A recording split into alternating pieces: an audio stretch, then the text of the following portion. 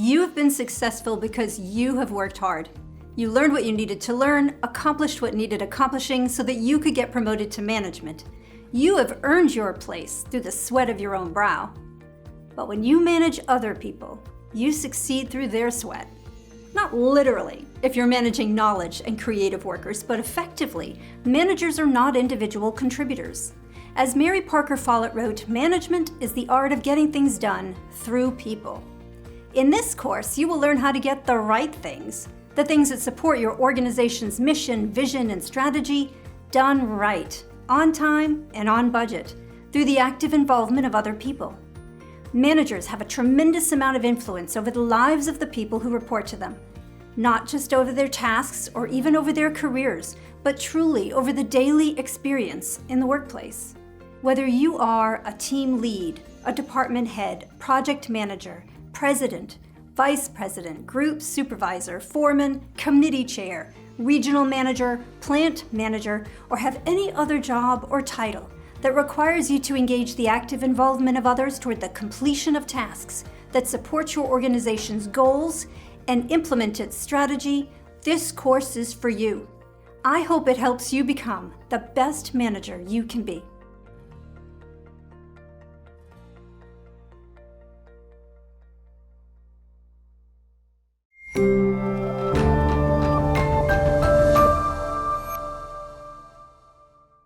You already know what managers do, and moreover, you have an intuitive sense of what good and bad management looks like. You have plenty of experience with leaders, bosses, supervisors to tell you what works and what doesn't. What's odd is so does everyone else. Everyone has a solid notion of the characteristics of good and bad management. It's not rocket science. And yet bad management persists. Why? What's missing?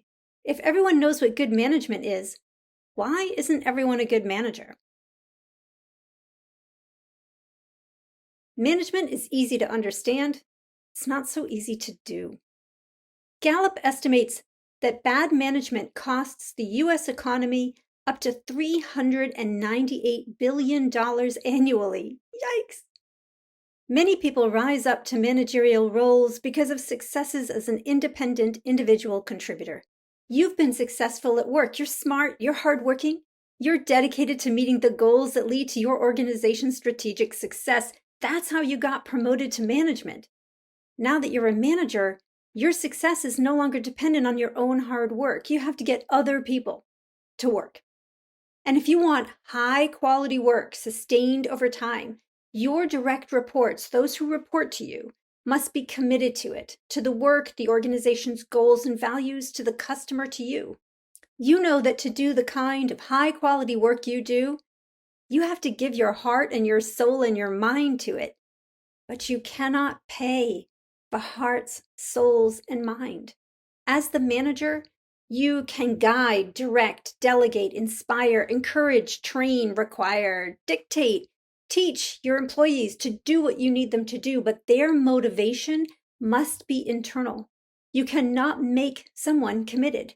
No amount of money will buy sustained commitment to superior performance.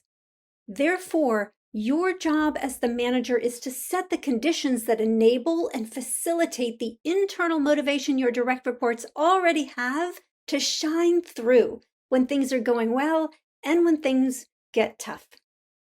On top of all that, managers also manage processes, plans, resources. Usually, managers have subject matter expertise and involvement. A lot goes in a manager's day, and many of us never intended to manage. Doctors discover they have to manage their staff. They make hiring and firing decisions, and they work on creating a culture in their office. Computer scientists have to ensure their team accurately translates customer needs into product specs and gain cooperation across departments to get their programs into people's hands. Production line employees who rise to supervisory rank now have to manage those people who were their former teammates, their friends. Now they have to enforce discipline, make quota, and ensure their direct reports are meeting quality metrics. Engineers who used to spend all their time designing new technologies find they have to manage projects, overseeing dozens of people, influencing others over whom they have no formal authority, but without whom the project won't be completed. and being responsible for stewardship over a budget. Teachers become principals, store clerks become department managers, drivers become team leads. Managers are people like you and me who get up every day, committed to whatever we're doing, and to the people who report to us. We may not have intended to become managers, but here we are. And most people who end up in management will never take this or any other course in management because they think that the why and the how of management are obvious. When they inevitably struggle, they assume they have the wrong employees. Watch the next video to find out why good managers matter.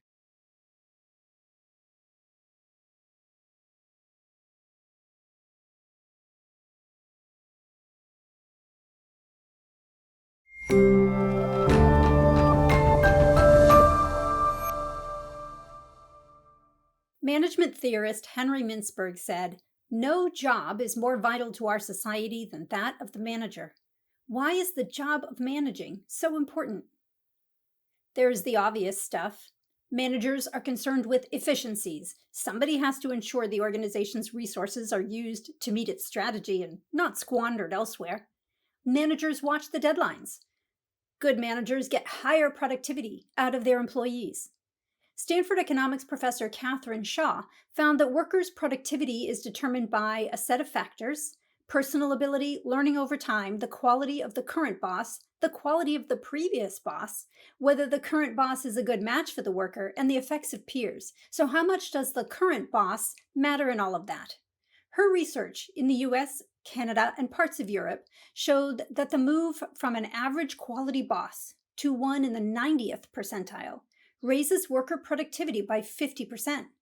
And when the worker leaves that boss, they retain 25% of any performance gains for the next year of employment, because a good boss teaches and grooms employees for the future, not just for current needs.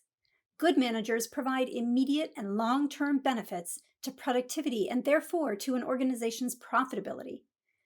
Other research shows that managers with strong managerial skills reduce employee attrition. That's the number of employees leaving the organization.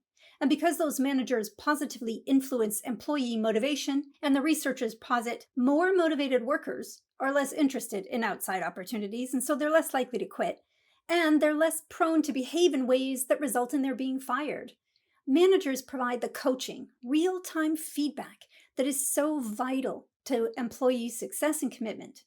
In a McKinsey survey, 74% of respondents whose managers were effective at giving feedback and coaching said their companies had effective performance management systems, and that belief had a positive impact on employee performance, which led to those organizations outperforming their peers. You will learn how to coach for performance in this course. Managers who are well-versed in their organization's strategy can, as McKinsey partner Bill Shaninger says, help their direct reports understand the value of their work and how it fits into that broader strategy. And that highlights the progress those employees are making toward the strategic goals. And progress toward meaningful goals is, according to Amabile and Kramer, the greatest motivator. Further, when direct reports see the connection between their tasks and the organization's strategy, they focus on the activities most likely to bring the company's strategy to fruition, as you'll see when you watch the videos on strategy. They become alert to future opportunities and threats, and those who manage upward to you will share them with you, the manager, enabling you to make good decisions that result in your company beating its competitors to market, reducing threats to profitability, and sustaining performance.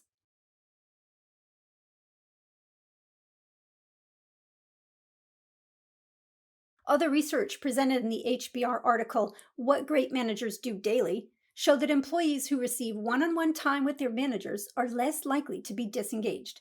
Great managers bring out and utilize their direct reports' internal motivation, resulting in higher productivity, lower attrition, and better performance.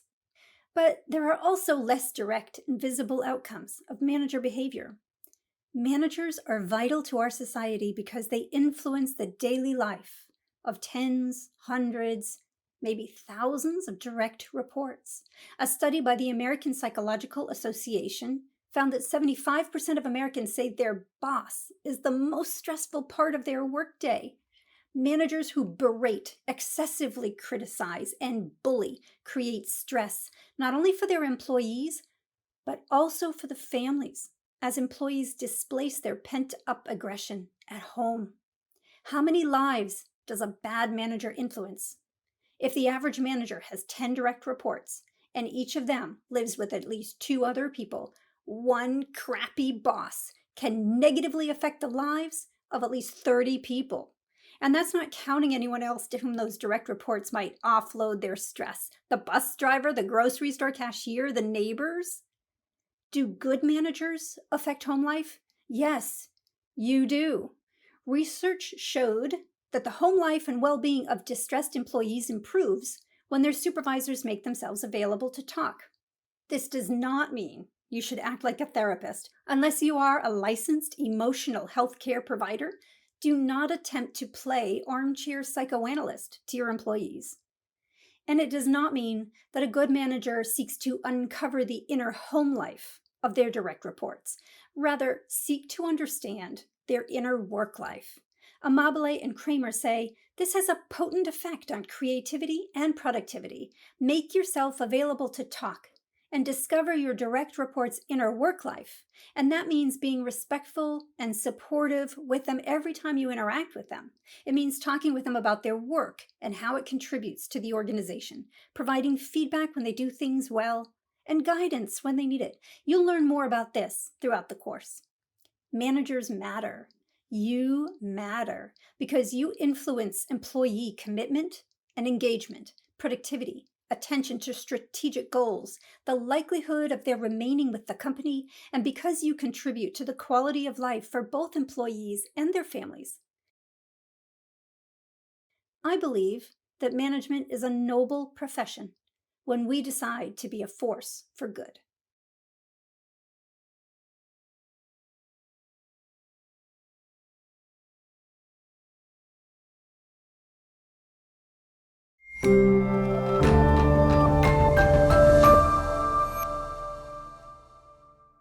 In the video, Why Do Managers Matter?, you heard that manager behavior influences employee outcomes, and you might have wondered if that's only true for specific age groups, countries of origin, or other groups. Many behaviors are cultural, or the behaviors that are common to good managers in the studies, cultural. For all knowledge workers, interdependency is increasing, driving the need for improved management processes and capabilities. Research on companies in India shows that more capable managing leads to higher performance and a competitive advantage for the companies within which those managers lead.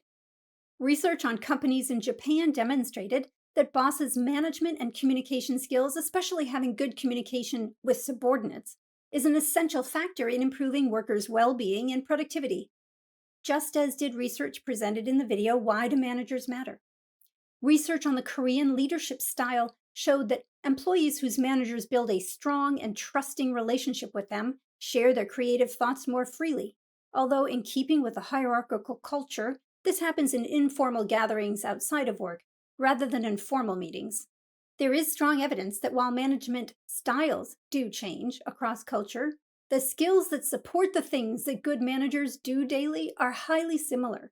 Styles differ because, for example, in the US, most of us know we could be laid off at any time, while in some nations, people assume lifetime employment.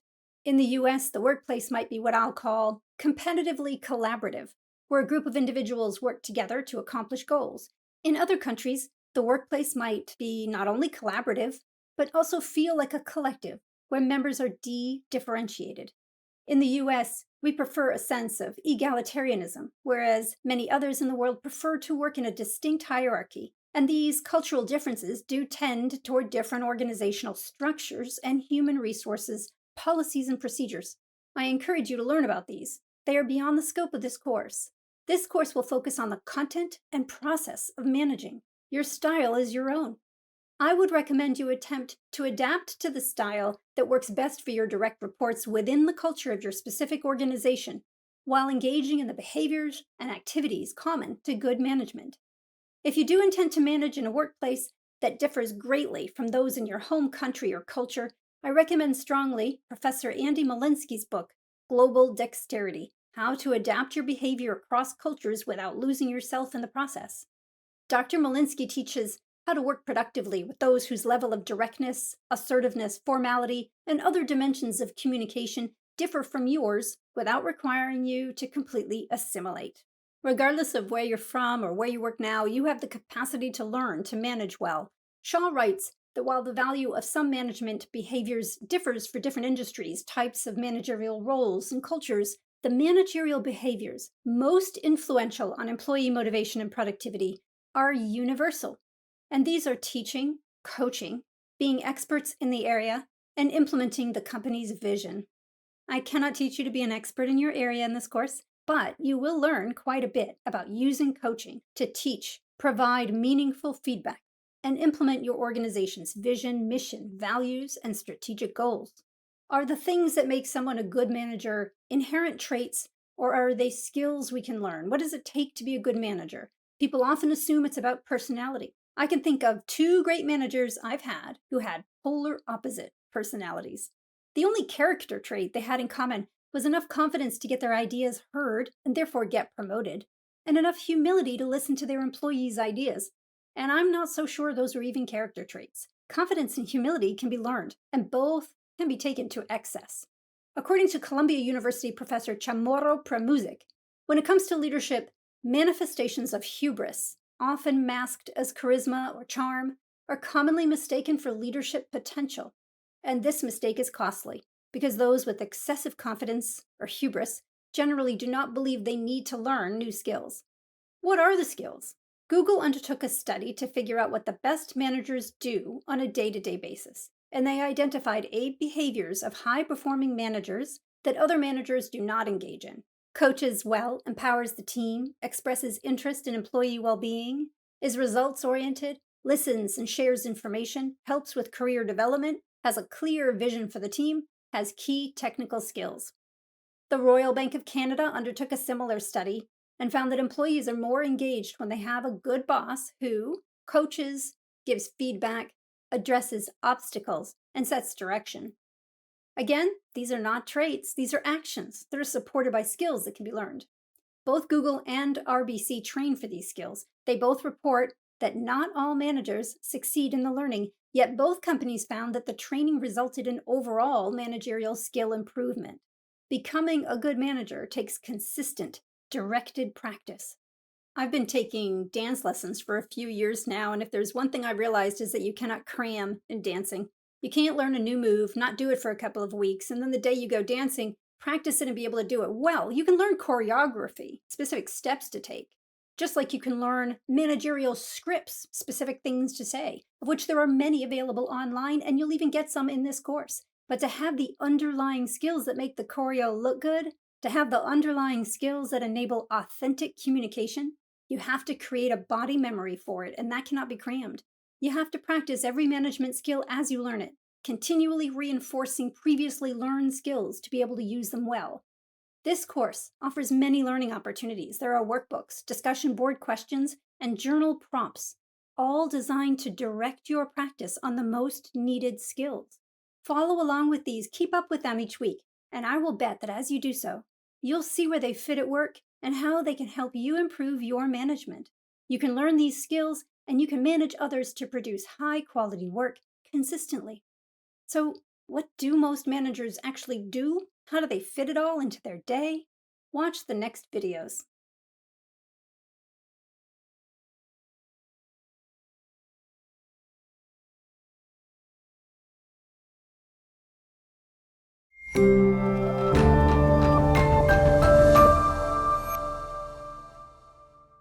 You may have heard that Peter Drucker said that managing means doing things right and leading means doing the right things, but that was actually Warren Bennis. And unfortunately, that quote has led many people to believe that leading is superior to managing. The first time I was invited to lecture on management, the course name was changed to Leadership and Management because the university administrators were sure no one would want to take a course on just management. What Peter Drucker actually wrote is, efficiency is concerned with doing things right. Effectiveness is doing the right things. Managers must be both efficient and effective. They must both manage and lead. As you heard in the introduction to this course, management theorist Mary Parker Follett said that management is the art of getting things done through people. Well, what if we combine Drucker, Bennis, and Follett for a one-sentence explanation of what managers do? We would get managers do the effective things efficiently, or managers do the right things right through the active involvement of other people. The right things, the effective things, are those that support the organization's strategy. And managers do those strategy supporting things right through 4 functions: planning, leading, organizing, and controlling. Managers access the active involvement of others, their direct reports, their colleagues and peers, and their bosses through clear, respectful, directed, timely, and frequent communication. You may notice that leading is a managerial function. People often argue about the difference between a leader and a manager. A leader is a person we follow. Someone might have the title leader, but those who report to them might not actually follow them. We follow people because either they have coercive power over us or because we choose to. In the book The Art of War, attributed to Sun Tzu and visualized here by Jessica Hagee, we see that we follow, even into battle, those we believe are ethical, reliable, and competent. We choose to follow people we trust. Manager is a title, it's a job, and managers, even without the title leader and often without the coercive power to force followership, must get others to choose to follow them. Leading is one of the 4 functions of management. Henry Mintzberg wrote that managers perform 3 categories of roles: interpersonal, informational, and decisional. In their interpersonal roles, managers must hire, train, enable, and coach employees, and collaborate with those on their level and above them to meet the goals of the organization. Managers receive information from and give information to their direct reports, as well as senior leaders and other departments.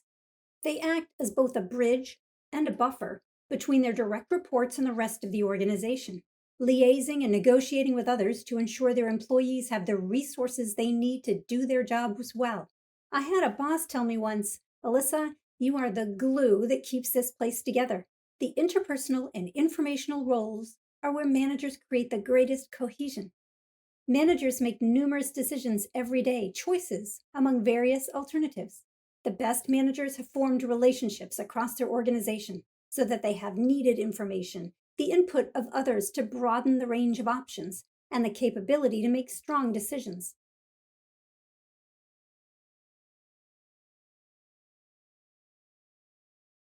For all knowledge workers all over the world, interdependency is increasing. To manage in an interdependent world, you need to be adept at planning, leading, organizing, and controlling as you engage the active involvement of other people through information gathering and sharing, interpersonal relationship building and maintenance, and making decisions.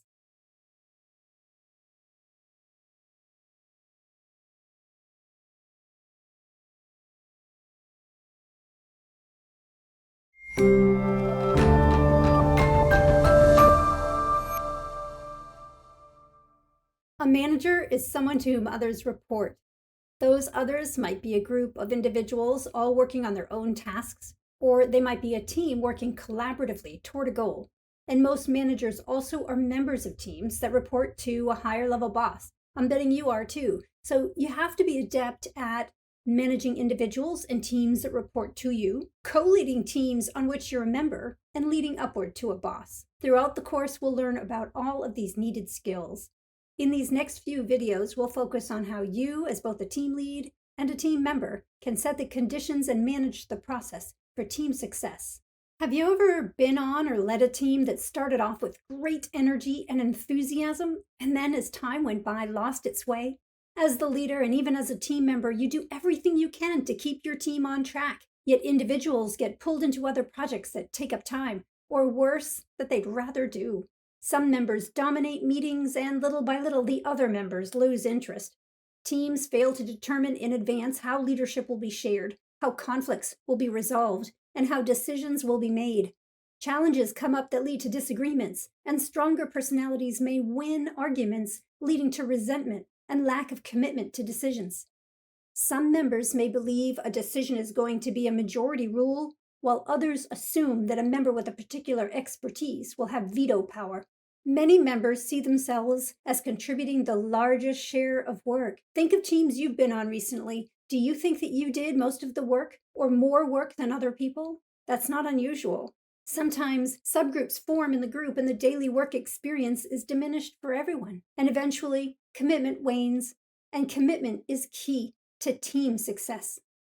Most people want to do good work. And as a manager, you need to create the conditions that support that internal commitment. The random methods used to create teams, combined with a poor launching mechanism, and the lack of a method for managing the teams throughout the work or project, lead to team failures on one or both of these dimensions: work quality and learning vis-a-vis team citizenship. Managers tend to focus solely on the work output. Is the deliverable on time? Does it meet expectations? We'll learn quite about this in the lessons on project management. Every time a manager creates and leads a team, they have the opportunity to develop each individual's capability to perform team citizenship behavior and the capability of the team as a whole to collaborate. Let's define what we mean by team citizenship. I'm adapting the term from the literature on organizational citizenship. Team members display good team citizenship when they engage in activities that are not required, yet positively affect the team's dynamics and output. The behaviors include altruism, an attitude of we're all in this together, also known as civic virtue, conscientiousness, courtesy, teamwork, and team-mindedness, peacekeeping, and cheerleading or encouraging. Effectively, good team citizenship means helping your team perform. Team members with more experience help newer members learn.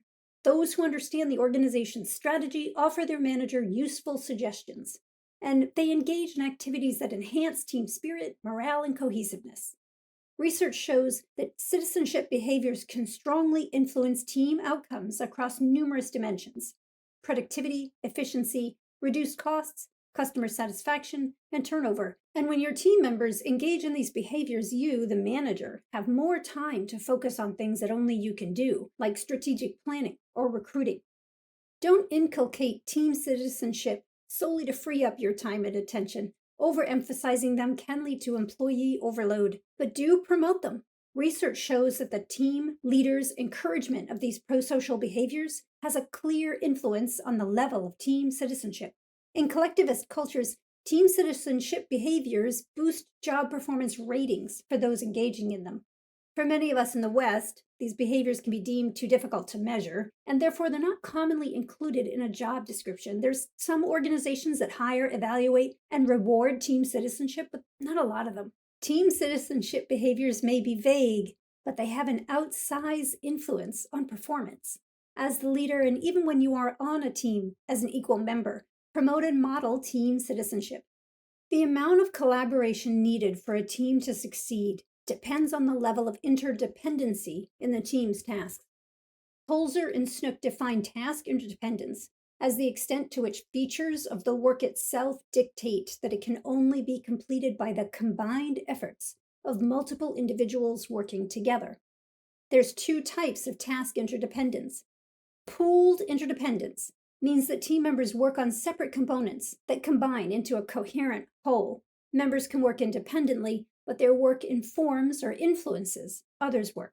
Pooled tasks require team members to communicate well and to be willing to take the time to integrate their work with others' work. Reciprocal interdependence means that the components of the tasks are tightly interconnected, such that each person's work on their own component serves as input for the work of other team members. In some cases, reciprocal interdependence is so high that team members need to work synchronously with each other. Let's say you're a member of a rock band. Some members write song lyrics, others write music. Everyone practices their instruments. Much of this work might be pooled. Individuals can write and practice by themselves, while taking into account the skill level or the style of the musicians and singers in their band. Each person's work is influenced by the other band members, even when the members are not present. Eventually, for a song to be any good, the band will get together and hear how the words and the lyrics work with the musical composition and with the instruments and vocals. This integration task is so highly reciprocal, they must work synchronously. While both pooled and reciprocal tasks are interdependent, the level of collaborative skill and willingness required goes up as tasks increase in interdependency. This takes training and practice, which every team experience offers the leader the opportunity to provide. Over the long term, you want your teams to not only produce high quality work on time and on budget, but you also want to increase their team citizenship behaviors and their ability to collaborate. How do you create, launch, and set the conditions for your teams to have the greatest chance of success on both dimensions?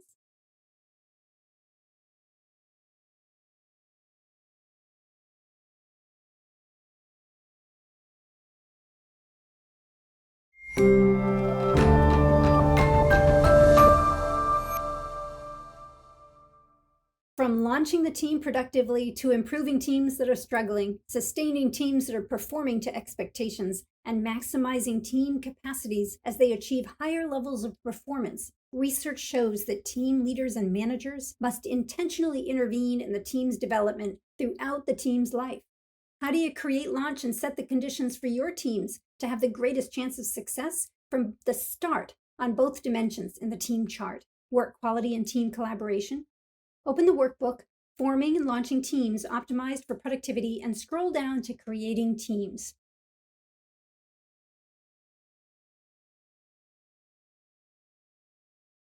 First, when creating teams most likely to succeed together, you have to get the right people on the bus, to use a common metaphor. Yet, in most workplaces, you don't get to choose who reports to you. In the workbook, I've shared with you a few tools and activities to compose teams that have the best chance of succeeding and make visible the skills missing on your current teams. This might help you negotiate to make strategic hires and obtain training for existing team members. The first two tools are assessments. A Wall Street Journal article noted that completing assessments like these provide transparency and the ability to quickly determine who can step in when someone becomes unavailable. It also makes it easier to make personnel decisions. The first tool is a needs assessment. List the tasks needed to achieve the team's goals and complete a team task analysis by determining the technical requirements to complete those tasks and the level of collaborative skill needed. As discussed in the Managing Teams video, most tasks fall along a continuum from completely independent to pooled to reciprocal. Pinpointing where your team's tasks fall on the continuum will enable you to determine the level of interaction necessary to complete each task.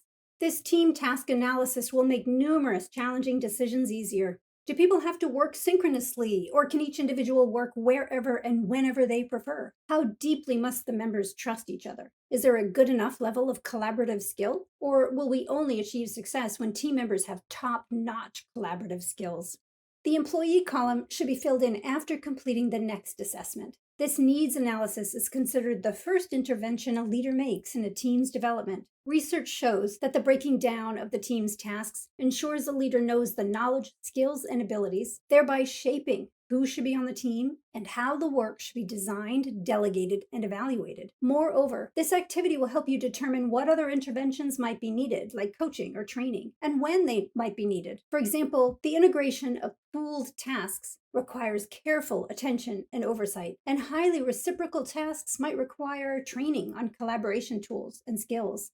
I recommend including others' perspectives when building the needs assessment and assessing tasks. Current team members, other team leads, those who have formed similar teams might have useful insight. Now, current team members with strong peer relationships might perceive and therefore suggest a higher level of task interdependency than is truly necessary. It can't really hurt. Those members' beliefs that they have to work reciprocally is only going to enhance their collaboration, but it is something to consider if the team member composition changes. Try to build this needs assessment as accurately as you can so that you can use it throughout your team's life.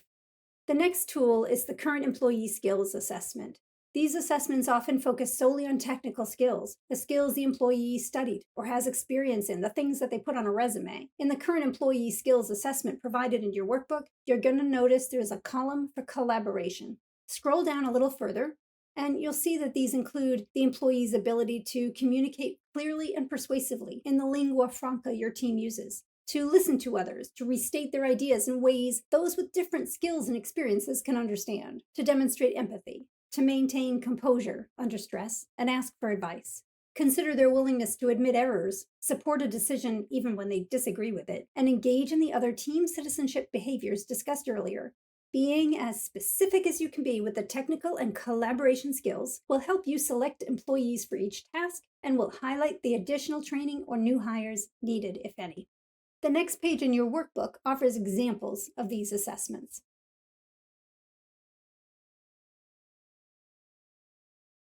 When hiring new employees or selecting team members, avoid choosing people who are similar to you. We often trust those who have similar experiences and backgrounds more quickly than others, but we need a diversity of experiences. I recommend taking a course on how to recruit, interview, and hire a diverse workforce.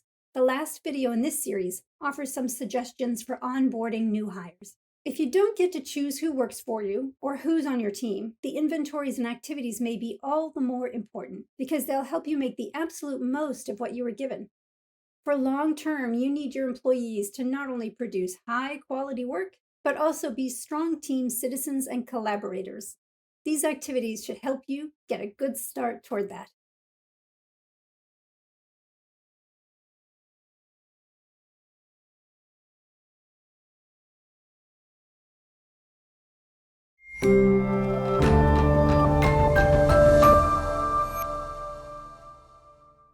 Whether or not you have the opportunity to choose your team's composition, you must intentionally launch the team for success.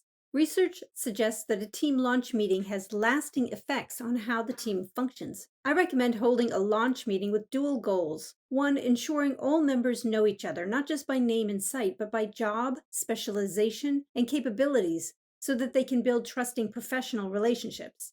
And two, creating the shared model of how the team will function, including team development activities that set goals, interaction rules, and expectations of how the team will work. Teams with a shared model tend to be more productive than others. The first task toward building this model is the teamwork planning form. The first page is a list of ground rules. I recommend you, or you together with your team, review these and add, delete, or change them as you see fit. It is a long list, but don't worry, you will not use them all. Explain the independent, pooled, reciprocal continuum and discuss where the team's tasks fit on that continuum. This will give team members a better understanding of the level of collaboration they will need when, which could drive decisions on which ground rules are most critical. Then have each team member independently, without each other's input, select the 3 ground rules they believe are most critical to the team's success. Once all members have their 3, reconvene the group for a synchronous discussion. Each member should share which ground rule they selected and why. When every member has shared their 3 ground rules, the group as a whole should select 5 that they believe the team must live by to achieve its mission. On the second page of the teamwork planning form, record the 5 selected ground rules in the upper left-hand column and choose a team member who agrees to champion each in the right-hand column. I do not mean the team lead. I mean a member of the team. Yes, most of the time the team lead manages the team's process. However, team leads usually also have tasks to contribute and can easily get caught up in the content of conversations. It is best if each member has a role to play in managing the team's process so that they can step in when needed. Being the champion makes it easier for peers to coach each other. For example, let's say you made a ground rule that team meetings will start on time, but one person has been late twice. The champion for the ground rule has the responsibility of saying to the late member, "Hey, remember we have a ground rule of arriving on time. Is this meeting time not working for you?" Or they could say, "Please come on time to our next meeting. We need your input." Next, complete the rest of the questions with the team, recording the answers for future reference. If the team is being convened for a specific project, complete a team charter. Explanations for how to do so and some examples are on the handout. The team charter provides an opportunity to define each team member's tasks and responsibilities and to identify the relationships between members' tasks. Team charters have more influence over team outcomes than we tend to think. Research shows that members view the charter as a psychological contract, which improves commitment and team citizenship. The more clearly the team defines its ground rules and operating process, and the greater the agreement on those, the more autonomy the team lead will eventually be able to offer the members. This will save not only you, the manager, time in the future, but has been shown to help teams maintain internal motivation. Finally, read the instructions in the workbook for the calendar activity. In the project management learning, you'll receive far more in-depth information on scheduling group tasks, but given that nearly all teams must coordinate synchronously sometimes, it is worth a look. Be intentional when launching your team. What you do can have a lasting effect on team productivity and interaction.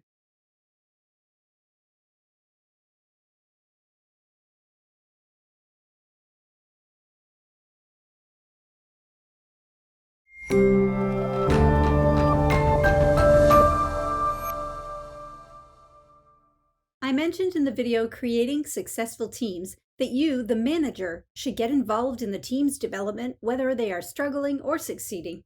Struggling teams will need your guidance and possibly additional resources, and teams that are performing to or above expectations need to maintain their commitment, and some could have the capacity to achieve more than expected with your help.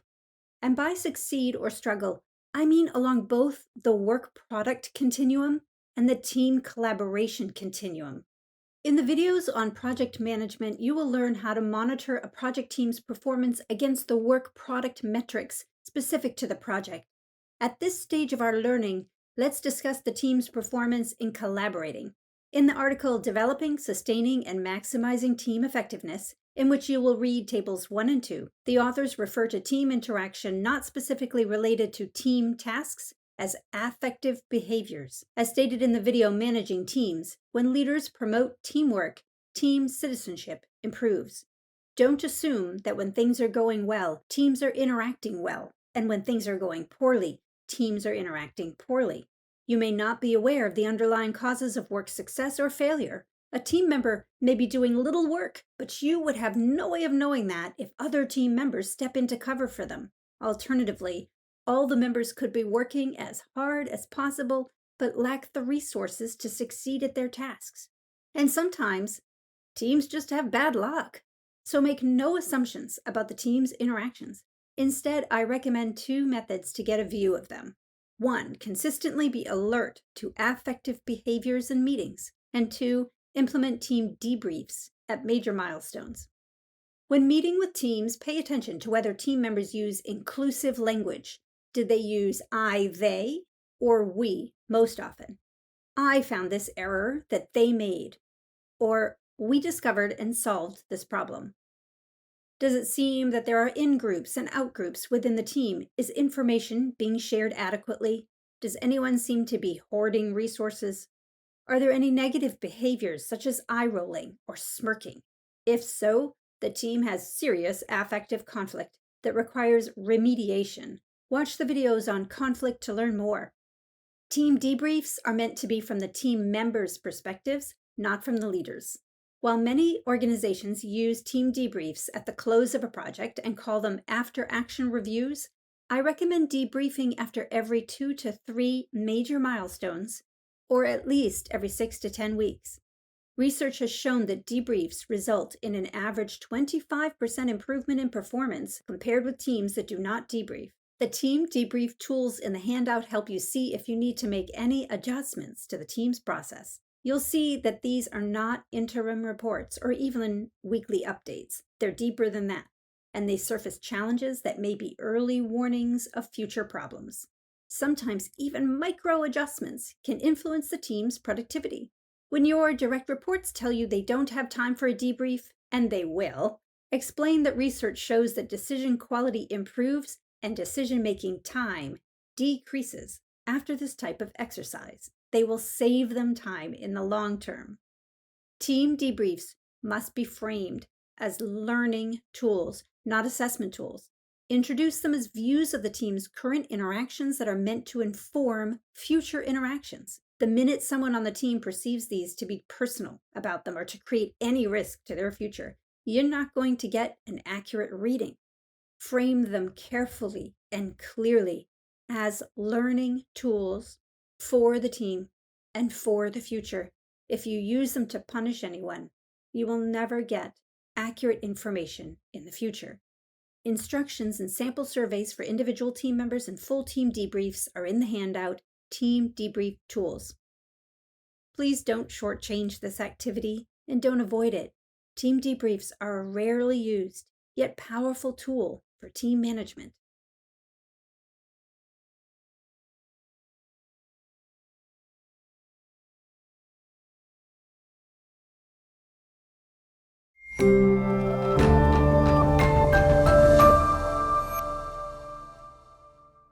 The more attention given to the teamwork planning process and debriefing, the better the team will be at diagnosing problems when they arise. This in turn will enable them to self-correct, saving you time and stress. What could go wrong? Nearly every team suffers some kind of setback. I have never experienced a project that had zero problems, and if you do, most likely you are not implementing challenging enough ideas. What matters is how you and the team handle the setback.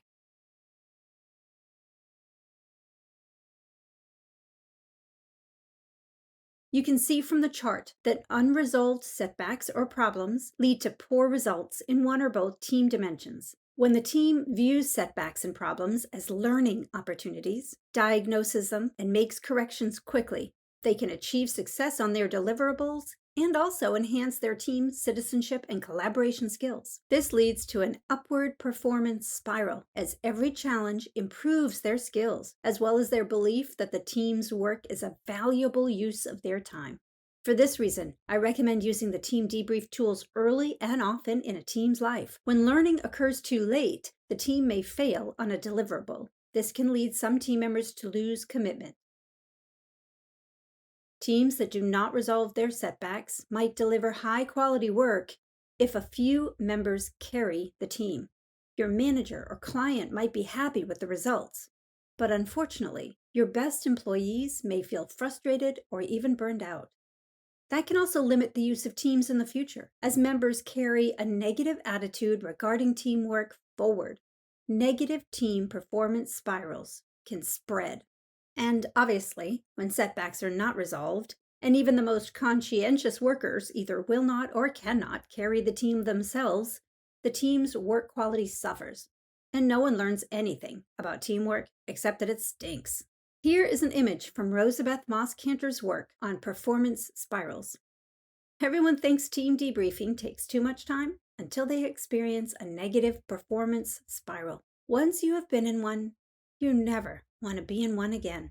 I once worked on a team in which members were evaluated on individual targets that so differed from each other as to make paying any attention to our shared goals nearly impossible.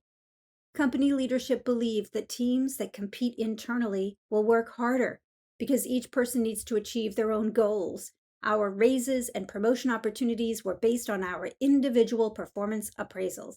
We had no team ground rules, no team charter. We certainly never completed a team debrief, so many of us were not even aware that we had disparate goals.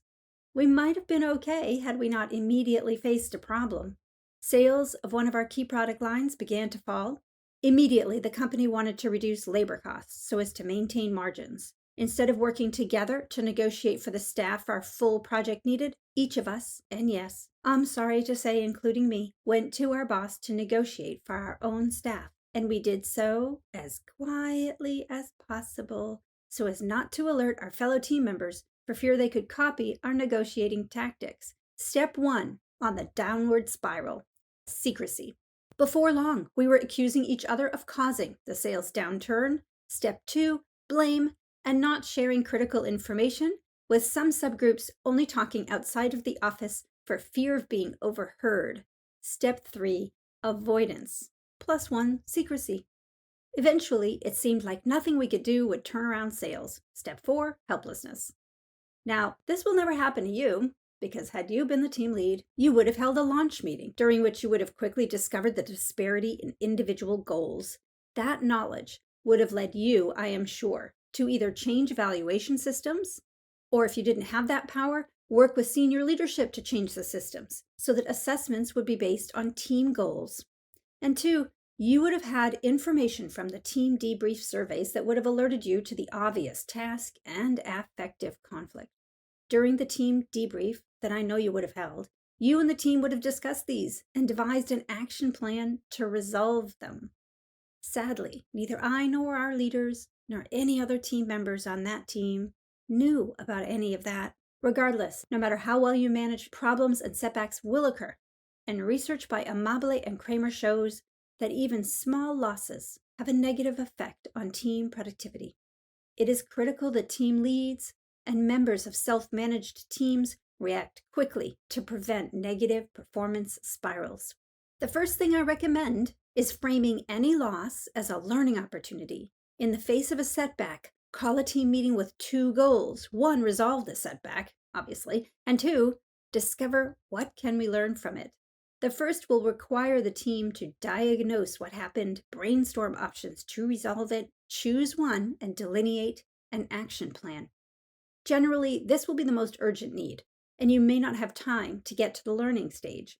That's okay, as long as the team commits to a specific date and time when they will have the learning conversation.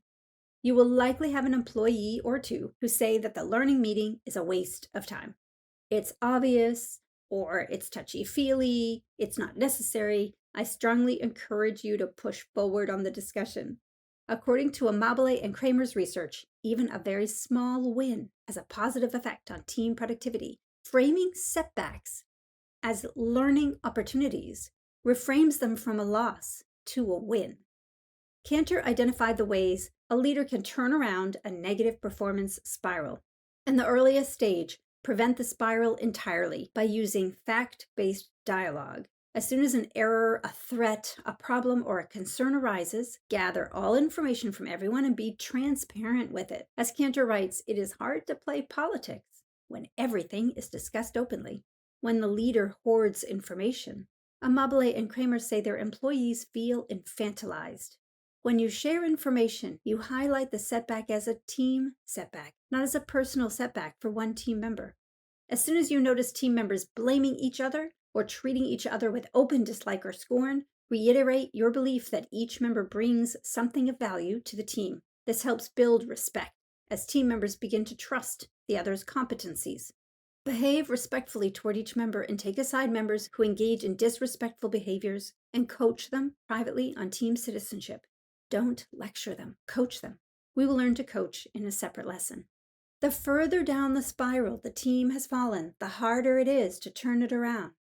If your team has gotten to the point where members are avoiding each other and working behind each other's backs to protect their own turf to the detriment of the team's turf, Cantor says you might have to create subtasks that require a high degree of reciprocal work. This forces people to collaborate with those who seem to be from a different turf and may get them working well enough together so as to turn around the full team. Lastly, she writes that teams that feel helpless need a bigger jolt. Talking is not going to solve that problem. Put a challenge in front of the team that they are all required to solve and solve on their own. Whenever possible, I recommend team leads and managers search for ways the team achieves wins. Set challenging yet achievable short-term goals. Celebrate every time the team accomplishes one.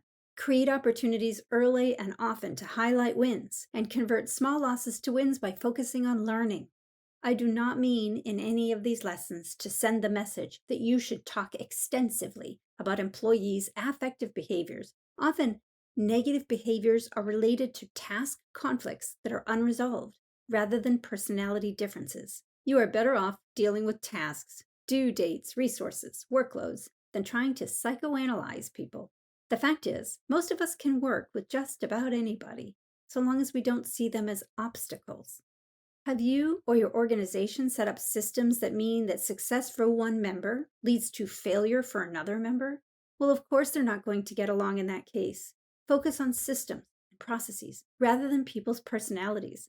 Set up the conditions that enable individuals and teams to express their full capabilities and motivation. The conditions for success.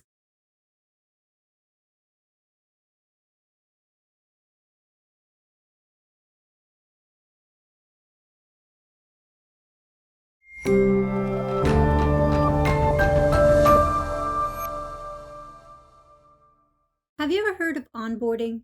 Many organizations have no formal onboarding process. If yours doesn't, I recommend implementing something in your own department or team. Eventually, you will have to add new people. There might be turnover or the team's needs may grow. You might hire someone new or a member of another team may move into yours. Onboarding is a comprehensive process designed to not only get the new member up to speed quickly on the content of their work, but also facilitate their commitment to the team. Team members who help onboard new members are engaging in team citizenship behaviors. Acknowledge these and state your appreciation for them. Onboarding takes time, but it's critical to ensuring your team environment remains as inclusive and collaborative as you need it to be, regardless of whether individual membership on the team changes. Some companies believe onboarding starts in the recruitment stage and goes all the way through the interviewing, hiring, training, and employing the new employee for a full year. Formal onboarding processes might be managed by a human resources department, with the team lead or manager playing only a small role. I've included a link to the Society for Human Resources toolkit on how to onboard new employees in your workbook, Forming and Launching Teams Optimized for Productivity. There are many ideas on how to onboard new team members in different types of work environments, from offices to medical facilities to production sites to warehouses, in their toolkit and online. In this short video, I'll share a few tips for you, the manager, during the earliest days of a new hire or new team member. This period is the orientation portion of the onboarding process. For on-site work, set up the new member's workspace with whatever tech they'll need before they arrive. For remote work, ensure the new member has not only the equipment, but also the internet access quality they'll need. Send the new member any materials you'd like them to be familiar with before they arrive. This might include a copy of your team or organization's mission, vision, values, and strategy. Plan for 1 to 2 people on the team to take the new person to lunch every day or every other day for the first week or so until they've spent quality time with each member. Introduce them formally via email and in a meeting, stating a few of the key skills and experiences that make them unique and valuable to the team. Have your team members share how to pronounce their names, state their titles, and provide a quick overview of what they do.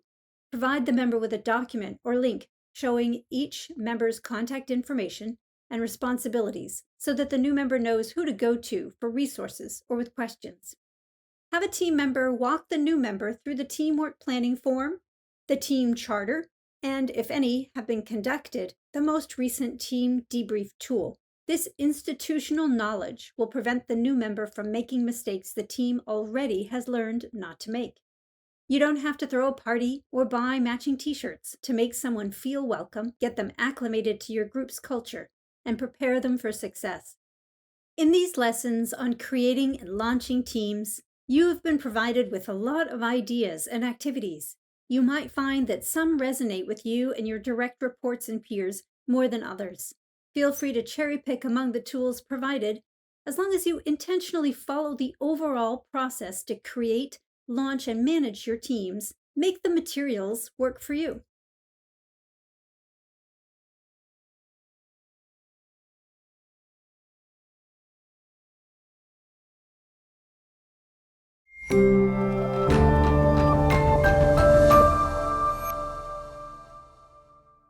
Have you ever asked someone to complete a task and discovered later they never did it? You were as clear as you could be and respectful when you made that request. The employee seemed to understand your expectations and even agreed to complete the task. What happened? We often think we know. The employee is lazy. They don't care. They're wasting time on something not important. They're not dependable. First off, if you ever find yourself thinking they're lazy, from now on, a little red flag should go up in your head, because few people are naturally lazy. There may be many reasons that people have lost their motivation, but laziness is actually rare. Most human beings like to accomplish, learn, make progress. So leaving behind our assumptions about our employees' work ethic, let's take a look at how we assign the task. Here's a common conversation. Hey, Joe, what would you think about doing an inventory count on the first 3 warehouse aisles this week instead of waiting for the full inventory next week? We don't have any orders going out this week from there anyway, and it would save time during next week's full inventory. And Joe says, sure. Here's another. Hey, Marta, nice job on the report. Looks great. Yeah, so there are some edits that I've written in the margins, but otherwise looks great. And Marta says, thanks. Or, hey, Amit, don't you agree we should lower the price on winter coats? And Amit says, uh-huh. But Joe doesn't do the inventory.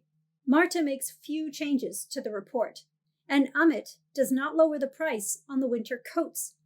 What happened? When the manager says, Joe, what would you think about doing an inventory count? What did the manager think they were asking Joe?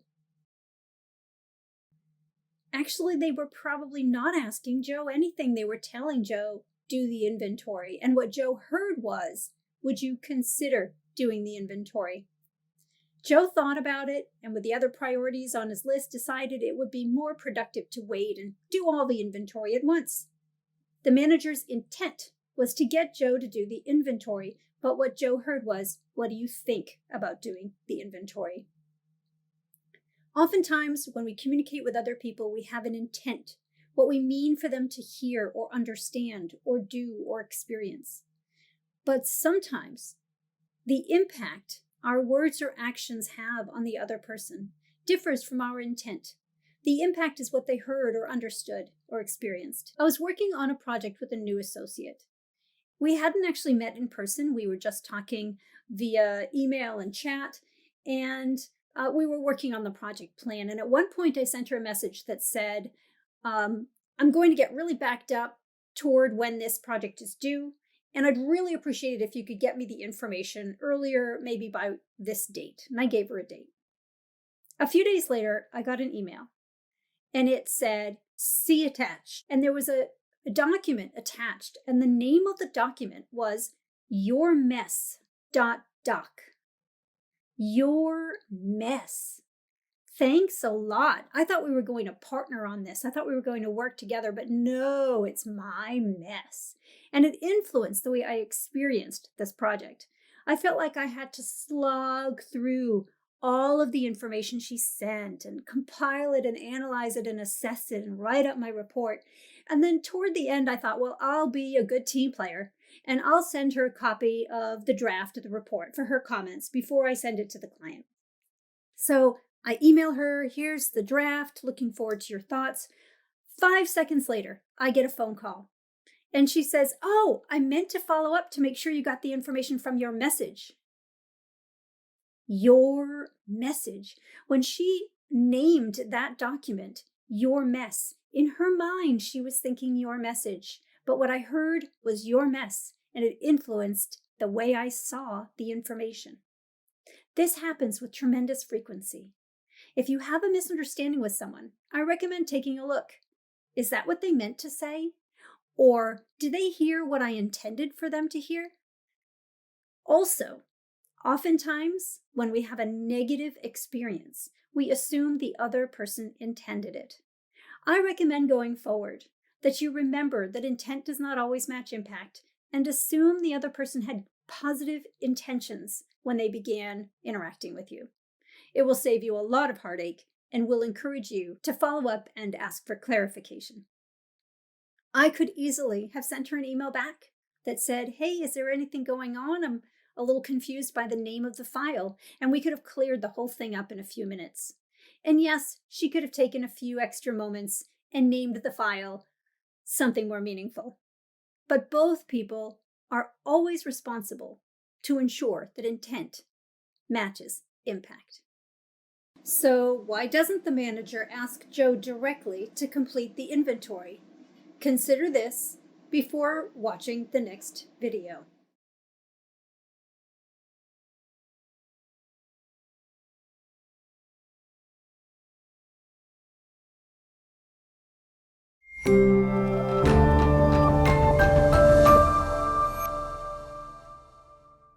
Kim Scott, author of Radical Candor, said one of the worst things about managing people is that you're going to learn your most important lessons and you're going to make your most important mistakes on the backs of other people.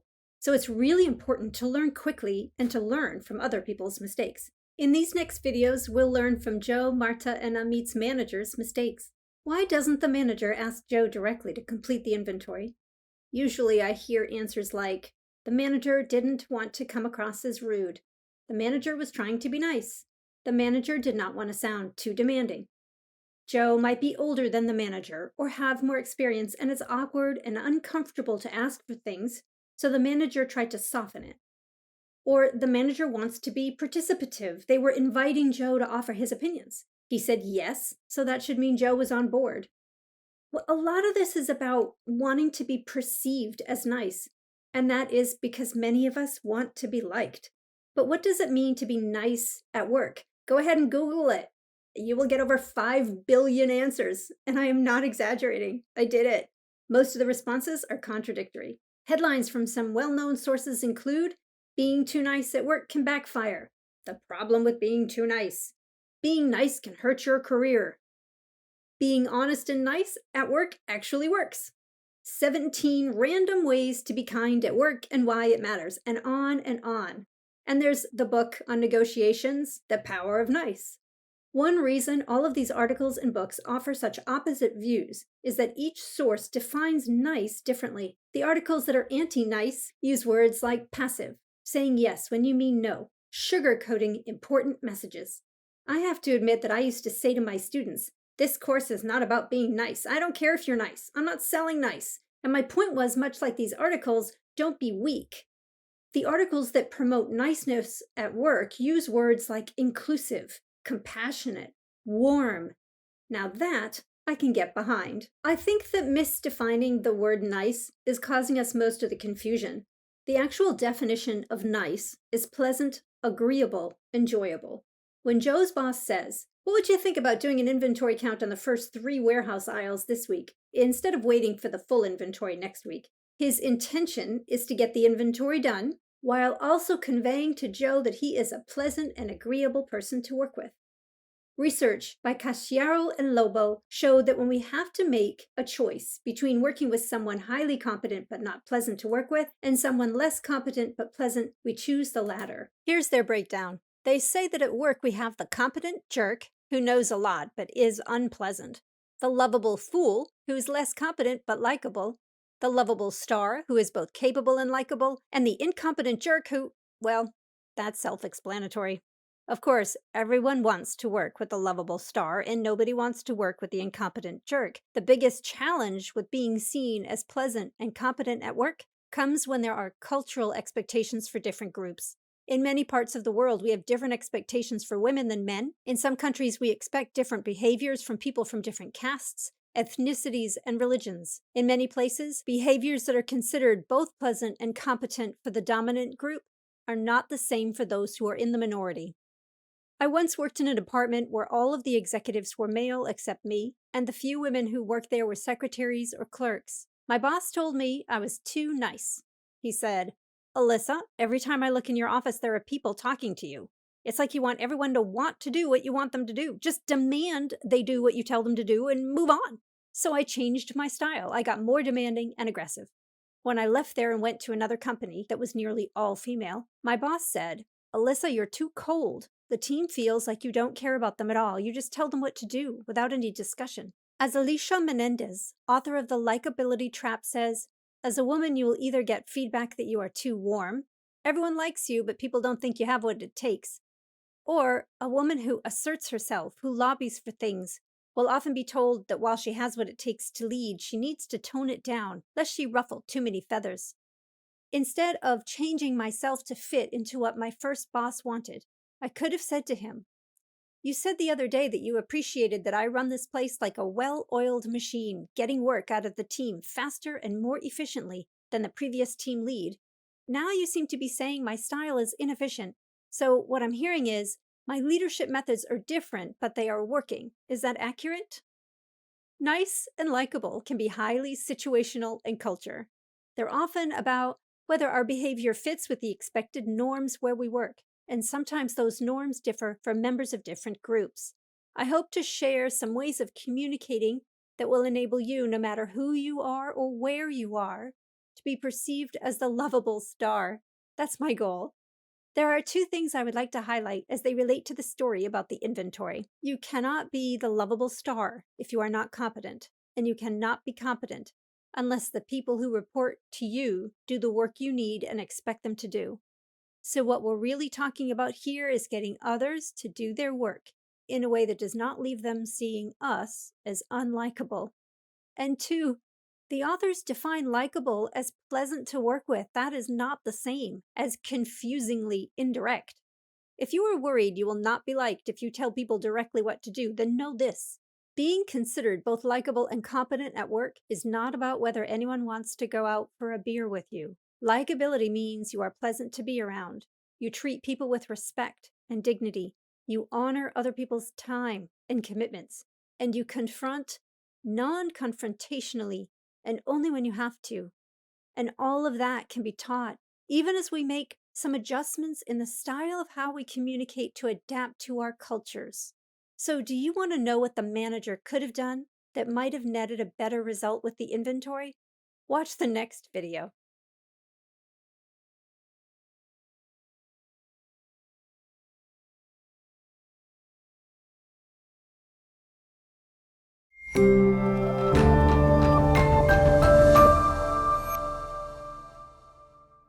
What could the manager have asked Joe that might have netted a better result?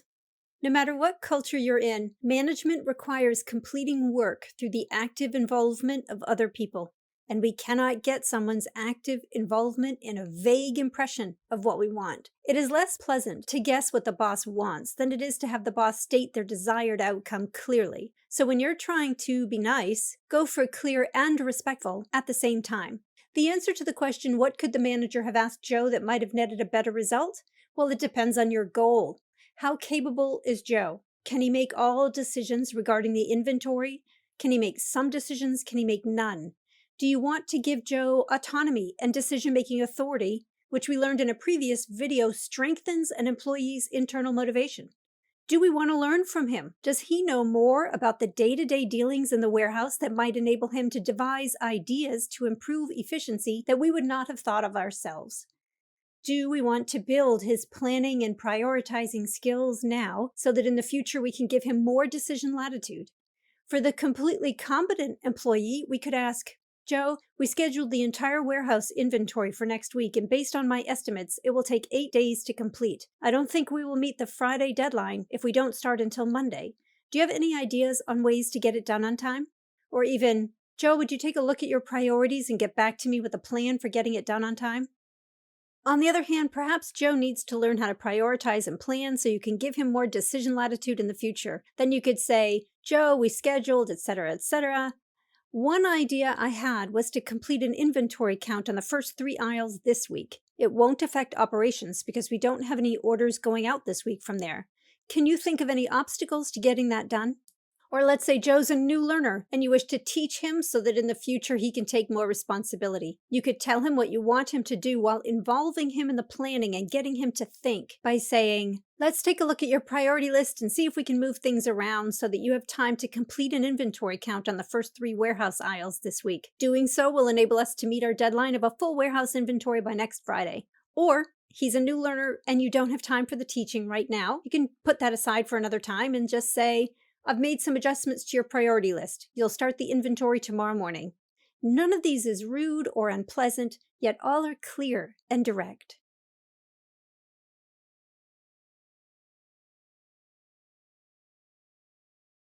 Your job is to plan, lead, organize, and control all at the same time. You can interact with your direct reports to plan, organize, and control in a way that also leads by aligning your request, directions, and guidance with your short and long-term intentions. Now, what about Marta, who made few of the needed changes to the report? Watch the next video to learn what went wrong and how you can prevent similar challenges yourself.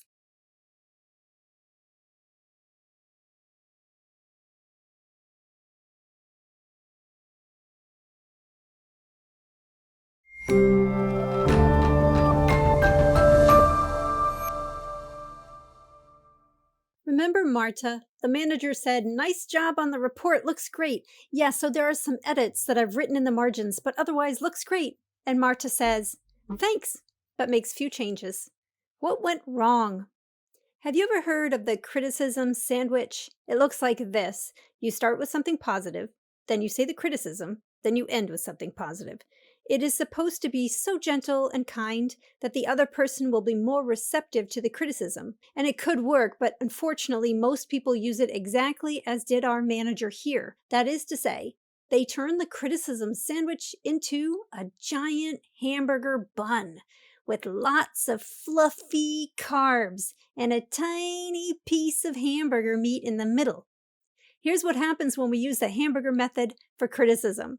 All our listener hears are the nice, gentle, soft words. The criticism is so short and minimal. Marta could be thinking, oh, I guess that's not a big deal. Sounds like the boss really likes the report with just a few changes. Or the listener hears the first line of fluffy, meaningless, sugary compliments and knows the criticism is coming next. Many people don't even listen to the positive stuff because they're so busy thinking to themselves, oh boy, here it comes. The hamburger method does not work. Now, there is a good reason for that plus sign. We say something positive to start for the same reason that when we're driving with a passenger in our car and have to brake suddenly, many of us will put out our arm as if to protect that passenger. Forgive me if you don't drive. This metaphor may make sense only to those who do, but because the driver knows they're about to brake, they've prepared their body. The passenger who doesn't realize the car is going to brake hard may be flung forward further than the driver, even with the safety belt. When we're about to do something that will have an impact on another person, we want to reduce the impact as much as we can. So we still need the positive.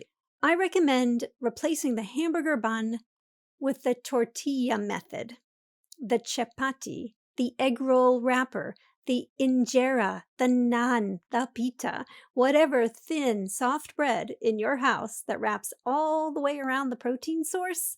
That's the method. What I'm talking about here is wrapping the criticism entirely in a layer of respect, of grace, of recognition for the person's intelligence and effort. I am not talking about praise or flattery. I am not suggesting you make something up to appreciate, although in general, I strongly recommend looking for things that other people do that you appreciate and saying them as soon as you see them. When we give people clear, direct appreciation without contaminating it with criticism, people know what we want them to do more of. And they no longer assume that if we say something nice, it is only because we're about to say something mean. You can empower the criticism you are trying to communicate by communicating your appreciation at other times. Instead, I am going to say specifically and concretely what I need Marta to do differently. And I'm going to say it in a way that acknowledges her as a hardworking human being. Marta, thank you for getting the report done on time. I know you're swamped with work and there are some changes I need you to make. I've marked them in the margins, and I'm happy to walk through them if you need. I need the report revised with these changes by 5 p.m. I appreciate your attention to this now. Would you like to review my notes and get back to me with questions? Notice that I did not insert the word but anywhere. I didn't say, thank you for getting the report done on time. I know you're swamped with work, but there are some changes. Drop but from your vocabulary. Don't misunderstand me. I am not saying to surround any criticism with positive statements. I'm saying be respectful, be supportive, be clear, and then be quiet. You do not have to repeat yourself unless the person did not understand. Notice very importantly, the outcome sought and the exact date and time it's expected is stated at the end. And there you have it, the tortilla method. So why doesn't Amit lower the price on the winter coats?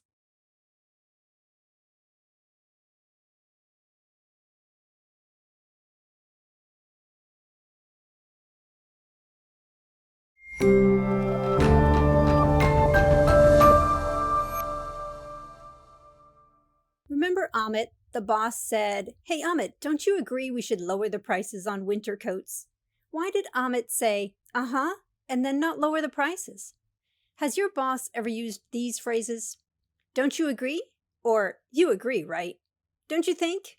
Wouldn't you say, surely you'd agree that? And we all know what these really mean. I think that. Further, many of us have a yes bias. We are more inclined to say yes whenever possible to a yes-no question. And this is even more so when a no would mean that we do not think the way our bosses do. If you want an answer, you really want to know what another person thinks or believes or feels, ask. Otherwise, tell them what you think without making them guess. Amit, I am concerned we'll be stuck with too many winter coats on the sales floor when the weather turns. What are your thoughts on how we might get them sold faster? Perhaps Amit has been thinking, It's too bad our winter coats are buried in the back of the store during the coldest day of the year. If I owned this store, I'd put a temporary rack right out front on those days. You will never know what your employees see that you miss if you don't ask. Ahmed had a good idea that was unlikely to ever get implemented. Also, asking provides an opportunity to get Ahmed to think, which, as we learned before, can help him learn to make decisions in the future. The more you coach your employees to make decisions and resolve conflicts themselves, the more efficient you will be. While it is a good idea to get your employees' ideas heard, as the manager, you do not necessarily have to ask if you have no intention of changing your decision. You can simply say, I've decided to lower the price on the winter coats by 15%. Please update this in the register and change the signage before the store opens tomorrow. But you don't always have to be in teaching mode. Sometimes you're in a hurry or you have a decision to make that you want to make on your own. Just don't ask what someone thinks and pretend you care about what they say, when really what you're saying is, I think, because your employees will see you as disingenuous and you will lose their trust. And really, every time I've been asked a form of this question, it has had the tone of, and if you disagree, you're an idiot. The underlying causes of these three stories, Joe and the inventory, Marta and the report, and Amit and the winter coats, are based on a common root. The manager wants to be perceived as nice. Kim Scott created this table.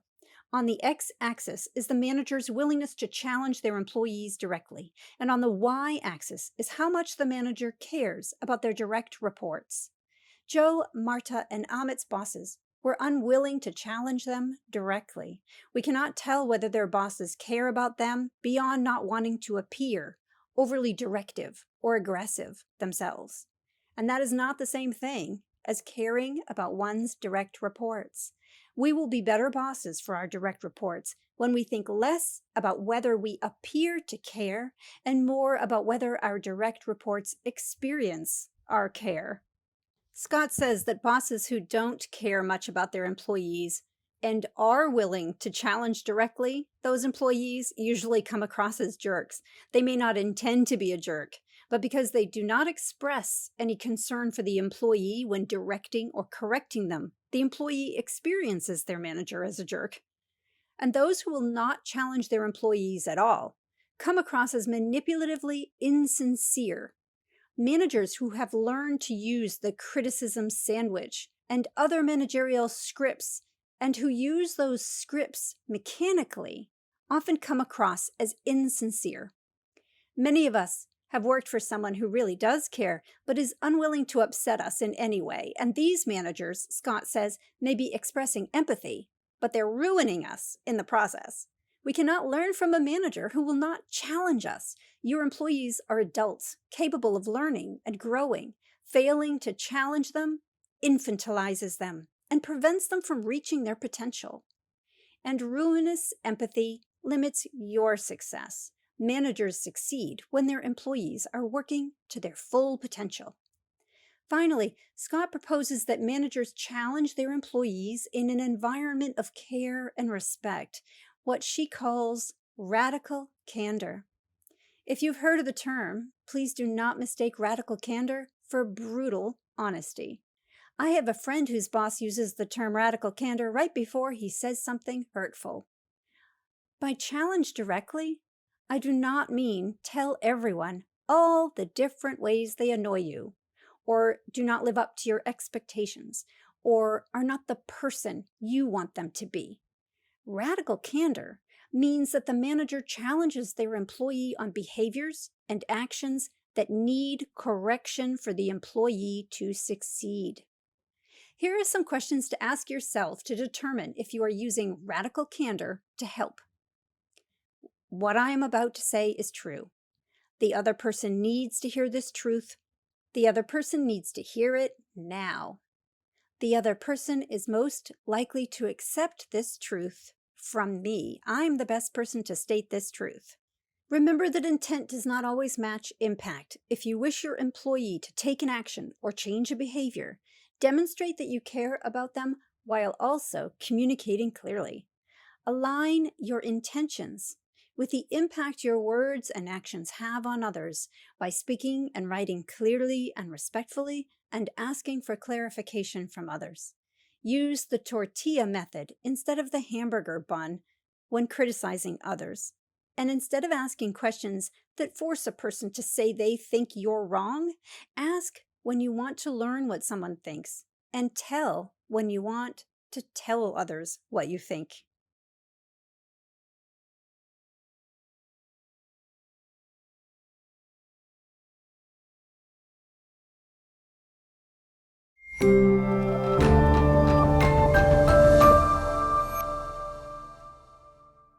Before beginning this video, please take a survey on your listening skills. A link to a free 15-minute survey is in your workbook. When you finish, you'll be given a score and an option to buy more information. You do not need to pay for the extra information they make available. We need only for you to take the survey so that you can see the questions to be considered and get a sense of how well you're listening right now.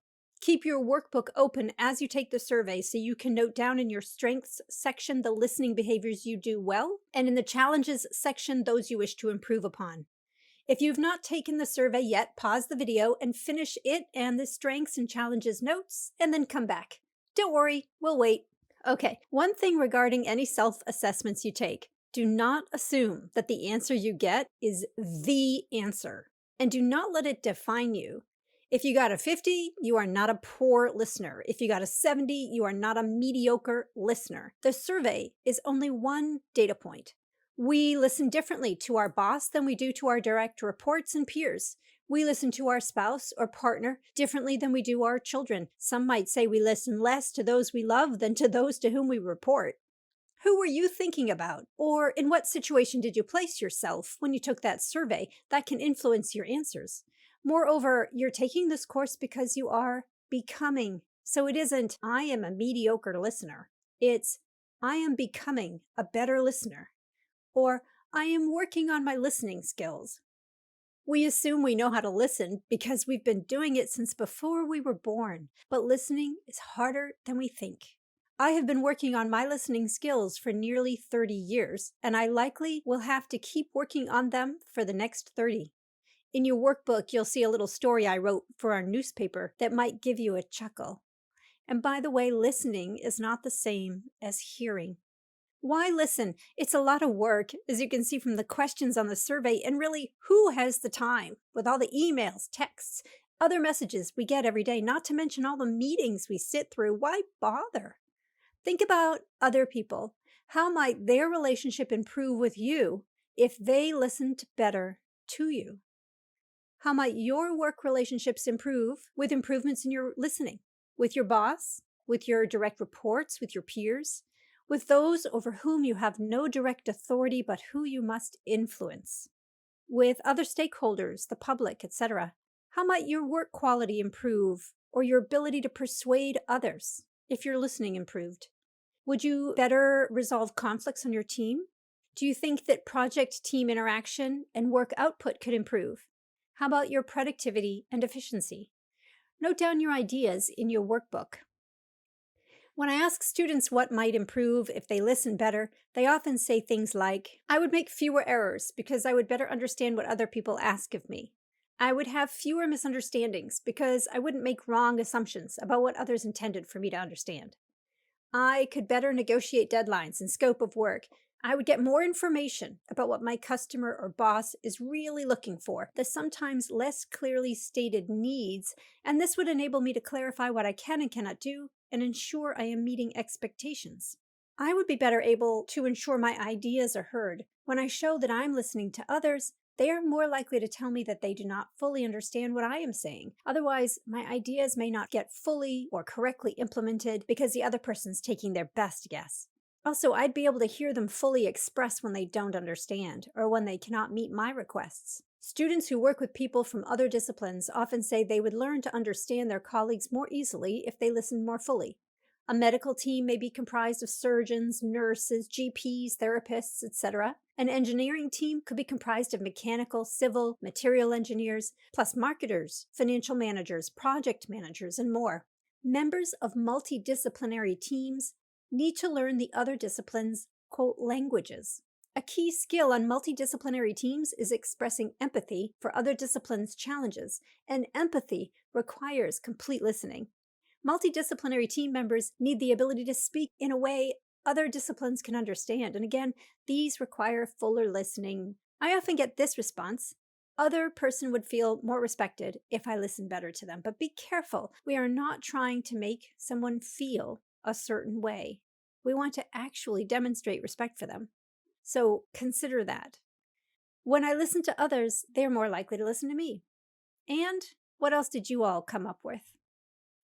Most people's daily work is intensely verbal. Even if most of your communication is via email, reading is an auditory process. We have to listen to our electronic mail with the same level of active involvement as we do when someone is speaking, and we often scan emails, texts, and chats.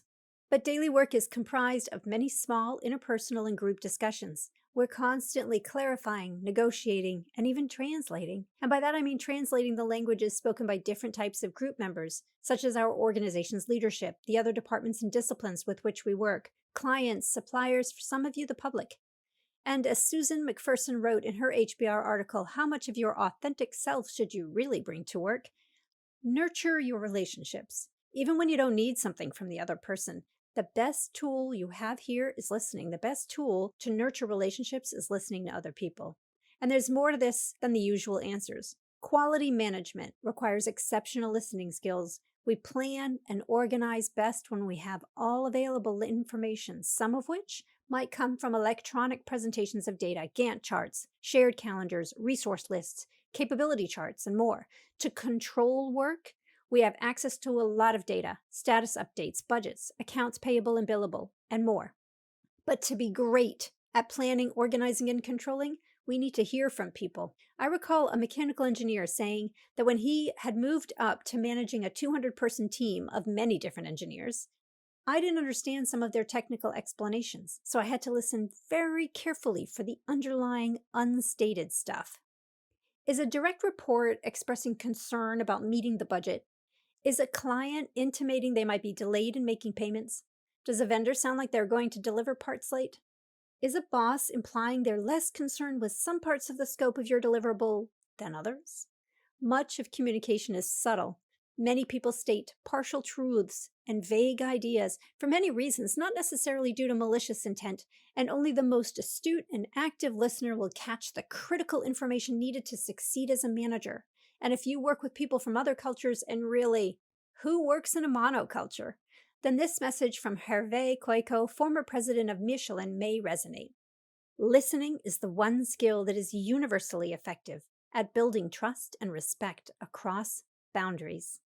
Everything you're going to learn in this course about planning, leading, organizing, and controlling, project management, coaching your employees, leading an ethical culture, strategic analysis and planning and implementation, everything you do is going to require high-quality listening. Does your list of the outcomes you expect, along with those I've mentioned, inspire you to work on your listening? Because listening is hard, if you are not inspired, you may not be ready to overcome your listening weaknesses. So take a good look at the list of reasons for improving your listening before continuing with this lesson.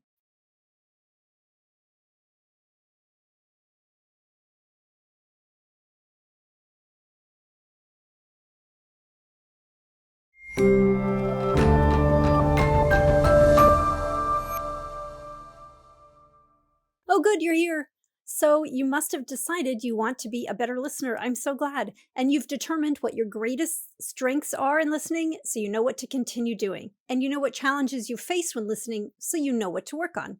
Go back to the chart you created titled Listening Challenges. What were your challenges? These are the most common I hear. On the left side are things that people say they rarely, if ever, do, yet if they did, they know they would listen better. Let the person finish their point before judging what they said.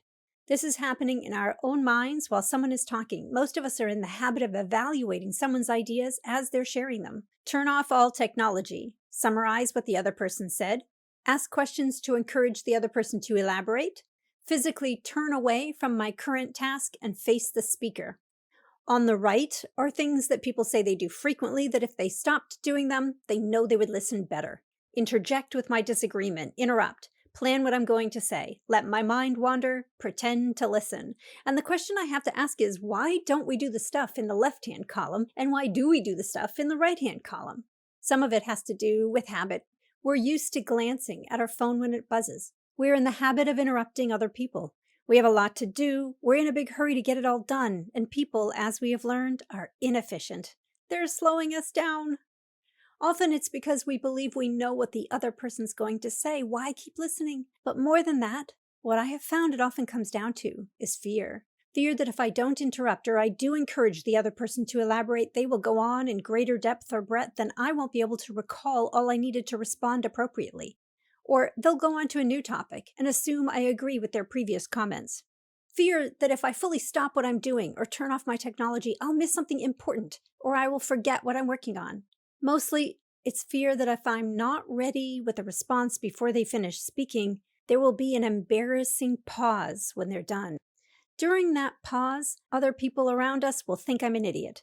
The person will start speaking again, or someone in the group will jump in, and I will lose my chance to speak. Or people will think I don't care, or I wasn't listening. There are solutions to all of these, but these are pretty big fears, and we've carried them around for a very long time. Breaking them will take time and energy. What ideas do you have for overcoming these habits and fears? Take a moment and jot your ideas down in your workbook. I am sure you've devised some good ideas that will work for you.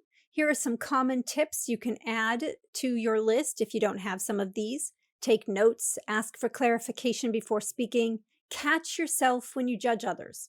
Make a habit of just noticing when your brain starts working on evaluating others' statements. Once that becomes enough of a habit, practice saying to yourself, "No judging," as soon as you catch yourself. Ask friends to let you know when you've interrupted them so you become more aware. Put a sticky on your computer desktop that says, "Turn me off" when someone's talking. Put your ideas as reminders in your calendar so that the message pops up every few days. What other creative ideas do you have for overcoming the fears and challenges that prevent us from fully listening? The fears I hear from students that come up for them around not planning what they're going to say while the other person is still speaking seem to be the most powerful. And that fear often goes hand in hand with evaluating or judging what someone is saying while they're speaking. The fears about not having sufficient time to think when it's, quote, our turn to talk drives much of this. We tell ourselves it's okay to be thinking while someone's speaking because we know what they're going to say next anyway. In some cultures, it is common for there to be breaks between speakers. In the US and many other cultures, though, most conversations rapidly go from one person to another without long pauses between speakers. For many people, a pause feels awkward, and this is when those fears of looking stupid or seeming unprepared or losing one's turn or appearing to agree are strongest.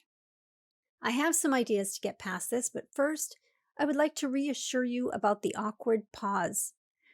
According to the National Center for Voice and Speech, the average rate of speech for English speakers in the US is about 150 words per minute.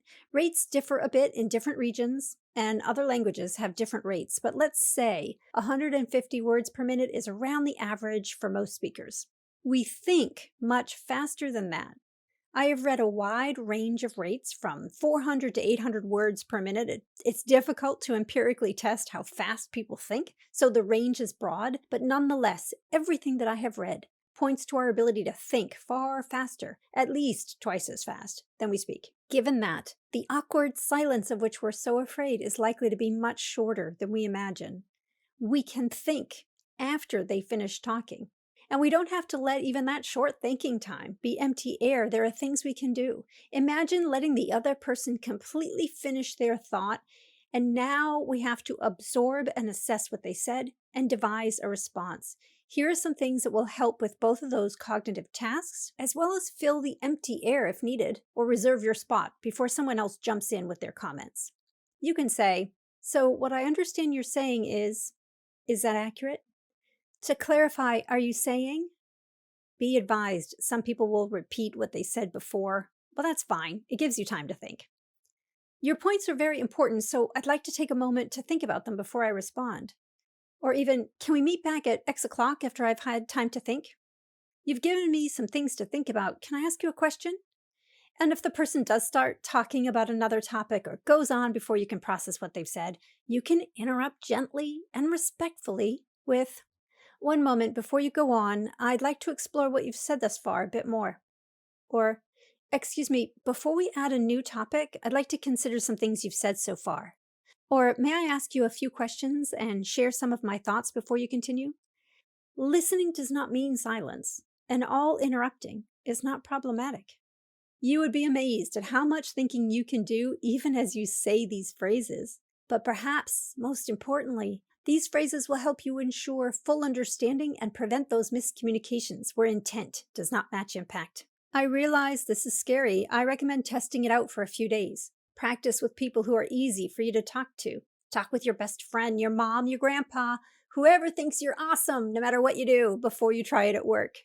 Then try it with people you trust to give you candid feedback at work or in your personal life. You can tell people you're taking a management course, you're trying out some new listening skills. Then try it at work in more challenging situations. Each time you try out the tips to listen completely, reflect what works, what doesn't. Are there some people with whom, or some situations in which, no matter how hard you try, you cannot overcome some of the challenges to fully listening? Why might that be? Are there some people with whom or situations in which you find it very easy to use these tips? What can you do to carry some of those successes to other environments? Now that we have a good idea of how to basically listen, it's time to learn to actively listen. Because those questions and statements I suggested to enable you to think about your response, they are not what active listening is all about. Watch the next video to learn more.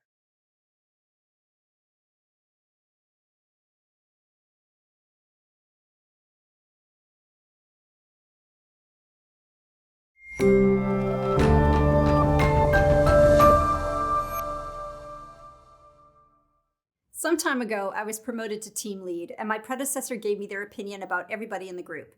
And about one person, they said, "Pat's a really nice guy. Not too bright, but a really nice guy."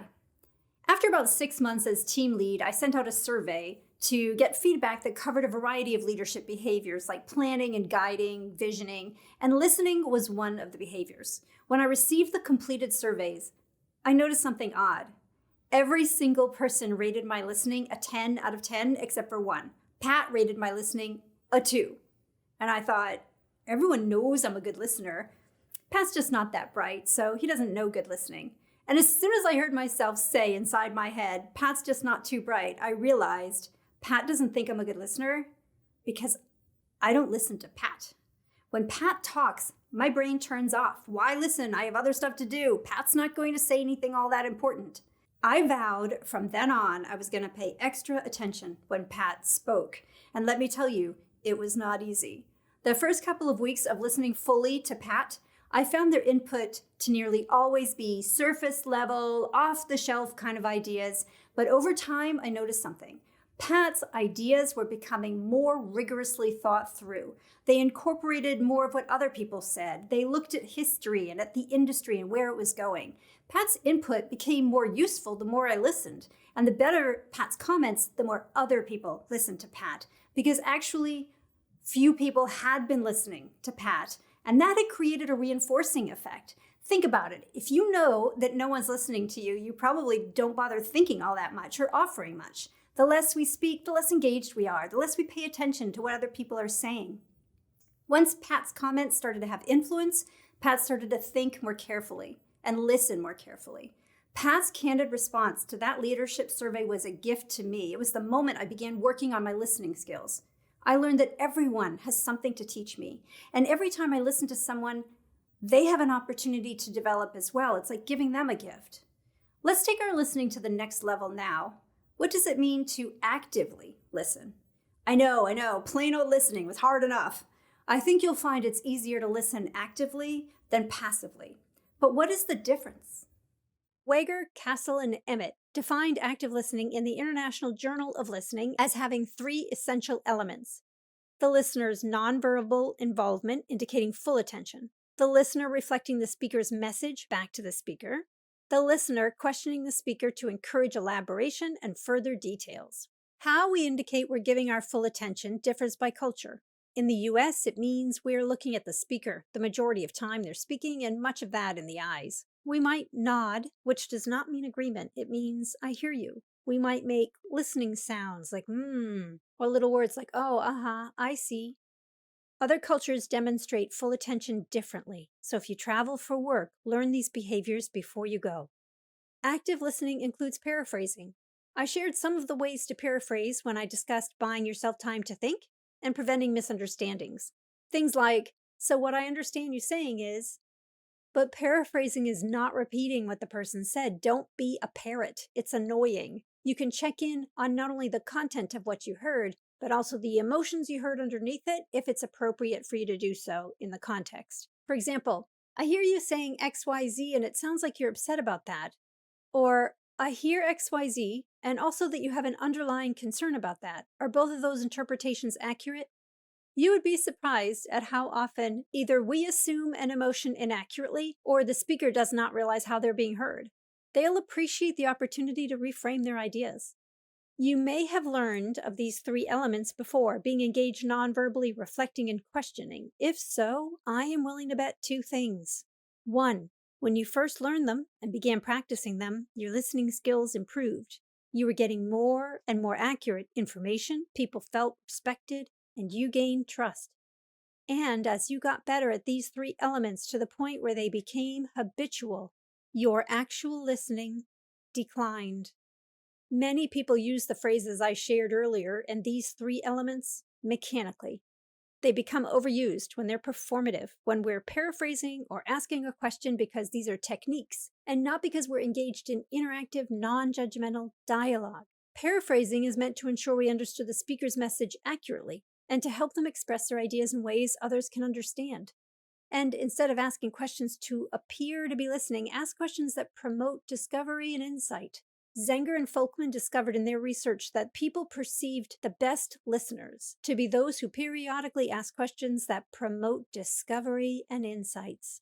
These questions gently challenge old assumptions, but do so in a constructive way. Your listener will not perceive your questions to be a sign of active listening unless you demonstrate that you comprehended what they said and were willing to be informed by what they said. You do not have to agree with all or even part of what they said to have an open mind. An open mind means you have cultivated a mental posture of genuine curiosity. Listen for underlying concerns and hidden messages. Be attentive to the other person's body language. Is it aligned with their words? If they are saying something positive but they appear to be anxious, you can ask whether they have any other concerns or if there's any other information they can share. I had a graduate student tell me his spouse frequently complained he didn't listen to her, and the listening skills survey he took for class supported her assertion. He was not listening well to anyone. He decided right then he was going to do something about it. The day after our class on listening, he had a job interview, and he figured that would be a good time to try out the listening skills. If I had known, I would have advised against it. I recommend everyone practice everything in a safer environment. Meanwhile, he comes to class the next week, and he says that when the interviewer would speak and then ask him a question, he responded with a reflection, a question, or a summary like those suggested in class. Things like, oh, that's very interesting. Can you tell me a little more about what led you to ask that question? Or, so what I understand you're asking is that accurate? Or you've given me some things to think about. May I ask? As the student recounted this story, I was getting increasingly nervous. I was imagining the most awkward job interview in the history of horrible job interviews until the student said, at the end of the interview, the interviewer said I had given the most thoughtful responses to his questions. I got the job offer the next day. I suspect that this student was not just using these active listening behaviors to practice them or to appear to be listening, but to truly understand. And the interviewer felt heard, probably for the first time all day. The elements of active listening are only meaningful when we use them authentically. What is your plan to improve your listening skills? You know your own challenges, you've heard some possible things that support the behaviors that interfere with quality listening, you've gained some insight into how to overcome these underlying barriers, and hopefully you've been inspired to listen more rigorously. There are many challenges to fully listening. I had a student tell me that Before he began listening, he often was passed over for the most visible and interesting projects at work. After he improved his listening, project teams began requesting him. With a plan to overcome your personal listening challenges, I know you will become a listener whom others seek out to join teams, to share your ideas, and to interact with more often. I'll end with this bit of encouragement from the article Listening Leadership by Professor Colson Thomas. The ability to listen and pick up signals enables one to assess levels of understanding, agreement, and commitment. It can help one to identify potential allies and opponents. Those who are in transmit mode can miss telltale signs of encouragement or warning. Those who talk rather than listen may forgo useful advice and miss vital information. Listening is one of the most important skills you can pick up. Managing is planning, leading, organizing, and controlling, doing the right things right through the active involvement of other people, and all of that requires really strong listening skills.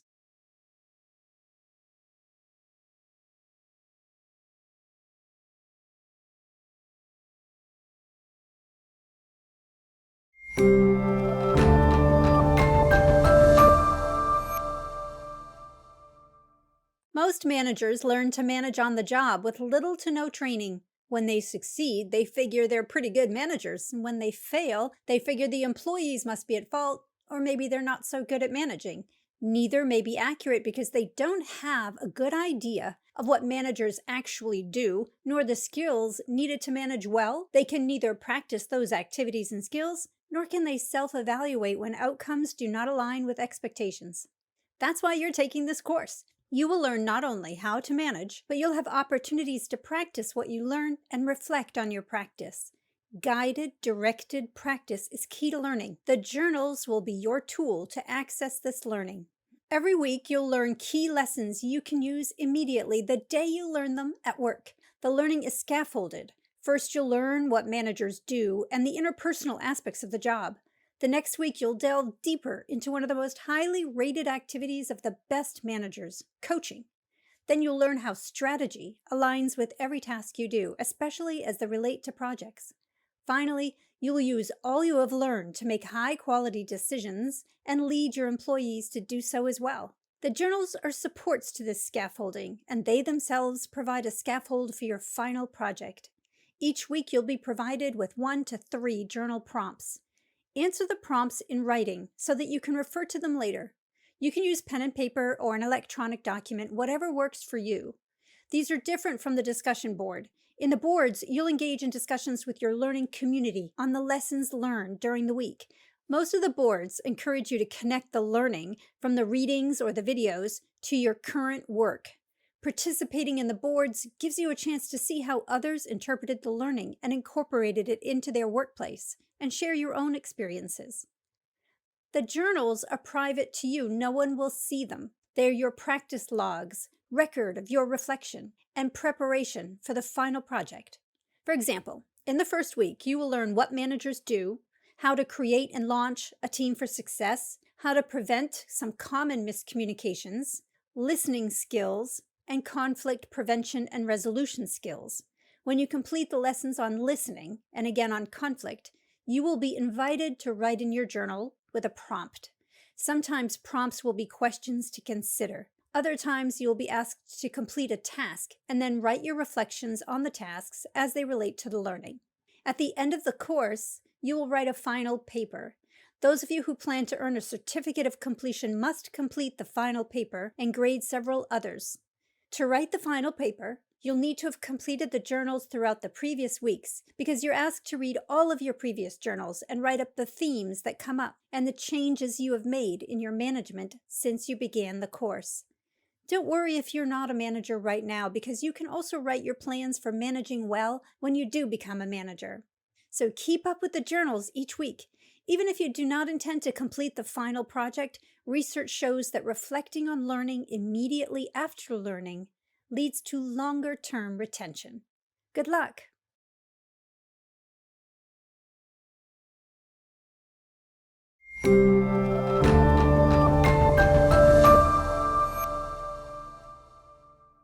Have you ever felt like a kindergarten cop when your employees come to you with petty gripes about each other? Or wondered how you can avoid getting into a conflict with your colleagues when resources are scarce? In this lesson, we're going to learn how to respond to conflict productively and how to teach others to do so as well.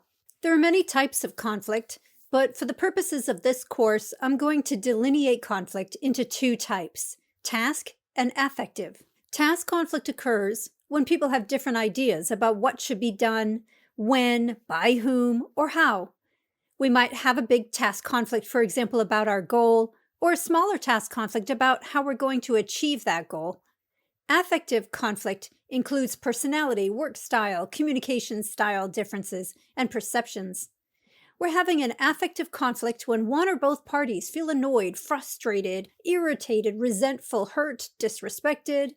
Evidence of affective conflict includes when a person rolls their eyes, when someone complains to another person about a third person, when someone sneers or curls their lip or uses a disparaging or derisive tone. When you are in a meeting and you see one person catch the eye of another person in the room and roll their eyes, you can bet there is some kind of affective conflict going on in that group. Gossip feeds affective conflict. Failing to discuss underlying issues feeds affective conflict. Unresolved conflict leads to affective conflict. Affective conflict creates task conflict, and in this way the two are self-reinforcing. A poorly resolved task conflict is one where one or more people believe the conflict was resolved unfairly, or they don't believe their voices were heard. One can resolve a task conflict in a way that disappoints some members of a team or a group without the task conflict turning into affective conflict. Affective conflict can create completely unnecessary task conflict. I once worked in a company where the president of our division and the head of construction did not like each other, as in personally, and they argued over everything, even things I suspect would not be terribly important to one or the other of them if they did not already have a long-standing conflict. For example, in a meeting we held with a group of architects whom we were paying some several $100s an hour, these two guys argued for several hours over whether the water feature should be built a foot within the front door or a foot outside of the front door. I don't even remember how that got decided in the end, but I do remember that that project was millions of dollars over budget, and their arguments was one of the reasons why. Oftentimes, what we think are personality conflicts really are just leftover task conflicts that were poorly resolved. You can help your entire work group by stopping yourself every time you have a thought that is negative about another person in the group. If you think you're having personality differences with a member of your team, may I recommend you look for things they do well and areas where you share the same values. There was a person I worked with who sounded, to my ears, to be snippy and brittle.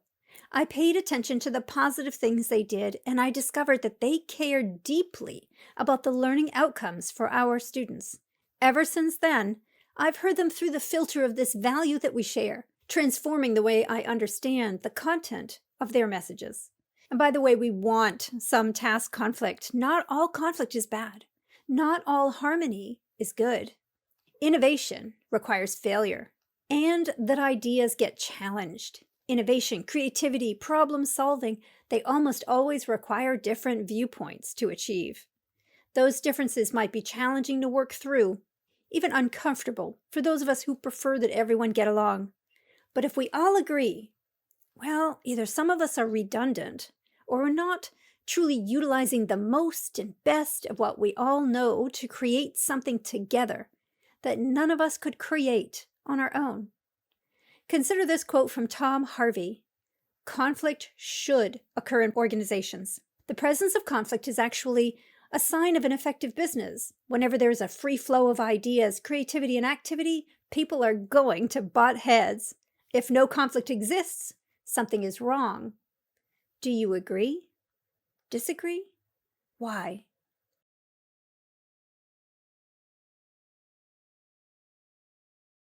With the exception of physical work, where combined effort achieves results, knowledge and creative work require the input of different thinking styles, experiences, knowledge, viewpoints, and more, and it is out of the conflict that results are achieved. We want to prevent unnecessary conflict, especially affective conflict, and resolve necessary or task conflict productively, such that in addition to resolving the challenge, we don't end up creating future affective conflicts that reduce our long-term effectiveness.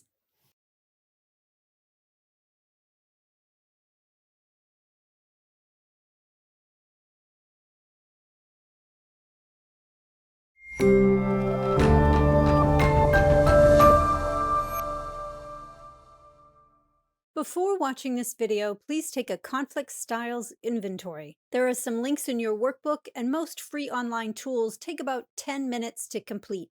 This lesson on conflict is not about this kind of conflict, although I will recommend making choices that are most likely to keep yourself and others safe. It's not really about this kind of conflict either, although we will discuss how to de-escalate so that your conflicts don't turn into shouting matches. We all behave differently in different circumstances with specific people, and no conflict style inventory can tell you who you are in a conflict.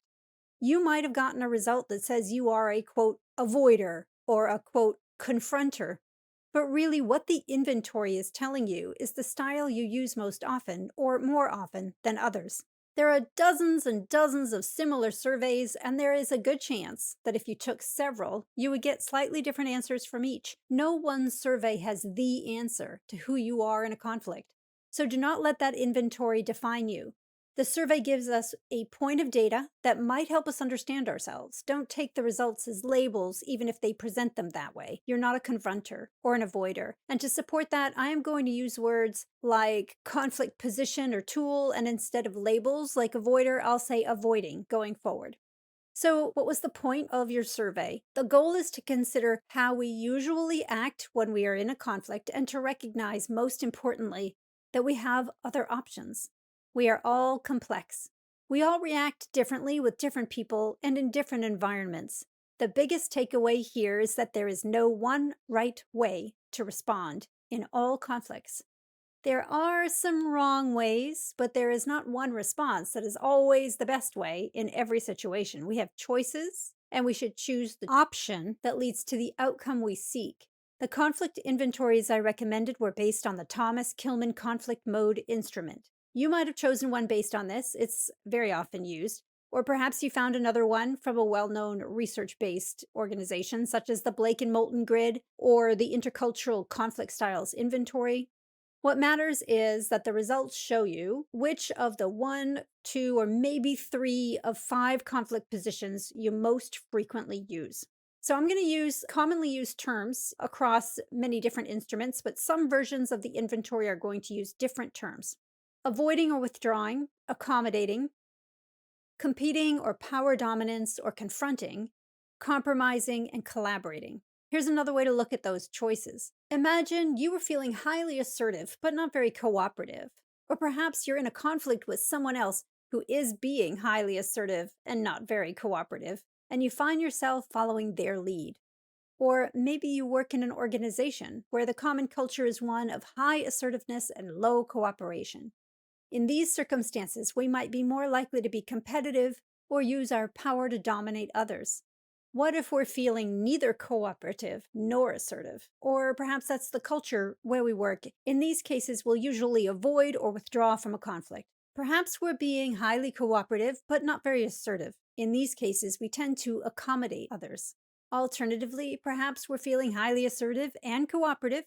The other person or people are behaving in a highly assertive and cooperative manner, and or our workplace culture is one where people are encouraged to cooperate while being assertive. In these cases, we often will collaborate.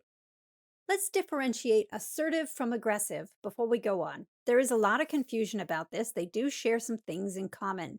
They both express that the speaker believes they're right or that they have something to say that is of value, and both are meant to be clear and direct, although aggressive speakers may be less clear than they think, and there is a difference between direct and blunt or curt. Where we start to veer off toward more aggressiveness is when we don't show respect for the other person's capabilities, needs, values, comments. Assertiveness is showing respect for both our own thoughts and needs, as well as the other person's thoughts and needs. We protect our own rights, and we don't step on the rights of others. So keep that in mind when looking at this chart. These 5 positions are thought to be the most common ways people respond in a conflict. Knowing the methods you use most frequently can help you make choices that work for you in the future.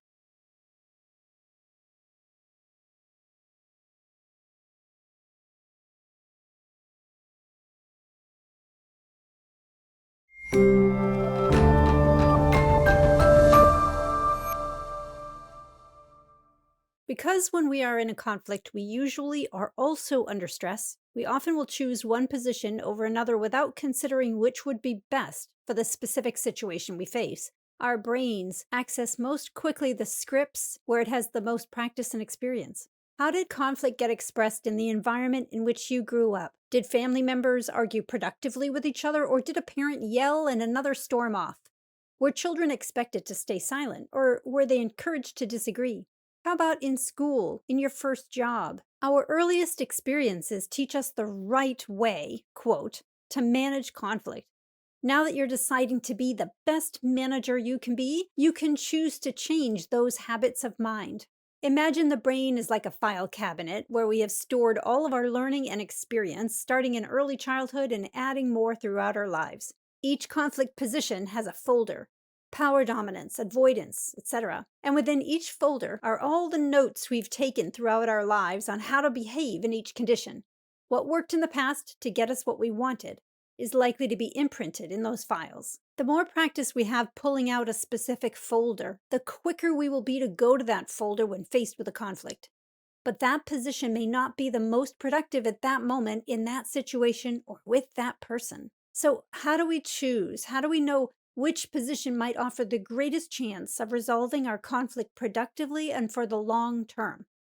Well, when faced with a conflict, ask yourself, is this issue of low stakes, so there's really no point in arguing its merits? Alternatively, is the issue important, but now not really the right time, particularly if emotions are running high, to deal with it? Maybe it's a good idea to avoid or withdraw from such a conflict for the short term. And if you are withdrawing because of high emotions, it is critical to say so.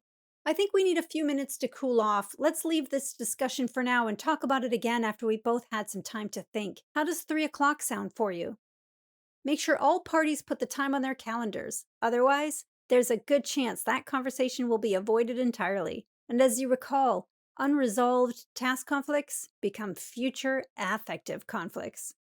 And if you, someone else, or someone's property is physically at risk, perhaps you should withdraw for now while ensuring you confront the issue at a safer time. On the other hand, if the issue is important and there is a high risk to delaying or dropping the issue, or if the risk of avoiding the conflict is greater than the need to overcome it, don't walk away. If you might feel resentful later, like you think it's not important, but over time you believe you'll feel a boundary has been crossed, it is unwise to avoid or withdraw. The reasons to accommodate someone else or smooth over a conflict are similar to the reasons for withdrawing or avoiding from the conflict. Sometimes the relationship is more important than the issue, and it will be wiser to accommodate. However, if the relationship is important and the issue is important, and the other person's willing to discuss options, long-term accommodating leads to a loss. There is no reason to smooth others' feathers if they're willing to work things through with you. You could be giving up the opportunity to learn how to deal with conflict with this person that could help you later. And in the short term, you could be giving up the chance to come to a more powerful solution than is available through accommodation. You will notice there are many ands in the use when column for competing in power dominance. Use your power to dominate in a conflict sparingly. Being unnecessarily competitive or using your power without due cause may lead others to resenting you and likely will cost you opportunities to optimize decisions. Then there's compromise. It's fine to compromise when you don't have much time, the issues of medium importance, and both parties have room to maneuver, but it is not always the best choice, especially if it will result in a mediocre outcome. The gold standard for conflict resolution is collaborating or problem solving. When we collaborate, we look for solutions that will help everyone. We dig deeply to get to underlying concerns and issues, and we often discover or create new ways of doing things that are far superior to what each of us thought of before we collaborated. However, collaboration takes time. It requires all parties to be willing to engage and all parties to have listening and collaboration skills. Teach your employees to collaborate, and you will save time and have better outcomes long term. However, if you do not have time to work through the issue with other people, don't pretend you plan to collaborate. When we rush people through a collaboration, they tend not to trust our future offers to collaborate. During this course, we'll discuss the skills and culture you'll need to develop for yourself and your teams to collaborate productively. In summary, there are 5 common conflict positions. And the biggest takeaway from this part of the lecture is that there is no one right way to respond in all conflicts. Your most used position is useful sometimes, and the position you tend to not use is also useful in some circumstances. The best thing you can do for yourself is to practice using a variety of tools, and practice enough so that your brain can go to the other files with the other tools more readily than it can right now, because for most of us, conflict is stressful, and when we're under stress, our brains take the road most traveled.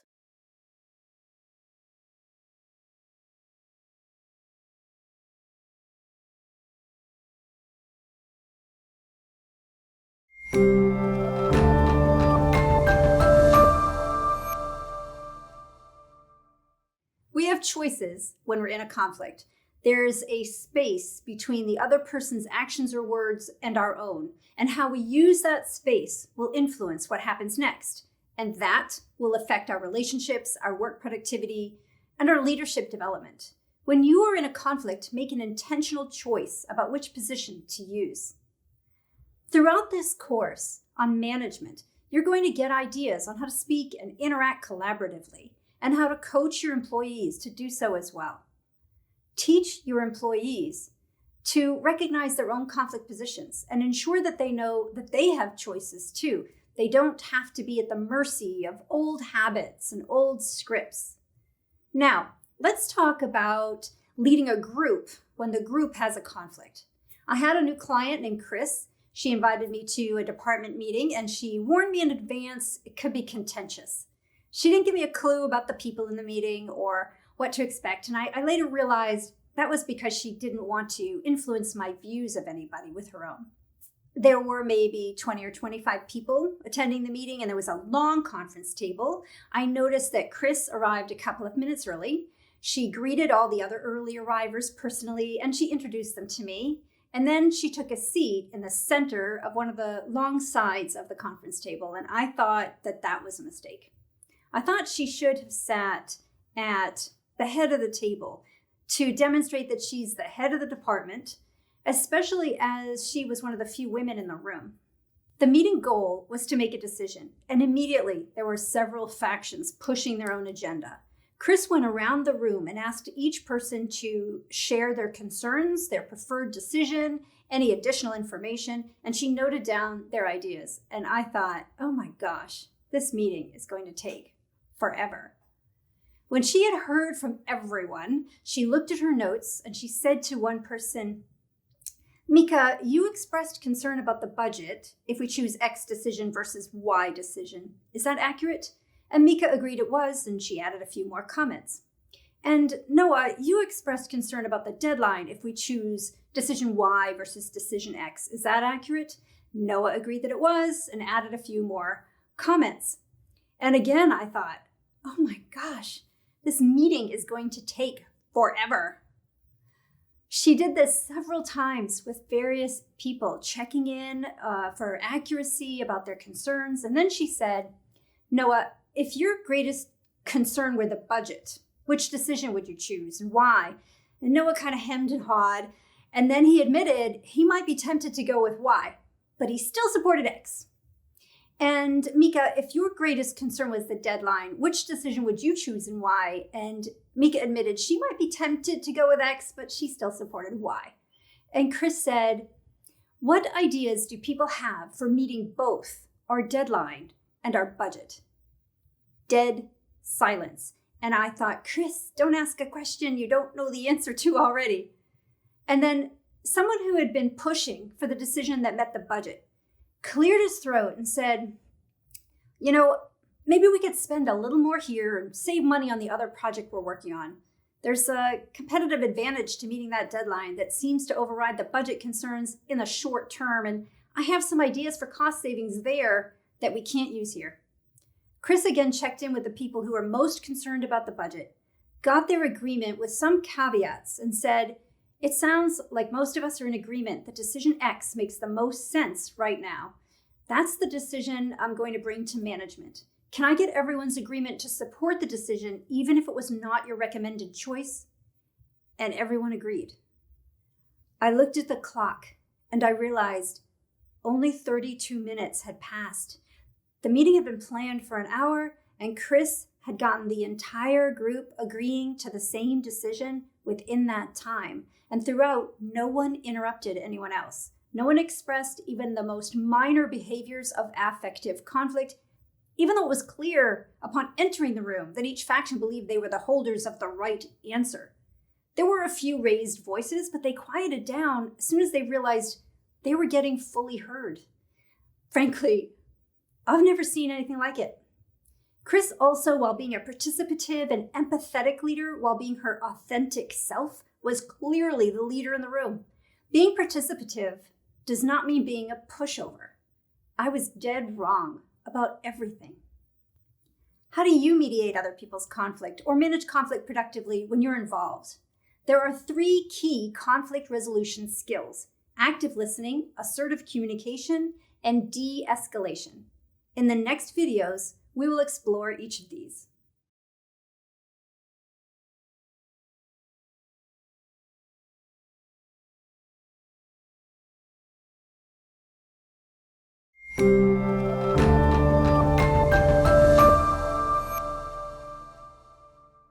Active listening is taught in another lesson. If you have completed that lesson, I hope you've been working on your listening skills, and if that lesson is coming up for you, then know that listening is the basis for much of management. Whether it is resolving conflict or preventing conflict, coaching your employees, or managing projects, we can only succeed as a manager through the active involvement of other people, and their involvement requires us hearing their viewpoints, status updates, and concerns.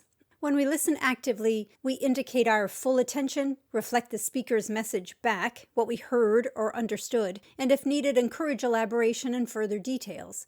Throughout, we need to exercise emotional and environmental control. We turn off all notifications and close down electronics. We disallow random thoughts from interfering in our listening. These take discipline. We often distract ourselves mentally. When we're in a conflict, it is all the more imperative that we clear our mind and our physical space to facilitate listening.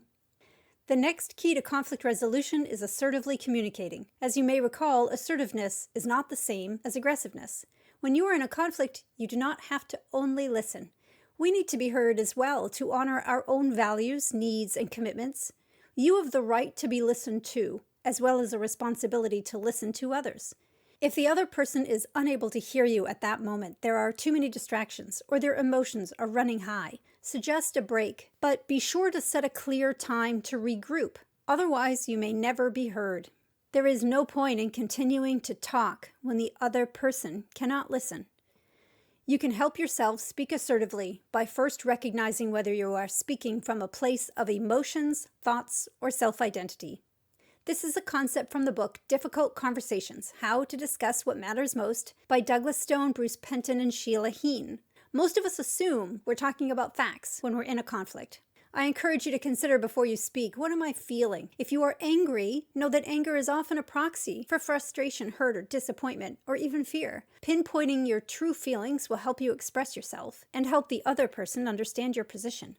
Imagine the difference between saying to my employee, "I am angry you left the conference room a mess when you knew I had an important client coming in right after your meeting," versus, "It was frustrating for me to spend the first few minutes before my client meeting cleaning up the mess in the conference room rather than preparing. They're an important client, and it's a bad look for the company that they had to wait while I set up the presentation. What can we do to ensure everyone cleans the conference room after their own meetings?" Do you hear the difference between angry and frustrating? Especially with the explanation as to why you'd be frustrated. You have invited the other person into a solution-finding discussion with the "what can we do" line, rather than a blaming discussion. Sometimes another person crosses a boundary we did not know we had until they crossed it. In these cases, venting anger at that person is unfair, They could not have avoided the conflict. It's best to simply state your boundary and ask the other person to honor it in the future. I also encourage you to consider whether your self-identity is wrapped up in the conflict. In the conference room example, I might be able to calm myself enough to speak productively with the other person when I consider whether the client cares about the state of the conference room or whether I care about those things because I self-identify as someone neat and organized and always completely prepared. Perhaps the client appreciated the time spent chatting as I set up the presentation. There is nothing wrong with that self-identity. It probably helps with client management. My point is that recognizing that I am talking about myself and not the client might help me articulate my needs. I could say, if talking to a peer or someone above me on the org chart, I would appreciate our working together to put a plan in place that ensures that the conference room is left clean, with all trash removed, chairs in place around the table, and the technology shut down. This will enable me to be my best when presenting to clients. Are you willing to support me in that? With someone who reports to me, I could make that same statement, or I could simply state, please devise a plan to ensure the conference room is cleaned when meetings end. Consider whether you're discussing facts, your feelings, or your own self-identity. I'm going to tell a story now, but I need to preface it with this. The story I am about to tell is true. Nothing I am about to share in this story should be construed as legal advice. If you face or witness something similar, please seek legal counsel. A very long time ago, I worked for a company and as part of a leadership rotational program began working in a new division. There were times when the leadership team was meeting and needed the perspective of one of the junior executives. We would call in the executive, get their information, and send them out. There was one junior executive whose leaving the room always precipitated a gay joke. Someone seemed to be ever ready with a new one. What do you think I did?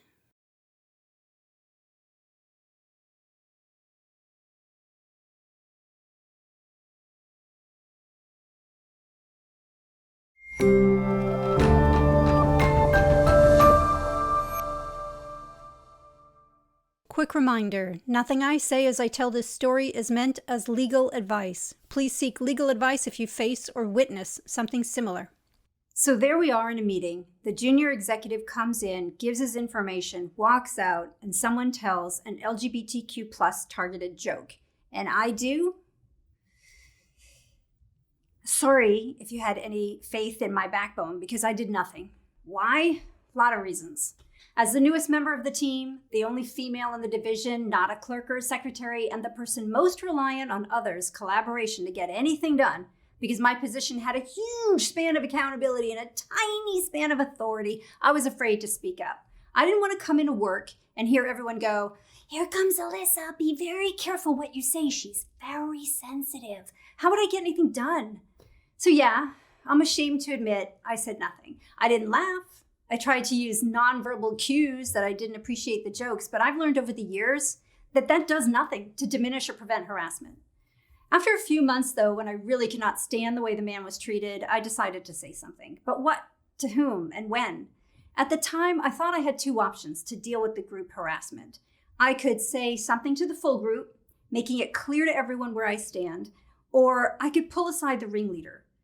Looking back on it now, I wish I had recruited allies, sought human resources help or legal counsel, and I wish I had said something to the full group. But I was a different person then, with different knowledge and resources, and I chose to talk to the person I perceived to be the ringleader. Maybe if I could get them to stop, everyone would stop. So the next meeting in which we called in this particular junior exec, he gives his info, he leaves, someone tells a gay joke, everybody laughs but me, the meeting continues. After everyone leaves the room, I go to the ringleader's office. Let's just call him ringleader. And my plan was to use a negotiation tactic I picked up somewhere where you get the other party to agree, to say yes. So I said, "Boy, business is going well." "Yes," ringleader says. "I think we're going to have to promote one of the junior guys soon to keep up with the work." "Absolutely," ringleader agrees. "I put in for a salary jump for someone to get promoted in the next budget cycle." "Oh, great," I think. I got him saying yes. So then I say, so-and-so seems like the best candidate. Doesn't he do great work?" "Yes," ringleader says. "I think so too. My plan was to put his name in. I'm so glad you agree." And now I'm thinking, I've got him saying yes, it's all good. And I say, well, I was thinking if he's going to be in a higher position, probably we should stop making jokes about him now. Why? Ringleader asks, genuinely confused. Because it seems like it sends a message we don't think highly of him. People won't respect him. You can't do these jobs without respect. Oh no, don't worry about that, Ringleader replies. Everyone respects him. One thing has nothing to do with the other. Well, I just think it would be hard for him to do his job if he knows people are laughing at him. Oh, Ringleader says, he doesn't know. Like, if every time you walked out of a room and it erupted in laughter, you wouldn't know you were the target of the joke. So now I'm just lost. And in total exasperation, I say, well, I just feel uncomfortable when you make gay jokes. Oh, the Ringleader says, genuinely surprised. Well, stop. And they did.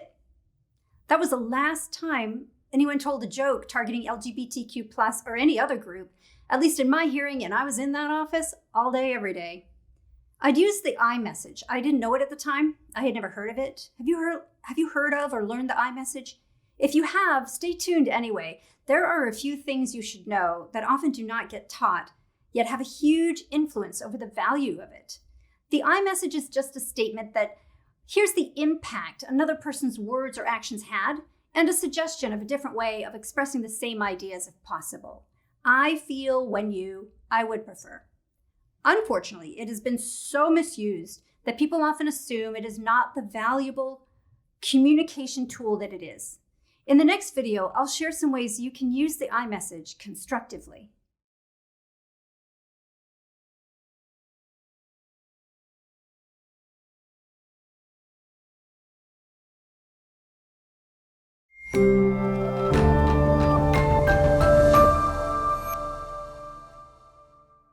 The iMessage was created by Dr. Thomas Gordon in the 1960s. Over the years, it has been altered, misused, and misunderstood. Let me share with you a bit about what it is and what it is not. In another lesson, you learned that sometimes a sender's intended message does not match what the listener hears, understands, or experiences. The iMessage is a way for the listener to let the sender know that their words or actions had a negative impact on them or another person. This can clarify the sender's intent. Perhaps they intended for that negative impact, but if they did not intend for their message to have a negative impact, the iMessage provides an opportunity for the sender to change their message in some way to better match their intent. At work, when someone is hurt, irritated, frustrated, disappointed, or has some other negative emotion as a result of what someone else has said or done, sometimes that person will assume the other person intended for them to have that negative emotion. It's like when you're driving in your car and someone cuts you off and you think, what a jerk, he thinks he owns the road. But you have no idea why they cut you off. Maybe they're rushing because they just got a message that their child is in the hospital. Or perhaps they've been working very long hours and haven't had much sleep and they don't even realize they've cut you off. One of the best things you can do for yourself and others is to assume positive intent. I do not mean that you should let other people push you around. My intention is not for you to be naive, but rather to assume until proven otherwise that another's behaviors may have little to nothing to do with you, even when their behaviors are directed at you. When somebody says, emails, or does something that leads you to feel a negative emotion, I recommend practicing turning your first thought to, I wonder what they really wanted me to understand. The iMessage gives you the opportunity to find out. And if they did have the intention of you feeling a negative emotion, well, at least you know it was purposeful, and then you can decide what you want to do about it. I once was asked to lead a project by someone who I was fairly sure had intentionally misled me about the resources that would be available to run it. And I was really ticked off. But in order to get the project done, I just let it go. Once the project was over, I decided to confront her. So I'm driving in my car, and I think to myself, she manipulated me. And I was so angry, I was grabbing the steering wheel and thinking, yeah, that's what I'm going to say. I felt manipulated when you told me I would have resources that in fact were not available as a way to get me to do the project. And then I realized, manipulated, that's a hot button word. And I was assuming her intent. You can't read other people's minds. And it didn't matter what the tone of voice was. The fact is that when people feel a hot button word is being said or they feel that you're assuming their intent, they will either try to apologize, they'll feel bad, they'll blame you, or they'll defend themselves, none of which really was helpful. An apology might have felt like a vindication, but it wouldn't have gotten me what I really wanted. So I had to think, what other feelings am I feeling about this story, about this situation? Because we're complex. We feel a variety of emotions. I didn't need to say the most negative one. So in the end, when I got to her office, I said, I felt frustrated when I discovered after agreeing to do the project that the resources were not actually available. I'd love to do projects like this with you again. Next time, would you be able to give me a more accurate representation of the resources? Because that's what I really wanted. I didn't want an apology, and I didn't want her to feel bad or angry. I wanted to do more work with them, but I wanted to know what I was getting into. She sheepishly agreed, and we've worked on several more projects over the years. So when you're going to use the iMessage, here are some suggestions for before you say anything. Clear your mind of any negative thoughts about the other person. Because if you intend to clear something up and you walk up to the person thinking, this person is such a jerk. What a jerk. What a jerk. Hey, how are you? I wanted to talk about something. Do you have a moment? Your true thoughts will shine through. You will come across as disingenuous. Bring to mind things that you appreciate or respect about the other person. Consider carefully which of the emotions you experienced to share as the impact. Decide on the outcome you seek before you begin speaking. If you cannot think of an outcome, you're not ready to say the iMessage. Move from venting to solution finding.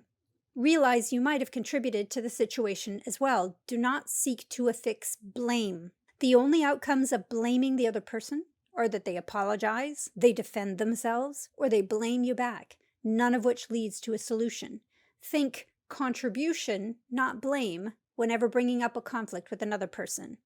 Be prepared for them to blame you anyway. Some folks just aren't quite ready to talk about contribution. When you use the iMessage, the other person might get defensive, apologetic, or go on the attack despite your best efforts. At that point, most likely they are unable to have a constructive conversation with you. Sometimes you can say, okay, it sounds like I have upset you. How about if we go for a walk or have a coffee at such and such a time and talk about this then? Give both of you a chance to cool down. The iMessage does not always, quote, work.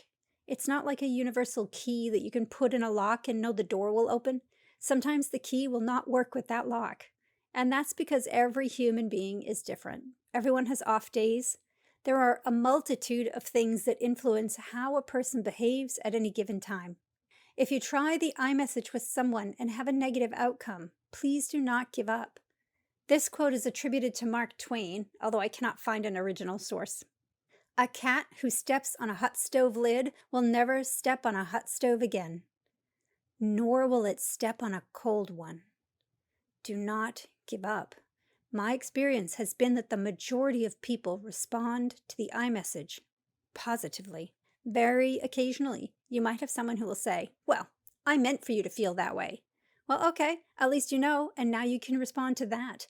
But the majority of time, people say, oh, that was not my intention. The one time over my life that a person responded negatively to my use of the iMessage, in fact, they were pretty angry about it, and they said that I should stop using, quote, ivory tower language. I spent a sleepless night until the next day. They came to me and said they'd thought about it and realized they did not want to send the negative message I had heard and would like to try again. Here are some examples of iMessages that I have used or I've heard that have led to changed behaviors without any negative repercussions. Instead of my saying these aloud, I recommend you pause the video and say them aloud as you read them. Practice hearing yourself use the iMessage. If you are reading a translation of this in another language, or you are from a culture where these sound odd to your ears, or you just wouldn't use sentences like these as they're written, alter the words to sound more like how you would speak. Ultimately, what you want to express is the impact the person's words or actions had, and offer a suggestion for another way to get the point across.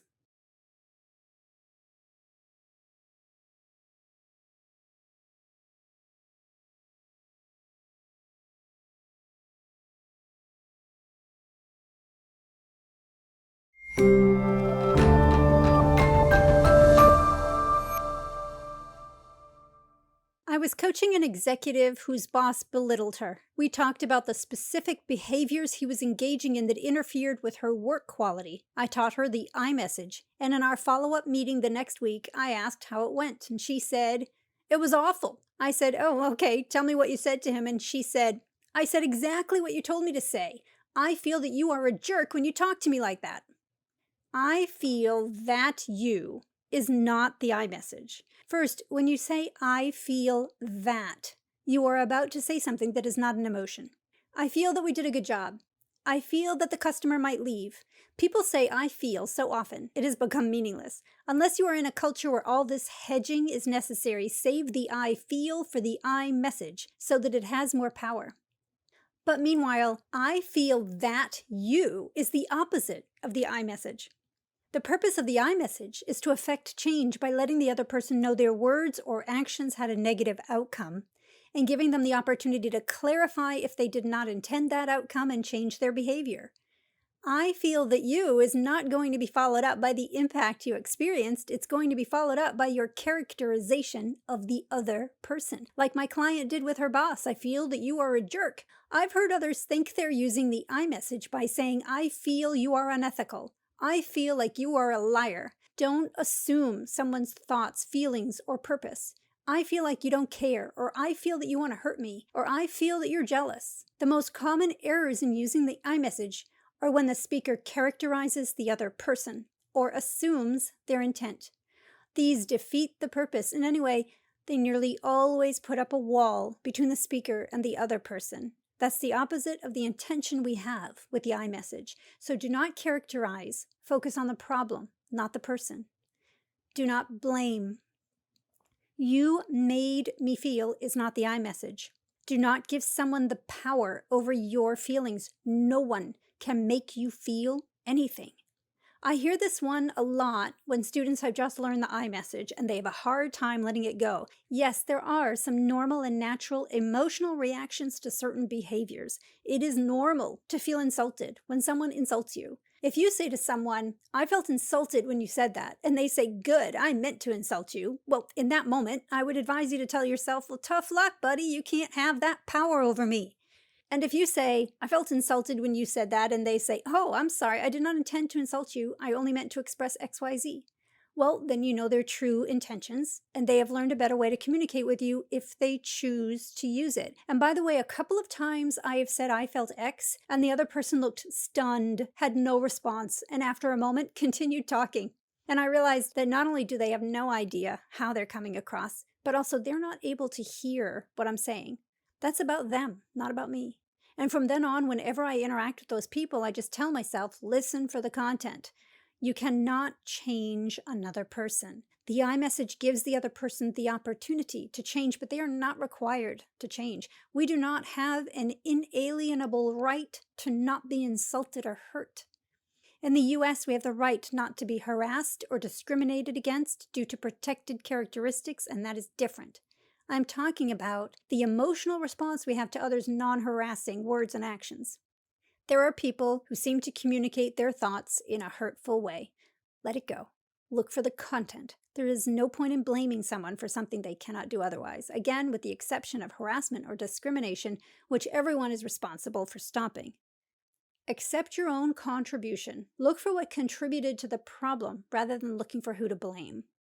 Do not assume. We cannot read other people's minds or emotions. One of the most common concerns I hear around the I message is that it will not fit the culture. Many people work in places where no one uses feeling words, and that is fine. You don't need to say, I feel. You don't even need to say you. You might have noticed that in the end of the previous video. I once worked in a very macho environment, and in the first week on the job, my boss, the company president, yelled at me in front of a large group of people. In our next private meeting, I said, I can't focus on what's being said when I'm being yelled at in public. Would it be possible to talk to me when you're dissatisfied with my work? He never yelled at me again, in private or public. But I noticed he did continue to yell at others, and if you think I might have appeared weak or lost the opportunity to get feedback from him, think again. He continued to provide direct and challenging feedback, and I was promoted within 8 months. He heard me exactly as I intended. If he wanted me to hear the content of his message, there was no point in yelling at me. I gained his respect by speaking up. You can replace I feel with I am, I was, it was, so long as you express the impact. I end up making unnecessary edits when you don't update our team chat with the status of the shared report. When I heard that you planned a vacation, I was surprised you hadn't mentioned it to me so I could arrange for someone to cover your hours. I'd be better prepared if you would provide me with a month's notice next time. I can't concentrate when people stand in front of my desk to chat. Could you guys move into the conference room? And the impact might not be a feeling. You might get more of a response from the other person by stating the work-related consequences of their actions. The teams make more mistakes when shift leaders don't use the checklist. Please be sure to check off each item as they're done when your shift ends. We lost time searching for the data and nearly missed the deadline because it was not organized according to the template. Please use the template in the future. We had to work nearly 18 hours non-stop to get this done because you were late with your section. Next time, please warn us if you might not make a deadline. I haven't said much about the pluses at the start and end of the iMessage. If you watched the video about the tortilla method of giving criticism, you know what I think about starting and ending with something positive. Be brief, be specific, and wrap the entire conversation in respect and care. Thanks for meeting with me. I have a concern I'd like to work through with you. That's a fine start. And at the end, thank you for listening. What are your thoughts? That's a fine ending. One last thought, it is easier for someone to accept responsibility for a change than it is to admit they were wrong. Don't ask people to do the latter when all you need is the former. I hope you're inspired to try the iMessage. I recommend trying it in low-risk situations with those who love you and won't judge you. You can even say, hey, this is awkward. I'm trying it out for a class I'm taking. The majority of conflicts I have seen, when not specifically related to limited resources, are due to a difference in intent and impact. The iMessage, when used correctly, is one of the most powerful communication tools around to ensure intent and impact match.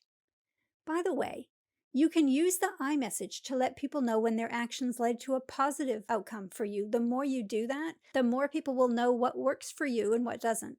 Just the other day, I said to my husband, I feel loved when you make me my morning coffee, thank you. And to my son, I feel so much better after a long day at work when I come home to find you have cleaned the kitchen. Thank you. Give it a try.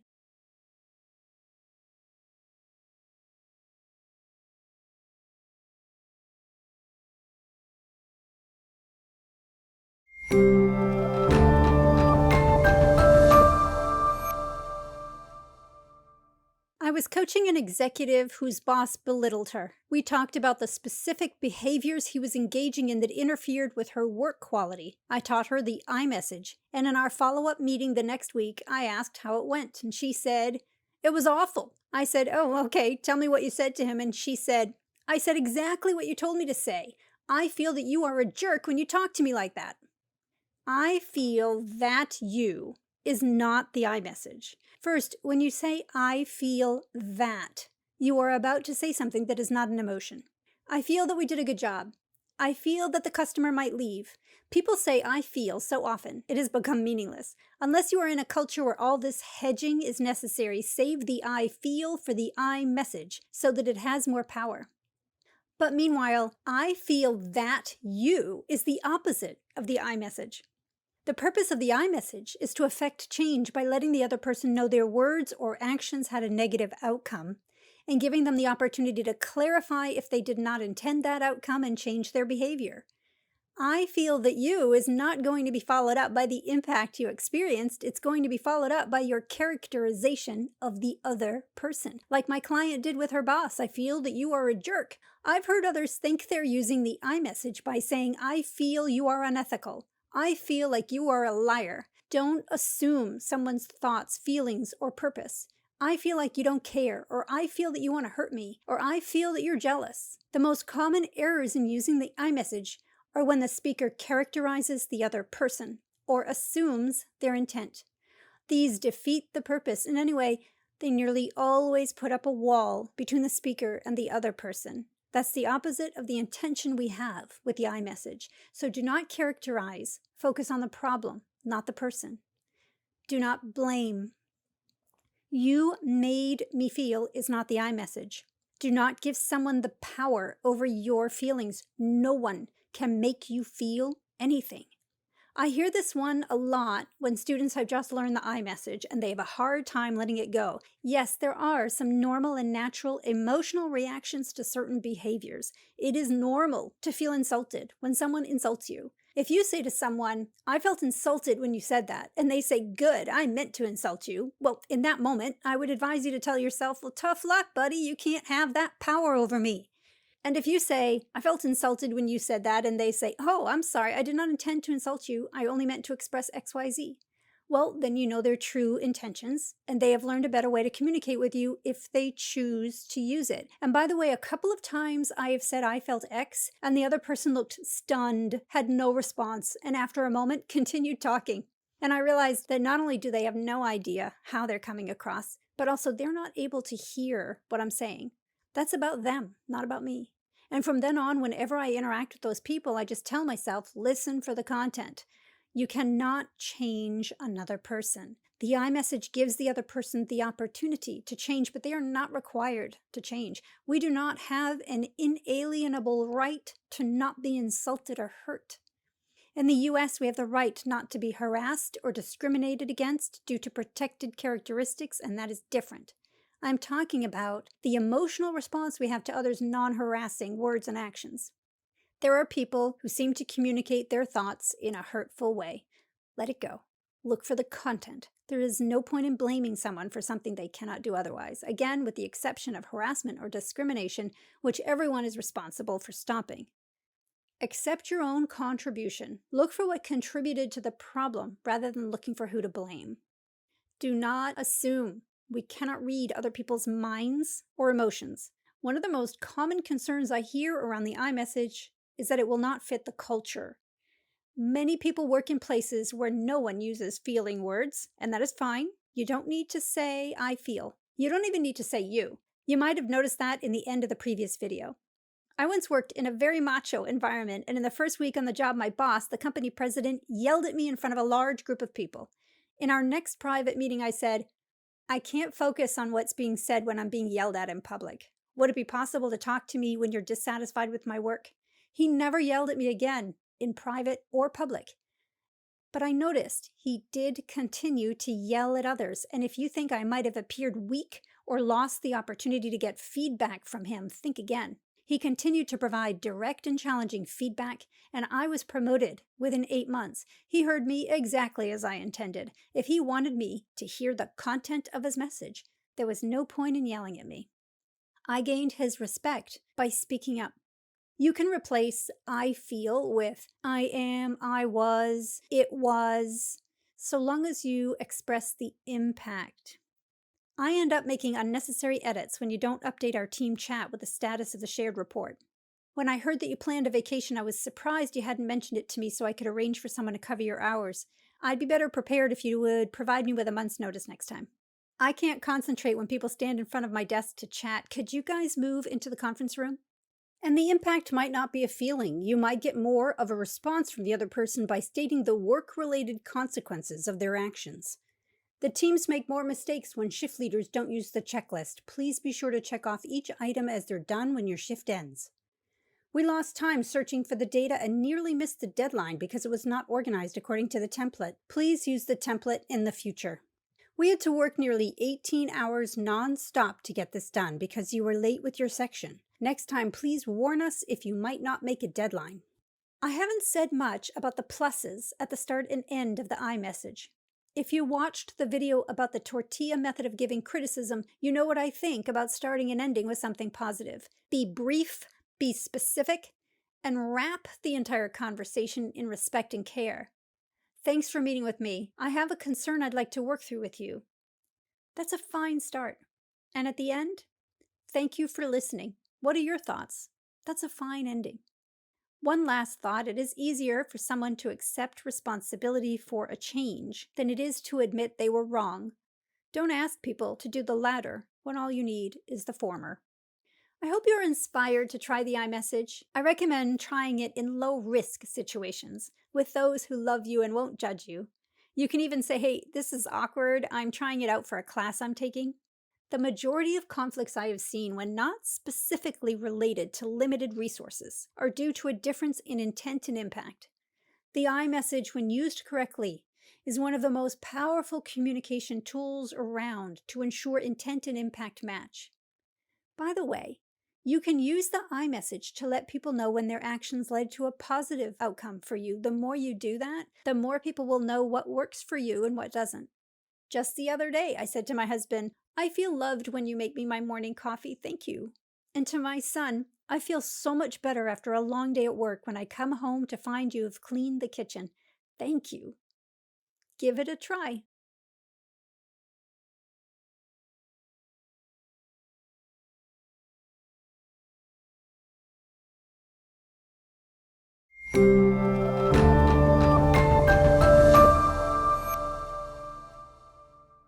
When my kids were little, they had a recording from their favorite storyteller, Bill Harley, that we listened to over and over. And in one story, there is a character who begins nearly every sentence with, "No offense, but..." My kids thought it was hilarious, and with good reason. When someone says no offense, you know the next words out of their mouth are going to offend. You have learned so far to listen to the other person and to be assertive so that they listen to you as well. Let's learn to prevent escalation and to de-escalate if needed. There are words and phrases we use that put up walls between us and the other person at a minimum and may even escalate what could have been a task conflict to affective conflict. Here are some phrases that can quickly and unintentionally move a task conflict to affective conflict. Don't take this personally nearly always means you're about to say something personal. Characterizing and assuming another person's intentions and feelings, just like in the iMessage, escalate. You are rude, or even you are unethical, or you are a liar. Frankly, if someone does something that you believe is unethical or they lie to you, avoid labeling them. Focus on the behavior, not the person. Say that their action is unethical, their words are not accurate. These are some commonly used questions and statement starters that can exacerbate a conflict.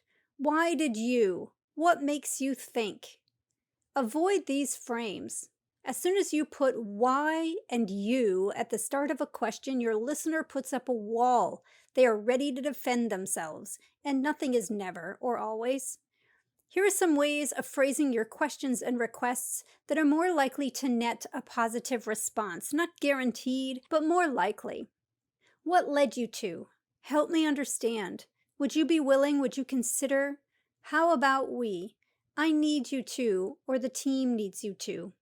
When someone uses frames or hot button words with you, focus on content, not delivery. Remember, the other person did not take this course. When others say to you, no offense, or why did you do that? Ask questions to get to what they really want to know. What was it that you said or you did that they are trying to tell you is not working?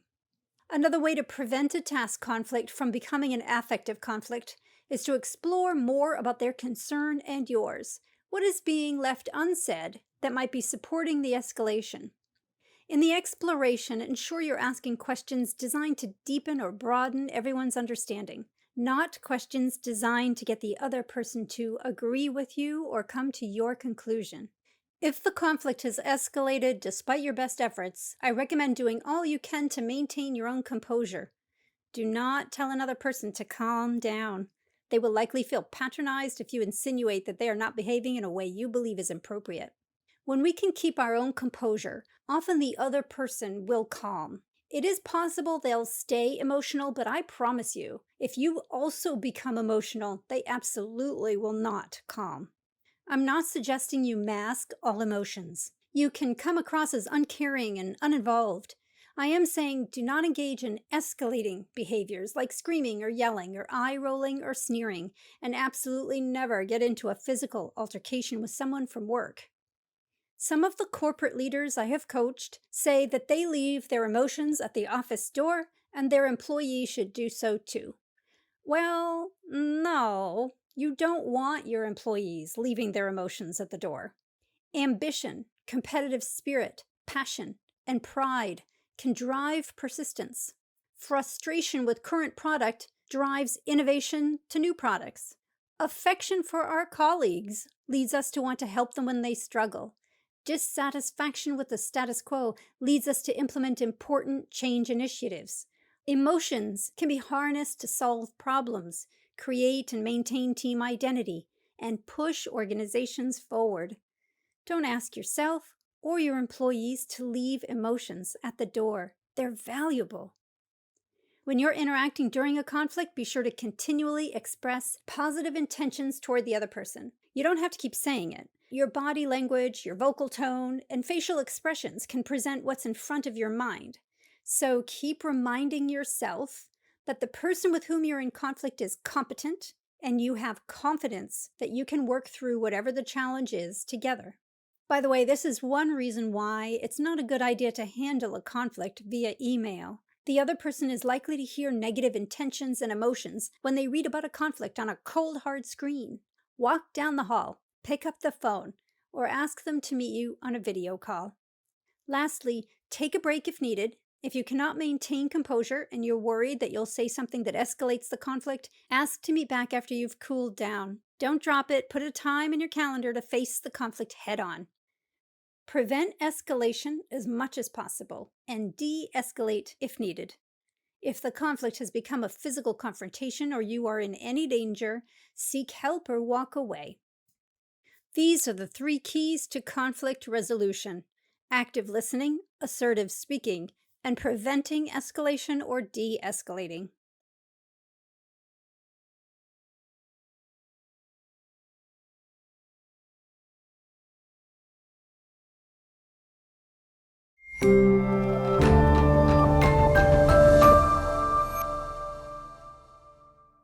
We cannot know what goes on in another person's head. And yet when we are in a conflict, we frequently assume we know the other person's thoughts, feelings, or how their self-identity is wrapped up in the conflict. In the video Assertive Speaking, I introduced you to this idea from the book Difficult Conversations: How to Discuss What Matters Most.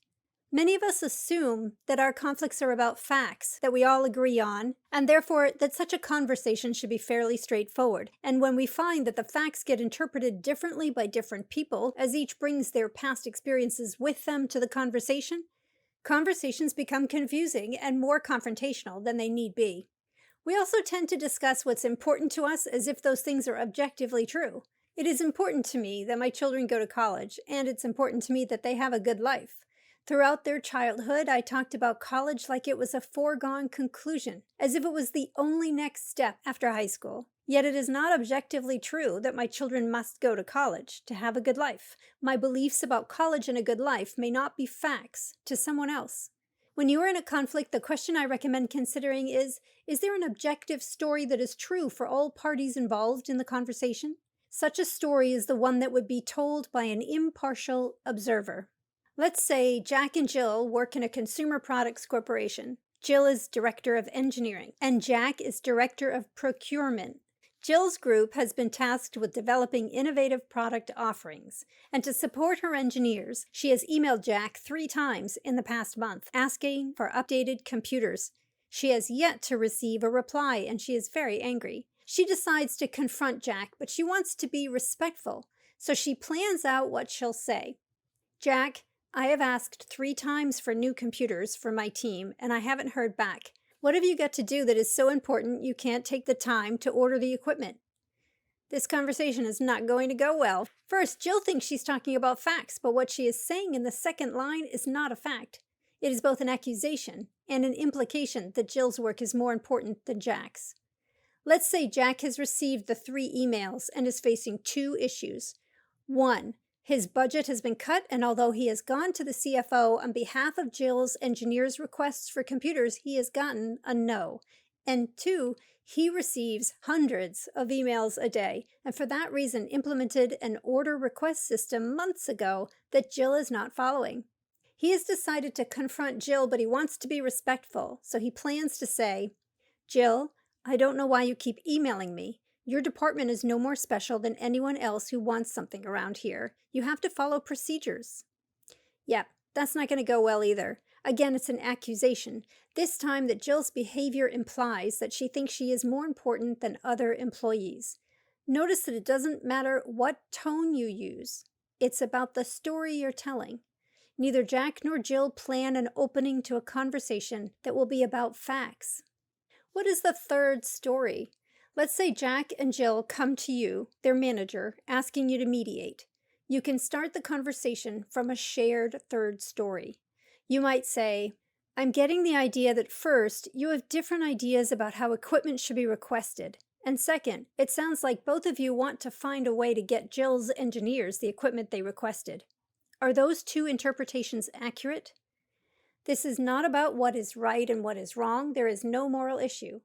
There is no discussion about how the manager perceives either person's identity, nor does the manager need to bring up how each person perceives the other's intent. Instead, these are facts that both Jack and Jill are fairly likely to agree upon. Now, this is not going to resolve the conflict immediately, and it may not be the accurate third story for these guys. It is likely Jill will find the procurement procedure unwieldy. After all, had she followed procedure, her request would have been denied by Jack's boss anyway. But what the third story does is invite a joint exploration into how Jack and Jill can together not just request equipment, but persuade the CFO to fund those requests going forward. When you find yourself in a conflict situation or called upon to mediate a conflict between your employees, see if you can find an impartial third story, the one where both people can sign on to the facts. Look for areas of agreement. Before we conclude this lesson, here are a few tips to prevent unnecessary conflict. If you know a subject is likely to be contentious, or you're about to start a tough negotiation, start with what all parties value as an outcome, what everyone agrees is important. Before we discuss our resource allocation plans, let's remember that we all agree that both our current cash flow and our long-term future cash flows are important. Let's start this meeting with a quick reminder that we all want what is best for both our customers and our long-term financial health. Let's discuss staffing levels with those two goals in mind. As we meet today to choose which product design to implement, let's take a moment to appreciate the work both design teams have done to create a design that best converts our customer needs to product specs. Look for areas of agreement before stating what you disagree with, and use and instead of but. I agree we should put most of our resources towards serving our existing clients. They provide our current cash flow. I propose we discuss what we all might consider a reasonable amount of resources to put toward acquiring new clients to ensure the future. Nip little problems in the bud. We worry about making a mountain out of a molehill, but we don't have to make a big deal. A casual mention will go a long way to preventing a problem later. Team members are drifting into regular meetings a few minutes late. Someone can say without pointing fingers, we agreed starting meetings on time would be important to our team's productivity. What can we do to ensure we stick to this group norm? Teach your employees to resolve their own conflicts themselves. This does not mean absolving yourself of responsibility. It means a mix of modeling conflict prevention and resolution behaviors, coaching employees through their conflicts rather than resolving them for them, and acknowledging other people's point of view. Saying, I hear you saying X, is not the same as saying, I agree with X. And when employees do come to you with complaints about their coworkers, do not assume you have heard half the story. You're getting 1/3, maybe even a quarter of the story, because the person speaking is telling you the story through their own lens. You need to listen carefully to them and to others to get the full situation. In summary, prevent task conflicts from becoming affective conflicts so you don't end up in a downward spiral. Listen actively, assertively communicate, and de-escalate if needed.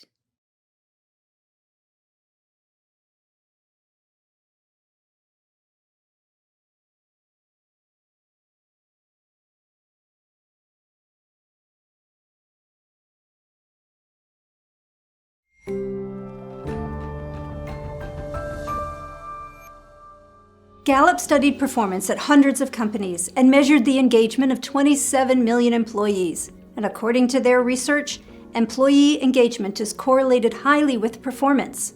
Customer ratings, profitability, productivity, quality, and safety go up.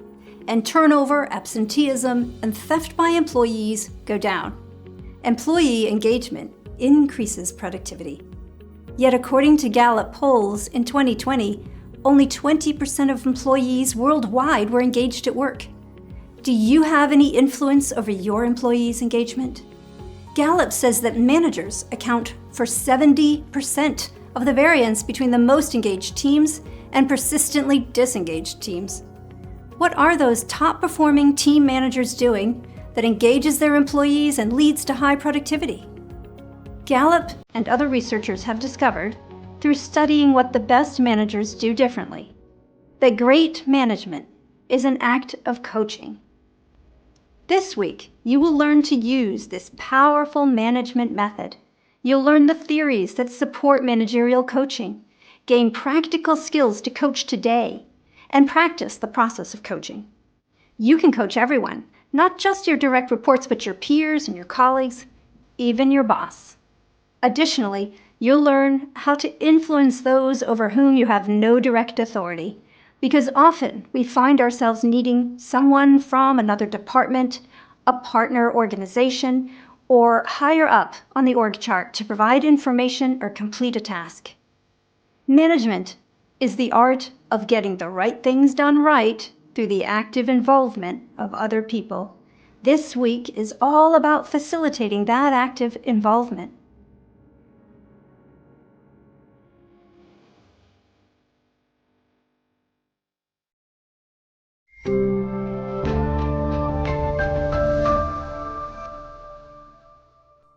Many years ago, I worked for a manager named George. George was a perfectionist. I would write a report, and George would write all over it with a red pen.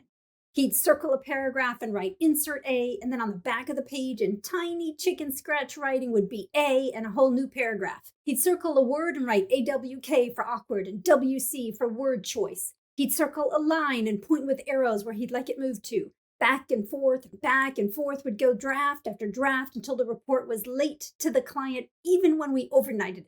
At one point, George said, "Wow, you are working long and hard. We need to get you an assistant." And as soon as that assistant came on board, what do you think I did? That's right, I got a red pen. Insert A, AWK, WC, move this here, change this there, insert B, back and forth, until it was just right, except on time, because I might hover near perfectionist, but not so far as to be late. Over time, I noticed my assistant's work was not getting any better. In fact, it seemed to be getting worse. What is going on? Haven't I done a ton of work to teach her how to write? No. The only thing she learned from my criticism is that I'm critical.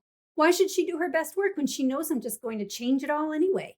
Better to give me a first draft and let me fix it the way I want. My next job was for someone named Preeta. Early on in my tenure, a vendor called to tell me that a shipment of calculators we had purchased as a gift for customers had been lost at sea. Yes, this was before smartphones. I ran into Preeta's office and asked in a panic, "What should we do?" "What do you think we should do?" she asked. Me? What do I think? No one had ever asked me to think. Well, we could send a postcard to the customers letting them know the gift will be late. That's a good idea, she said. What else could we do? I can check if the warehouse has anything we could send out in the meantime. Great, she replied. She then explained what she would do and why, and asked me to implement the plan. The next time I went into Preeta's office with a problem, I said, "We have this challenge. Here are 3 ideas I have for fixing it." And she replied, "Good ideas. Which do you think we should do?" I selected one and explained why. She said, "I think that makes sense. And how might you implement that?" I had a few ideas for how to implement it. She explained how she would do it and sent me off to implement the plan.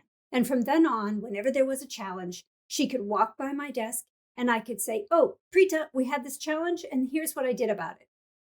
Eventually, Preeta went to graduate school at night and did her homework during the day while I did both of our jobs. When she quit for the career of her dreams, I got promoted to her position. Hopefully your goal is not to train your employees to do your job so you don't have to do it. Yet you should have the goal of teaching your employees to figure things out for themselves. Preeta built my capabilities by coaching me every time she got the chance. As mentioned in the course intro, you have been successful because you work diligently and well on things that matter. When you manage other people, you succeed when they work hard on things that matter.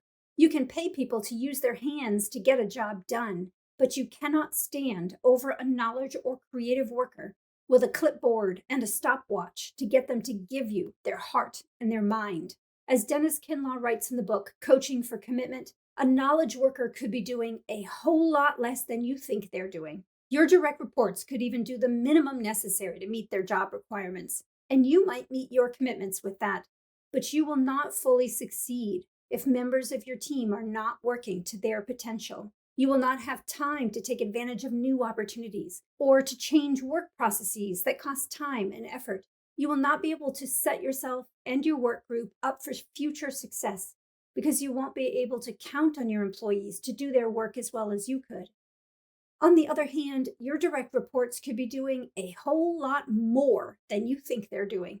Again, you cannot oversee knowledge or creative work directly.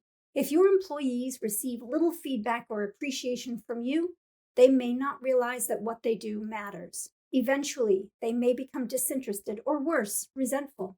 This is one way we lose our best people. As the manager, you create the conditions that facilitate your team's access to every member's potential. You can lead a high-performing work team by coaching your employees individually and as a group so that each member takes responsibility for the team's work process as well as its output. Coaching is a management method that builds competency and commitment. I'm not talking about coaching like you get on a sports team. There are some similarities. Sports coaches select the right players and positions them to take advantage of their strengths. They watch for weaknesses. They teach players how to improve. And at work, the manager also looks out for optimizing strengths and minimizing weaknesses. The definition of coaching, as I'm using it here, is Kinlaw's. It is a mutual conversation that follows a predictable process and leads to superior performance, commitment to sustained performance, and positive relationships. That might mean one conversation or many. They can be 30-second in the hallway conversations or 2 hours in a sit-down meeting. And if you're expecting that as the boss or the supervisor, you will be able to coach everyone all the time, you are expecting too much. The boss is not in every team meeting. We don't see what everyone else is doing on a regular basis. And often we have numerous other obligations and concerns. The best thing we can do for ourselves is to teach our employees to coach each other. Every member of the team can act as a coach for every other member of the team. In meetings, different individuals can take responsibility to ensure the group doesn't get sidetracked from its agenda. When new members join, other members can ensure they get up to speed quickly. And when problems arise, a member can ensure the process of resolving them works. Coaching your employees and teaching them to coach each other is an investment in time, but it is one that will save you considerable time in the future, freeing you up to seek out new opportunities and improve the quality of your work. In this module, you'll learn to coach your direct reports and peers to ensure clarity in work expectations, to support their internal motivation, and correct performance shortfalls. You'll learn to use well-regarded management theories, combined with my own experience as a manager, professor, and executive coach, to help your employees and teams reach and further their potential. Everyone reporting to you has skills, abilities, expertise, and knowledge. We want to have all of that working toward our teams, departments, and organizations' goals and values. In the next video, I'm going to describe the characteristics of coaching conversations that are successful, explain the skills needed for coaching to work, and then we will learn a very specific process to follow so that you can coach successfully.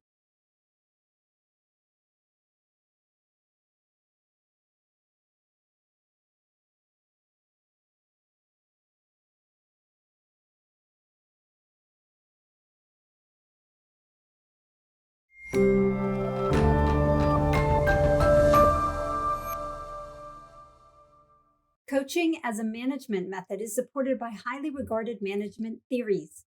Daniel Pink's research demonstrated that we are motivated by autonomy, the desire to direct our own lives.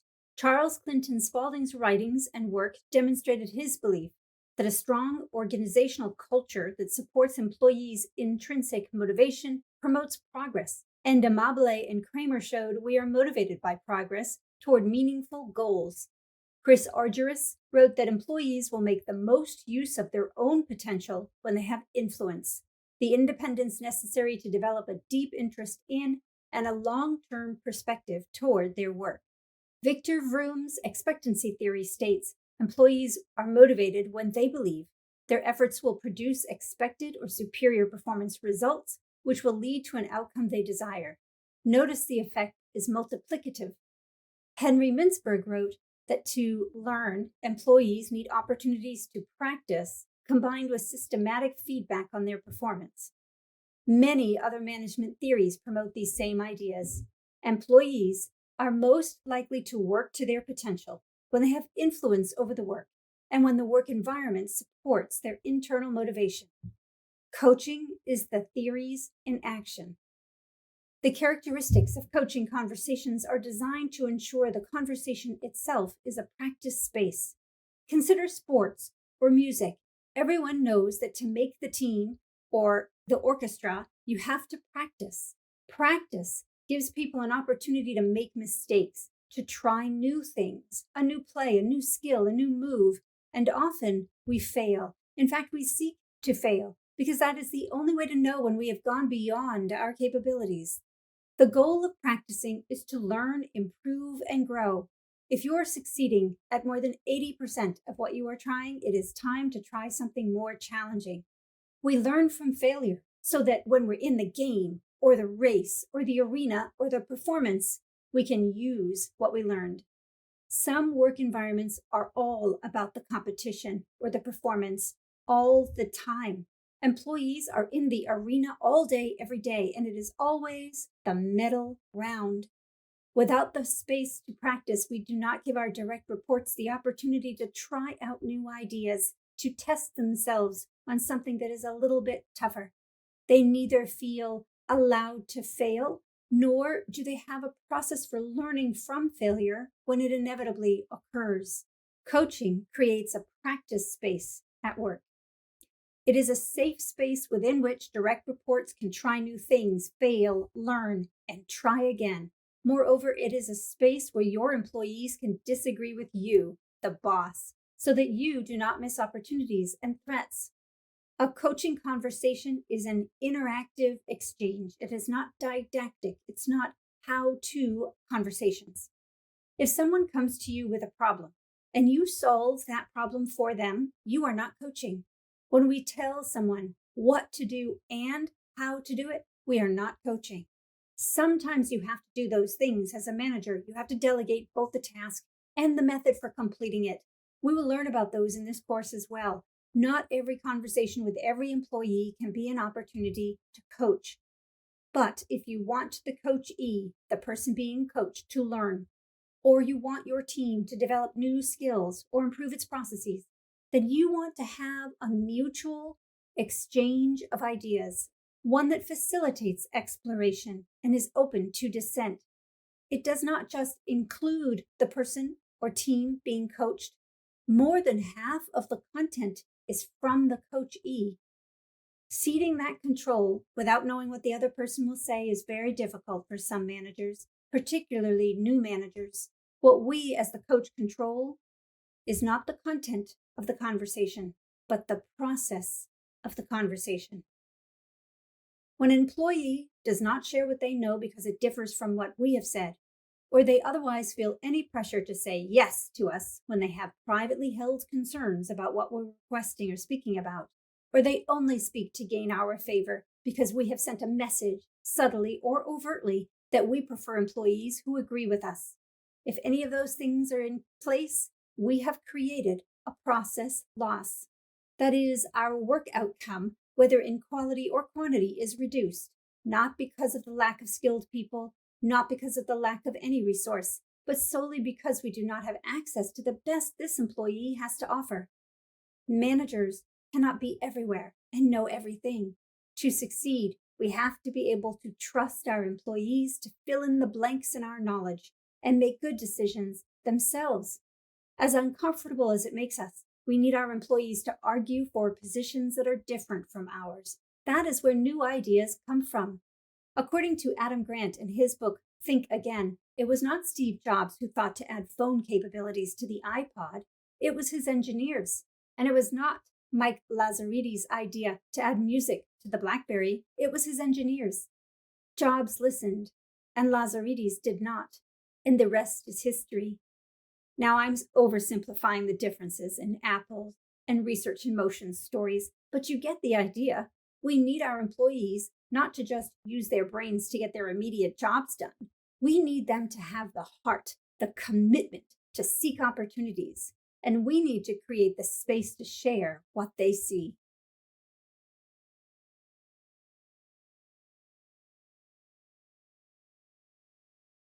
The second characteristic of a coaching conversation is that throughout, we continually communicate respect. Some people say, I do not respect all of my employees, or my respect has to be earned. Not everyone who reports to me has been working here long enough to have earned my respect. Respect is different from esteem. You do not have to hold another person in high esteem to treat them with respect. By respect, I mean you enable other people to disagree. You let other people say what they do not know. You provide psychological safety that enables resistance to ideas. You give people a chance to fail safely and learn from failure. And you keep in the front of your mind so that it shows in all you do that the conversation is about them and for them. We all intend to be respectful, but every once in a while we say things that put up a wall. We say, why are you always late? Why don't you care enough to do a good job? When my kids would complain with an always or never, like, you never let me stay up late, I would reply, nothing is always but your parents' love. Nothing is never but the lack thereof. Avoid generalizations like always and never. Avoid characterizations like you don't care, you're lazy. Even requesting characterizations or directions that are vague can be experienced as disrespectful. You're not a team player. You need to communicate more. You should act like a leader. You need to try harder. I was in a meeting with my boss who told me I was doing the work of someone at a much higher level, higher even than a vice president, he said.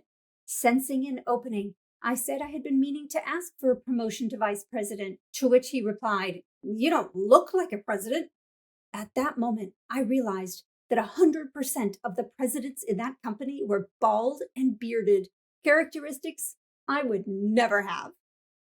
What concretely do you want the person to do? What does it mean to look like a leader? What do you mean by be a team player? For some people, team play means that when you leave a meeting, even if you disagree with the decisions that were made, you will support the decision outside of the team. Or it could mean that when you have some free time, you help a teammate. Be a team player, be a leader. These are vague directives. And you should see an immediate red flag when you hear someone say, try harder. Most people are trying hard already. That injunction does not help people succeed, and it can feel disrespectful. We also are disrespectful when we listen with a hidden agenda. As Adam Grant discussed with Brené Brown in her podcast, Dare to Lead, most of us listen like prosecutors. We ask questions only to enable us to convince other people that we are right.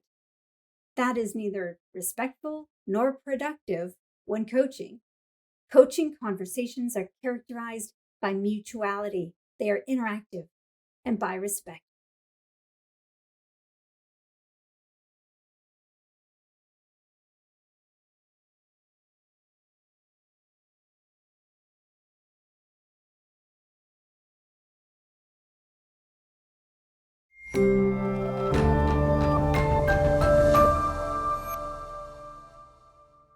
The next characteristic of a coaching conversation is that it is focused on the future, a challenge that is perhaps about a performance shortfall or perhaps about an opportunity. If someone made an error, we could bring up the past to inform our understanding of the present, but we cannot change the past. So we use language that leads to a discussion about the future. Instead of asking, why did you do that? We're asking, what led to that decision? Can you help me understand your thinking? What can we learn from that? What can we do differently next time? Coaching follows a very specific process, as I mentioned, and that process makes the most of what we both know. Oftentimes, managers approach conversations with employees haphazardly. Perhaps they work for a manager they admire, and so they try to use the same process, the same style or skills that their manager used with them, and it doesn't always work, but they don't know why. Without a specific process and skills, and without ensuring the conversation is mutual, they cannot pinpoint what did not work, and that means they can't do better next time. Coaching conversations are interactive, respectful, and future-focused, and they use a logical process. Are you wondering, what are the outcomes of successful coaching? How are those different from any other work-related conversation? Well, you will know your coaching is successful when over time you see your strong performers maintaining their quality and others improving, and you notice greater commitment to the organization's goals and values. You will see your employees become committed to their own continuous learning and improvement, taking initiative and resolving their own challenges. But most importantly, you will know you're successful if you have maintained or achieved a positive work relationship with your direct reports that will enable you to coach them further. By positive work relationship, I do not mean social intimacy. You do not have to like everyone. You don't have to go out for drinks to trust each other and work well together. By positive work relationships, I mean you and they value and respect each other's abilities and input. A positive work relationship that gets maintained or developed through coaching is one that will enable you to coach again. You might go into a coaching conversation hoping to have a very specific outcome. You might still have had a coaching conversation that was successful, even if that outcome was not achieved, because if the experience for the coachee was positive, you will be able to coach them again. And over time, you have a good chance of achieving the outcome you originally sought. These outcomes, improved commitment and relationships, are difficult to measure. I recommend looking for the bright eyes. Are your employees volunteering to help each other? Do they seek out opportunities to challenge themselves and learn? Do they put the goals of the work group ahead of their own personal goals? Do they follow through on promises? That's what we're looking for, expressions of commitment. These may be difficult to measure, but according to Gallup polls, commitment is evidenced by higher customer ratings, productivity, and quality, and lower turnover, absenteeism, and theft by employees.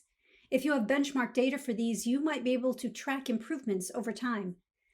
So commitment can be difficult to measure, but it is so important to develop and support that Gallup researchers say that managers account for 70% of the variance in the level of commitment between high-performing and low-performing employees. Great management is an act of coaching.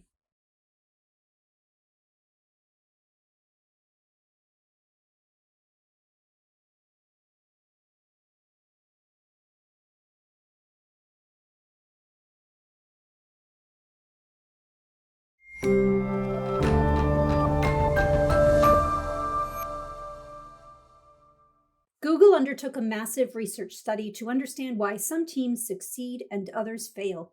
They included teams from all over the world and various functional areas in their collection of data and interviews. And through this research, they discovered that what really matters to team success is less about the individuals on the team, their skills, knowledge, and abilities, and more about how the team works together. And the most important factor in teams working together well is its level of psychological safety. Psychological safety refers to an individual's perception of the consequences of taking an interpersonal risk. When people work in environments where they feel confident that their manager and teammates will not consider them less intelligent or capable when they make a mistake, ask a question, or make a suggestion that differs from others, they're in a psychologically safe environment. Psychological safety does not mean lowering standards. It requires recognizing that there are many right answers, many right ways of doing things, and many different ways to view a situation. It means a shared belief that making errors and a willingness to admit we don't know something leads to learning. Psychologically safe teams are inclusive. Every member's comments and ideas have value, regardless of position, title, years of experience, or education. Every voice is heard. Every individual is respected. Coaching supports a psychologically safe work environment. But in order for people to accept coaching from their boss or peers, they must have a sense of psychological safety already. You cannot coach in a psychologically unsafe environment or relationship, but if you have one, Or your employees see evidence you are working toward one. Coaching will help you maintain it.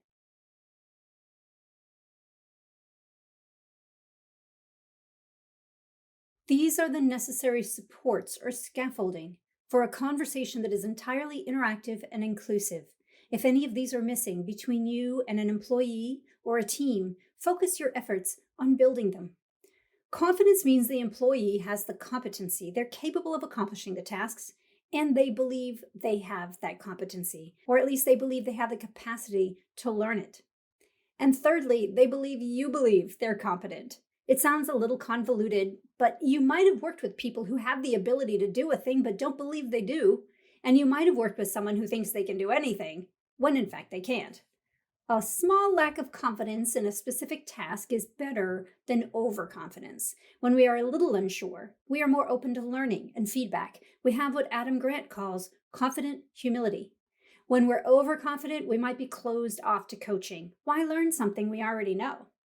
A complete lack of confidence, though, particularly in an environment where failure is unacceptable, might lead the employee to hiding what they don't know, or procrastinating, or fear, and all of these interfere with coaching and productivity. Regardless of their own level of self-confidence, when an employee thinks their manager does not see them as capable, they can lose commitment. Your employees need to know you trust they have the capacity to develop needed skills. If you or their previous boss micromanaged them, they might have stopped bothering to try. Just like my assistant in the story I told at the start of this module, all I taught her with my red pen was not to put too much effort into her work because I'm going to redo it anyway. It's critical to support your employees' self-efficacy. Confidence also means that the person being coached has the confidence in the coach's, ability and willingness to coach them. If you have made yourself unapproachable, your direct reports will assume you don't support them, as Jessica Hagee expresses here. I've seen managers invite employees to express what they do not know and then belittle those employees for the lack of knowledge. They will never trust that manager's coaching again. The next thing to build a psychologically safe workplace that supports and is supported by coaching is satisfaction. We'll cover that in the next video.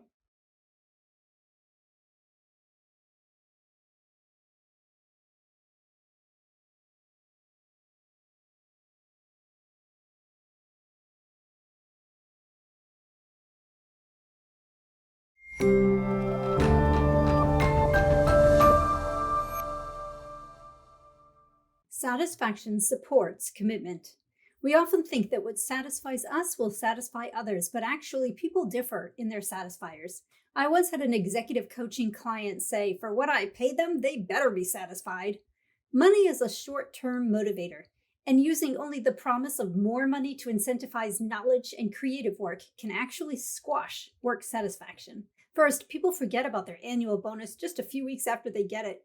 You're better off giving small bonuses frequently throughout the year as people hit and exceed targets. And second, according to research by Pink, Amabile, and Kramer, autonomy, mastery, and progress toward meaningful goals matter more to most people's self-motivation than more money, so long as they are paid enough to support their family now and in the future comfortably. Google's rework research showed that employee satisfaction is based on how they perceive the meaning and impact of their work. Meaning differs across people. For some, it's found in work that is highly challenging, where they're going to have to pull out everything they have to make it happen. For others, meaning is found in supporting their teammates for whom they feel an affinity. Still others might find meaning in working on projects with a high degree of visibility. Impact means that the work itself makes a difference in some way. You don't have to have a social good from the work to ensure it has impact. Some employees may seek that kind of impact, but others like to see that their work contributes to the organization's goals or to others whom they respect. When you as the manager keep the organization's strategy in front of everyone's mind, you support the internal motivation of those who find satisfaction in contributing to it. So ask your direct reports about what satisfies them. What do you like about your job? What is your favorite thing about work? Or this work group, or this company? What are your values as they relate to work? How do you see your work tasks contributing to this organization's vision and mission? Rarely will you be able to satisfy everyone all the time, but making the effort to create the conditions that enable meaningful progress on impactful work will make a huge difference. Knowing the satisfiers also enables you to negotiate around them. If what your employee is currently working on is not something they like to do, it doesn't challenge them, or they don't get to work with people they like, you might have to figure out how you can give them some opportunities now or perhaps in the future to have those things. You could say, I know this task is not exciting for you. I'm asking you to give it your all now, and once this project is done, we'll ensure you get something more challenging. And then follow through. Don't make empty promises because that will backfire. Once you figure out what satisfies people at work and they see you trying to provide them opportunities, you'll build greater respect and trust. Now, trust on its own is extremely important. Pause this video and make a list of all the things that lead you to trust someone. This question usually elicits responses like, they have a track record for getting their work done on time and right. They have a good reputation. They have a lot of experience. They know what they're doing. People I trust them. They're good people. They keep my confidences. They treat me with respect. Trust is often based on a combination of competency and character. Trust is the willingness to be vulnerable to another person or group because you believe their intentions and actions toward you will be at least benign, if not positive. Mutual trust is absolutely critical in all aspects of life, but especially so if you intend to coach. If you don't trust an employee to follow through on a plan after being coached, you are not done coaching them. And if your employees do not believe you have their best interests at heart, they will not let you coach them. Well, they might pretend they're being coached by you. How much practice do you have at pretending to listen because you had a boss who talked at you? But coaching requires mutuality, and employees will not engage with you. They won't state their privately held information or concerns, admit mistakes, ask for help, if they don't trust both your competency and your character. We don't trust just in individuals, though. We also trust groups as a whole. Employees often view their manager as representative of their company. If they do not trust you, they often won't trust the company. Work on building your employees' trust in you. As a manager, there will be things you will not be able to tell your employees. There are confidentiality laws. There are times when you're going to know about an employee action or a corporate change on the horizon that your boss or your lawyers have disallowed you from telling your direct reports. But you can still demonstrate integrity by doing what you say you're going to do. And if you make a promise and later realize you cannot deliver, it is better to explain that immediately than to try to cover it up. It can take years to earn the trust of an employee who worked for a bad boss before us. We gain our employees' trust slowly, day, by everything we do and everything we say. But we can lose that trust like that. Never forget that.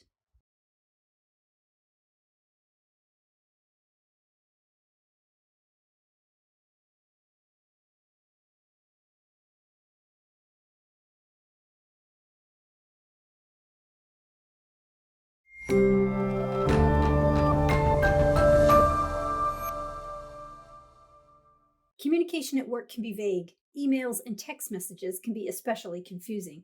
Google's research shows that employees must have clear expectations for their work, and those expectations should be specific, challenging, and attainable. Sometimes project goals given by a client or senior leaders are unclear. We use terms that are not precise. Some is not a number. Soon is not a deadline. Your credibility is based on meeting expectations, and as a manager, that means your credibility is based on your employees meeting expectations. Instead of asking someone to complete a task as soon as possible, set specific deadlines, dates and times by when you need the task complete. Be prepared to negotiate. You might be giving your best employees more priorities than you realize. From now on, whenever you ask something of an employee, check yourself. Is the request concrete?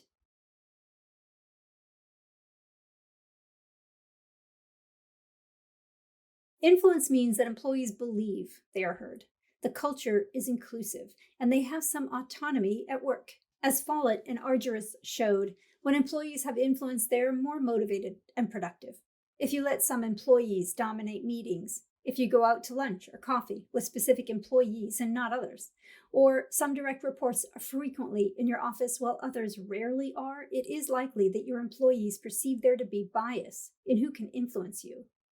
Moreover, some phrases we use at work kill influence, like, "This is the way it's always done." "Oh, you'll get it when you've been here longer." Influence builders are things like, "How do you think we should resolve this? What do you suggest?" These phrases involve employees in finding solutions. You're engaging them when you're listening to them, and you're giving them an opportunity to influence the organization or the team and its outcomes. Appreciation is last but not least. People want to know that what they do matters to somebody else. You might think the work someone does has an impact on the work as a whole, but if you don't say anything, the employee may not know. Appreciation can be simple and quick. Look for opportunities to say things like, "Hey, good job," or "Thank you." But it also could be more specific and direct. Appreciation that is directed toward the person and is about the specifics of what the person did, not your characterization of the person, is far more powerful than appreciation that is vague and stated to a group. And just like when we're criticizing someone or we're trying to correct a performance shortfall, we also want to be specific when we're saying what we appreciate. Otherwise, the person will not know what we need them to do again. So instead of, "Joe here is so creative and awesome," said to a group at large, how about this? "Joe, you did an awesome job on the presentation. It was clear. Each slide had only the information needed, but enough for the audience to get what they needed to know. And the slides were very engaging. I noticed the entire audience was paying attention. Well done."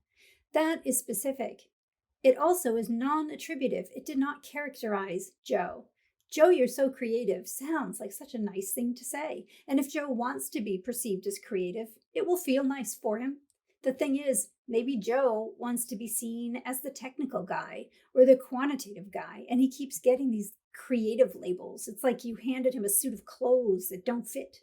Moreover, it does not tell him what he did that you found creative, so he won't know what you want him to do more of. Avoid attributive comments even when they're positive. And don't give false praise. People can see right through it. Focus on specific actions and outcomes and state what made them meaningful, useful, or helpful.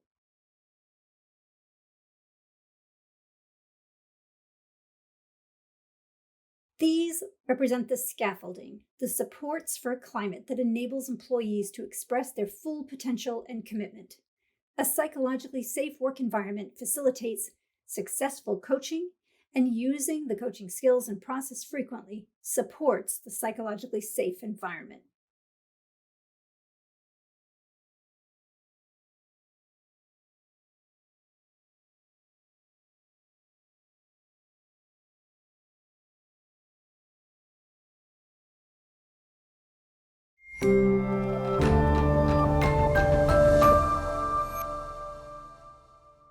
What skills do you need to be a strong coach?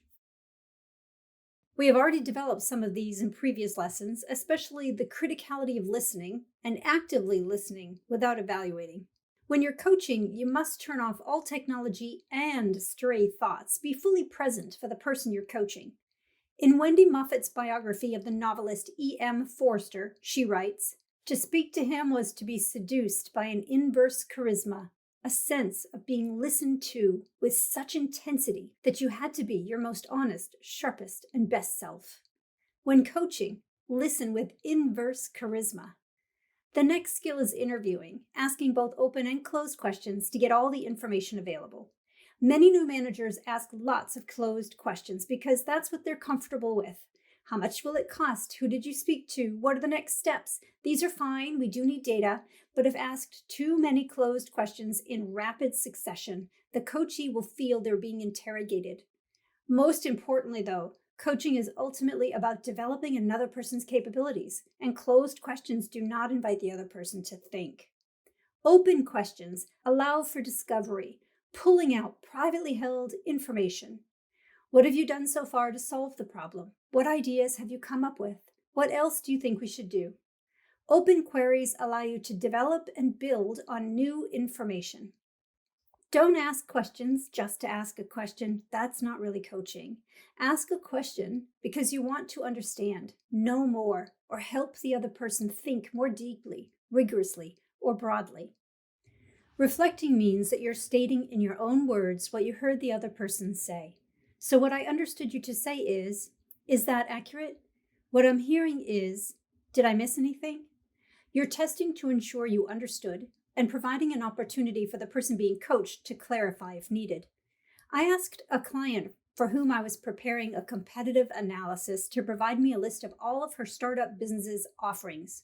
A couple of weeks later, after I had analyzed numerous competitors, I began to think her startup was missing many critical offerings. In our next meeting, I said, "Here's the list of offerings. Could you look through it and tell me if I missed any?" And sure enough, she began adding to it. And yes, you heard that right. I asked what I missed when the list came from her. I have found that bosses and clients will nearly always say something they provided is complete. It's just not worth my pride to frame the question that way. Respect is a characteristic of a coaching conversation, and demonstrating that respect genuinely is also a coaching skill. Avoid using any behaviors that generalize, diminish, or judge the other person. We put up a wall between us and the other person when we say, "We all have that problem," or "You just misunderstood," or "You just haven't tried hard enough." These do not lead to open discussions and new information and learning. They put the other person in a one-down position. Authentically self-disclosing is when you share in a short statement that you have had a similar experience to the coachee's story. "Oh, I've been there. I've experienced this. Maybe something I learned from that experience could be helpful. Keep telling me more. I'll see if anything's applicable." If the other person responds with, "Oh, tell me your story," don't do it. You can say, "I would love to tell you my story later," or if we hit a roadblock, "I want to make sure we work through your challenge." Avoid using the coaching time to tell your story. Coaching is about the other person, but tell the story if it helps move the conversation forward. And do not self-disclose if it is not true. Yes, shared stories build connection, and they help people feel comfortable that their problems are not so different from others, but it can break down trust if you say something happened when it really didn't. Whatever you're working on, at a minimum, be genuine.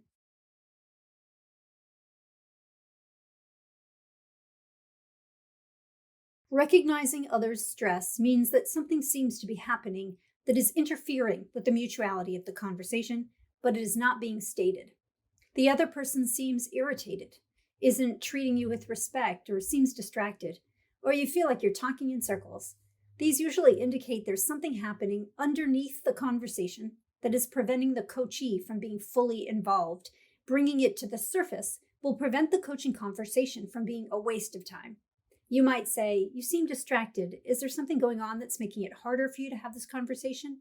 The person can then say what's happening for them. As the coach, you have two choices. You can say, "Oh, that does sound really upsetting," or "That does sound really distracting. Maybe we should have our meeting another time." Or you, as the coach, have the right to say, "That does sound really distracting and difficult to deal with. We have to have this meeting at this time. Can you let that concern go from your mind for now and focus on what we're discussing now? If we make an appointment to meet at 3 o'clock to discuss it." Sometimes when people see that you have it on your calendar, they know they're going to be heard. They can let go of whatever it is that's pulling them away, and they can be fully engaged in the conversation. And again, it is not coaching if it's not interactive. I was once delivering training to a large group of people, and the entire room, from the moment I walked in, had their arms crossed and were looking very angry at me.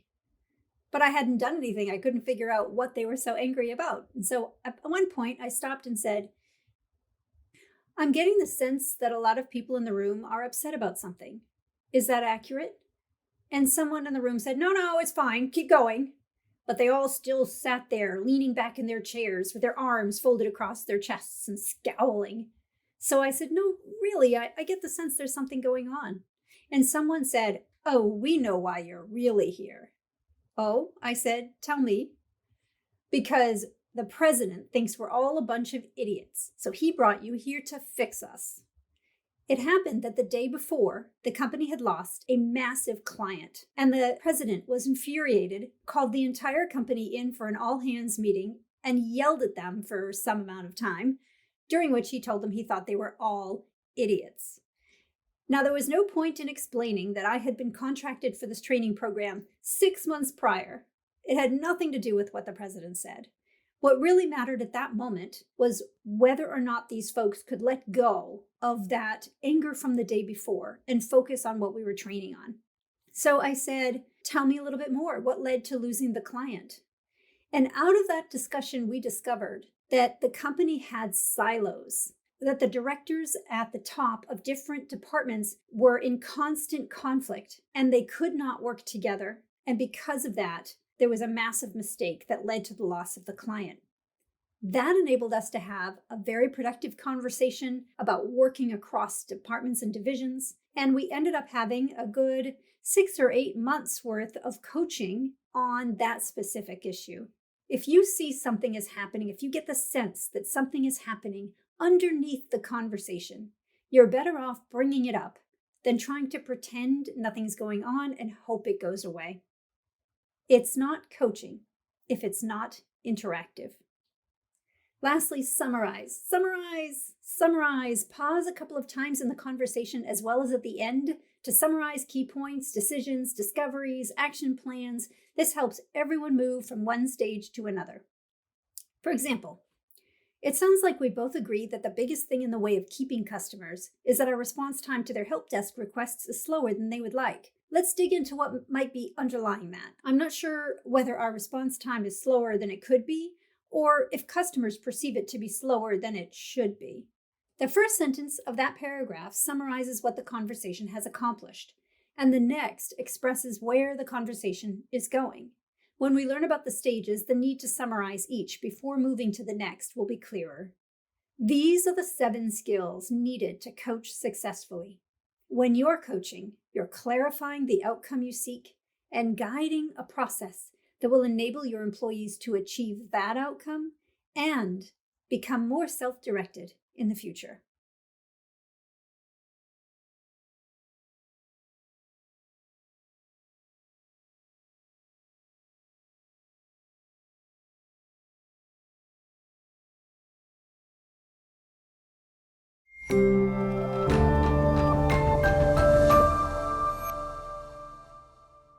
Have you ever walked away from a conversation with your boss and thought, what was that all about? Coaching that follows a random process gets random results. If it succeeds, you might be tempted to think you have it down pat. If it fails, you might assume coaching doesn't work and give up the opportunity to use one of the most effective management techniques. You won't have any idea at what point in the conversation things went off the rails, so you won't know what you might try differently next time. A coaching conversation that has the highest chances for success uses a logical process with a clear beginning, middle, and end, an opening, a portion where learning and planning takes place, and a closing. The coach is responsible for the process, but not the content. Remember that coaching conversations are interactive. The coachee has a great deal of control over the content, but you, the coach, must keep the conversation going toward closure. Coaching is a process of discovery, and the person being coached experiences having influence and being heard.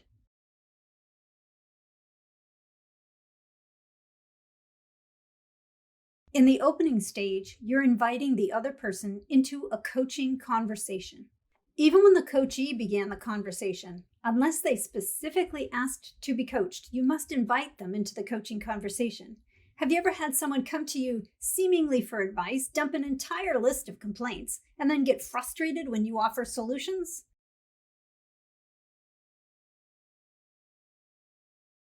They were engaged in what Deborah Tannen calls complaint talk, and you were engaged in solution talk.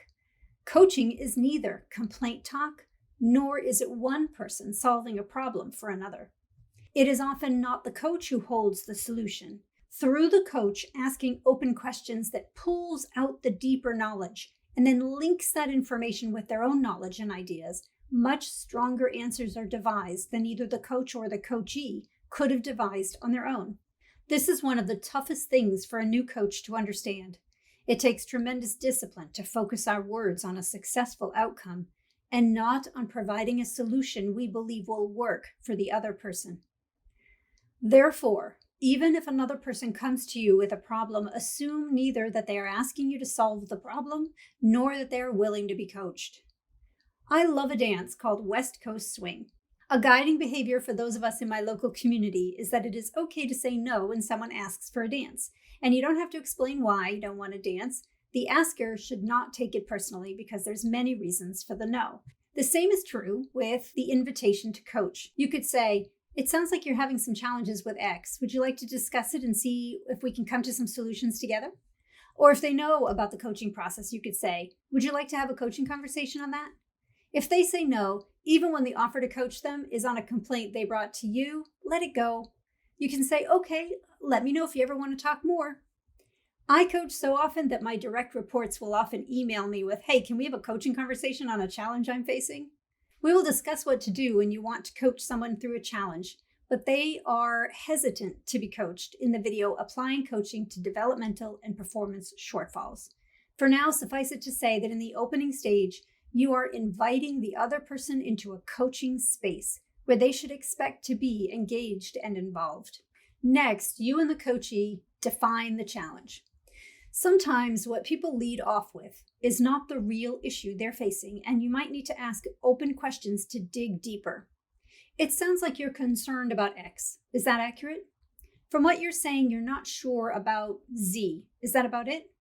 Or if they're really vague, can you share a bit more about the concern? If you are starting the coaching conversation, this is when you'll state the purpose, define the concern or opportunity, and invite them in. So an entire opening line can go like this. As you may know, the new equipment needs to be calibrated, and I would like you to take on some of that work. My purpose in this meeting is to review the standard operating procedure and ensure you fully understand it. I can walk you through the whole thing, but I am betting that you already know some of it. Would you like to take me through what you know first, and then I can fill in the blanks? Or, your comment in the meeting confused the client. I appreciate that you spoke up, and I would like to coach you on ways to make your point more clearly and concisely. Are you willing to work through that with me? Or, there's going to be a new opening in the ABC group, and your name came up for consideration. There are some pros and cons to it. Would you like to brainstorm on them with me?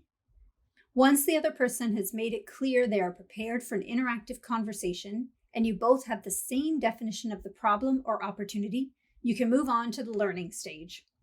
During the learning stage, you and they will diagnose the problem or dig deeper into the opportunity. Solving the problem without diagnosing underlying causes results in band-aid solutions. The problem will reappear later. I once had an assistant who consistently handed me the wrong files and materials as I was running out the door to get to a meeting or catch a plane. When I would arrive at the destination, I'd have to wing it. And yes, I am that old. There was no email or electronic files. Everything was on paper. I tried to prevent the problem by asking her to be more careful. How well do you think that worked? Watch the next video to find out.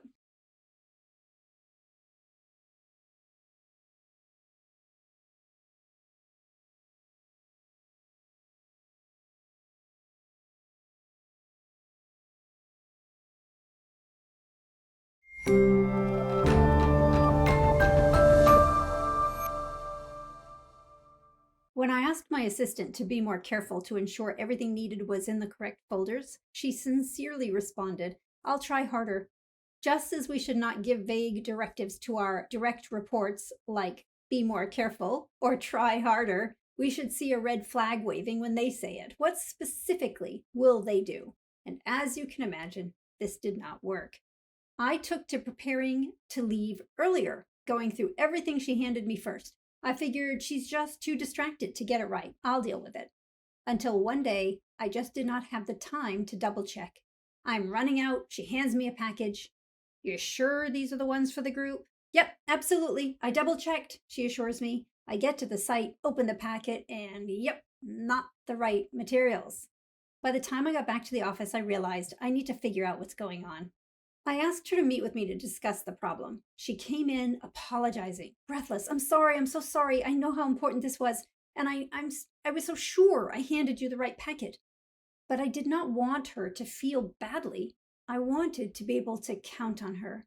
So I suggested we go over the process for putting together the packets. The process seems solid. Clearly, something else is missing. She seemed hesitant, and I had a feeling there was more to the situation than logistics. So I asked, "Is there anything I'm doing that makes it difficult for you to do this?" And she replied, "Well, it's just that you're so intimidating." I don't think I had ever been more surprised. I never had thought of myself as someone who might intimidate anybody. "Can you help me understand that?" I asked.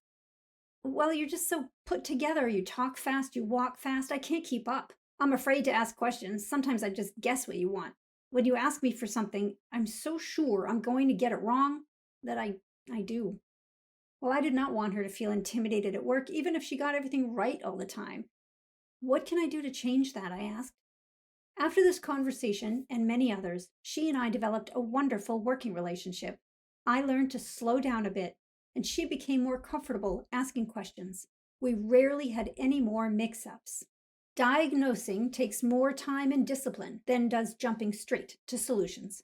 But in coaching conversations, we seek to develop the other person. When we solve problems for them, we not only lose the chance to teach them to think for themselves, but also we might be providing solutions that work for us, but not for them. Often we're so sure we know what somebody else should do. You hear people say, "You ought to do this," or "I don't know why they don't just do that."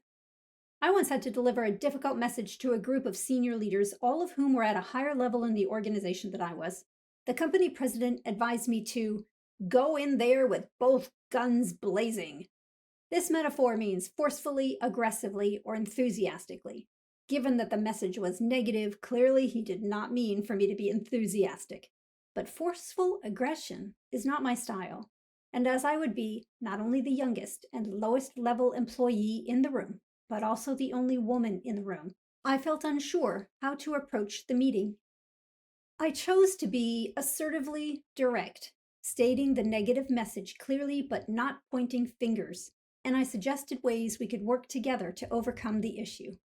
In a follow up meeting I had with the president, I was worried he would be disappointed that I had not acted as he had recommended with the senior leaders. He said, "Well, Alyssa, I was hoping for fireworks, but maybe your way worked better. Several of them have mentioned they're looking forward to working with you on the resolution." Our advice might be right for us, but not necessarily for another person. Moreover, some problems solve us. One day I picked up my sixth grader at the school bus and he said of his teacher, "Mrs. Jones is a genius." "Oh yeah," I said. "Why's that?" "We had a math test today and I got completely stuck on the last question. I was supposed to figure out where the line crossed the x-axis. I calculated the slope over and over again and I couldn't figure it out. I had to leave it blank. And at lunch I thought, maybe it crosses the x-axis at 0. But then at recess I was playing football and as I caught a pass I thought, no, it doesn't cross at 0. Maybe it crosses at infinity." And then I felt better. I thought, well, that's got to be the answer. I should have written infinity. Then on the bus, I was looking out the window and I realized the line will not cross the x-axis at infinity because infinity implies a number somewhere out there. And the line will not ever cross the x-axis. And that's the answer. When will the line cross the x-axis? Never. What a genius! I agree. Mrs. Jones is a genius. She gave him a math problem that was frustrating, that forced him to struggle, and it was the struggle with the problem that taught him to think about math in an entirely different way. There is learning on the other side of struggling with a problem. During the learning stage, focus on your own learning as much as the coachee's. Instead of asking, "What about this? What about that? Have you thought of this? Have you tried that?" Ask, "How have you tried to solve this so far? What might have been in the way of that solution working? What experiences do you have that are similar where you had success? Can you apply any learning from that experience here? What other concerns do you have?" Listen to their answers. The coach should offer their own ideas only if the coachee cannot think of any solutions to their challenge or ways to approach the opportunity being discussed. Many new coaches at this stage are so sure they know the right answers and solutions, but they're so careful not to say because they know they're supposed to be developing the coachee. And next thing you know, they're asking questions that are obviously devised to lead the coachee to the coach's answer. The coachee can tell there's some, quote, right answer and they need to guess it.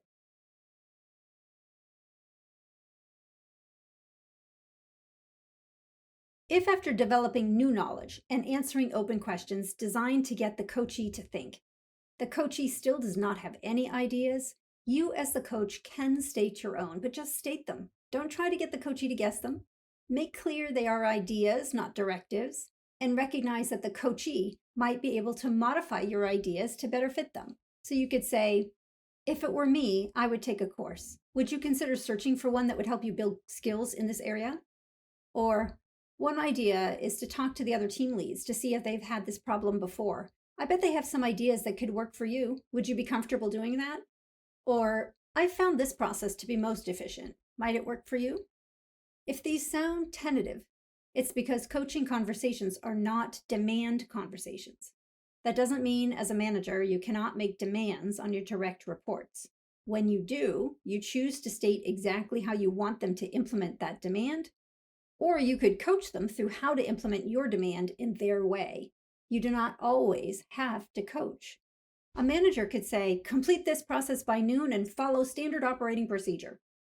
Or, you can follow any procedure that works for you as long as you complete this process by noon. Would you like some coaching on ways to get it done both quickly and right?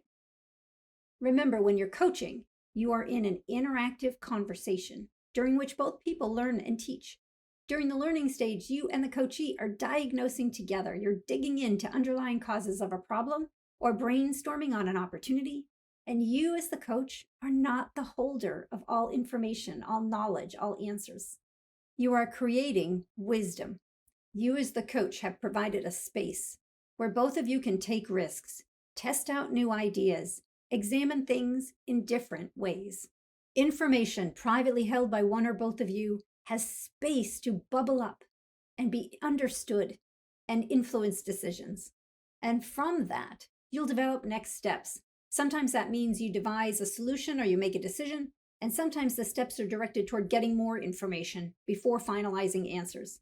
The learning stage is over when you have exhausted all that you both know, have made a decision, and have a plan delineated that will implement it.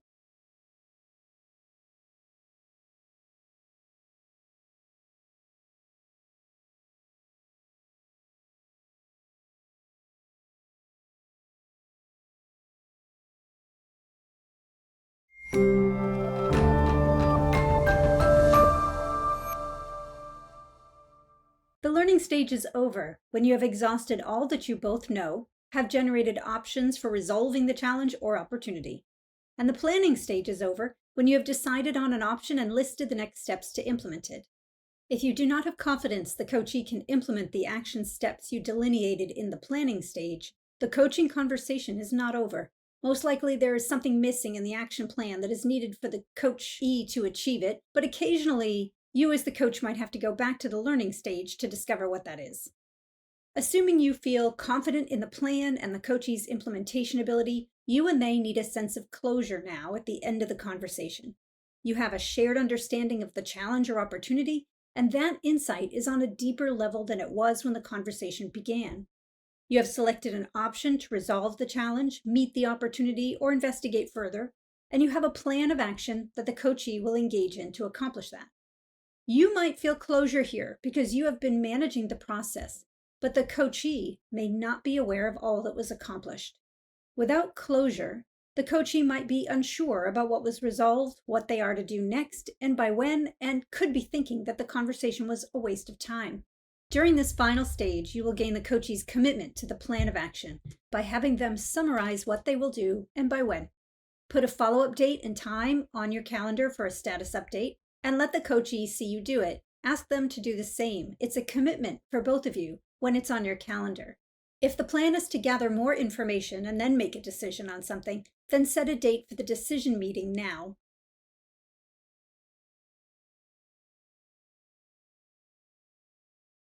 State your belief the coachee has the ability to complete their steps. This was a big challenge. I have complete confidence in your ability to use this plan to resolve it. Or, I know this was difficult to dig into. I appreciate your candor. You have experience solving these challenges, and you have a solid set of steps to follow. I'm here if you have any questions or get stuck.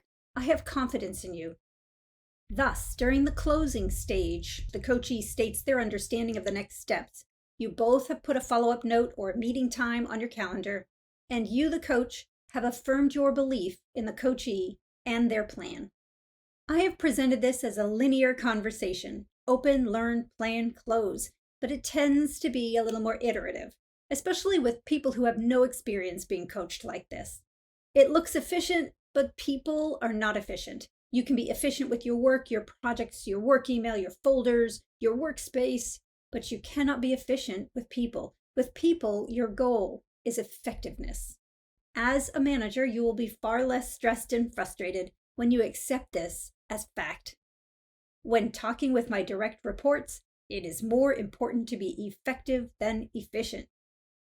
That may mean that you and the coachee move into the learning stage confident you have a solid and shared definition of the challenge, but as more information comes forward for both of you, you realize it needs to be redefined. Or as you're planning, you discover a way to improve on the options you generated in the learning stage. It is okay to go back to an earlier stage when needed. For the most part, though, focus on moving through the process toward your ultimate goal. The goal may have been to resolve a challenge or brainstorm on an opportunity, but the ultimate goals of all coaching conversations are to build the other person's ability to solve their own challenges, encourage their internal drive to shine, and develop a relationship that enables you to coach again in the future. Throughout every stage, focus on creating a conversation of discovery. The process of coaching might feel stilted at first. We don't usually say, "We have defined the problem. Let's now diagnose the causes before we generate options to resolve it." Yet it is the obvious movement from one stage to the next that makes it psychologically satisfying for the coachee. And discernible forward progress motivates both the coach and the coachee to stick with it. So if you feel stilted at first, please accept my promise that with time and practice, you will feel more comfortable with it.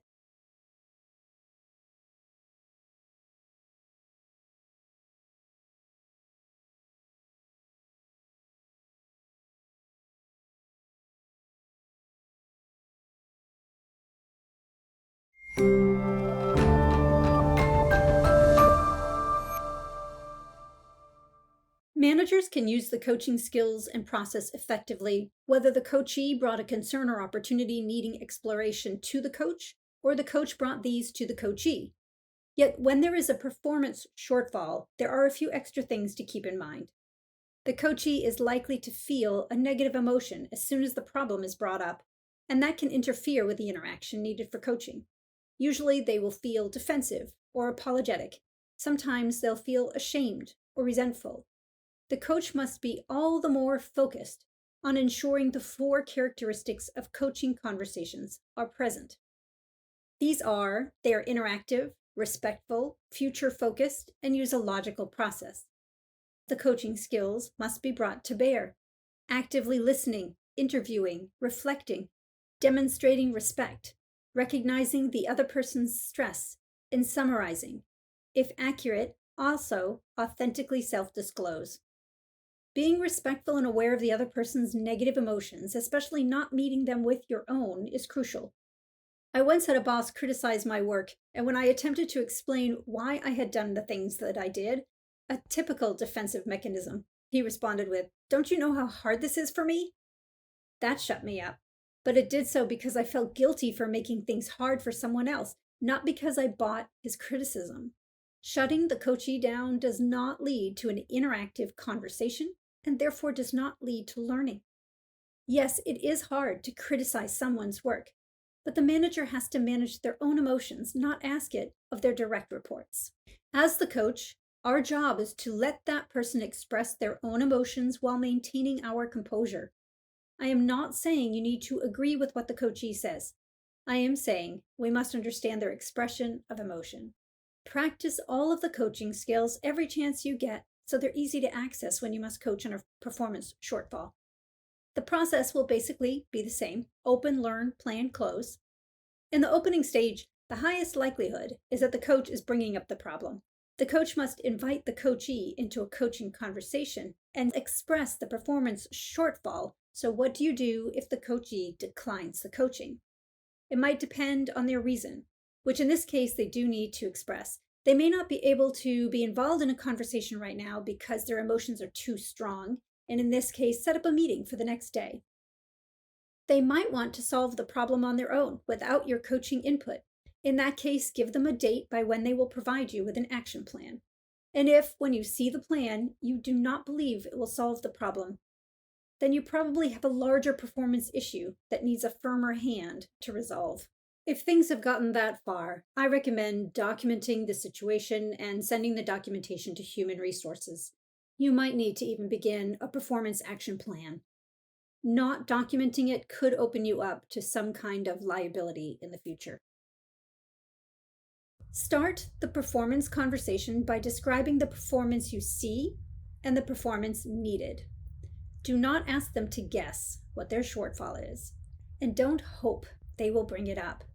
I often hear new coaches say things like, "Hey, how's it going with your team?" Or, "How's it going with your research?" Or, "How do you feel your presentation went?" Hoping the employee will say, "Well, I'm having some troubles," or "Not well." But when the person says, "Great," the coach is left having to say, "That's not what I hear," or "That's not what I thought." Now the coachee feels like they've been trapped. Not a good way to gain their involvement in a conversation. Begin by clearly stating the specific challenge you want to discuss, and only that challenge, not everything they have ever done that is problematic, and focus on the future state you seek. If you do not have a specific future end state in mind, you're not ready to coach. Take charge of your team, or clean up the report, or be more professional are not specific end states. Here are some examples of opening statements that define the performance gap and invite the person into a coaching conversation. Our customers expect our repair teams to show up at their site on schedule. We have received 3 complaints about late arrivals from customers in your region in the last week alone. There are many legitimate reasons for lateness, but 3 in 1 week is concerning enough that I would like to work through a plan with you for getting your teams to their sites on time. Let's meet this afternoon at 4 p.m. Please come prepared to discuss what you think might be in the way of the team arriving on time, what, if anything, you have done so far to remediate it, and any ideas you have for remediating it going forward. Or, "I expected to see a draft of your proposal yesterday morning at 9 a.m. This is the 3rd time a deliverable has been late. I would like to discuss a deadline for this draft that you can meet, and then I would like to set a plan in place so that you can meet future deadlines. Could you look at where you are now and give me the most accurate day and time by when you believe you will have a solid draft for my review? Then let's put on our calendars a time to meet later that same day to discuss plans for setting deadlines in the future." Or, "The presentation today covered most of the topics we discussed, and your preparation on those was clear in your accurate responses to questions. You skipped one of the key topics, and as we discussed it at length, I was surprised. I would like to ensure that in the future, all key issues are included in your presentations. To that end, perhaps understanding what led to your decision to drop the topic will help us plan for the future. What are your thoughts on that?" The invitation is firmer. "I would like to," but still gives the coachee room to respond with, "I would like to try to work through the plan on my own." Regardless, when you begin a coaching conversation, you must clearly express your view of the current performance and your vision of the end state you seek. No matter how respectful and clear you are, you should expect some discomfort on the coachee's part. Most people do not like to feel we have let others down, and even those who do not care about others usually do care about their own status. Any criticism is uncomfortable to hear. To avoid the discomfort, some coachees will put up a wall around themselves as protection, a wall of defensiveness, shame, or the expression of any strong emotion to shut down the coach. Many of us will tiptoe around someone who expresses strong emotions for fear of setting them off. The coach must do all they can to create an environment that reduces defensiveness and shame while still being clear and direct. Some ways to do that are, 1, to focus on the change you seek and not on blame. Make it easier for people to hear the content of your message and partner with you in solving problems by asking them to own solutions and not own the problem. There's only a slight difference in "What can you do to resolve this?" and "Why did you do that?" And yet there is a massive difference in the person's openness to hearing and responding to the former. 2, check you are not venting. If the desired end state is not clear to you, or if you're feeling strong emotions yourself, now is not the time to coach. Resentment, frustration, irritation, your emotions will shine stronger than your words. Trying to control your emotions is unlikely to work. Instead, ask yourself, am I just venting, or am I trying to effect change? If you're venting, type out the whole story on a blank document, or tell it to your best friend outside of work, or get a therapist, but do not vent in the name of coaching. 3. Do not try to soften the blow with what you think will be easier conversation starters. How's it going will only lead to the other person feeling blindsided when you say you don't think it's going well. Remember, to coach, the coachee must trust you. Soft pedaling does not build trust. 4, neither does pretending to be concerned about the other person or saying harsh things that, even if they're true, are not relevant to the coachee's performance. These conversations are more difficult than regular coaching conversations, but usually they are not as bad as we imagine they will be, unless we have let a small problem get big or even intractable. Don't wait to coach. Frequent feedback prevents big, uncomfortable conversations. Say stuff when it's small and manageable. Just express them as small. Hey, I noticed you were late to the last 3 meetings. It's only 5 minutes, which is no big deal generally, but we do start off our meetings with stating our purpose, and by missing that, I believe you are not able to give your best ideas. What can you do to get to meetings on time? Or, hey, I noticed that the last 3 times you were on the schedule to close down the equipment for your shift end, the closing checklist was not filled out. It seems like a small thing. I know you know all of the steps, but the incoming shift needs to see that every step was completed. It's a safety issue. What can you do to not just check off the full sheet, but literally check each step off as you complete it? Lastly, the more you practice the coaching skills and process, the more comfortable you will be and the better you will get. Those whom you coach on a regular basis may be less defensive about being coached on a performance shortfall because they trust you to coach them when things are going well, and because they too will have practiced being coached, and that takes some getting used to.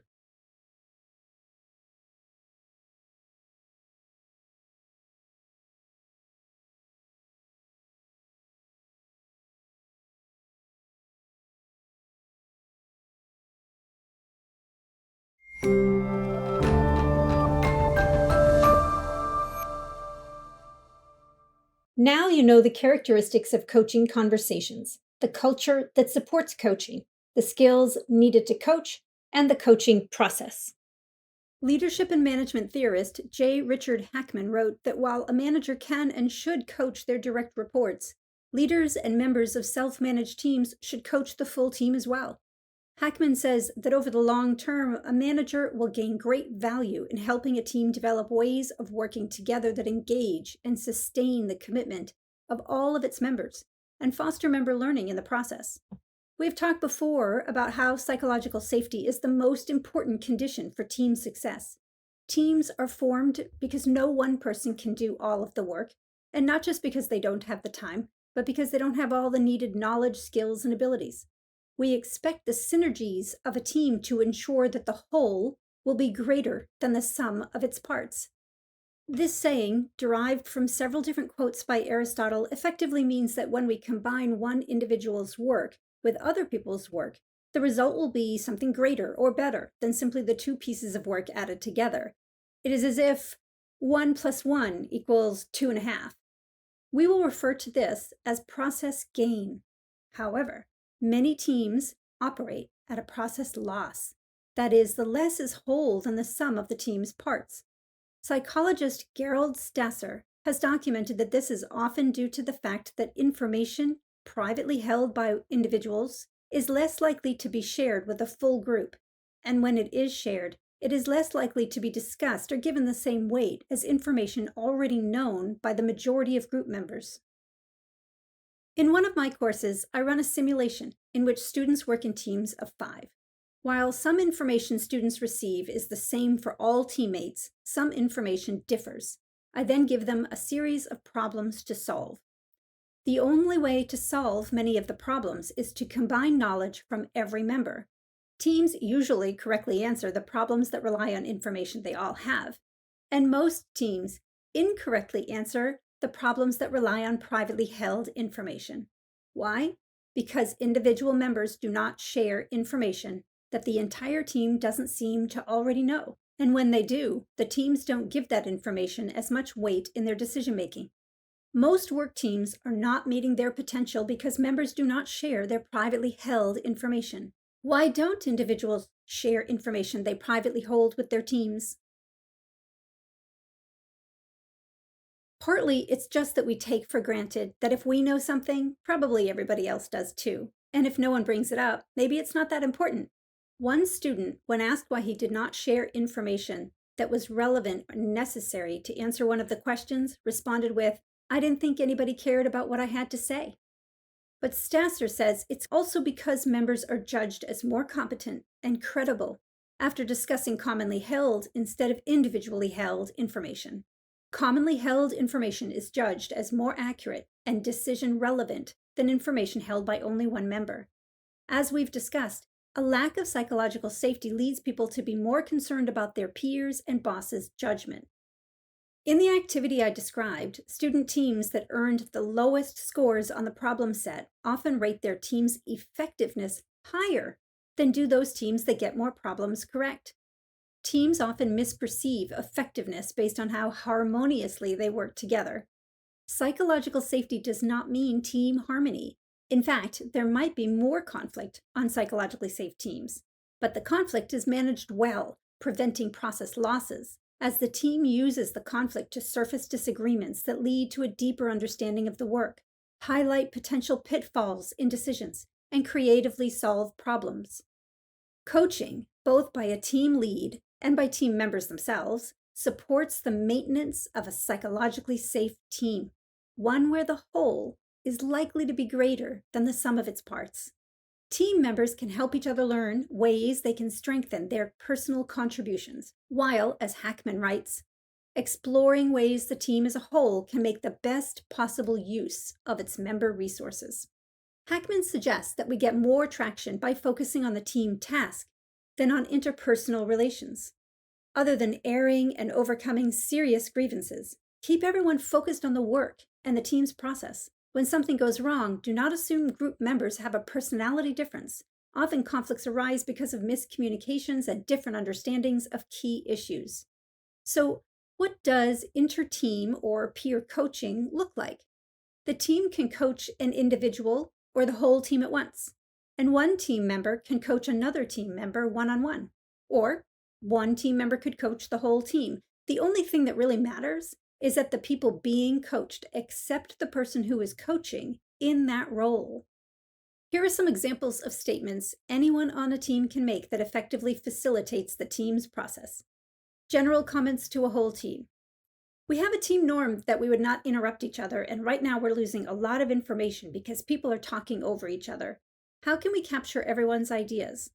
The stated goal for this meeting was to select an option from those we brainstormed on in our last meeting and devise an action plan to implement it. Right now, we seem to be brainstorming new ideas. Do we believe we surfaced the most useful options already, or should we go back to the brainstorming phase?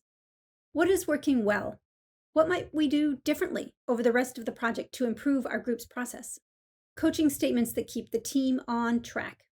Summarize as the team moves through the different stages. Okay, we've discovered that we have 3 different opportunities and we have fully explored the costs and benefits of each one. I think we're ready to choose one. What do others think? Okay, we have decided on option 1. Suki will lead task A, I will lead task B, and Marcel will lead task C. Did I miss anything? Summarizing takes maybe 30 seconds, and when no one does it, you find that later people have a different understanding of what the outcome was. You go to a meeting 2 weeks later, and somebody has done something that someone else thought they were supposed to do, or someone hasn't done something that the group expected them to do. Oftentimes, it is just a misunderstanding of what was resolved in a meeting. Ensure all team members are involved by amplifying the voices of those whose comments are not given full weight by the group. Mary Ellen suggested earlier that we approach the other team to see if they'll collaborate on this with us. I think the idea has merit. What do others think? Reflect and ask open-ended questions. We have identified several reasons the instrument is out of sync. Might these reasons have a common cause? We have decided to use a matrix structure for our 3 biggest projects. How can we ensure our shared employees don't get overloaded? How will our decision to reduce costs affect customer satisfaction? None of these questions attacks any individual. They all help the team focus on the work and support productivity. And teams generally respond positively to them when the speaker, even a peer, or a lower level team member, focuses on the future outcome the team seeks.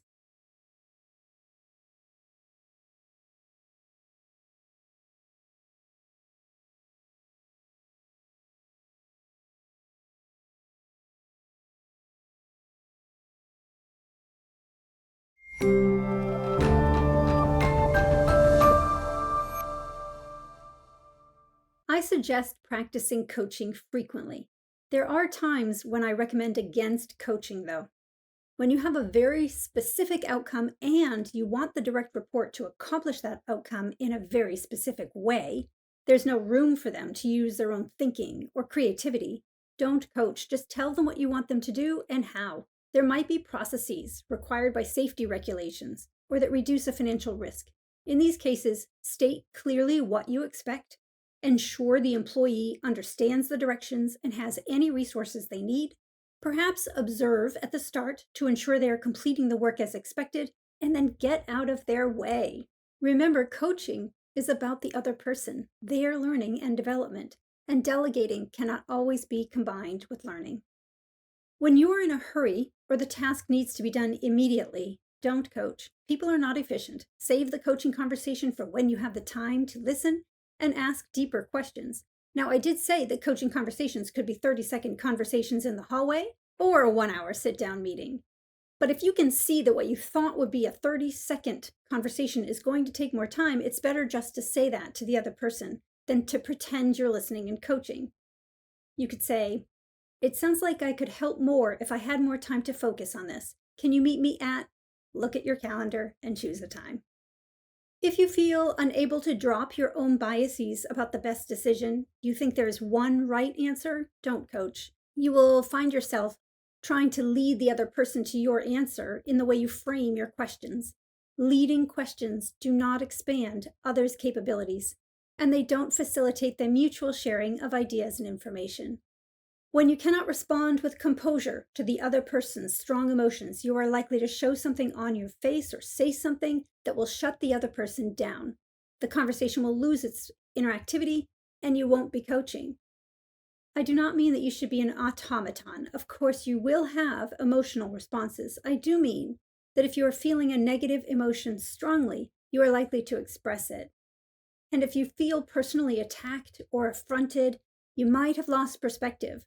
Coaching conversations are not about us, the coach. They're not about our hurt, just disappointment, frustration, irritation, embarrassment, etc. And if you didn't realize you would feel strongly when you began coaching, but during the conversation you recognize you're getting, say, angry, you can pause the coaching. Just ensure you do so in a way that avoids blaming the coachee. "I'm getting frustrated right now. I would like to pause our conversation and come back to it when I've had some time to think. Are you available at 3 p.m.? Keep the purpose of coaching in the front of your mind at all times. Coach when you want the person to learn how to learn, when you want to expand their capacity to think on their own and make their own decisions. When the other person has internal motivation and drive, telling them how to do every deliverable can reduce that. Use their internal drive to coach them to reach their potential. Coach when you want to make the full use of others' privately held information, when you want to build a long-term coaching relationship, and when you want to learn from them. Coach when you're capable of letting go of control over the content of the conversation while still maintaining control of the process. And remember, people can change. You must believe in your own and other people's capacity for growth and improvement to coach well. Sometimes we keep people where they are, even as we ask them to change. If you think your direct report is static, they will feel that in your attitude toward them. Notice when people do things well, not just when they do things wrong. Even if it's a small improvement, say something. "Thank you for coming to the meeting on time. That helped ensure we stay on track in the agenda. Good job on this report. I see you have included nearly every issue we've discussed. Your team's on-time record is improving. Well done."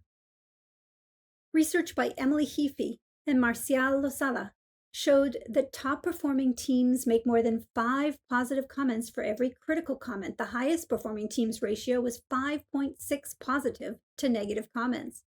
Medium performing teams offered twice as many positives as negatives. It sounds like a lot until you realize that they might be more productive with just a few more positive comments. And the poorest performing teams, they made almost 3 negative comments for every positive one. You do want to hear and offer some criticism. HBR authors Zenger and Folkman say criticism is needed to overcome serious weaknesses and guards against complacency and groupthink. Their research showed that leaders who received the most criticism improved the most. It is not about avoiding negative feedback. It's about the ratio of positive to negative feedback. The purpose of the negative feedback and the framing of the negative feedback that matters. They argue that only serious weaknesses should be criticized. For the most part, focusing on a person's strength is more likely to lead to their commitment and therefore their energy and attention on continuing what they're doing well and on improving their weaknesses. So yes, coach when there are performance challenges, but keep an eye out for people doing good work. State your appreciation, approval, and admiration when there are performance improvements, and coach even when things are going well. Remember, coaching is a mutual conversation that follows a predictable process and leads to superior performance, commitment to sustained performance, and positive relationships.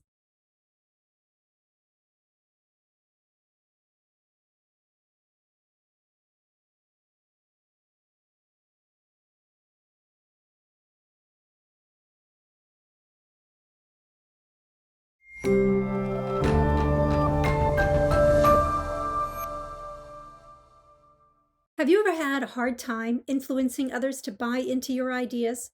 Have you ever thought, if only I had a higher position in this company, then I could really make things happen? While it is true that the further up the chain of command we are, the greater is our positional power. But our influence may not grow as much as we think it will. Power is the capacity or ability to direct or influence the behavior of others. To influence is to have an effect on the character, decisions, or behavior of another person or group. Power provides the potential to influence. It is not a guarantee of influence. Does the idea of power make you uncomfortable? As Elizabeth Dole said about power, some people really have almost a disdain for that word. Power for power's sake? No. But the positive use of power for positive purposes is very important. You have to understand that. You've got to have a seat at the policy table if you want to make a difference. Why do some people have a disdain for the word power? What negative connotations does it bring up for you? Maybe you hear power and influence and think manipulation. It's manipulation if the person is hiding something that if the other party knew, they would be less likely to be influenced. That is not the kind of power I'm talking about. Or maybe you hear power and influence and you think playing office politics. Well, when you are a manager, you operate in a web of interdependencies. You can be cynical about office politics, or you can accept that you will need to rely on others, and they will need to rely on you to get anything done. We can become adept at managing the inevitable trade-offs, and as Harvard Business School professor Linda Hill suggests in her book, Becoming a Manager, at equitably negotiating and integrating our team's interests with those of others. Power has many sources and uses, and you can choose to derive your power from and use your power for good. We often think we cannot change the culture of our organizations because we're not the leader, but every individual in a group is constantly influencing the culture by their behavior, by their words, by their interactions. When you coach, you're influencing the culture of your organization toward a learning stance. As a manager, you will have to influence others with great frequency. You will need your employees to complete their tasks without your constant oversight. You will need members of other departments to comply with your information requests, and you will want your boss to approve of and fund your ideas. You will have to influence people over whom you have no authority. When you learn about strategy, you will discover how critical it is that managers understand the vision and mission of their organization. I'll discuss in that lesson how that understanding is used in making decisions. When you know your organization's strategy inside out and upside down, you will notice things you never noticed before. You will see how your industry is changing and how resources within your organization are being used. And your eyes will be open to new opportunities and threats. And that will lead you to recognizing changes that must be made for your organization to achieve its strategy. Management is often about leading change. To affect change and get your ideas implemented, yes, you must have a seat at the table where decisions are made. You don't want to, quote, be in the room where it happens only, as Lin-Manuel Miranda's Aaron Burr says in the Broadway play Hamilton. You want to be right up to the table in that room where it happens. Influence is a use of power. Without power, we cannot influence. So let's develop your sources of power and then learn some of the different tools that research shows facilitates influencing others.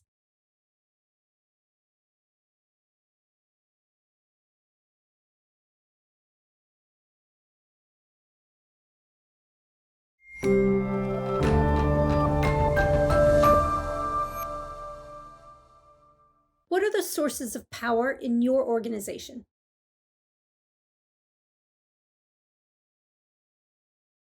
Let's look at those sources of power. Often the list looks like this: money, position or title, access to information, control over decisions that concern you, what shift you work on, what hours you work, your location, what projects you get selected for, whether you can get an appointment with a person of power, physical attributes. People who are tall and attractive may have more power than others. In some cultures, certain genders or those of a certain age have more power.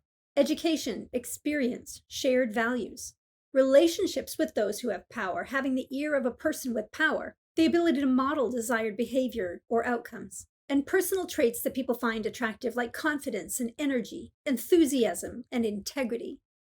What's the difference between these two lists?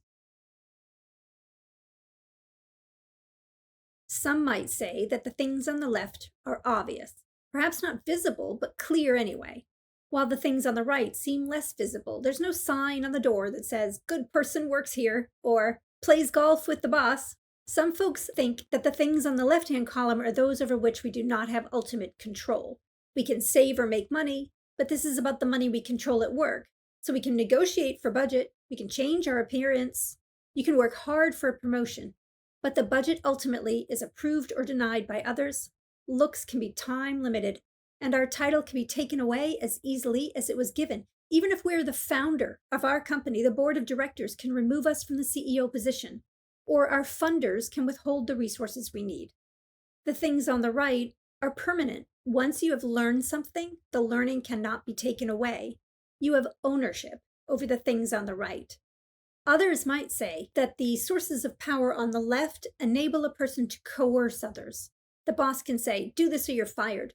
The person who controls the boss's calendar can say, "Be nice to me or you'll never get a seat at that table." And by the way, the boss's secretary has that power, and they never will say that out loud. You just have to know it. The boss's secretary has more power than just about anybody else besides the boss. The person with the money we need can say, "Do this or no money will come your way." When you have these sources of power, other people do what you want because they have to. And they'll do what you want only so long as you can observe them, creating the possibility that they will undermine you when you're not looking. The things on the right are those that enable a person to gain the voluntary cooperation of another. I believe you because you have more education or experience in the topic. I trust you because people I trust you. I'll follow you because you stand for a value for which I also stand. When you have these sources of power, other people do what you want because they want to do what you want. One source of power that does not fit neatly into either category is working on tasks or being on teams that are of high value to the organization. Usually, these are activities that support the organization's strategic goals. You can create this source of power for yourself by finding work at companies where your skill set is key to its success, or by designing your career path to put you in the department or group that is of the highest value to the organization. Every company has one or more competency that is key to its competitive advantage. A design engineer will achieve greater power in a company that lives and dies by its engineering design, but less power in a company that lives and dies by its marketing capabilities. Take a look at your own list of sources of power in your organization. How would you categorize them? Coercive or cooperative? Impermanent or permanent? Which of these sources of power do you already own, and which can you develop? Here's another way to categorize power: personal, positional, and relational. Personal power is derived from one's personal attributes: a high degree of emotional intelligence, the ability to focus, a high tolerance for conflict, expertise, or knowledge. Positional power is based on one's formal role or one's ability to attain and control resources or set rules that others must follow. And relational power is derived from the connections one has with others who hold power. Consider your network. Are you connected to anyone with power? Which of these sources do you have? How might you develop one or more of them? And if you are worried that power corrupts, take note of Rosabeth Moss Cantor's quote here. It is powerlessness that often creates ineffective, desultory management and petty, dictatorial, rules-minded managerial styles. Powerlessness also corrupts.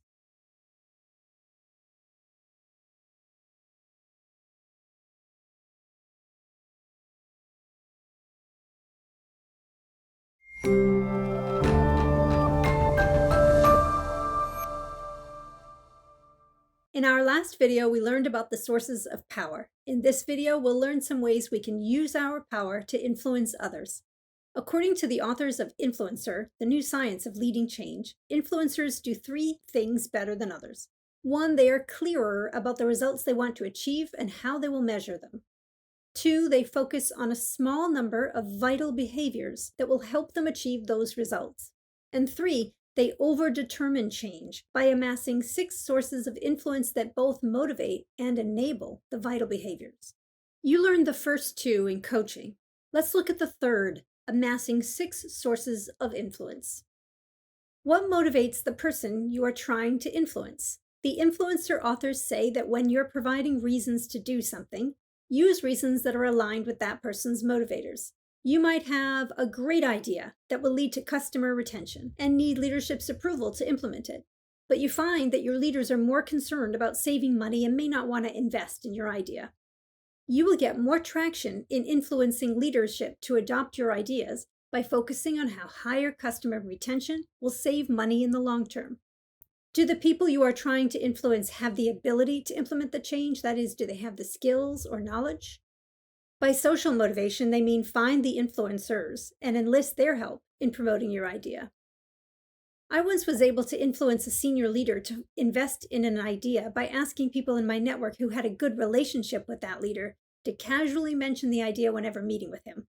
Eventually, he came to me with a request to implement my idea.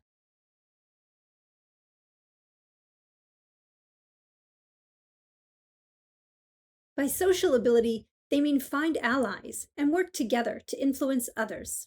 By structural motivation, they mean design the organizational structure and policies, the rewards, the span of accountability people have that align with the things desired. One company I know of tried to get everyone to work together on a new product design, but production, marketing, and sales employees were evaluated and rewarded for producing and selling existing products. It was very obvious why none would take the time needed to work on that new product. And finally, by structural ability, they mean design the environment to support the behavior you seek. I had a client that wanted its warehouse personnel to be faster at collecting products from the shelves. When I asked the warehouse manager what he thought was in the way of that, he replied, "The employees who work here are lazy. They just want to talk to each other all day. Worse, they leave boxes all over the floor. It just slows down the next person who needs merchandise from those boxes because they're no longer where the inventory records say they'll be." When someone tells me another person is lazy, a little red flag goes up in my head. Few people are characterologically lazy. If they are behaving lazily, there might be something leading them to that behavior or preventing more energetic behavior. So the next day, I showed up in jeans and a sweatshirt and asked to be put to work collecting merchandise from the warehouse shelves. The manager handed me a pick list, the list of items I was to find, and gave me 2 hours before the break, at which time I needed to be done with the list. They gave me the shortest list, by the way. Yet, pretty quickly, the problems were obvious. Merchandise was stored in boxes on shelves that went from the floor to about 8 feet high. I am short, but even if I was tall, I would have a hard time getting to at least some of the merchandise. I went hunting for a ladder and found 3 in the far corner of the 100,000 square foot warehouse. Took me a while to find them, so I was quite relieved. Unfortunately, as soon as I tried to roll one away, I was stopped by the shift supervisor. I lacked the certification required to use the rolling ladder. Okay, can I get a standing ladder? None were available, and he had no idea where they might be. Can I get someone with certification to bring the rolling ladder where I need it? We only have 3 people with that certification, and they're all busy. Well, you know what I did, don't you? Without any other way to get to merchandise on the higher shelves, I had no choice but to climb up, also against safety regulations. It was difficult to see inside the boxes from that angle, so often I had to bring the box down to the floor, and then I had to decide, do I drag this box all the way back up and miss completing my pick list on time? Do I even have the coordination to climb while carrying the box? Oh yeah, you know some of those boxes stayed on the floor, and you know I did not make my deadline. Most of the employees were around my height, and it is highly unlikely that any were lazy. None had the resources to get the job done. And I might add, the majority spoke English as a second language, and the manager had disallowed them from using another language while in the warehouse, making it all the harder to enable them to ask for help, to work together to get boxes up and down, or to get training needed for rolling ladders certification. Before I arrived, the manager's plan to get people to work faster and to put the boxes where they belonged was to implement a 3 strikes you're out policy. With that plan, he would have had to fire half the warehouse team, change the layout, change the rules, change the structure. Don't assume the only answer is to change the people.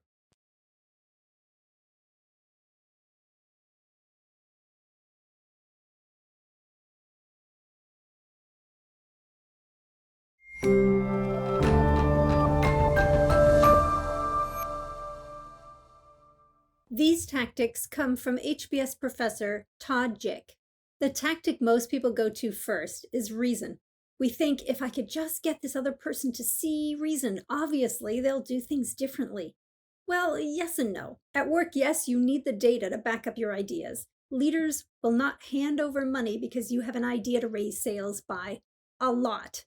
They will want to know by how much, by when, for how long. People who don't report to you working in other departments won't jump to accomplish tasks you need from them just because you ask. So yes, run your numbers, gather your information, but most importantly, present it in a way that enables the decision maker to quickly see the critical pieces. You'll learn more about that in the videos on managing your boss and presenting quantitative information. Generally, though, people are not as easily influenced by facts as we would hope. We need to combine reason with several of the other tactics. In the ethics lessons, you will learn about building your network and finding allies to support you in effecting change. For now, know that building and using a coalition will get you further faster than attempting to stand alone. The influencer authors promote this same idea, calling it social motivation. And John Cotter, in his book, What Leaders Really Do, talks extensively about the need to create a guiding coalition when attempting to effect change. If you have taken an accounting course, you might be confused about goodwill because goodwill on the balance sheet is an intangible asset that arises when a buyer acquires an existing business. By the way, I do recommend all managers take a course on reading financial statements for non-financial managers. Now, goodwill in the context of influence is about you. Your reputation that you've built over your career for having integrity, completing work to a high degree of quality on time consistently, and supporting the team's decisions and actions with other people. And don't gossip about your teammates or your boss. It will only make you look bad, and it hurts the goodwill you're trying to create. Bargaining requires no explanation. Just pay attention that you haven't crossed the line into bribing. Persistently assertive does not mean obnoxiously aggressive. You learned about that in the lesson on conflict. When attempting to influence others, you must have the confidence in the idea while still being willing to have that idea influenced by others. Confident humility is highly influential. People are more likely to agree with an idea they helped shape. When I was a consultant, I often could tell that a manager who brought me in ostensibly to discover something actually wanted me to discover a specific thing that they believed in and then write up a report they could use to persuade others. That is one way to refer to a higher authority, and you will see it used a lot in corporations. The consultant's report says we should do this, so. Referring to a shared value is highly effective at influencing others, yet rarely used. Does your company care about being a force for good in the community? Mention how your idea will support people living in the area. Do they want to grow internationally? Remind them of how your idea will facilitate that. Consequences are not always negative. So sure, if you have coached someone several times regarding getting to work on time and they still are late consistently, at some point you will have to say, look, get here on time or it's going to go in your personnel record and that will affect your pay, or whatever the policy is at your organization regarding personnel performance issues. But consequences also could be positive. When you arrive on time, you provide much more meaningful input to our discussion. The boss noticed and mentioned to me we should be grooming you for a higher position. Keep up the good work. Modeling the behavior you seek is highly influential. We are teachers all the time. We are students when we choose to be. People observe us to see what behaviors we think are important. You want people to come in on time, come on time. You want people to read information before meetings instead of during meetings, do so yourself. Symbols often are not considered as an influence tactic, yet how influential they are. Everyone in the world recognizes the McDonald's golden arches. The Nike swoosh symbol is so meaningful, they make clothes that say swoosh. They don't even need the word Nike. I was in a meeting with a team that was scattered in its thinking. New initiatives, maintaining existing business, what should they be thinking about? And I said something like, guys, we are all over the place. We need to focus or we're gonna die. It got a laugh, but I thought, how can I get everyone to remember this? That night I went home and I asked my husband to draw a poster. I can't draw a circle. He's very artistic. The poster had a picture of a camera on one side, the word or in the middle, and a skull and crossbones on the other side. I hung it on my office door the next day. A few weeks later, my boss, previously the most scattered of all, who was not even in the original meeting, was walking by my office with a guest who pointed to the poster and asked what it was about. Oh, that was just something I said, focus or die, he replied. The team is much more focused now. He thinks he thought it up. Now that is influencing another person's thinking. What are the images and symbols in your workplace? Do they support your organization's values or goals? How might you make your goals more visible? Like the influencer author's 6 tools, use the tactics together. Don't rely on just one. You have research supporting your initiative? Great. Find a group of allies who believe in it. Get them a mug or a sticker for their laptops with an image that expresses your initiative and watch it spread to others.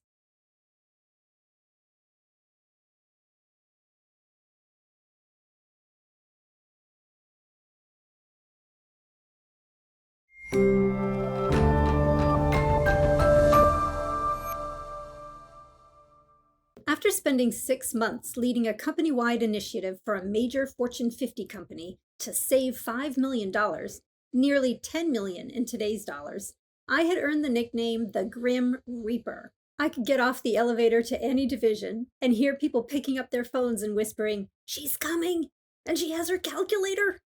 So you can imagine that although I was thrilled when I finished the initiative and can move into a division starting up a new venture, finally a place where I get to contribute to earning money, not being responsible to stop it from being spent, the team that got me was not thrilled. Who wants to be led by the Grim Reaper when you're trying to build a new venture? And I met all their expectations when within a couple of weeks I realized they had so overspent their budget they would be unable to open without an infusion of at least $1 million. You'll hear more about how they overspent their budget in the project management lessons.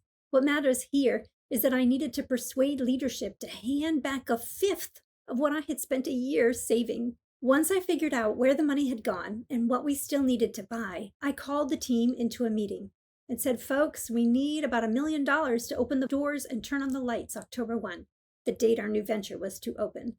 The room erupted. One team member threw his pencil in the air and said, well, I guess I better go polish up my resume. I said, no, I think I can get it. Hold on. The CEO is on his way. When he arrived, I said, sir, we need $1 million to turn on the lights October 1. Here is documentation showing exactly what we need to purchase and why. Here is our plan for ensuring the money gets spent according to this list. Of course, this changes our projected profits. Here is a revised pro forma for the next 5 years that includes the expenses and the depreciation for additional capital expenditures. The CEO glanced at the spreadsheet, took out his pen, signed his name, got up from the table, walked to the door where he turned and said over his shoulder, see to it you don't spend a penny more. And we opened the doors on October 1, a mere $999,000 over the original budget. How did I get a company so focused on lowering costs to provide an additional $1 million? First, I talked to the right decision maker. I could have brought in the president, the CEO, or the CFO. Any of the three of them had the authority to free up the extra $1 million. But after spending quite a lot of time with these leaders while working on the cost-saving program, I knew that only the CEO was interested in this venture. In conversational asides, he would mention it to others as cool and the future. The other two leaders were not interested. Find your allies. Every project needs a champion at a high level. I had built a reputation for integrity and diligence.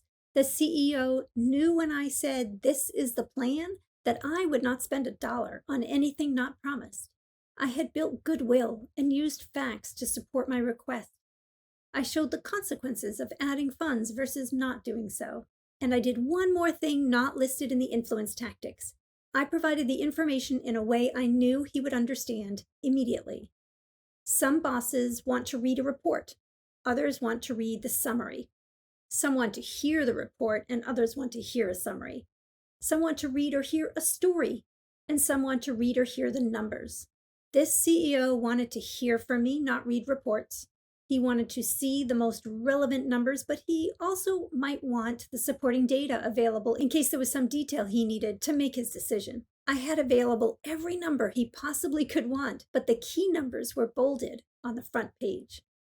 Peter Drucker is credited with saying that part of the responsibility in the work relationship is to enable your boss to perform.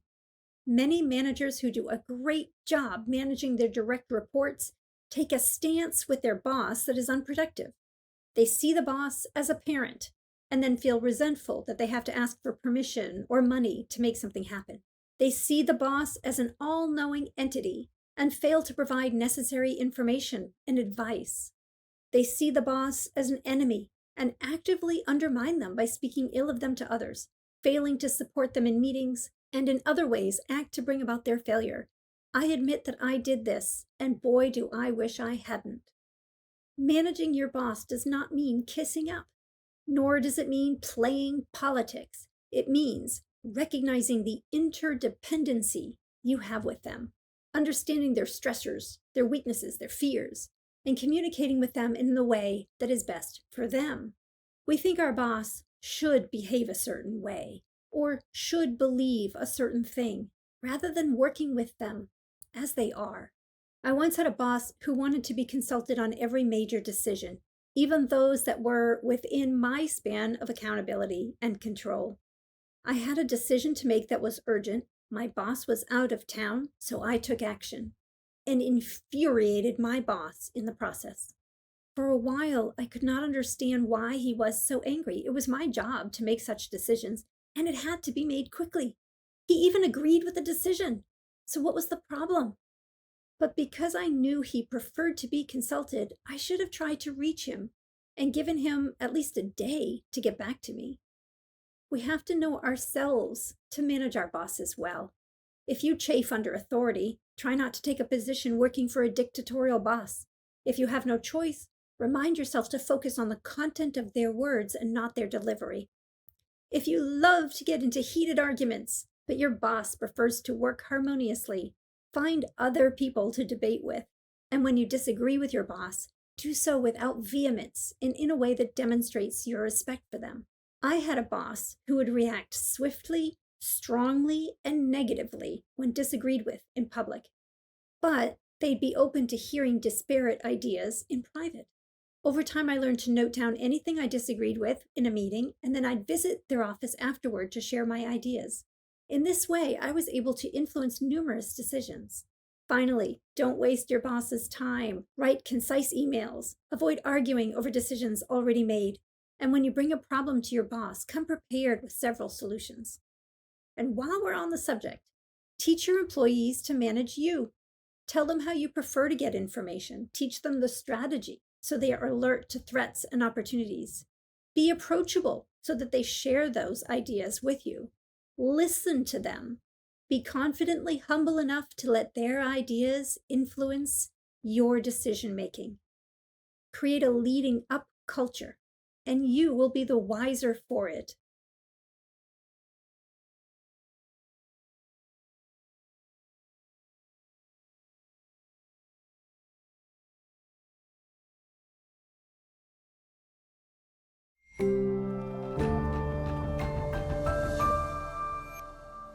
Management is the art of getting the right things done right through the active involvement of other people. But what are the right things? The right activities and tasks you are going to coach your employees to execute are those that will achieve your organization's mission, vision, values, and ultimately, strategy.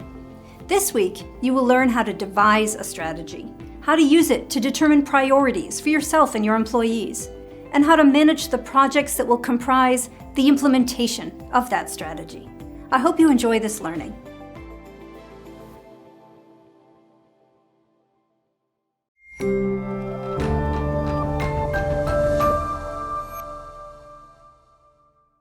Everything you're learning in this course, indeed in any course related to leadership, management, or business, will be for naught if you do not understand your organization's strategy.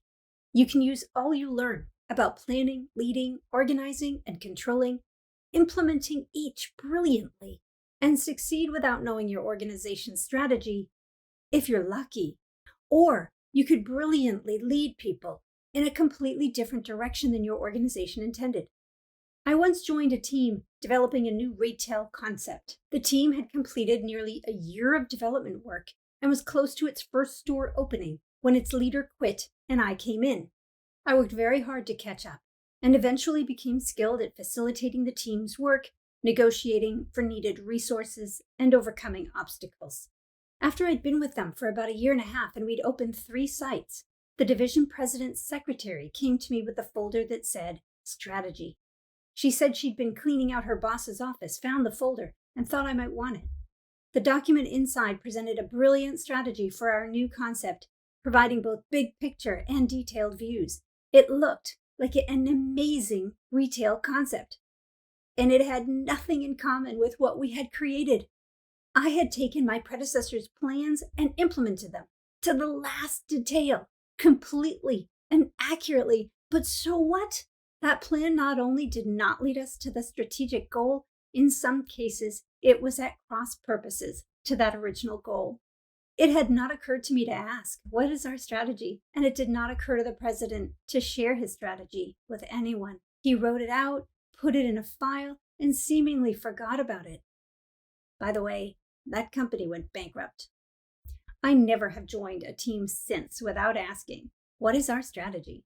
Or what is it we want to accomplish in the long term?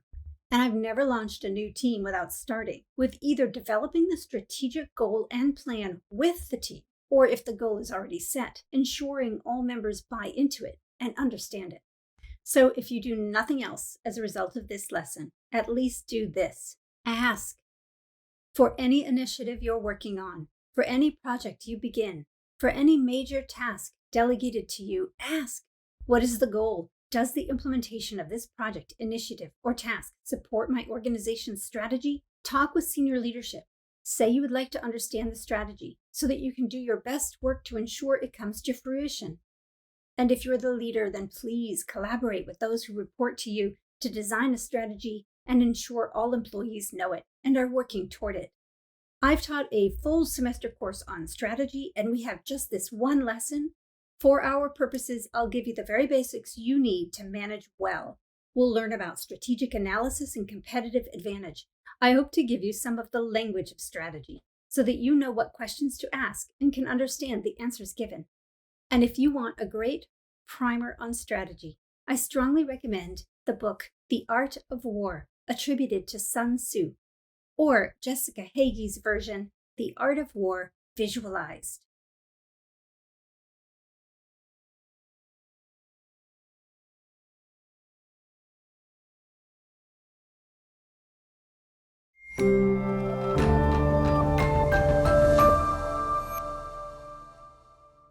So, what is strategy? Has your boss ever said, "I want you to think strategically here," or "We need to be strategic in this decision"? What do they want you to do? There's a good chance they don't know what they're asking for. First, because people often confuse strategy and tactics. And second, because nearly everyone assumes you can, quote, think strategically without situating that thinking within a context. Where are we now? What are our competencies and assets? What's happening in our industry? What are the likely future changes? And then, where do we want and need to go to succeed? If you've ever been asked to do a SWOT analysis, strengths, weaknesses, opportunities, and threats, without figuring out the context, you've been asked to waste your time.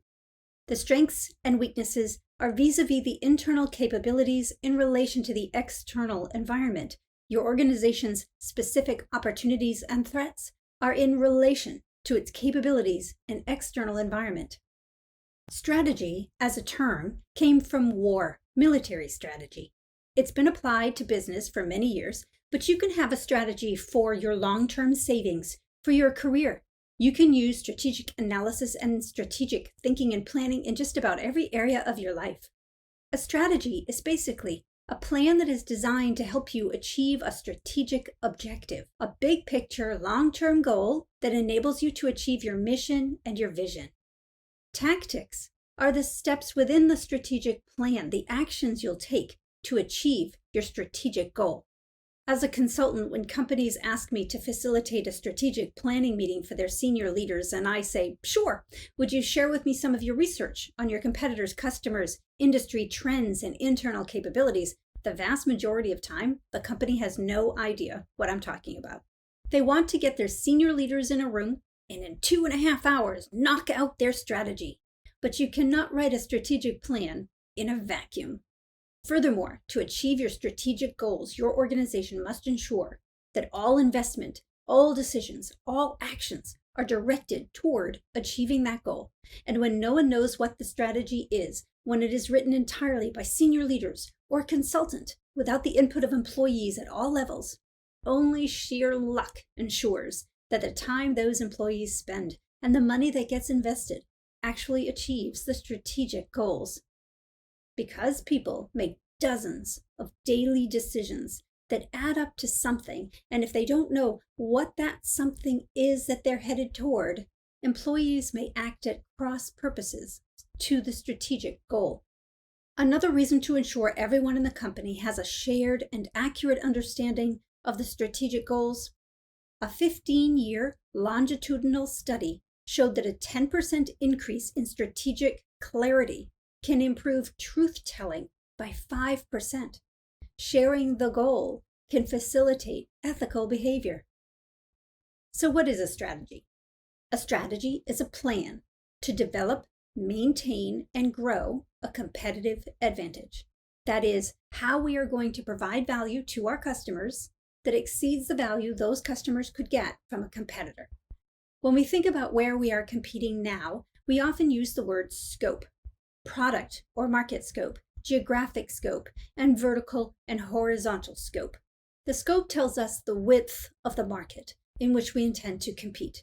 A narrow product or market scope is one where we produce one or two types of products targeted to a narrow customer base. Geographic scope refers to where we're going to compete, and vertical and horizontal scope refer to where on the value system we intend to compete. Here is an exceedingly ridiculously simplified value system chart for the coffee industry. And if you're in this industry, you're probably laughing right now, but it does show us what it means to backward and forward integrate. The system starts with growing the beans and ends with a cup of coffee in a customer's hands. If you own a coffee shop, you might backward integrate and roast coffee beans for sale. If you grow coffee beans, you might forward integrate and become a distributor of coffee beans. A close review of your industry's value system can uncover linkages and spaces between activities that might lead you to discover cost savings or ways to differentiate your business or paths to expand your business. We also need to know which core competencies currently provide the basis of our competitive advantage. I will describe competitive advantage in greater detail later. Next, we'll look at the future. Although mission and vision are often used interchangeably, for the purposes of this lesson, I'm going to define them separately. A mission states why we exist. Who are we? What is our purpose? A vision states where we want to go. I've heard many employees say, our reason for being is to make money for the company's owners. I think you'll find this mission does not provide much motivation for most employees. They feel like they are cogs in the wheel of a machine that pumps out money that lands in other people's hands. I recommend spending some time with your employees working through a mission that is inspirational in some way. For example, employees of a company that makes corrugated shipping containers said, "We make cardboard boxes, and if we sell enough, the shareholders make a lot of money." That's the mission, make and sell cardboard boxes. They were not a very inspired group of people. They could not imagine how their mission could be remotely inspiring because all they could see was the tedium of a task that did nothing important. "We aren't brain surgeons over here," one person said. "No one's going to die if we don't do a good job." Unsurprisingly, turnover was high and job satisfaction and engagement was low. After many discussions, the team came to this mission. Our mission is to provide strong cardboard boxes so that our customers' products arrive at their destination safely. Now, that might not be thrilling. It's not brain surgery. No one's going to die. But it is an important mission, more important to the people doing the work than making money for some other people they cannot even see. They order stuff all the time. We all order stuff all the time. And we are just as unhappy and they are just as unhappy as the next guy if the product is damaged in shipment. Their vision became, we want to be the company that enables manufacturers and distributors to ship their products anywhere in the world worry-free. Now that might get you out of bed in the morning.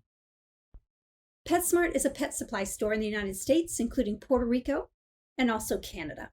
According to its website, PetSmart's mission is, every day with every connection, PetSmart's passionate associates help bring pet parents closer to their pets so they can live more fulfilled lives. Its vision is, PetSmart is the trusted partner to pet parents and pets in every moment of their lives. And it has several core values: passion for pets and people, play to win, be accountable to the pack, united together, and learn new tricks. So, okay, they used pet language for their core values, and they're a little vague, but they explain them in greater detail so that they can be lived by. Now, imagine you are a PetSmart leader or a manager of a location. How might your decisions be influenced by your mission, vision, and values? How do those mission, vision, and values influence who you hire, how you train? How might it influence what products you stock, how you design a store? What else might they influence? You might have thought, if I was a leader at PetSmart who wanted to ensure that with every connection, I bring pet parents closer to their pets, then I need to hire store employees who love animals.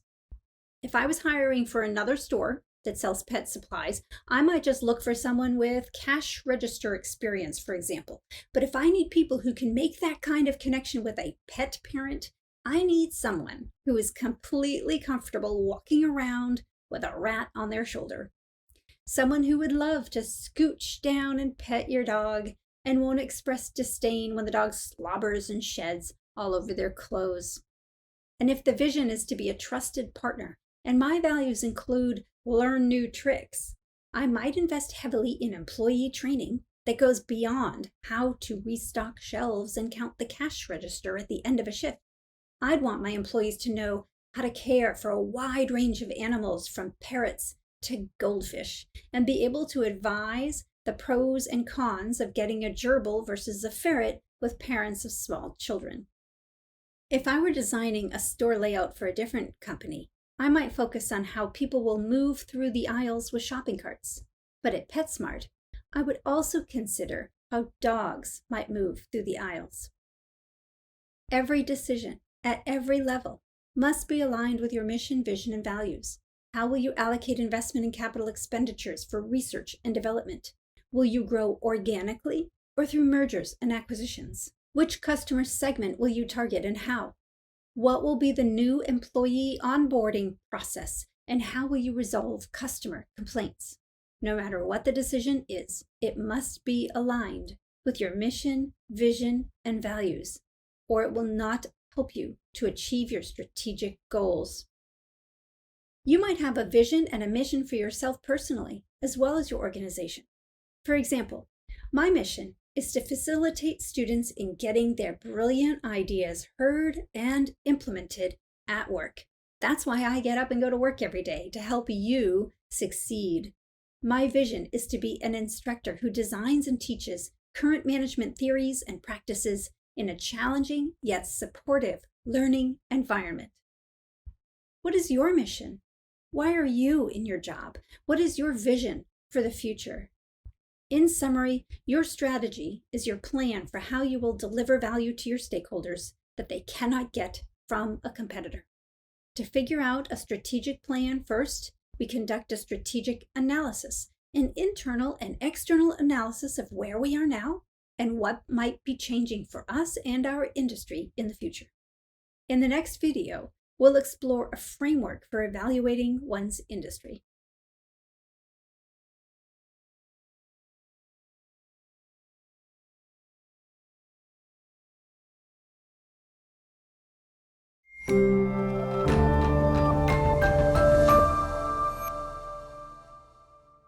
To arrive at a strategic goal and plan, we must understand our industry and ourselves. In this video, we'll learn how to analyze an industry. In the 1980s, Harvard Business School professor Michael Porter devised the 5 forces. Many others have added to them or otherwise altered them, but Porter's is still the gold standard for evaluating industries. Porter wrote that these 5 forces can drive and constrain profitability for competitors within an industry. The threat of new entrants, competitive rivalry, supplier power, buyer power, and the threat of substitutes. Take a look at this chart. Remember, prices are what we charge our customers, and costs are our expenses, what we pay for goods and services that support the products and services we supply to our customers. If it's easy for a new competitor to join the industry, profits are constrained for all players because prices are constrained. If you think of your industry like a sandbox, a shallow box partly filled with sand that children play in, you don't want anyone coming in to play in your sandbox if they're going to reduce your profitability. I once worked for a company that had a unique product line for 60 years. Because it was a difficult product to produce and provide to customers, there were practically no competitors, and therefore we were able to charge a very high price. A competitor in an adjacent product line devised a new, easier way to produce and provide the product. The quality was nearly equal, and for a large percentage of the customer base, the quality was not terribly relevant.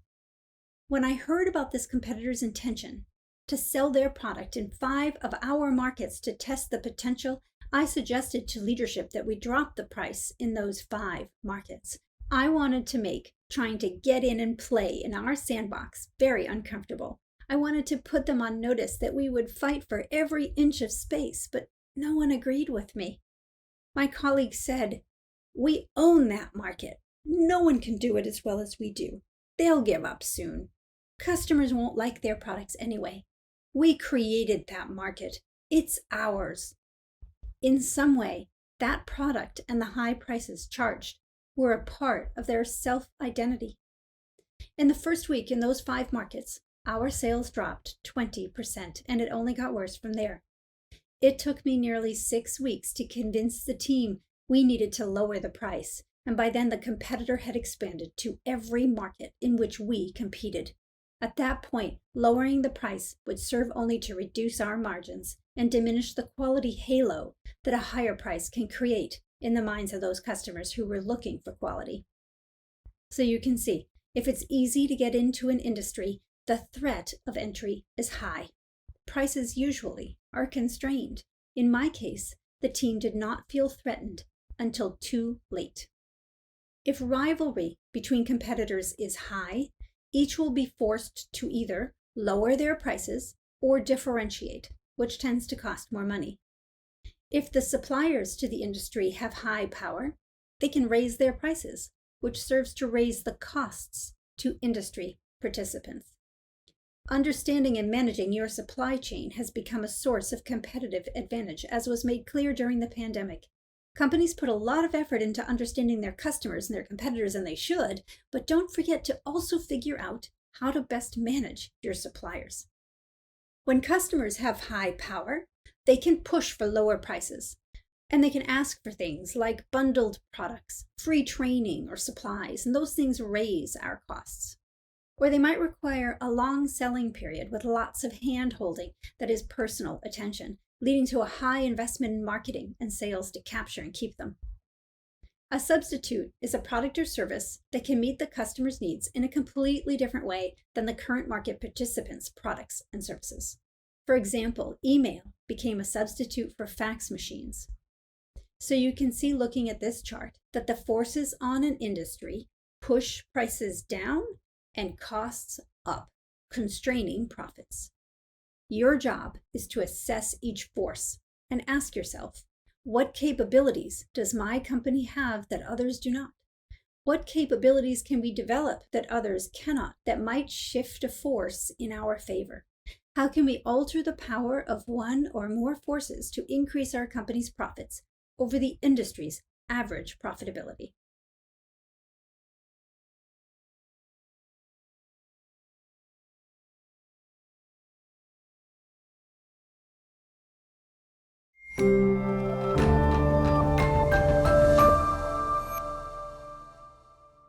To complete a 5 forces analysis, the first step is to define your industry. That might sound obvious, but companies often make mistakes in this. If you define the industry too broadly, your 5 forces analysis will become unwieldy.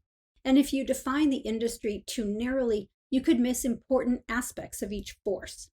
The easiest way to define your industry is to start by considering who is your customer and who are the competitors providing products and services that satisfy those customers' same needs.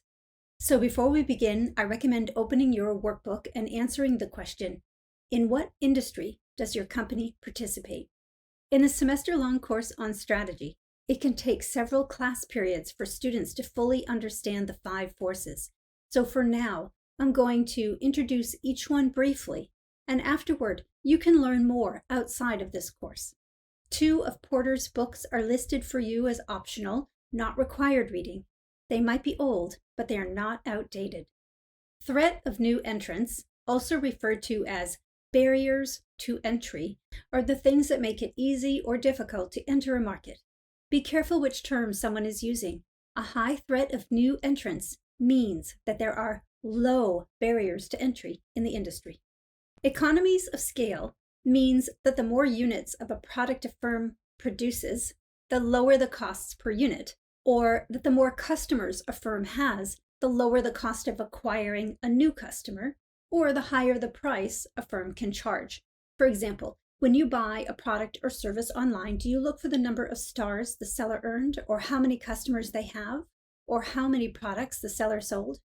In some online marketplaces, These numbers could mean enough to keep out a new entrant. This is more difficult a barrier to protect.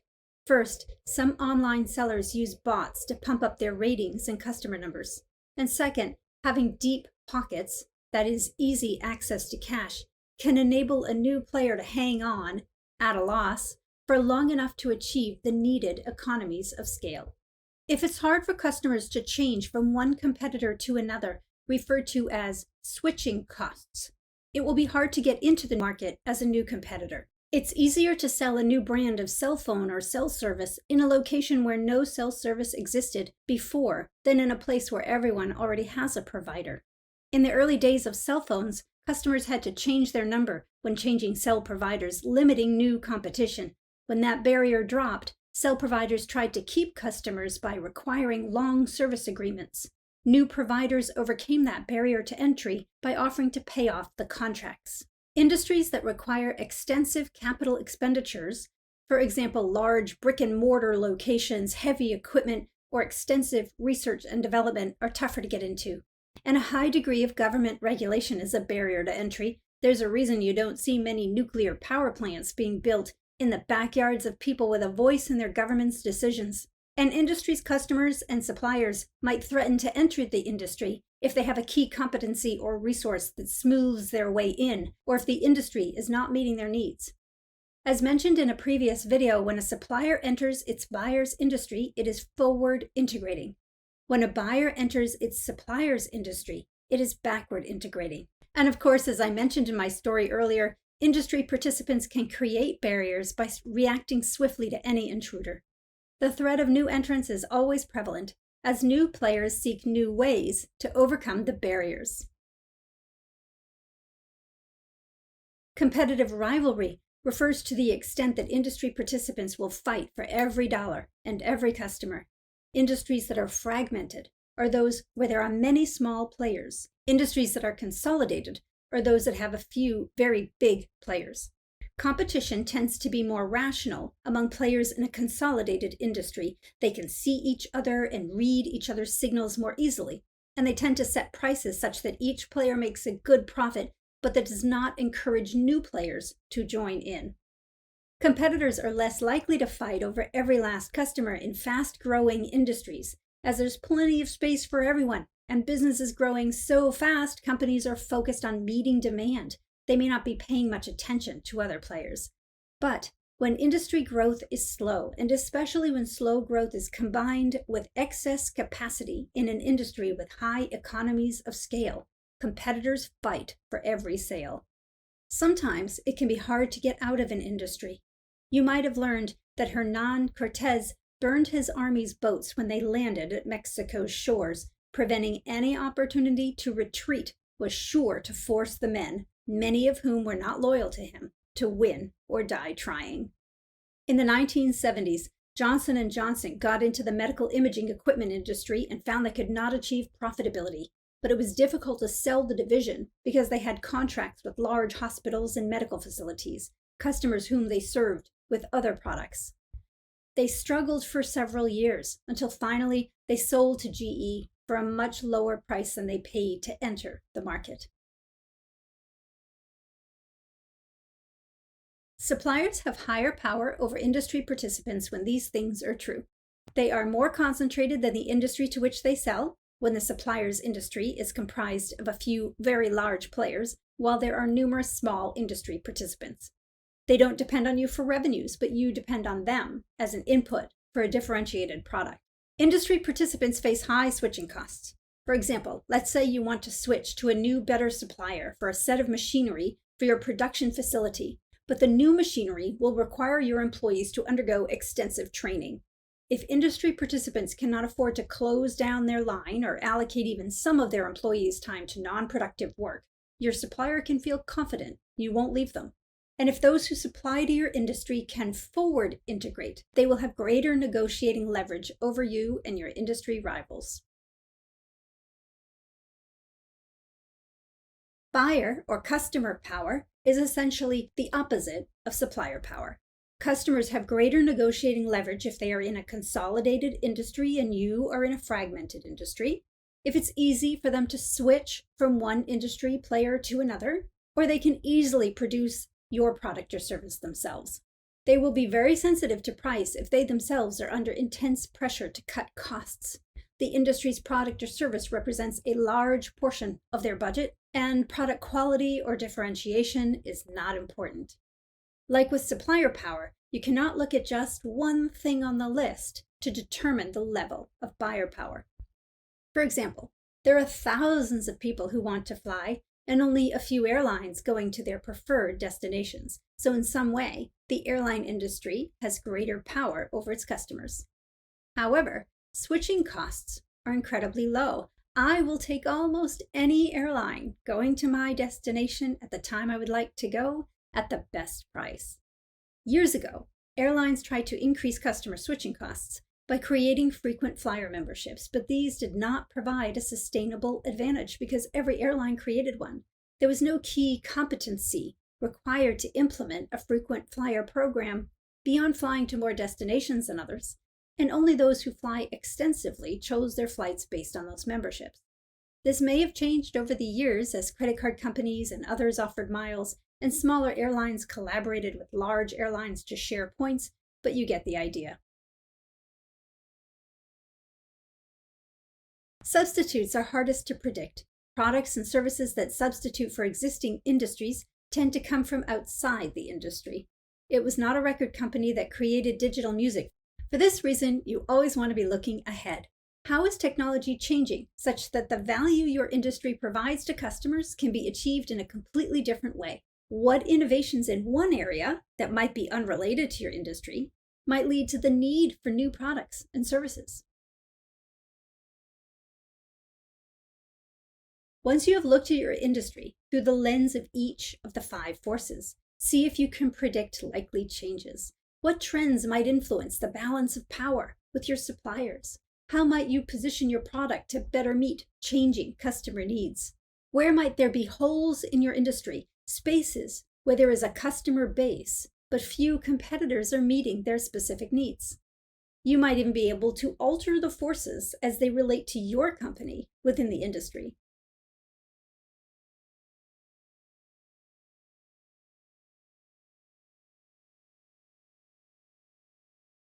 I recommend tasking your employees with investigating different forces.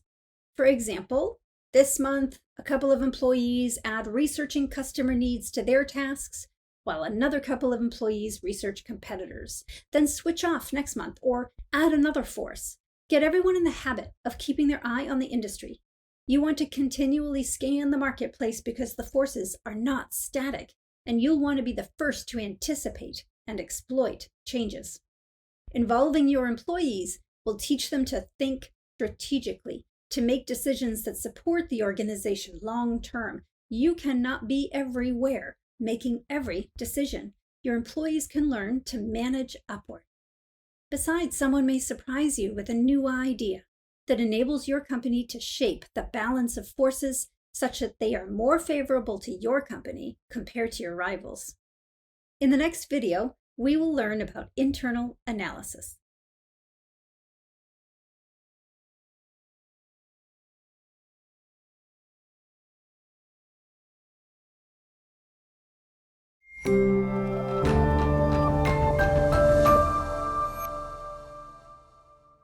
When determining your strategy, you must have a strong understanding of your organization's resources, capabilities, and competencies. There is no point in devising a brilliant strategy that your company cannot achieve. That doesn't mean if you don't have the resources, capabilities, and competencies right now, you should not devise that strategy. It means that if you do not have the capabilities to achieve your strategic goal, you must at least have the resources to access the capabilities needed. There are 4 steps to an internal analysis. The first is a review of your company's resources. What assets does your company hold that will contribute to creating value for your customers? Assets might be tangible, such as manufacturing facilities or equipment or cash, or they might be intangible, such as a well-known name, a high credit rating, which means access to capital, intellectual property, employee skills, or an organizational culture that supports your goals. Your company's capabilities result from the way you integrate your resources. Let's say you have excellent manufacturing facilities and well-trained employees capable of using the equipment to its highest potential. You may have a capability your competitors do not. Very often, organizational capabilities arise from the intersection of tangible assets and organizational and human capital. Marketing, finance, management, human resources underpin a company's capabilities. It's the product design engineers collaborating with production engineers and marketers that drive discovery, new knowledge, and new products or new ways of doing things. A core competency is derived from the company's emphasis or attention on specific capabilities. Apple has a core competency in product innovation and design, and Ford Motor Company has a core competency in vendor relationships, as well as other core competencies. When Ford wanted to use soy foam in its seats, it engaged in intense collaboration with its seat vendor, for whom this material would require huge investment in time and money, without any clear advantage in meeting their other customers' needs. To get there, they needed a high degree of cross-company trust, which Ford's material science department, led by Deborah Molesky, as well as its seat engineers, worked tirelessly to develop. Because of its strong relationships with its vendors and extensive practice in testing and implementing new materials in collaboration with them, Ford now uses biomaterials in all of its product lines and in everything from its carpets to its cup holders, none of which it could have produced on its own. A competitive advantage is created when a firm's core competencies allow it to create value for customers that exceeds the values that their competitors can create for those customers. The core competency has to be valuable to the customer. It either enables the customer to exploit a new opportunity, or perhaps it reduces a threat or a pain point for those customers. So it's valuable in the minds of the customer, not what we believe as the company is of value. The core competency must be rare. Very few, if any, competitors have this core competency. It must be difficult to imitate. Usually, that means it's based on the integration of intangible resources that are not easy to identify. When Walmart was first expanding across the US, an existing low-cost retailer tried to copy it. You can go to a Walmart and see what products they have on their shelves, how they set up their stores, what prices they charge. You can watch the trucks go in and out and get some idea of who their suppliers are. You can look at job openings online to get an idea of who they're hiring and how much they pay.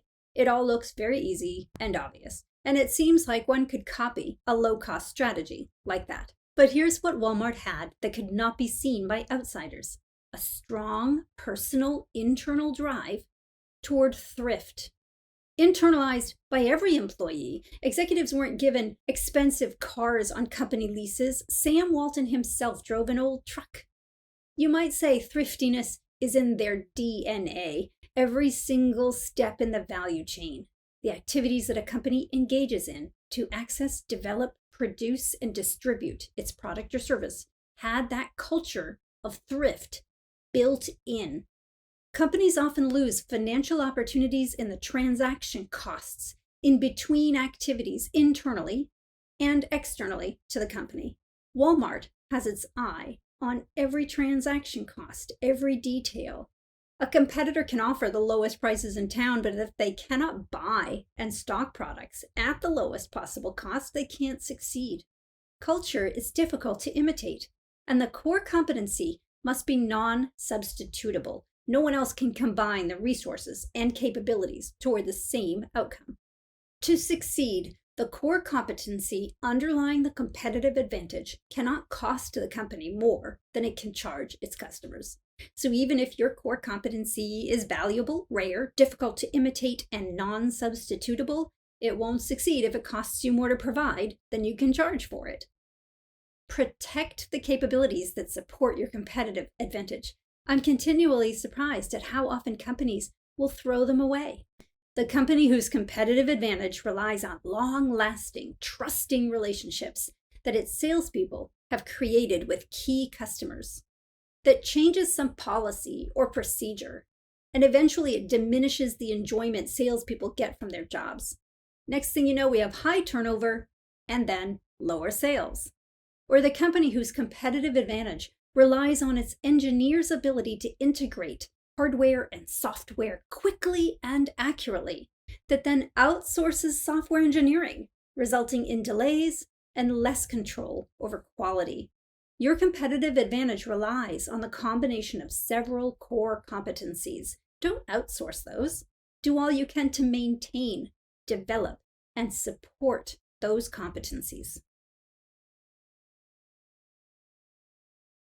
The 4-step process for using an internal analysis is: evaluate your resources.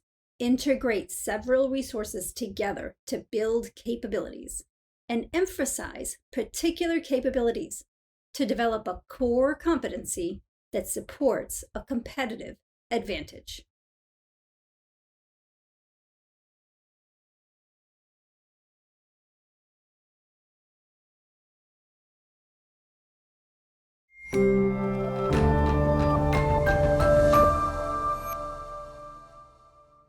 Now that you've done your external and internal research, you're ready to do a SWOT analysis and determine a market position.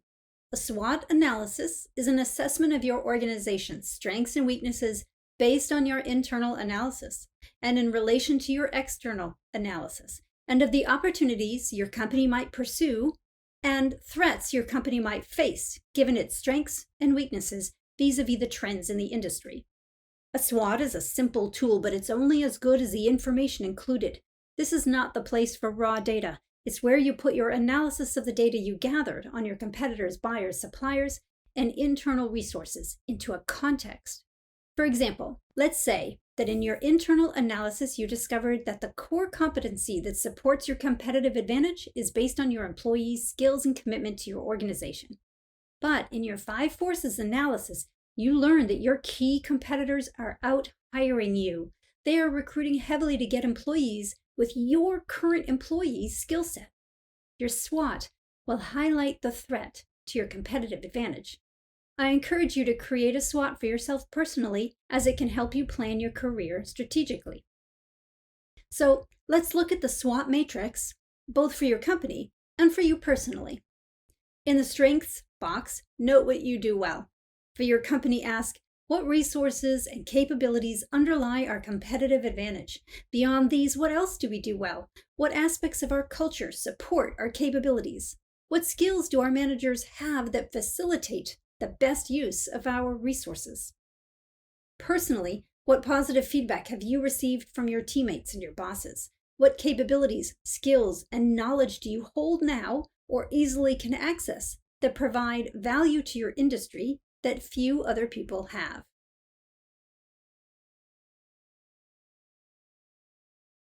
In the weaknesses box for your company, note the competencies your company lacks. Are you too heavily weighted in one skill set because you tend to recruit from the same pool of employees? Are your customers clamoring for an augmentation to your product or service that you cannot provide because you don't have the capital to develop it? Has the company been sued or made a mistake that led customers to lose trust? For yourself, note what you can improve personally. What do your peers say they wish you would do differently? Your boss, your employees. And if you don't get feedback like this, perhaps you can ask directly, what would you say are my weaknesses? What should I improve on? You might have to ask indirectly if people respond only with positive feedback, which is fairly common. If they say, oh, nothing, everything you do is great, you could try, what kinds of things, if I did them differently, would improve my work quality? Or, if you were me, what would you do differently to succeed here?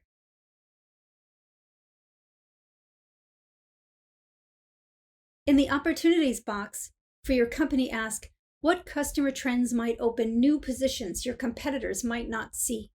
What current good relationships could you develop into closer collaborations that enable you to meet new target markets profitably? How might you combine a strength you have in one area with changes in, say, the ways your suppliers are delivering goods to you that could enable you to reduce costs or enhance quality? Personally, note not only the opportunities that are obviously open to you, but the opportunities you could open for yourself with additional training or practice or networking. What opportunities might you be creating right now by learning management skills and capabilities? In the threats box for your company, ask, did your research uncover new investments that might signal a competitor is moving into your market space? How might changes in your customer's situation drive them to negotiate lower prices? What concerns do your customers have that you don't have the resources to resolve?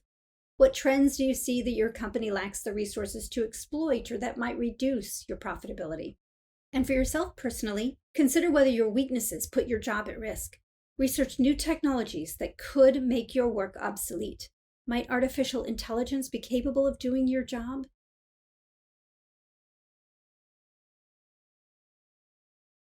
You use the SWOT to organize the research you completed, enabling you to devise a comprehensive strategic goal that utilizes strengths, minimizes or mitigates weaknesses, attains opportunities, and neutralizes threats. This chart was designed by Michael Porter to help companies select a generic strategy before narrowing down to a target position, and it's widely known, so a quick look might be useful to you. On the x-axis is the source of competitive advantage for your company. Remember that a competitive advantage is created when a firm's core competencies allow it to create value for customers that exceeds the value that a competitor can create for them. Is your competitive advantage based on your ability to manage processes and access supplies at the lowest cost? A low-cost advantage means you can provide your customers something they value at a price that is lower than they can get that value elsewhere, while still maintaining or even growing your profit margins. Alternatively, perhaps your core competencies enable you to provide something unique to the customer they cannot access from a competitor, and therefore they're willing to pay a higher price. This advantage is called differentiation. The y-axis is target scope. By that, Porter means, are you going to sell to a broad market or a narrow market? A company that sells products to people between the ages of 18 and 80 has a broad target market. One whose target customer is between the ages of 22 and 30 with a college degree in computer science, living in an apartment in Kansas City with one roommate and a cat, has a narrow target market. And from these two pieces of information, Porter says your generic strategy is either cost leadership, low cost focus, differentiation, or differentiation focus. Assuming, based on your internal and external analysis and SWOT, you discover you cannot operate at a low cost compared to your competitors, but you can provide a unique product. And based on your specific core competencies, you have an advantage with a very specific target market. Well, then you'll want to set your sights on the differentiation focus strategy. Take all of that research and analysis and then find a position in your industry where your organization's product or service will most likely succeed. A positioning chart can help you find that position in which your competitive advantage will net you the healthiest profit. Here are some examples. And if this interests you, I recommend reading and learning more about strategy. You can start with Michael Porter's seminal work, Competitive Advantage, Creating and Sustaining Superior Performance, and then augment your learning with current strategic thinking such as Blue Ocean Strategy and Balanced Scorecard. To summarize, the best strategies are based on a comprehensive current understanding of one's industry, rigorous and clear-eyed assessment of one's internal capabilities, and the application of the analysis toward determining a defensible position in the marketplace where one has a competitive advantage. And as even the most brilliant strategy is likely to fail if poorly implemented, don't forget to involve your employees in its development, gain their buy-in for its execution, and continually focus all decisions and actions on achieving its goals.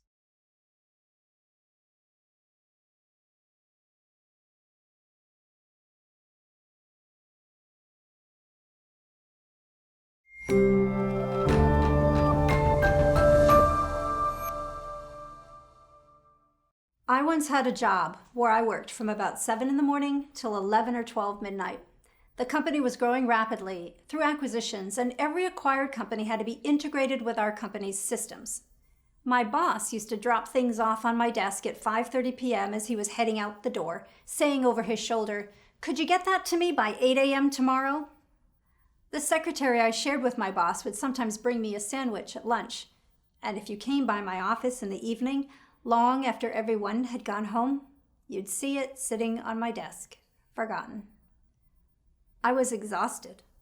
After a couple of months, I asked my boss if we could hire an assistant, and he said, "The acquisitions will slow down, and the job will have normal hours. You just need to ride it out." A few months more of the same, and before the next budget cycle, I asked again, and he said, "It's going to slow down soon." Then I heard the company was offering a 1-hour program on time management. What the heck, I thought. What's 1 more hour? This was before email and electronic calendars, and they gave out leather-bound notebooks to work in.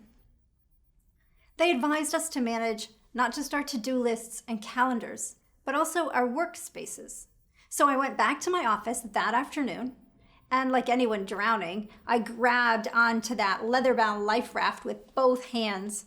I spent about an hour organizing my office space, and then about an hour each day afterward for a few more days, working on reorganizing my files and writing out and posting to my calendar all of my priorities. And by the next week, I had the system pretty well down. I found myself working from about 7 in the morning until about 10 at night. And then after a few more days, from about 8 in the morning until about 8 at night. And that's where it leveled off. My life was dramatically better. Still, a 12-hour day is not what I had hoped for. Armed with data showing exactly how long it took to do my job, being as efficient as possible, I asked my boss one more time if we could hire an assistant. Nearly a year had gone by since the first time I asked, and we were still acquiring companies. And he said, "You don't need an assistant. I'm sure things will slow down soon." A few weeks later, I quit, and they replaced me with 2 people. Imagine what your life would be like if you could eke out an extra hour or 30 minutes, or even an extra 15 minutes every day. How might you use that time? How might your life improve? To manage others, we must be able to manage ourselves. In this lesson, we're going to learn to organize ourselves and our workspaces to improve productivity and maybe even the quality of life. We'll learn to apply these concepts not only to ourselves, but when we manage upward, those above us on the org chart, across our peers and colleagues in other departments, and down to those who report to us. Why do you think we're going to learn about managing our time and workspaces in a lesson related to strategy? What is the connection between time management and strategy? Warren Bennis is credited with saying, "Managers do things right. Leaders do the right things." Well, remember the 4 functions of management: planning, leading, organizing, and controlling? Managers must be leaders. They have to get the right things done through the active involvement of other people. To know what the right things are, managers must understand their organization's strategy. Every task you and your direct reports undertake should be in some way bringing you closer to your strategic goal, should be in service to your competitive advantage. You will find that this focus will improve your work quality and output and that of your employees. Right now, there's a good chance you or some of your employees are working on tasks that are low in priority when looked at through this lens, which means delegating work requires you to understand how to manage priorities. And that's why, while this might feel like a lesson in time management, it's actually about priority management. Let's get started.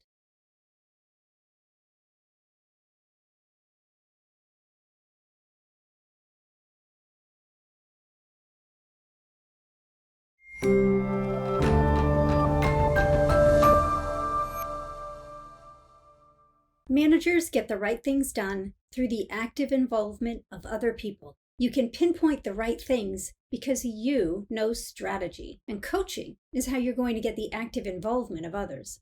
This lesson is about getting things done. It may feel like you're learning to manage yourself rather than to manage others as we move through this lesson. But the reality is, you cannot guide others' priorities and tasks if you cannot manage your own priorities and tasks.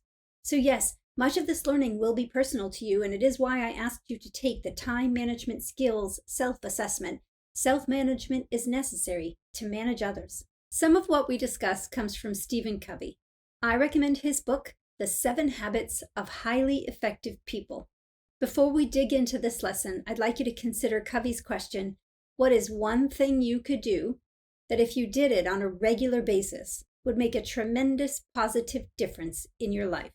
When I pose this question in face-to-face classes, I often hear back things like, if I went for a walk every day, if I cooked healthier meals, if I studied on a regular schedule instead of trying to cram for exams, things that people wish were different. And yet these things are within their control to change. These are not things controlled by outside forces. So when I push, what's in the way of walking or studying regularly, I often hear, I don't have the time. Is that true for you? If so, then a tremendous gift you can give yourself is to determine your personal mission, vision, and values and your strategic goals and uncover the same for your company. Focus your time and, most importantly, your energy on achieving those. I'm betting that with a few tweaks, particularly with eliminating the things you're doing that are not getting you closer to your goals, you'll find the time to put toward that one thing that would make a tremendous positive difference in your life. The first step is to take a task and time inventory. What are you spending your time on now? I recommend that for the next 3 work days, if your days are fairly regular, and 6 work days if your work tasks vary greatly, you write down everything you do. See your workbook for tips. Once you have that, create a finalized task and time inventory that shows average time spent in repeated activities, plus all the other things you did only once over the days you recorded. I'm not going to suggest you pause the video here to complete the tasks, as they are all explained in the workbook. Instead, watch this video and then do the tasks in the workbook before the start of the next video. When you look at your list of tasks and activities you completed over several days, you are likely to see that some tasks are urgent and necessary, some are one and not the other, and some are neither. Determining the level of priority for each task can help us not only manage our time, but help us achieve our goals. Let's start with defining necessary. These are any activities that support you in achieving your mission, vision, and values, and ultimately your strategic goal. Activities that are not only necessary but also urgent might be crises, your own or someone else's, that got handed to you. Or they could be scheduled activities that just have to happen at a specific time. These might be things that could have been avoided had someone planned ahead or communicated more clearly. For example, things that are overdue or done incorrectly, especially if it's because the directions or the goal was unclear. And they're due now. Also something that is due now, but was communicated as being needed later. Things others need now to complete necessary tasks themselves, or that if you don't do them now will damage your career, make it more difficult for you to access needed resources in the future, or in any way limit your ability to achieve your goals. Let's say another department just realized they need information from you to complete their budget, and they need it now. It may not seem necessary for your goals, but it is necessary for theirs, and if you don't complete it right now, you could be perceived as difficult to work with or not a team player. If that is all true, it could affect your ability to complete tasks in the future when you need their input or effort. It can be difficult to determine how necessary and urgent tasks are that other people request because we cannot know everyone's mission, vision, and strategies. So you might want to devise some questions to help you suss this out when someone emails you or is standing in your office, so that you neither jump on tasks to please others that end up costing you time, nor delay or decline to complete tasks that later you discover were critical.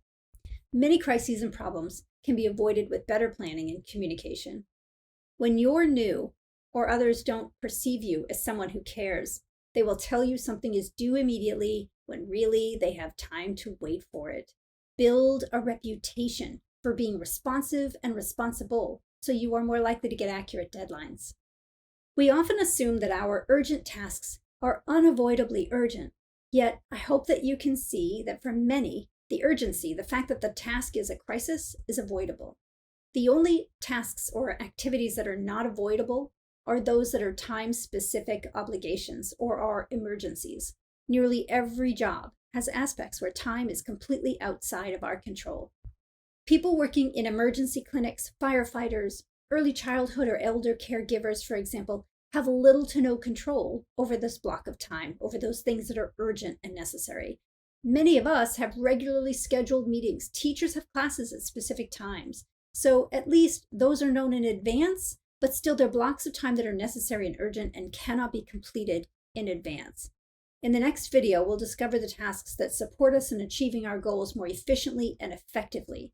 These are tasks that build capacity and reduce stress.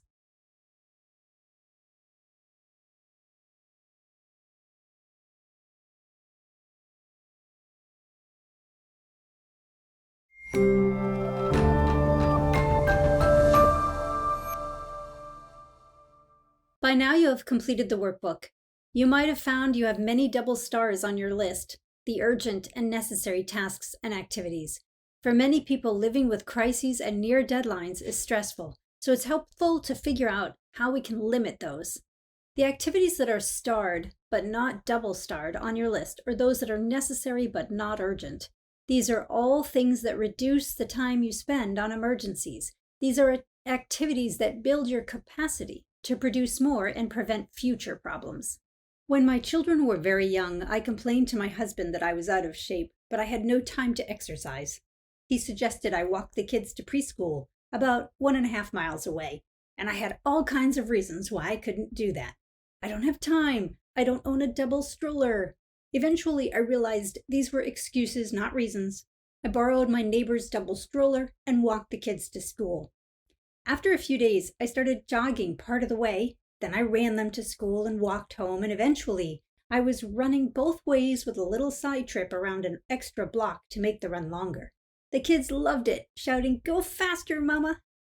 I would not have been able to run 4 miles the first day I set out.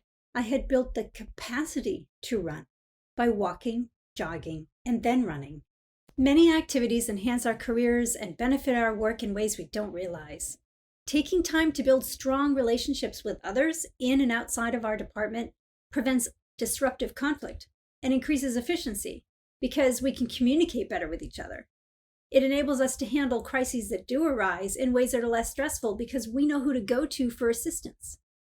Reading challenging writing builds our capacity to understand more advanced vocabulary. Practicing mental math builds our capacity to compute faster. Taking classes and learning new skills enables us to do better work and therefore spend less time fixing errors, increasing our productive capacity. Taking the time to coach employees means spending less time overseeing the details of their work. They're going to be better able to handle challenges on their own. When we are wrapped up in day-to-day work, we often don't notice opportunities that could be coming down the pike. Activities in the necessary and not urgent category relate to planning, strategizing, learning, all of which help us in the future. Some hobbies, non-work activities, family activities, if you included non-work hours in your task and time inventory, are necessary yet not urgent. For some of you, taking a walk during the day, working out, playing golf, or a video game can have a restorative effect that enables increased focus at work. Only you can know that. If you play a game or you work out for 30 minutes and you feel refreshed and more focused, great.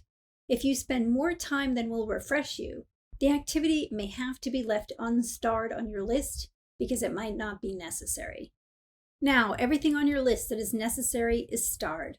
Items that also are urgent are double starred. Anything with 1 or 2 stars is a priority. Everything without a star is not necessary. Now, some of these not necessary things feel urgent. When someone is standing in our office or calling us or texting, but what they need or have to say is not relevant to our strategy. Or some news articles help us be better citizens or better at our jobs, and those go in the necessary but not urgent box. Other articles feel urgent, but they make us feel angry or frustrated without informing us of anything useful. Emails advertising products we didn't know we wanted until we saw them are not necessary. They feel urgent, but they are not. And of course, anything that you did not note as urgent and are not necessary have no mark in the left-hand column at all, and these tend to be activities that are not renewing us.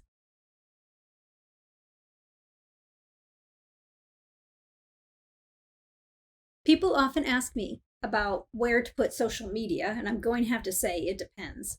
A post you're reading might be urgent and necessary if it's for an immediate event that's important to you. It might be necessary but not urgent if it's to share non-urgent news or information that is important to you. But sometimes the posts feel urgent because they're on our screen when there really is nothing timely about them. And sometimes they feel important by virtue of being on the screen, even though they have no relevance to our lives and might even be distracting or upsetting us without any commensurate value. I don't mean to say you shouldn't do any of the unnecessary things. We want to figure out how to get control over these if they're using a lot of our time and energy, or if they're getting in the way of achieving our goals. I'm going to cover that in a separate video. So if you didn't do it before, complete that task and time inventory now before going to the next video. Because in that video, we're going to figure out where your time is going now and ensure that in the future, your time is dedicated to achieving strategic goals, building your network and reputation, and enhancing your career and that of your employees.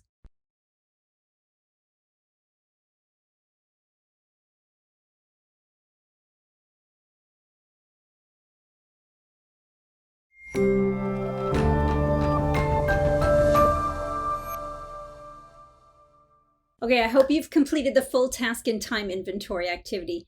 By now, you probably see how important it is that you and your direct reports know the organization's mission, goals, and strategy. If you don't know what's necessary, you cannot prioritize, and time gets wasted on tasks that seem urgent, whether they are important or not. Your next step is to determine where your time is going. The directions are in your workbook, but here's an example. I've combined my work and personal life, and you can see that the minutes add up to about 16 hours. Don't worry if you can't read these details, I'm going to be going over it. This was created from a list of 4 workdays during the academic year, so things you see here are averages and summaries of some of the activities. I'd like to point out some things that could be confusing. Grading is necessary. Some of it was urgent and some was not, so it is in both top boxes. You might notice that I spent some time watching a television show in Spanish. Why do you think 50 minutes went into the necessary but not urgent box, while 20 minutes went into the box for activities that are neither urgent nor necessary?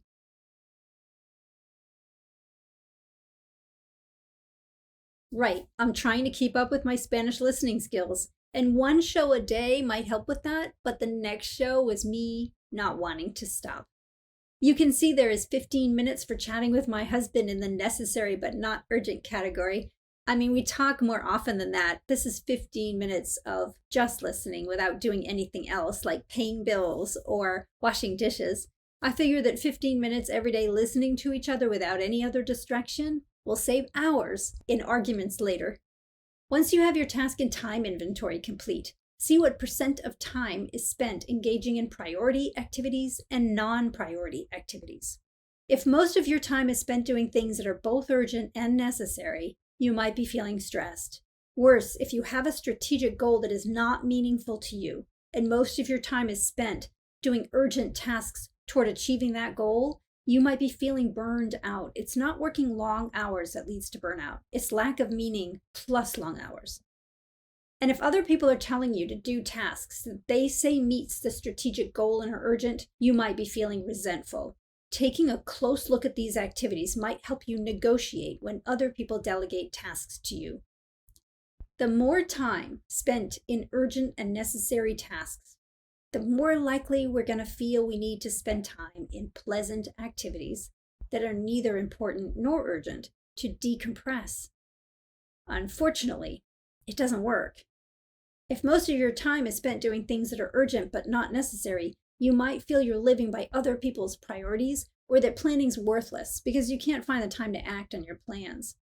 If most of your time is spent doing things that are neither necessary or urgent, you might be perceived by others as irresponsible or lacking self-direction and initiative. You might feel overly dependent on others. If most of your time is spent doing things that are necessary but not urgent, probably you're feeling and being perceived as self-managed, effective, and efficient. It might not be immediate, but over time, spending more time doing things that are necessary but not urgent will reduce the time you spend managing crises and emergencies. Both your stress and your error rate will go down, and long-term, your work quality and productivity will go up. Remember, all necessary tasks are priorities. The problem is we tend to think that activities that are necessary but not urgent are not priorities. I hope you can see now that they are. Sometimes students will say, but nearly every minute of the day is out of my control, and therefore everything is urgent. If you work in an ER or you care for children, everything is immediate and necessary. And for you, I'd say it's all the more important that you work through the task and time inventory, because the more quickly you can identify which activities are priorities, those that are necessary to achieve your goals, the better able you will be to live by your mission, vision, and values, and you'll be prepared to make use of the few moments that are in your control. Because right now, I'm betting those moments are lost. Once you've gotten a clearer view of where your time is going, let's use this way of thinking when delegating to our direct reports. Look at tasks you've delegated recently to ensure they're truly necessary. Are any assigned as urgent that can wait in favor of activities that will develop your direct reports capabilities? Have you provided them any time for development activities? I also recommend you complete the task and time inventory with them. They might be doing a lot of work of which you are unaware. And going forward, whenever you delegate to others, point out in which category you believe the task fits, and as they learn more, coach them to point it out to you. Now, how do you apply this in your daily life? You have a to-do list that you can easily organize by priority category. You only have to figure out how to ensure those necessary to-dos get done. Watch the next video for advice on using your calendar to support your productivity.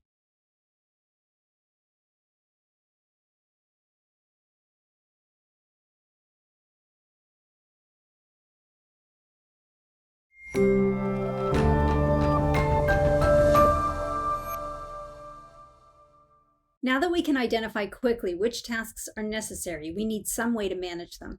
Consider how you currently manage your tasks. Do you use a to-do list? Do you use a calendar? What about for your employees? Are tasks on project timelines on anyone's to-do list or calendar? Pause for a moment and consider this.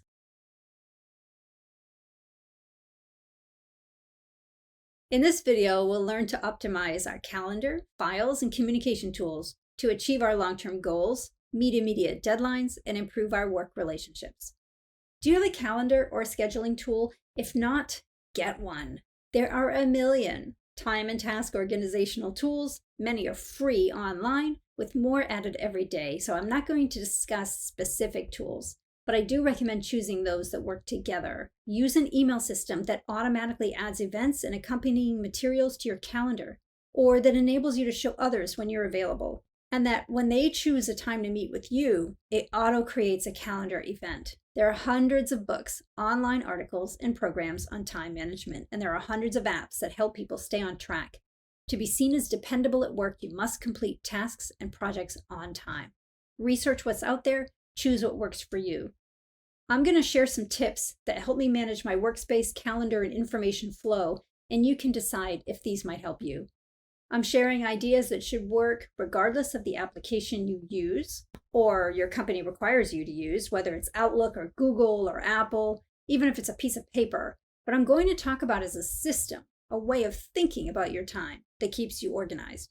You should create your own that works for you. Don't take my system as gospel. Look around at other options. They might fit your work style better. Once you have a system down, show it to your direct reports, explain its advantages, and encourage them to find something that works for them. I don't advise requiring employees to use the same system you choose, as what works for one person might not work for others. Teach them why it matters and give them decision latitude over how they meet expectations on time. Regardless, what we're doing here is not just managing our time. We want to manage our priorities and our energy. Here's mine. First, I name every category of work: projects, courses, long-term plans, etc. Here's an example list of categories I'm working on right now. I use these labels consistently. These also are in different colors in my calendar and file system, so I don't need to put the 3-letter code for everything. For example, personal meetings like a medical appointment are green in my calendar, so I don't need the word personal for all of those. File names for the course Engineering Management and Leadership all start with EML. A meeting regarding the graduate program has MSEM in the subject line. The date that my syllabus is due for the Foundations course has FOAE in the title. If someone stops me in the hallway and asks me to do something, I add it to my calendar right then and I label it. Before meetings start, I put the name of the category at the top of the sheet on which I'm taking notes, whether I'm taking notes electronically or on paper. If I'm in a meeting regarding one category of work and someone mentions something related to another, I start a new sheet and put the name at the top. If I don't have time to open a new note, I make a star next to the item and move it later. Having a naming convention enables me to find emails, appointments, due dates, files, and so on much more quickly. I cannot tell you what a lifesaver this is.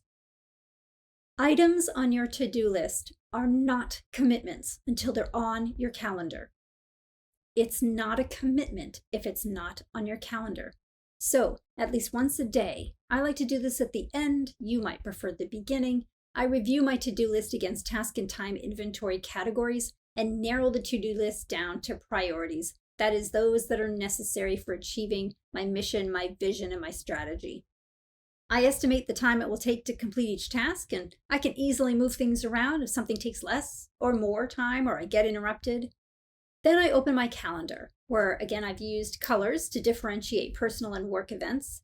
Calendar events that are time-bound or bold, and those that are from a to-do list and therefore are flexible show up on my calendar lighter. You can see on this calendar the 3 events. All are work and all are bolded.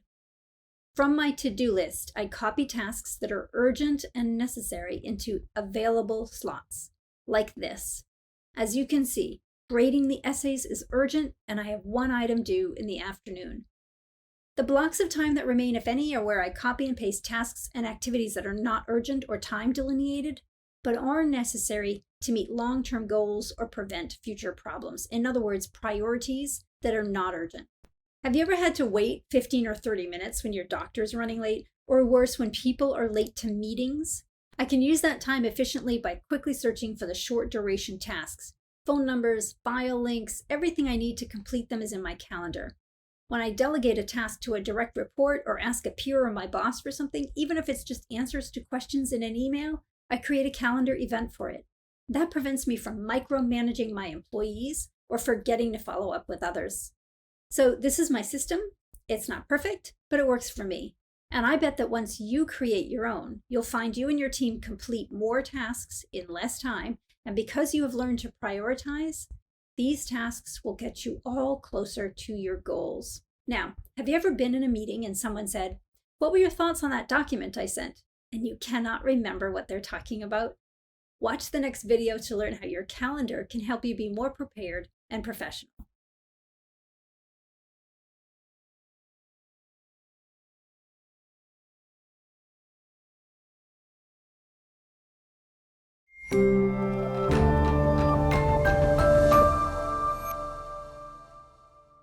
Have you ever been in a meeting and someone said, "What were your thoughts on that document I sent?" and you spend a few minutes digging up the email while you ramble on about what you can remember off the top of your head? Many people read documents that were sent to them before the meeting, during meetings. You're busy. It's hard to keep track of every message you get throughout the day. Unfortunately, reading during meetings prevents us from hearing others and formulating strong responses. We might even appear to others as if we don't care, and they may devalue our comments because they are ill-informed.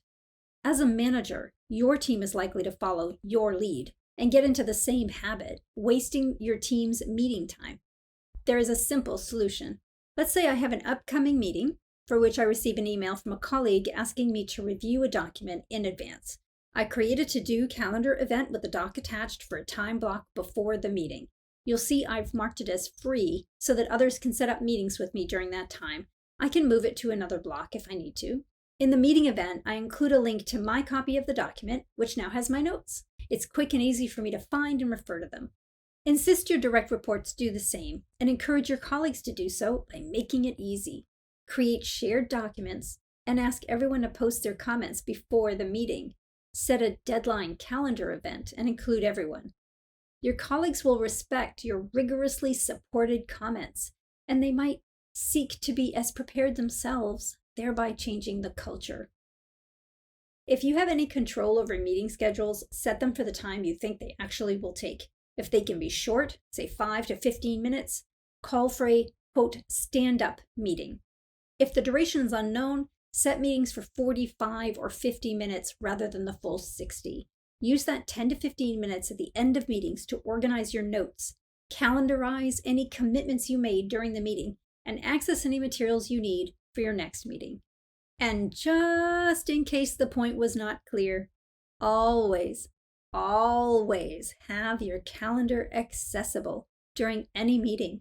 That way, when someone asks you, can you do something by a certain day, you can quickly check if you're going to have the time. And when you accept a commitment, you can add it to your calendar right away. Now, we have successfully determined our priorities. We have a system to focus our time on them. But guess what? There are hidden distractors robbing our time and attention. Watch the next video to uncover and prevent them.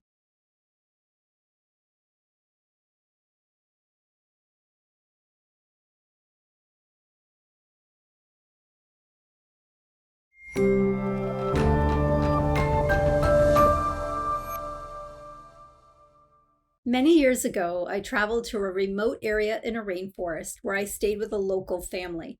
One day, the daughter asked if I'd like to ride an elephant. Sure, why not? So her dad drops us off in what looks like the middle of nowhere, drives off, and we sit on the ground, and we wait.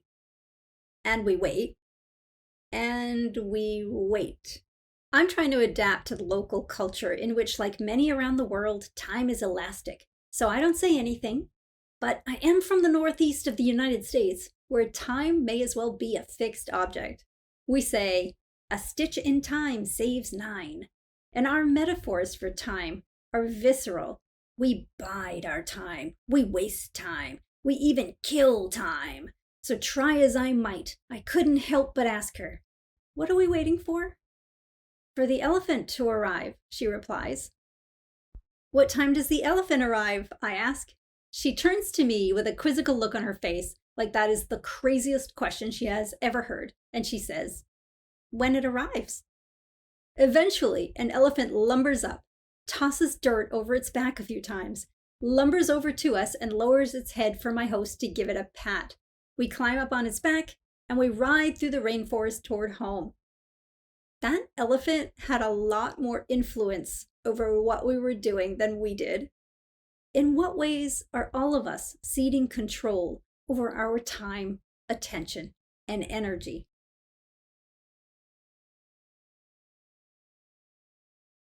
Some distractions and interruptions are outside of our control, but we have more influence over some of them than we realize, and by controlling the controllable distractors, we can at least reduce the chaos of those outside of our control and better apply our energy. In this video, I'm going to explain the state we want to get to when we're working on our most important tasks and provide some examples of distractors and interrupters. It's going to feel like we're slogging uphill here, but do not worry. There are solutions on the other side that I will share in the next video. The ideal state to be in when working on highly challenging cognitive tasks is what Mihai Csikszentmihalyi calls flow. You may have referred to this state of flow as being, quote, in the zone. Nothing else exists when you're in the zone. You have no sense of time. You begin in the morning and suddenly it's dark outside. How did that happen? The work itself is intrinsically rewarding. You don't need a pat on the back. You don't need a raise to feel good about the work you did when you're in a state of flow. Even if the work is challenging, the skills and knowledge needed to accomplish it come to you seemingly effortlessly, and nothing and no one can distract you. You are totally focused and in control of your own time and space. You cannot get into a flow state when you are distracted or interrupted. Some interruptions are obvious, but might be difficult or even impossible to prevent. A fire alarm goes off. Your department's being reorganized and your work requirements change seemingly overnight. Your biggest customer goes bankrupt and you need to get new sales right now and change all the materials you've put out there that brag about that big customer. The boss orders you to do something, or peers ask for help with something while you're trying to get something else done. People stop by your workspace uninvited and send urgent messages. There are other distractions that are less obvious, so we don't even try to control them. Making these hidden distractions visible will enable us to manage them or prevent them, freeing up our attention to deal with those that are outside of our control. Hidden distractions include our own random thoughts that pop up throughout the day. Should I make for dinner? Is it my turn to pick up the kids today? Do I need to call my client? Did my employee finish that task? Etc. Notifications, the pinging, and the messages that appear on our screen. Electronic clutter. Many of us store dozens of files on our computer desktop, have dozens of windows open on our browser, and leave thousands of emails we already have read in our inbox. And physical clutter. When you look at your desk or your car or your truck, your kitchen counter, do you see clutter? Most of us do not believe that these random thoughts and electronic and physical clutter create distractions. Each of them is minor on their own, so why prevent them? Moreover, we like these distractions. David Rock, in his book, Your Brain at Work, Strategies for Overcoming Distraction, Regaining Focus, and Working Smarter All Day Long, says, we prefer the distraction over the more difficult challenge of focusing. According to cognitive science research, the part of the brain needed to solve complex challenges, the prefrontal cortex, is a limited resource. The prefrontal cortex is where the brain brings forward past learning that it keeps stored in long-term memory, our experiences, our memories, the things that make up our wisdom, and applies that learning towards solving complex challenges. The hidden distractions take up space in our prefrontal cortex, making that area of our brain less efficient at recalling and using stored memories.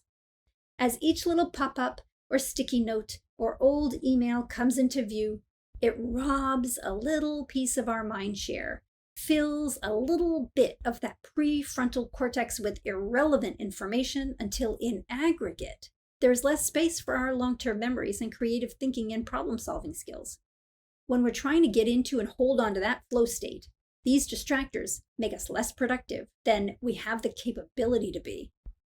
What will help us deal with all these distractions and interruptions? In the next few videos, we're going to unpack ways to respond first to other people who interrupt us in ways that enhance rather than harm our reputation, and to manage our electronic communications more efficiently.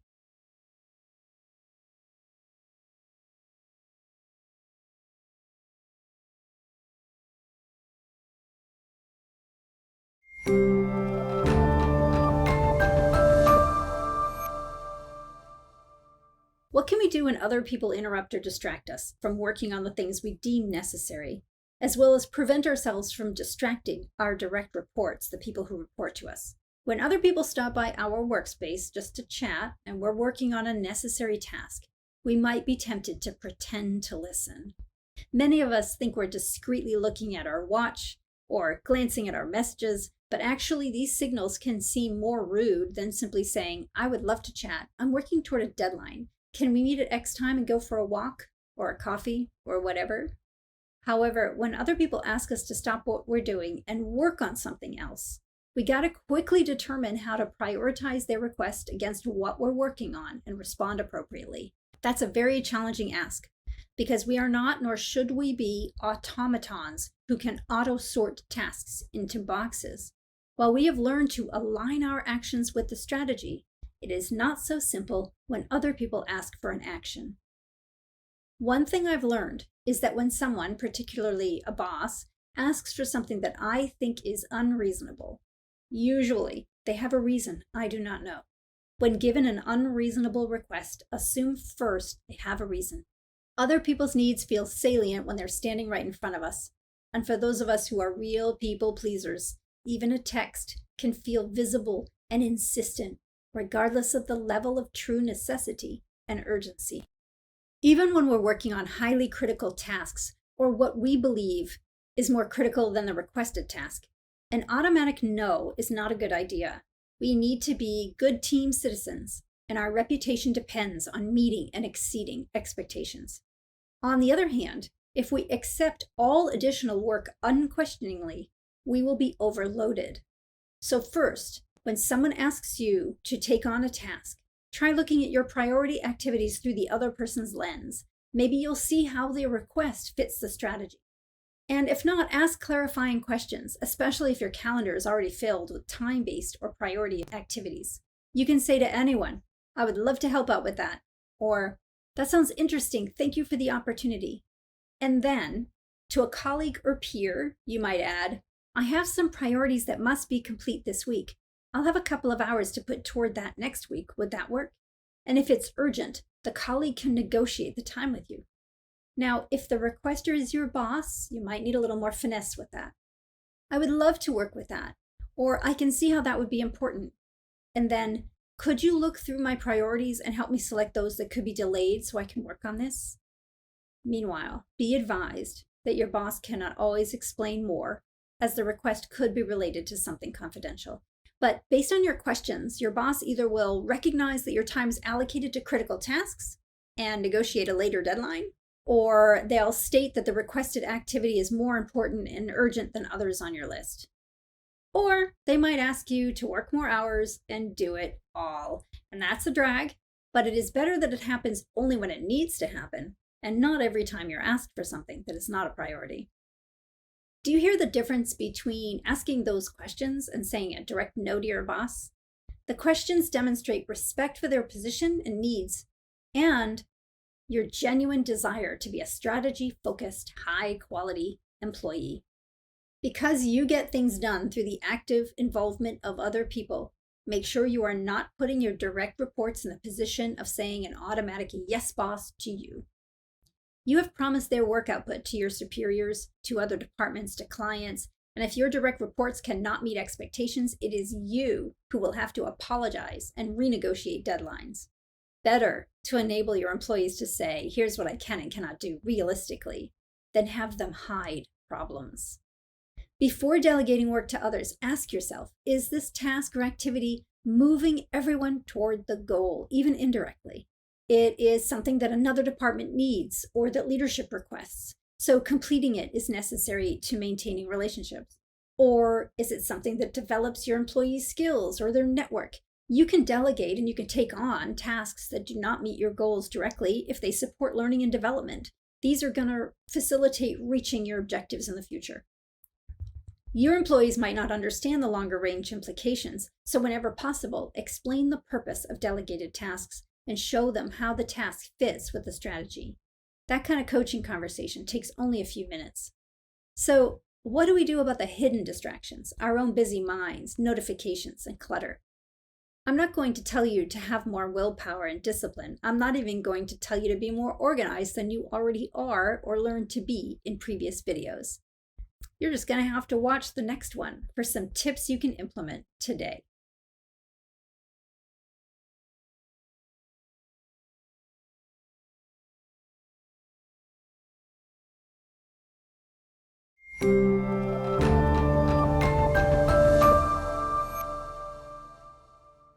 Cal Newport, a professor of computer science at Georgetown University, recommends that when you need to get into flow, you're doing what he calls deep work. He recommends you hide somewhere. You can close the door, maybe a conference room, or if you can work from home, put up a sign that says, "Do not disturb until X o'clock."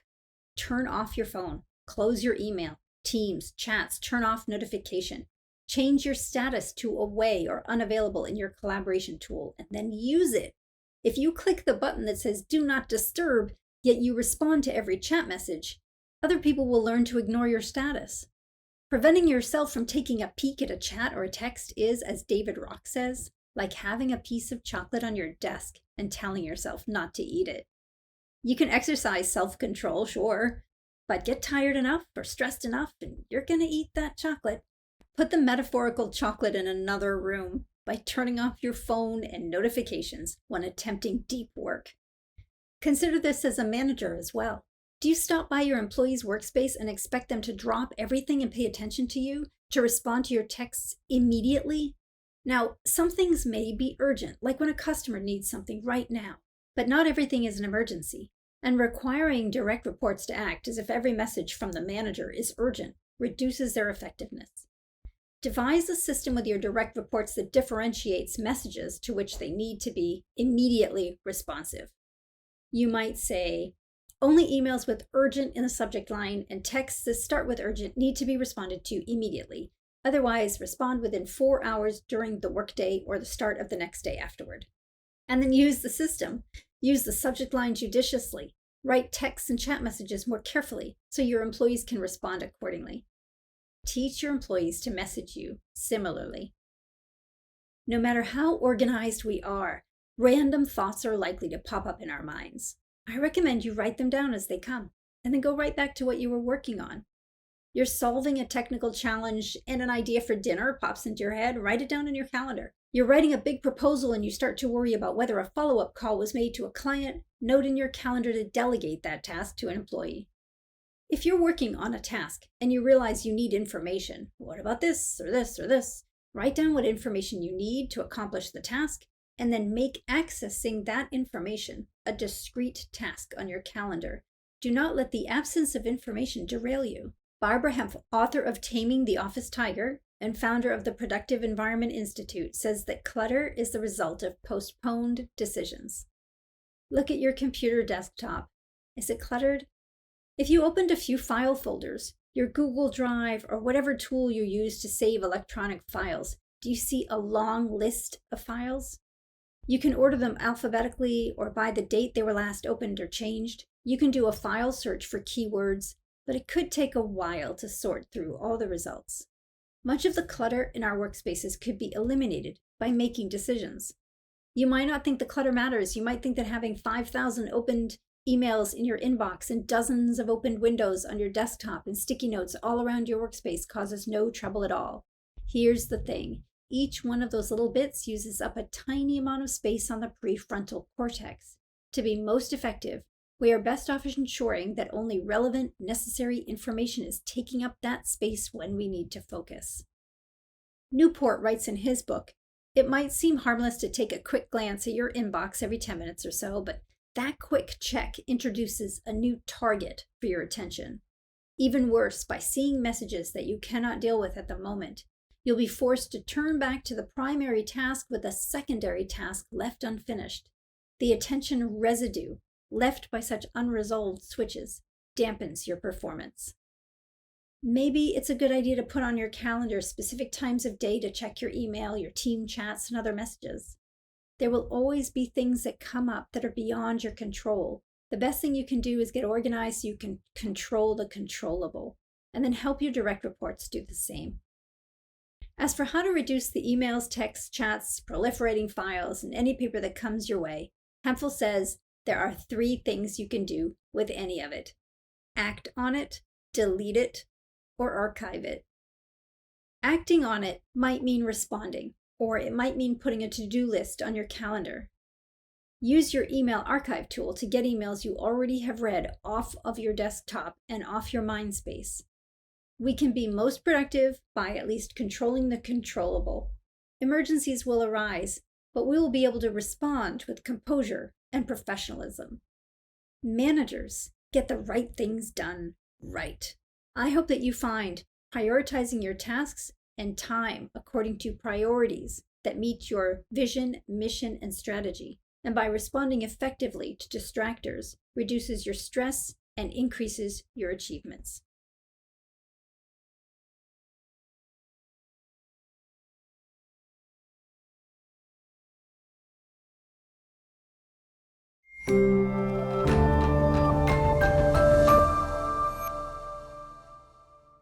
Projects are the implementation of strategy. If you took every project plan for every project in your organization and rolled them up to their topmost level, the resulting plan would be a visual representation of the company's strategic plan. And because projects require us to manage resources, our time, others' time, money, attention, supplies, having the skills to manage those for ourselves will help us manage project resources. For these reasons, we learned about strategy and priority management before we're learning about project management. All managers manage projects. For those of you who manage multiple projects simultaneously, or many highly visible critical projects or projects specific to your industry, such as IT or construction, I recommend you take a course on project management or get the book, The Project Management Body of Knowledge, also called the PMBOK Guide, published by the Project Management Institute. The book or a dedicated course will cover everything you need to know and will have all the control tools you need to have to manage projects effectively. If you want to be a project manager as a career, you might consider getting formal project management certification. In this short lesson, you'll learn the 5 stages of a project. You'll be introduced to the tools that support each stage, and you'll recognize how project scope, resources, and schedules interact. What do you think the difference might be between a project and a task? Take a moment, pause the video, and note down your thoughts.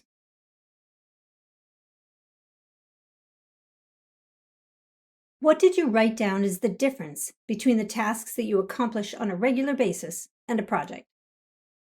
Projects require the completion of many different tasks. Some of these may be dependent upon each other. You can't start one until you finish another, while others can be worked on concurrently. The tasks lead toward a specific deliverable, a tangible thing like a bridge or a tool, or something intangible like a solution, idea, or concept. The deliverable is something you've never provided before. It might be an incremental change to a previous deliverable, or it might be a new innovation. The deliverable has a specific due date, a deadline that is not near. A task might be something you get done in an hour or a day or a week. But the tasks that add up to a project take a longer period of time, at least a month, maybe years. Projects are bounded by resources, by money, by the number of people you can put toward the project, or by those people's knowledge, skills, and experience, the capabilities of the available software, or the materials to which you have access, the space, the location. So a project is a series of tasks leading toward a specific deliverable, due in the future, and bounded by a budget that limits the money and other resources that can be allocated toward its completion. There are 5 phases to managing a project: initiating, planning, executing, monitoring and controlling, and closing. Some project management textbooks combine the executing and monitoring phases because what one is monitoring is the execution. Either way is fine for our purposes. We're going to talk about each stage in a moment, but before we do, I want to share 2 things. One, the phases may be somewhat iterative. You might find in the planning process you need to alter the scope, which would take you back to initiation. Once you begin to execute, you might discover a new opportunity that you could exploit or a problem that must be solved, and both of which could require changes to the scope, taking you back to initiation. I do recommend you include expectations around design freezes in your plan so that you don't iterate over and over and never finish your project. We'll learn more about design freezes in a bit. And 2, some people get stuck in a phase.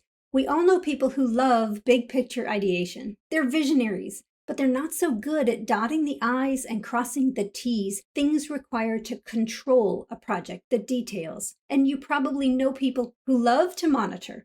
They want to go over the reports and the details again and again, but they don't seem to finish anything.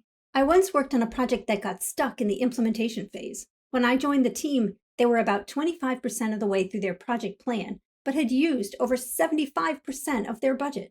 Want to know what happened? Watch the next video so it never happens to you.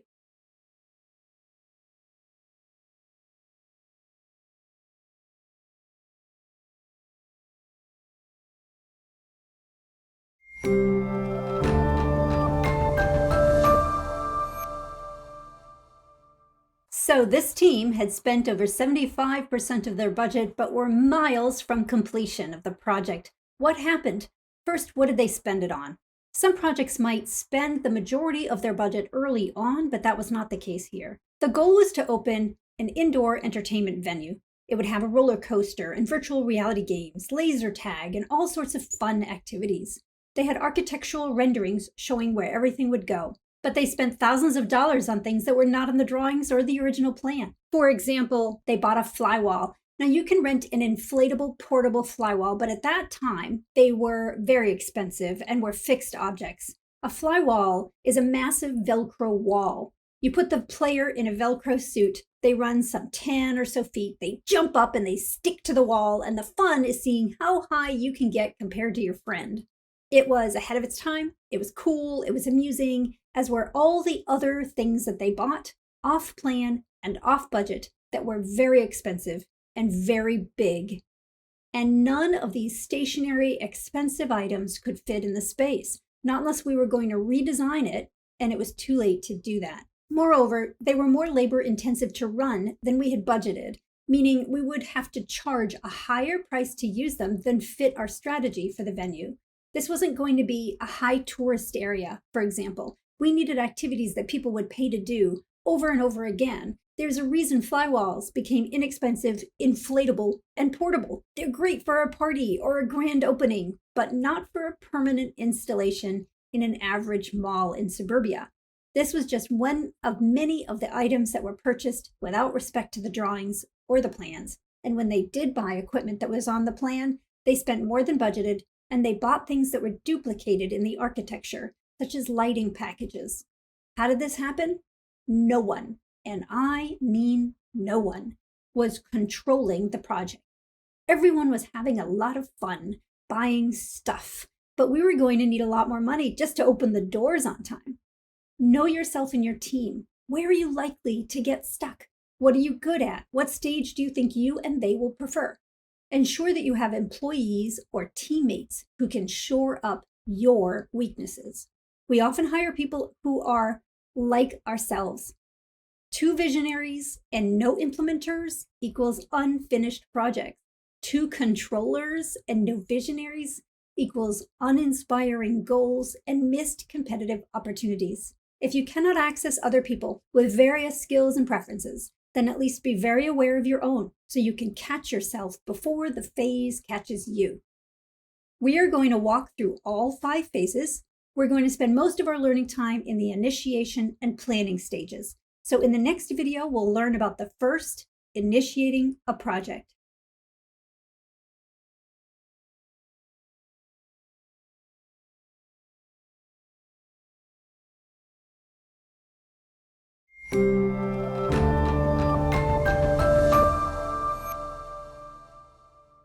The first stage is initiation. This is when you set the goal for the project.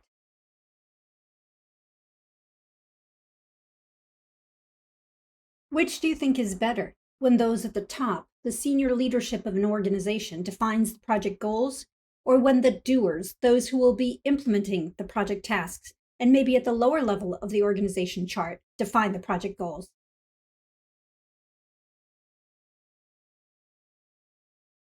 Did you choose senior leadership? You're right. Those at the top have the deepest understanding of the organization's strategy, what the finances are like in the organization as a whole, what resources they can access, and what might be changing in the competitive landscape, the customer demographics, and other market changes that might lead to opportunities or threats. The people on the front lines of the organization don't have the bandwidth to be attentive to all of this, so senior leaders have the best insight into which project goals will achieve the strategy they promised to their investors. Or maybe you said project goals should come from the bottom. You're right, too. The folks who will be implementing the project, who are going to do the daily work to accomplish it, they know what's really feasible. They know what skills they have and what others have. They know how long it really takes to get a job done. They can see the materials, supplies, software, or hardware they would need to complete the tasks versus what they have access to. And most likely, they can see some of the implementation risks that folks at the top have no way of knowing about or noticing. If you know the story of the Vasa, a 17th century warship that sank in the harbor during its maiden voyage, then you know that the king who set the specifications for the ship had critical information about the changing nature of war. His current ships were built to disable and board the enemy's ship for hand-to-hand combat. But he could see that soon the enemy would be able to destroy his ships from a distance. And he needed a ship capable of destroying the enemy first, and he needed it fast.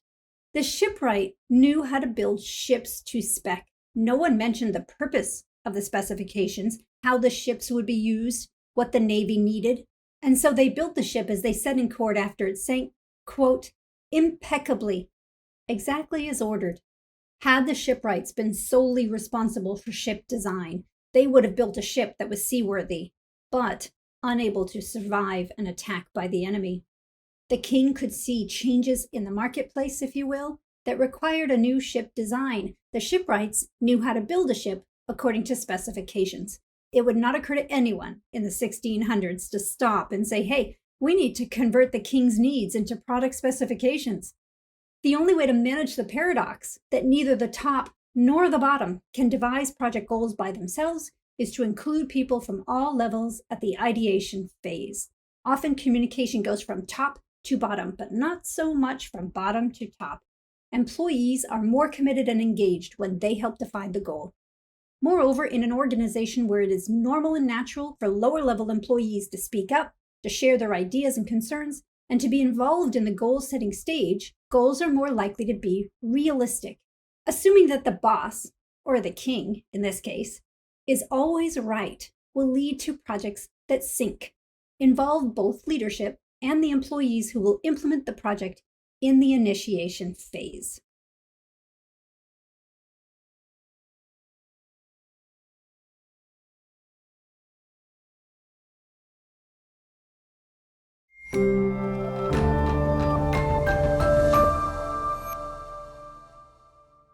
To initiate a project, the team devises a goal statement that aligns with the organization's strategy and is specific, measurable, achievable, relevant, and timelined.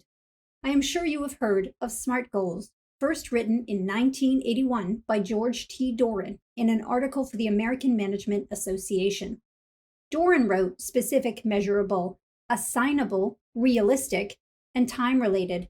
So you can see I dropped assignable to make room for achievable, which is close enough to realistic for me to drop realistic in favor of relevant. And this is because your project's goals must be relevant to your organization's mission, vision, and values to achieve its strategic goals. If it is not a good use of your time.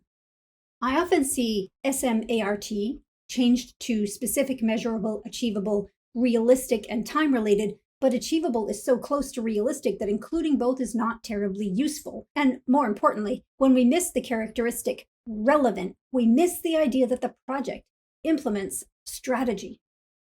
A key reason for project failure is when the project team does not fully understand the user's needs and the goal is not clearly defined. So I recommend that when you are writing a goal for a project, you make sure it meets these 5 characteristics. And if somebody else gives you a project goal that does not, your first task is to negotiate for a goal that is specific, measurable, achievable, relevant, and timelined.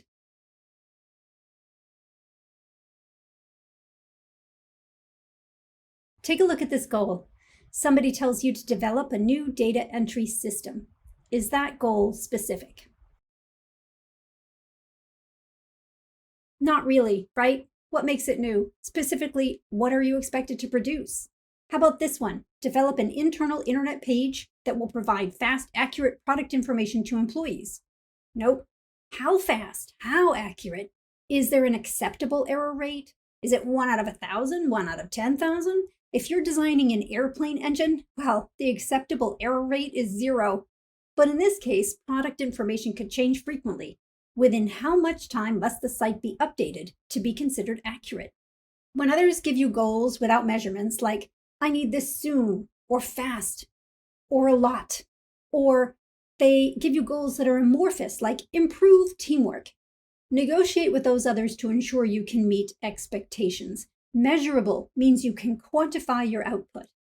I once had a boss tell me to get a handle on runaway expenses. I dug in to root out unnecessary purchases and changed procedures to reduce overall costs. I was happy to report within 3 months expenses were down 19% until he replied, "Oh, that's too bad. I was hoping for something more dramatic like 50%. 50%! Had I pushed expenses down by 50%, we would have to do things that hurt sales, at which point cost cutting would not be a good idea. But because I never asked for specific expectations, I was unable to meet them. Sometimes people give us vague goals because they don't know what they want, and sometimes it's to give themselves some deniability. If asking for specifics doesn't work, I recommend you tell them what you can produce. and let them negotiate with you. If the boss says, I need to reduce the battery load on this device, and in answer to the question, by how much, they say, as much as you can, it behooves me to run some numbers. I need to figure out the amount I know I can reduce with just a few easy changes, the low-hanging fruit, and the amount I could reduce if I made major changes. And then I need to list those changes. Are they to other specs on the device, or the date by when the product design can be complete? Will they change the cost structure for development? And I bring that back to my boss. I can reduce the battery load by X% without affecting the budget, deadline, or quality. Is that acceptable? If they say no, they want more, then I'll share the trade-offs. And there is no time to lose. Do your research and get back in front of the boss to negotiate that day if possible. Once people get an image of the future in their head, they often fall in love with it, and you'll be fighting an uphill battle to change their expectations. Ensure your goals are smart, specific, measurable, achievable, relevant, and timelined, because it's your reputation on the line.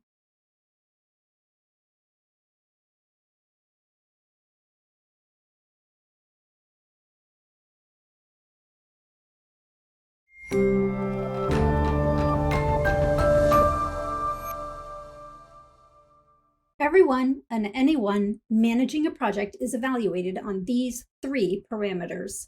The specifications, also referred to as spec, quality, or features of the deliverable, budget, any resources needed, including people and money, and deadline, or due date. These make up the scope of the work. Here's the thing. It's often difficult, if not impossible, to achieve all 3 of these parameters. No matter how hard we negotiate, our bosses are going to push for more than we think we can do. And by the way, if you're the boss, you do want to push a bit on project goals. You want your team working on challenges that are above their capabilities. Not impossibly above their capabilities or they'll burn out, but just enough to keep them engaged and focused. So negotiate the heck out of those project goals. I'll discuss more on how to negotiate in the lesson on influence, but for now, I'll share with you how to decide which parameters to negotiate. First, always have your ear to the ground, as we say in the US. Pay attention to the nuances in your organization. What is most important? Leadership might say, the most important thing is meeting budget. But you know, from listening to conversations that go on outside of formal meetings, that they would be willing to wiggle on the budget to get product specs that beat the competitor. Let's imagine you're working on a spacecraft. To get to its destination, it has a tight launch window. There are only a few hours on each of 3 days in 1 week that it can launch and reach its destination. Well, the duration of your project is fixed. There is no changing that deadline. If you find you cannot meet the deadline, given the specifications requested and the resources allocated, you know you need to negotiate either for a new spec or a new budget. You do your research and find you can reduce the product specifications. There is an instrument that could be eliminated without harming the overall mission, and dropping that instrument would enable you to meet the deadline. So you say, we can get this shipped to the launch pad on time if we drop the development of instrument X and allocate the engineers to instrument Y. Alternatively, let's imagine you have a competitor coming out with a competing product that you suspect will be superior to the one you have under development. You know that the folks in marketing have found that the customer is most concerned with product features, and they're willing to wait for them. In that case, you might say to leadership, given marketing's research, would you be willing to give us an extra 3 months to incorporate these features and beat the competitor? Or would you be willing to free up X amount of dollars to incorporate these features and still beat the competitor to market? You've got to know what your organization truly cares about in order to negotiate project parameters. Build your network, build your reputation, and do not hesitate to negotiate for what matters most to your organization's strategy. Meanwhile, what do you do if, despite your best negotiations, you find you cannot meet one of the parameters? We will learn some tools to manage that challenge in the video on the monitoring phase.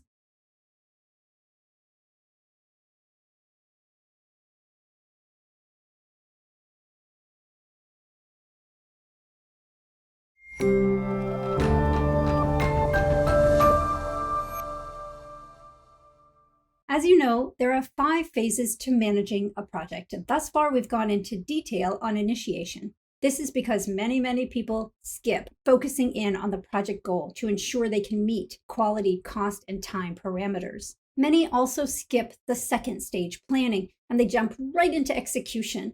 Their boss gives them a project or they come up with an idea and boom, they're off. Later, they can't figure out how to monitor and control the project, which ends up out of spec, late, or over budget.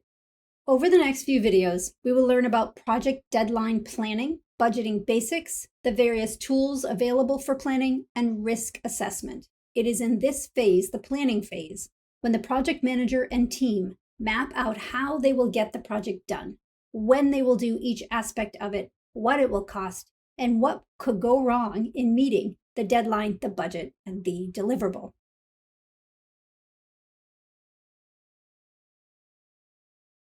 To plan a project, first get everyone whose work might influence its implementation to list their tasks, the duration of those tasks, the costs that may be associated with those tasks, any dependencies they have on others to complete the tasks, and any risks to the task.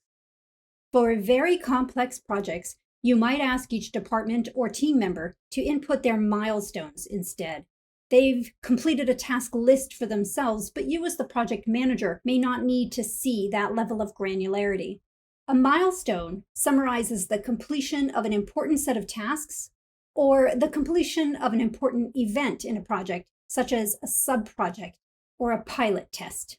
You might have been given a deadline by top management or by a client, or you might determine the deadline based on how long each task takes, factoring in tasks that can be completed concurrently and those that must be sequential. If you're handed a deadline, you're going to work backward from that date to determine when each task must be complete. Either way, you will need everyone involved to give you their durations. Pay attention to how people word things. When someone says, "I can get that to you in 2 weeks," does that mean from whatever date you give them the go-ahead to begin, it will take 2 weeks to get the job done? Or does it mean, given their schedule right now, they could get it to you in 2 weeks, but in 2 months, when you actually need them to work on your project, they have other commitments? So how much time do they need? How long would the task take given normal operations? And what might influence their timelines? Don't forget things like vacations, holidays, obtaining approvals, and inefficiencies inherent in task handoffs. If you have no authority over those from whom you need work, you might need to negotiate with their supervisors. Now you have an idea of how long the project should take. Can you get it done by the deadline? We will discuss what to do in the video Executing and Monitoring Controlling the Project, if not. A project budget represents the total projected costs needed to complete it. Some companies use top-down budgeting, others use bottom-up budgeting. Top-down means the company tells the project manager, "Here's how much money you have." The manager then creates a task or milestone budget that allocates the amount provided across tasks or milestones.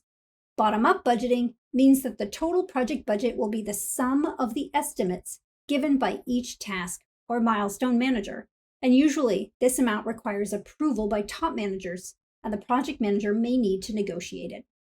Regardless, all budgets are estimates. Even when they come from the top, all projects are unique, and so it can be challenging to know precisely how much will be needed. Yet once approved, the company will expect actual costs to match budget. Therefore, I recommend that even if you are given a budget, you do your own estimates as well to see where you're likely to get constrained. Possibly this will enable you to negotiate for more or to mitigate those constraints in some other way. And you'll need the task or milestone expected expenses to monitor and control the project anyway. This is called activity-based budgeting, and in theory, it should be the most accurate method. Everyone involved in the project provides estimates for their portion of the work. Usually, there are some tasks in your project that have been done before, or there's a very similar project that might have been implemented previously, and that enables the use of historical costs in the budgeting estimates. This is called incremental budgeting. Check for underlying cost drivers to ensure they have not changed. For example, the company may have changed vendors, resulting in cost changes. Find experts or those with related experience to advise on costs for never-done-before tasks. When obtaining budgets from others, make sure they include labor, and for multi-year projects, add an estimate for raises that might be above inflation. If you suspect some promotions and major salary jumps may be in the future, include them. Labor is highly related to the deadline. Delayed projects cost more because people are paid for a longer than expected time. Consider whether the project will need temporary help or outside contractors. Be very clear with any outside vendors about the scope of their work. In highly innovative environments, this can be extremely difficult. You may not know what you need until you see what a contractor can produce. You might want to ask them to estimate maximum expenses as well as expected expenses. Overhead is a tricky one. It refers to ongoing business expenses not directly attributed to the project. Every company has its own method for calculating overhead costs, but rest assured, once they have calculated them, they will charge your project. I have seen project ideas never get off the ground because the team that defined the project goals and initially calculated the budget never imagined any other expenses beyond those directly related to completing the tasks on their projects. Once overhead costs were included, the return on the project investment was too low to implement. Include any expenses for purchasing or renting materials, supplies, equipment, space, etc. For multi-year projects, include expected inflation, and for international projects, research expectations for currency exchange rates. Have you ever heard of the fudge factor? No, not this kind of fudge. The fudge factor is what we call the, quote, just-in-case money added after estimating expected needs. We might say, just in case we hit a snag, let's add 10% to the budget. As the manager, you want some fudge. All projects hit snags. You don't want to go over budget. However, if everyone on the project team added 10% to their budget and you did not know it, you would roll all those budgets up and add your own fudge factor to the total, resulting in a much higher budget than needed. And your project might not get approved because it looks too expensive, and it sends a message to those above you that you did not consider the value of each expenditure. Remember that the value of anything, time, energy, expense, is relative to the strategy. Form the types of relationships with your peers and colleagues in other areas, so that when they give you cost estimates, you can ask candidly whether they included a fudge factor. You will not be able to estimate a budget for a project requiring extensive innovation that aligns perfectly with real expenses.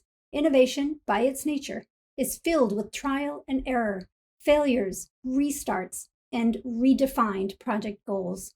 Deadlines and dollars will be hard to predict. Do the best you can to ensure you can get access to funds, should you need them, by having a champion at a high level of the organization.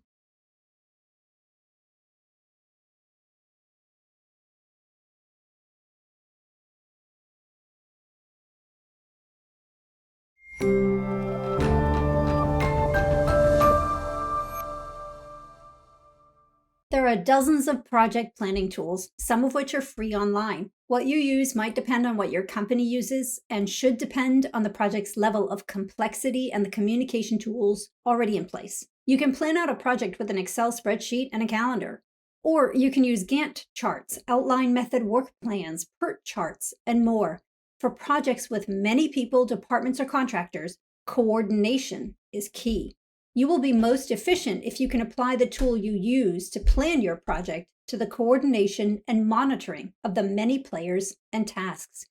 Choose a planning tool you can reuse as a control tool. Here are some of the many options of tools one can use to plan a project.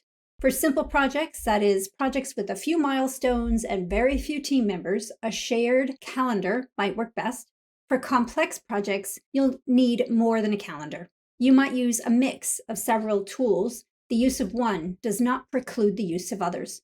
For example, the work breakdown structure, or WBS, shown here, presents the highest levels of the units of work that will go into building an aircraft system. For each unit, you can be sure there are several other planning tools supporting the completion of those tasks. However, a more detailed WBS would include cost, specifications, and schedule information.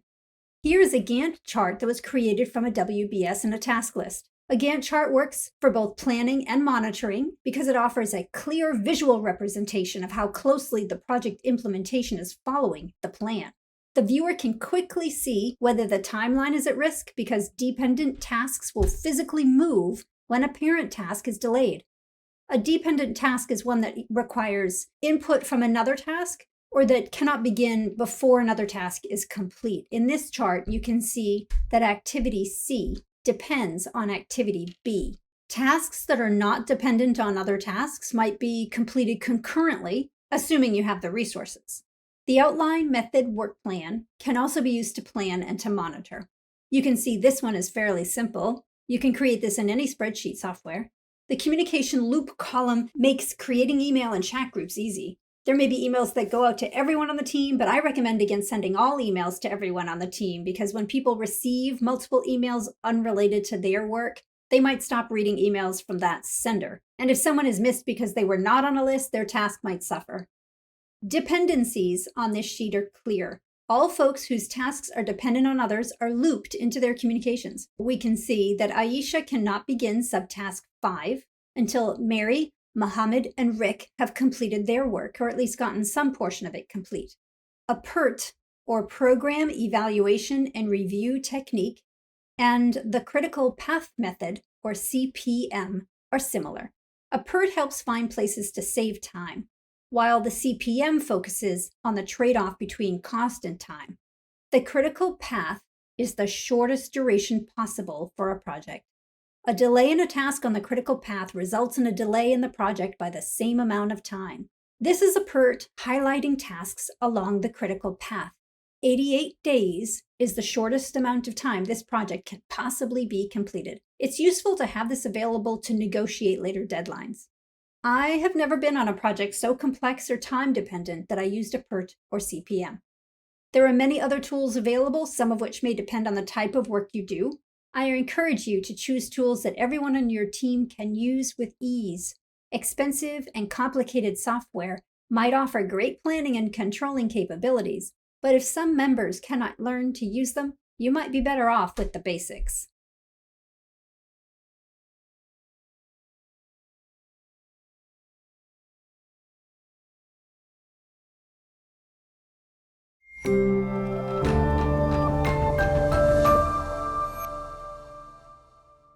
The final step is risk assessment. You can earn a PhD in risk assessment, so for this short piece of our learning, I'll provide a short introduction. What I hope to give you here is the language you can use and to know what questions to ask in case this comes up at work.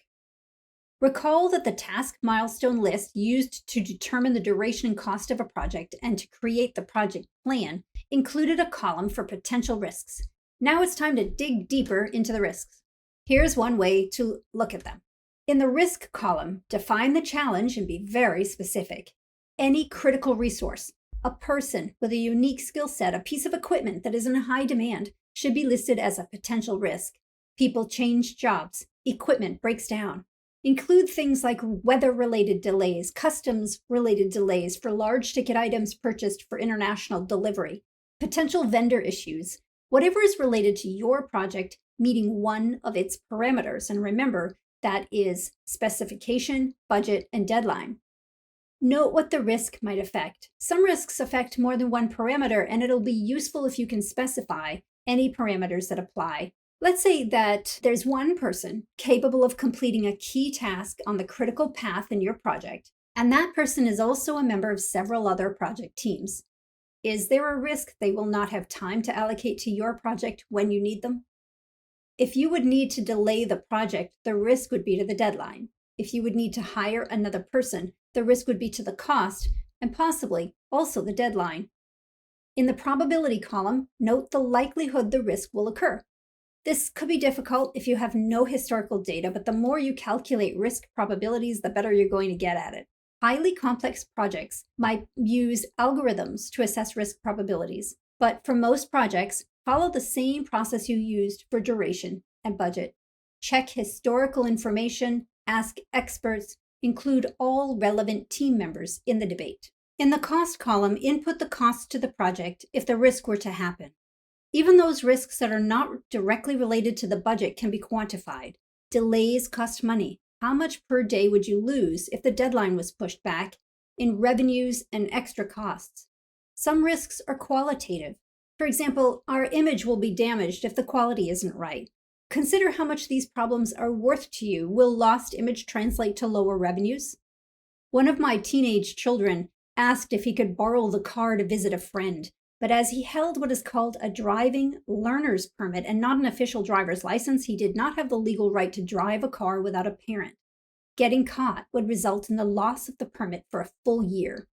His response to my pointing that out was, "I am a really good driver. I'll be fine. I won't get caught." And it is true. He is a good driver, and he's unlikely to get caught. So I said, "Well, let's say there's a 5% chance you would get caught?" "Sure, okay," he replied, sensing that he was walking into a trap. "How much is it worth to you to be able to drive?" "Oh," he replied, "I cannot wait to get my license. It's very important to me." "How much?" I pressed. $1 million, he replied. The expected value of driving the car today with only your learner's permit is $50,000. Do you still want to drive? Nah, I'll walk.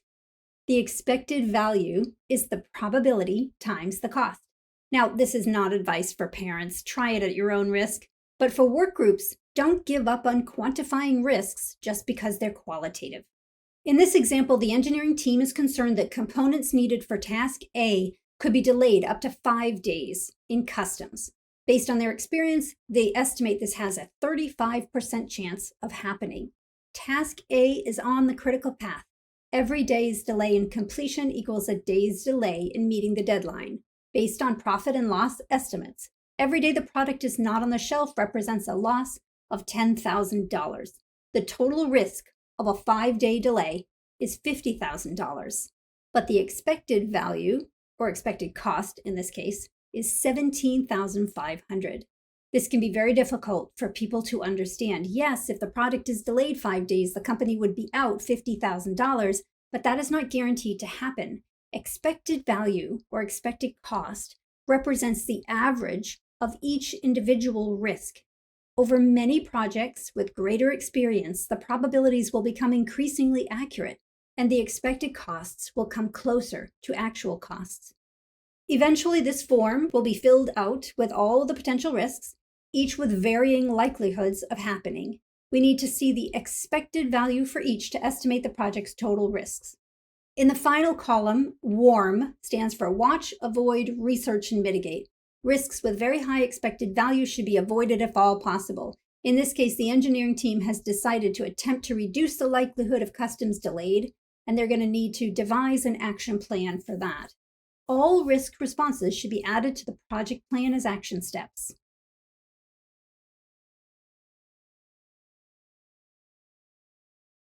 A common risk is change orders. When someone, the client, a boss, another department, even the project team itself, adds to the project specifications or changes something originally planned, they're asking for a change to the project plan, and that can lead to scope creep.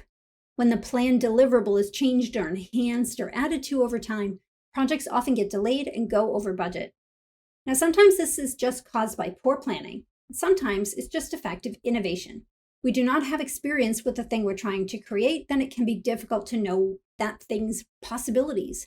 As we create, we discover new opportunities and risks, and the project goal has to change. But some of it is preventable. So I'm going to share some tips.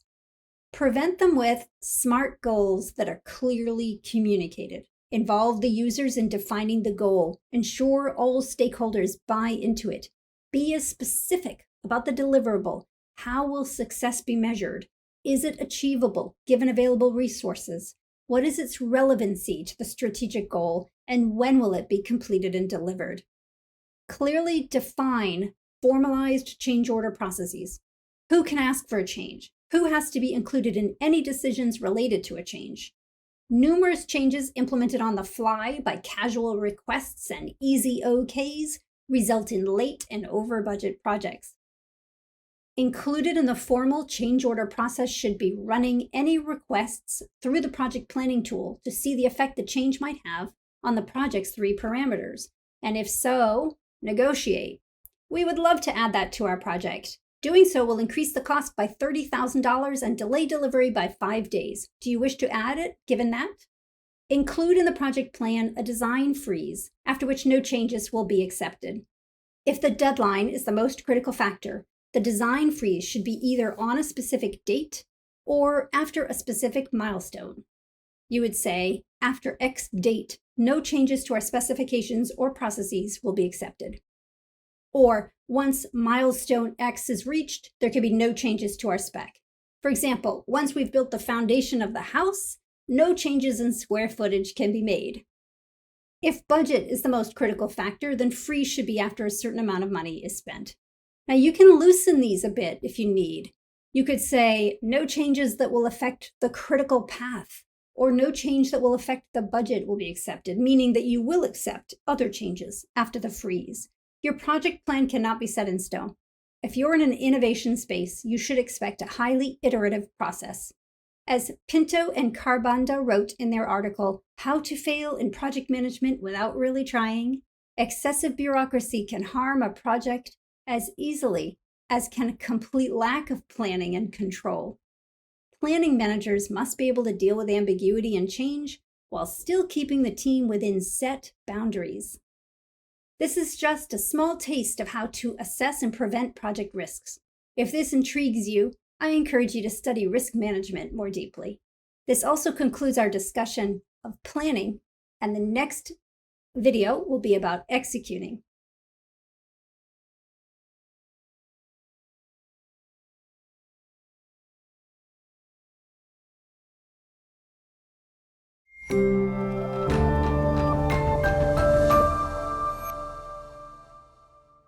The project is now scoped out. In other words, the goal statement is smart and a plan is in place. Now it is time to launch the project. Executing and monitoring a project calls upon all aspects of management, from listening to others, to coaching direct reports, to solving problems, to running meetings, and more. First, gather your team for a launch meeting with 2 goals: building the team and ensuring complete agreement to the project's goal and plan. Create a team charter, as you learned in a previous lesson, and together double-check that the goal meets every characteristic of SMART.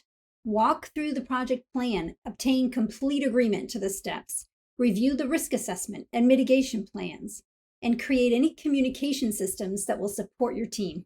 Every project is different, so teaching project execution is challenging.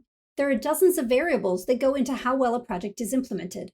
But given that brilliant ideas that are poorly implemented tend to do worse than reasonably good ideas that are well managed, I'm going to share some common things to watch for. I have mentioned before that project specifications, budgets, and deadline interact. A delay in completing the project generally increases costs. Changing the specifications during the project often causes delays and increases expenses. Decisions that affect one parameter affects others. And no matter how clearly defined the goal and how explicit and precise your plan, you're going to make many decisions as the project progresses. Monitor your project through meetings, walkthroughs, and on-site visits, status reports, interim reviews, and audits. During the visits and reviews, pay attention to how employees are doing in general. Are they making many errors? When deadlines are extremely tight and people work overtime for an extended number of days, they may become excessively stressed. Alternatively, project plans with a great deal of slack in the schedule might lead to boredom, and boredom is the kiss of death. Most of us become disinterested and inattentive when we're bored. If errors are piling up, creating rework that leads to delays and expenses, check on the team's stress. You want them stressed enough to be challenged, but not so much they can't think. If possible, adjust internal deadlines to reduce or increase stress as needed. Use your project plan as a control tool. In this example, I've used the outline method work plan presented in a previous video to create a monitoring and control tool. You can see that after the first subtask, we were 3 days over schedule and $300 over budget.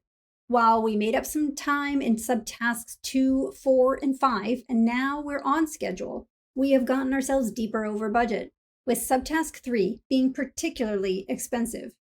Tracking variances can enable us to see if a project is going off track and turn things around before we're in too deep. There are some things you can do if your project is falling behind schedule or going over budget. Renegotiate the specs. A narrower or less complex deliverable might be completed faster or for less money. More money could enable you to get things done faster. You might be able to pay for faster delivery of supplies or run extra shifts, hire contractors. And obviously, a later deadline helps schedule, but it's unlikely to help if you're over budget. You might be able to catch up to a deadline if you have money available in the budget for overtime. If you could be late because a vendor cannot send you a full supply of something you need for a task, you can ask that vendor to send you part of your order earlier. And you can request the same of your client or your boss. Can I turn in part of this deliverable on time and the rest after the original due date? It's similar to renegotiating the deadline, but for deliverables that may have discrete pieces. Fast tracking means completing dependent tasks concurrently rather than sequentially. You remember our Gantt chart from the planning phase. See how activity C begins when activity B is complete? This implies that activity C is dependent on B. However, you might notice that B changes color at 67% and a purple arrow points to C. That means that when B is 67% complete, this team can start activity C. Would it be better for B to be entirely complete before C begins? Clearly, yes. But in this case, we can save some time. Doing so is going to create risks. B's final steps might lead to needed changes for C that could require rework, which in turn could add cost or time. But fast tracking is a way to catch up. Your job as the manager is to balance the risk with the time gains. Finally, to crash the schedule is a dramatic way of saying to add additional resources. More money, more people, more vendors, whatever it takes to get the project done on time. Be advised, throwing more people at a project is unlikely to result in time savings that is equal to the number of people. Your team is experienced. Anyone you add is going to take longer to accomplish the same tasks because they need to learn. And more people means more communication, time, and risks.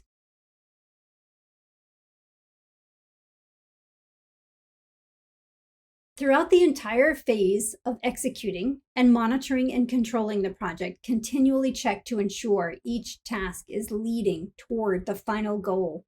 Sometimes a group will create tracking tools or paperwork that don't do anything more than create unnecessary work. Yes, you do need to track expenses and schedules, but not with excessive compliance procedures that slow people down. Next, let's look at one area of execution that is often overlooked, yet is critical to project success.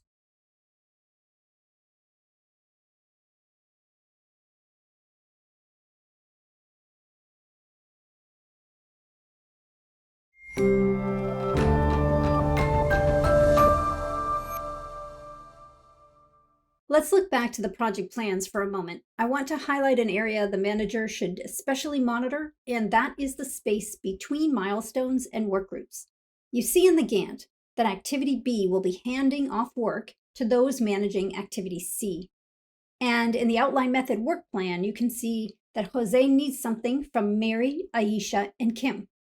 These spaces represent internal transactions, the movement of products and services between departments within an organization. There is a good chance that Jose, Mary, Aisha, and Kim work in different departments, doing completely different types of work.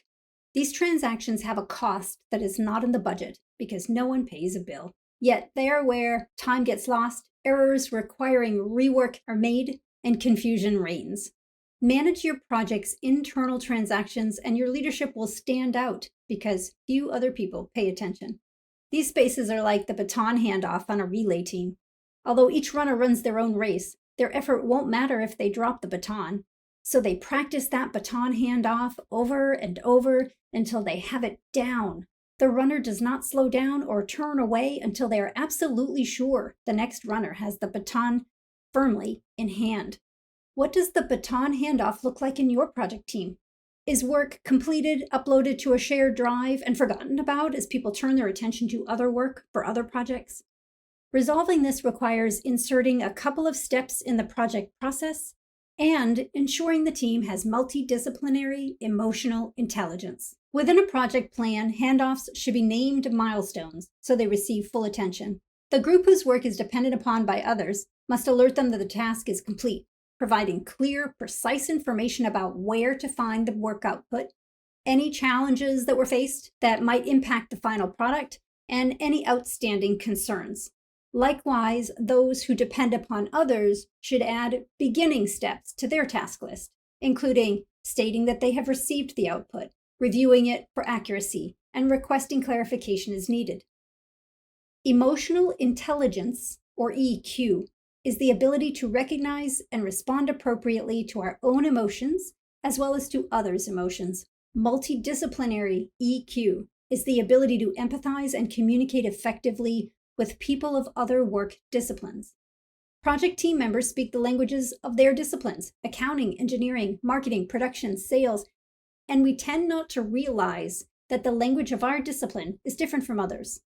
Sometimes people from one discipline will disdain the others. They think they don't know they're being looked down upon, but the others do. These issues can interfere with the baton handoff.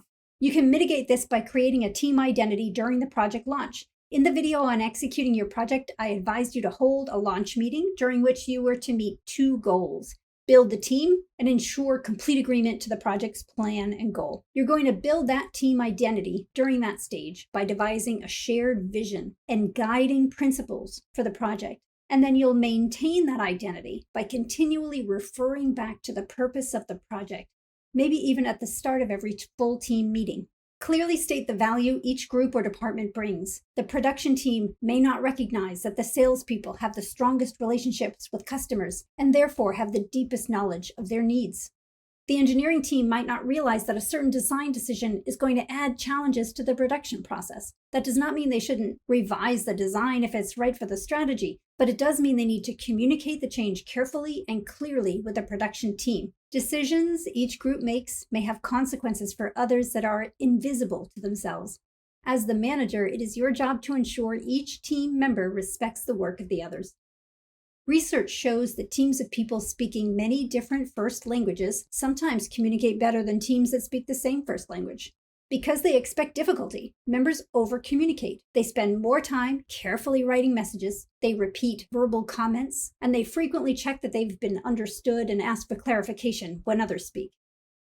I work for the CLE, which is part of the WSE at JHU. Does that mean anything to you? Probably not.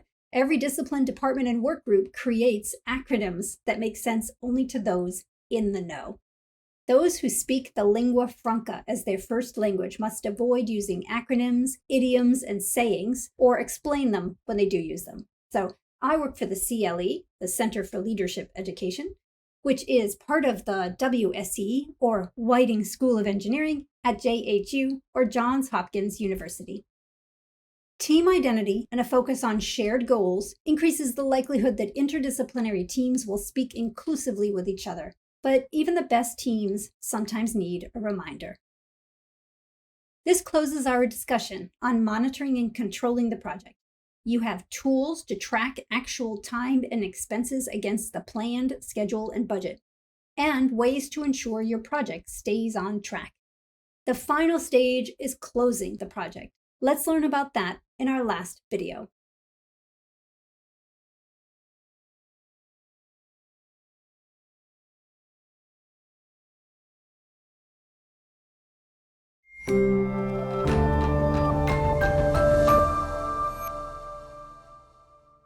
The final stage is closing the project. Some of us have difficulty finishing. As consultant and educator Rick Brenner says, when projects near completion, we sometimes have difficulty letting go. We want what we have made to be perfect, sometimes beyond the real needs of customers. Comfort with imperfection can help us meet budget and schedule targets. I have that on my wall. It's something I need to remember. And then there are many of us who rush off to the next project or immediately start digging out from under all the regular daily tasks that got put off while we were doing the project. And we end up neglecting parts of the closing phase that you see here. The project client might be your boss, an internal department or organizational leader, or a paying customer. Whoever requested the deliverable must have the opportunity to review the outcome against original scope. Be sure to get their formal agreement that expectations were met. Answer their questions without getting defensive. Their questioning aspects of your deliverable does not mean they do not trust you or like what you produced. The more patience and clarity you have here, the less likely you will have to make revisions. Provide the client with a written report that clearly spells out any variance against the plan and why changes were made. Celebrate the conclusion of the project with the entire team. Some folks might have contributed their piece months or even years ago. They never saw the final deliverable. Team members come from all over the organization, and they may not report directly to you. Or if you're in a matrix organization, they might have a dotted line relationship to you and also to their department manager. So let their line manager know how much you value the employee's input. Put it in writing so that it is recorded for their performance review, because otherwise they might not receive credit for their hard work. Finalize any outstanding payments to vendors. Return anything leased or rented. In large companies, every project has a charge code. Ask the accounting department to close your code when the project's last outstanding payment has been made. Otherwise, in my experience, expenses will show up in that code for years until someone comes to you and demands to know why you're still spending money on a completed project. Finally, document. You have gained quite a lot of knowledge that should be institutional knowledge.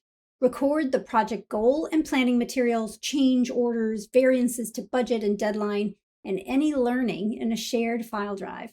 What went well? What would you do differently next time? Did you discover that the lowest cost vendor was consistently late? Did you greatly underestimate the time it would take to do a certain set of tasks? Record errors so they're not repeated by yourself or others in the organization. In summary, there are 5 phases to a project: initiating, planning, executing, monitoring and controlling, and closing. All project managers are evaluated against 3 parameters comprising scope: specifications, budget, and deadline. There are numerous tools available to plan your project, and whatever you choose should support the level of project complexity and be usable as a control tool. Brilliant ideas, poorly implemented, are unlikely to succeed. That does not mean there will not be challenges. No project goes off without a hitch. Build strong relationships, as well as smart ideas and clearly delineated plans so that you can manage the process of the project and not micromanage the details. Good luck.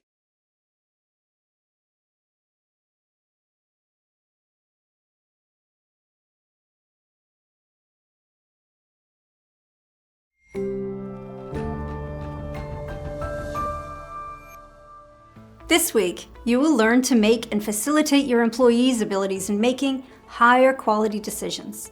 You'll be able to recognize some of the most common errors in analyzing information, considering options, and leading teams. We'll start by identifying your values, and we'll incorporate the values your organization espouses to ensure decisions are aligned. Ultimately, you'll have the skills and tools to make decisions that support your organization's strategy. I hope these lessons bring together everything you have learned thus far, building on your newly acquired skills and unpacking new ideas and tools you can use today.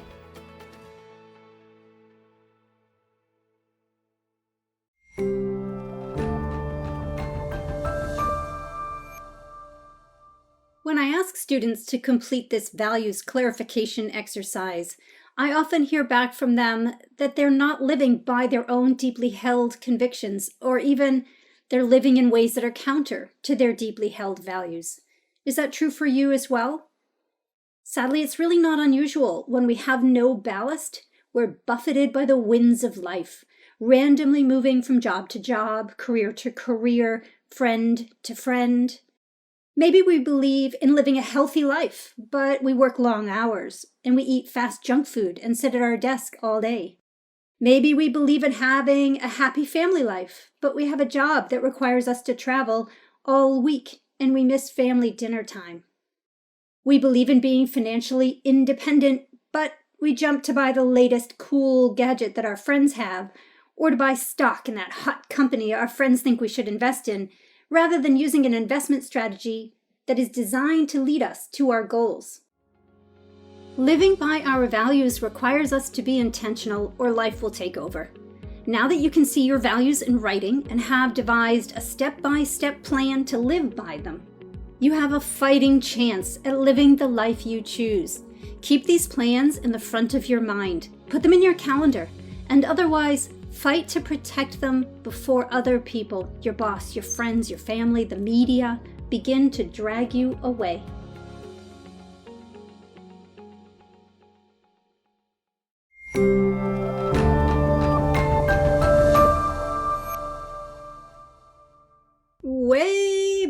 1980s, when corporate greed was both glorified and demonized. I had the good fortune to attend a graduate school of business, and the first required course was business ethics. Business ethics, as defined by the Cambridge Dictionary, are the rules, principles, and standards for deciding what is morally right or wrong when doing business. And on day one, my classmates were in an uproar. Students felt this class was a waste of time and money. What do you think were their key objections? The anti-ethics program students fell into two camps, and maybe these are true for you as well. There was the group that felt the subject was not central to business. For these students, businesses are created solely to earn money for their investors, and we're going to call that group the shareholder value group. If asked, they'd say that not-for-profits and government agencies are also created for shareholder value, the shareholders being the tax-paying public in the case of government agency, or the funders in the case of not-for-profits. The other group stated that ethics cannot be taught to adults, and any attempt to do so is just wasted. And for these students, ethics is something that one is taught by one's parents, by the culture within which we grow up, by a religious institution. I'm going to call this group the can't teach an old dog new tricks group. Each of these groups would be blindsided in the weeks to come as we were hammered with case after case that questioned our previously held beliefs. The shareholder value group eventually had to deal with the fact that the courts recognize that unlawful conduct stems from management and organizational practices, and they base punitive damages, at least in the US, partly on whether companies proactively work to prevent that misconduct. But ethics are not really about what's legal or not. Research has shown that employees working in companies they perceive to be ethical are more engaged. A 2010 study by the Hay Group found that positive perceptions of an organization's ethical culture are associated with higher levels of engagement, and that management's commitment to ethics is particularly important for employee engagement. A 2013 study by Tiny Pulse and reported in Forbes magazine demonstrated that management transparency is the top factor when determining employee engagement. Why do you think that employees are more engaged when they perceive their managers to be transparent and ethical? Forbes says employees think if I can believe and trust my management, I'll work harder for them. In short, the shareholder value group had to learn that if they believe shareholder value increases when employees work harder, then shareholder value increases when the company's leadership acts ethically. Moreover, they came to realize that we can live by our own personal code of values both in and outside of work. We do not have to leave our values at the door to succeed. In the Harvard Business Publishing case on the Tylenol poisonings of the 1980s, James Burke, then CEO of Johnson & Johnson, said, "What's right works. The cynics will tell you it doesn't, but it does. What's right works." During this module, I will introduce you to integrity strategies like Johnson & Johnson's, and how integrity strategies beat compliance strategies both ethically and in the marketplace. In short, creating a culture of ethicality is good for shareholders as well as employees and society. The Can't Teach an Old Dog New Tricks group had to come to grips with the fact that we continue to learn and change throughout our lives. You obviously already know this, or you would not be taking this course now. Research shows that you're doing exactly the right thing. Adults participating in learning opportunities report higher levels of well-being and mental health, whether or not the learning is driven by or leads to higher employability or income. In the Inc. magazine article, Why the Adage You Can't Teach an Old Dog New Tricks Isn't True in Business, journalist Jessica Stillman writes that this adage is absolutely wrong. Research by management consulting firm Korn Ferry showed that there is no correlation between age and potential. Learning agility remains constant regardless of age. If you believe you have done the wrong thing in the past, that does not mean you cannot do the right thing now. If your company has asked you to behave unethically and you have complied, you can say no now. I used to work for a weight loss program, and I remember participants saying, "Well, once I'd eaten a donut for breakfast, I figured the whole day was lost and I just kept on eating." You don't have to think like that. Start from today. Move forward in the way you wish to go. Many people contend that all ethics are relative and that every culture has not only different, but opposing ethical views. I disagree. I see strong similarities, for example, between Aristotle and Confucius. For more, I recommend the paper East Meets West, Toward a Universal Ethic of Virtue for Global Business by Daryl Cohen.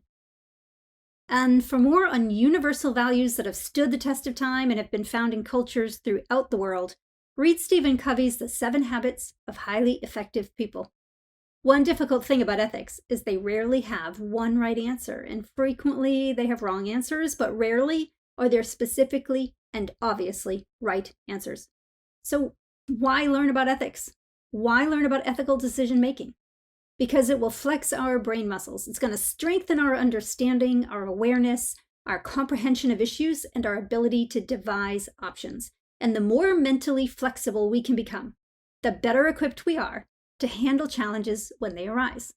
We don't send our military out onto the battlefield never having handled their weapon. We have them trained not only in how to shoot their weapon, but also in taking it apart and putting it back together until they can do it blindfolded. But we send people to face major ethical questions with no foundation, never mind practice, in considering these questions. And we can't be paralyzed by the lack of clear answers. Inaction can be as unethical as wrong action. Nor can we throw up our hands and select responses to challenges by throwing darts at a list and choosing the winning option. Often, when people argue questions that have an ethical component, they argue from their opinion, and that opinion is often based solely on their own life experience or something they read recently online. We have centuries of philosophers who have given intensive thought to ethics. Confucius, Martin Luther King, Aristotle, Maimonides, Jesus, Muhammad, the Buddha, the Akan moralists of Ghana, Taoists, philosophers. Every culture and every language has someone who has left behind their valuable, useful ideas on how to reason through ethical questions. So we do not have to start from zero on every issue.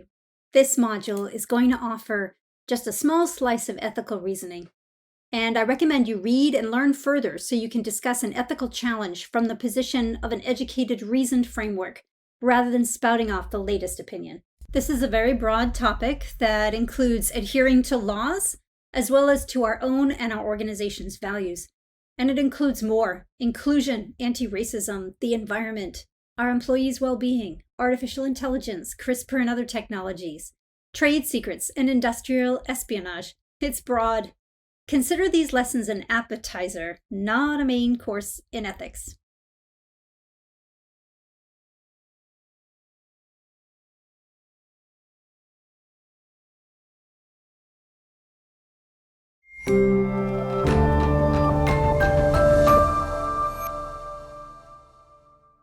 Every industry association has a set of ethical standards, as do most universities, major corporations, and other institutions. If your company doesn't have one, find your industries and then get a group of cross-departmental and level employees to help your company write one.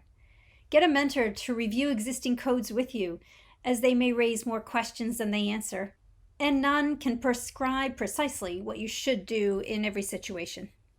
Managers, that is you, are tasked with making decisions even when options and outcomes are ambiguous.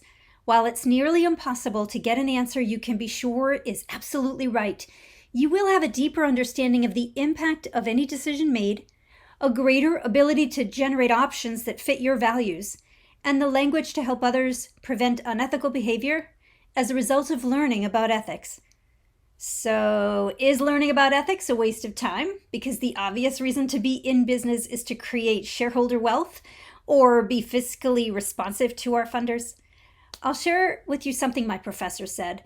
I wrote it down, and for the next 15 years, I carried it with me. It moved from briefcase to briefcases and all over the country until it was lost in a flood.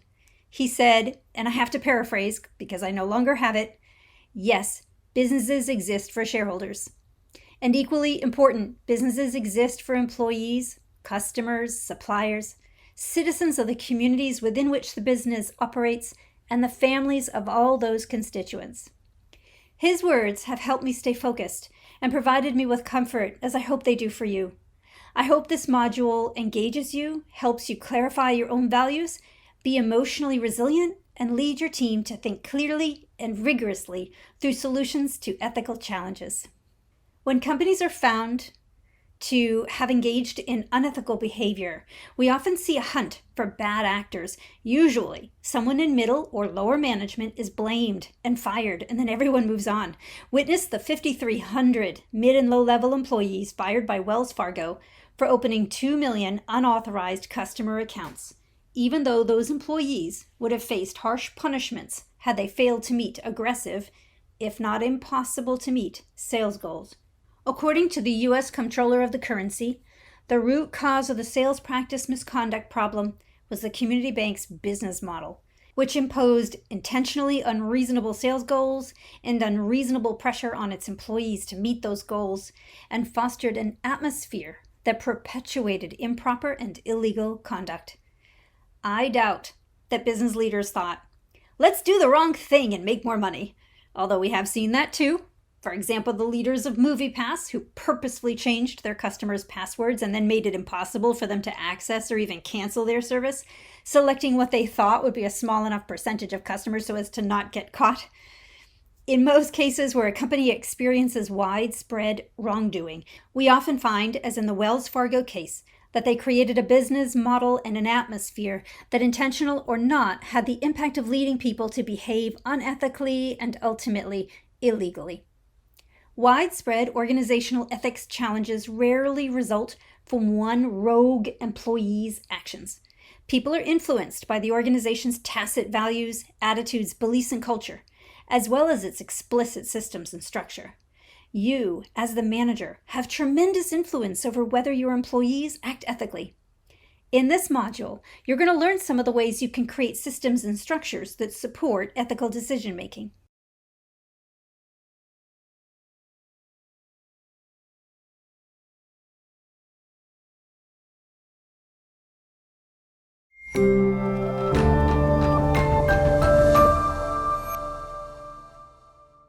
Most companies assume the answer is to write policies and then enforce compliance. Compliance programs are designed to prevent employees from engaging in illegal behavior. They assume that employees will comply because they are self-interested and self-protective. Compliance tactics usually include the things you see here.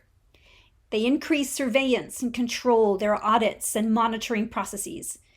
There's penalties for wrongdoing, and standards are enforced in that way. They establish the standards and the procedures to follow them.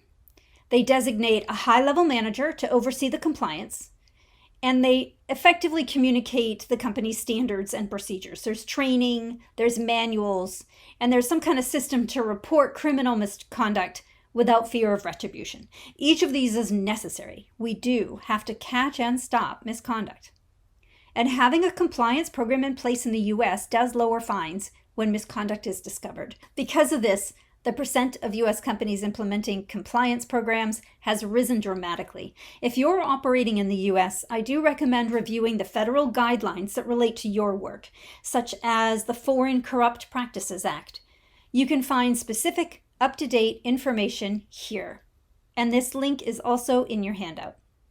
And if you operate in other countries, I recommend reviewing their business laws. But a compliance strategy has limits. What do you think the limits are of a compliance strategy? Limits include, first of all, it leads people to assume that if it's legal, it's ethical, and there is a difference. Can you think of any laws that used to be in place that are unethical? Can you think of any current laws that might be unethical? Moreover, I don't believe, and I hope you don't either, that just making sure we don't break the law is not enough. We want to do the right thing while earning a good living.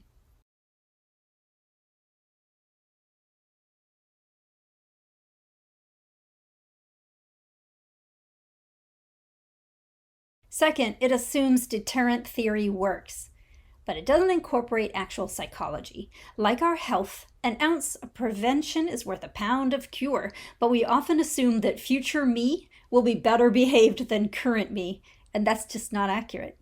Many employees see the compliance program their company implements as a threat. They see it as liability insurance for the leaders.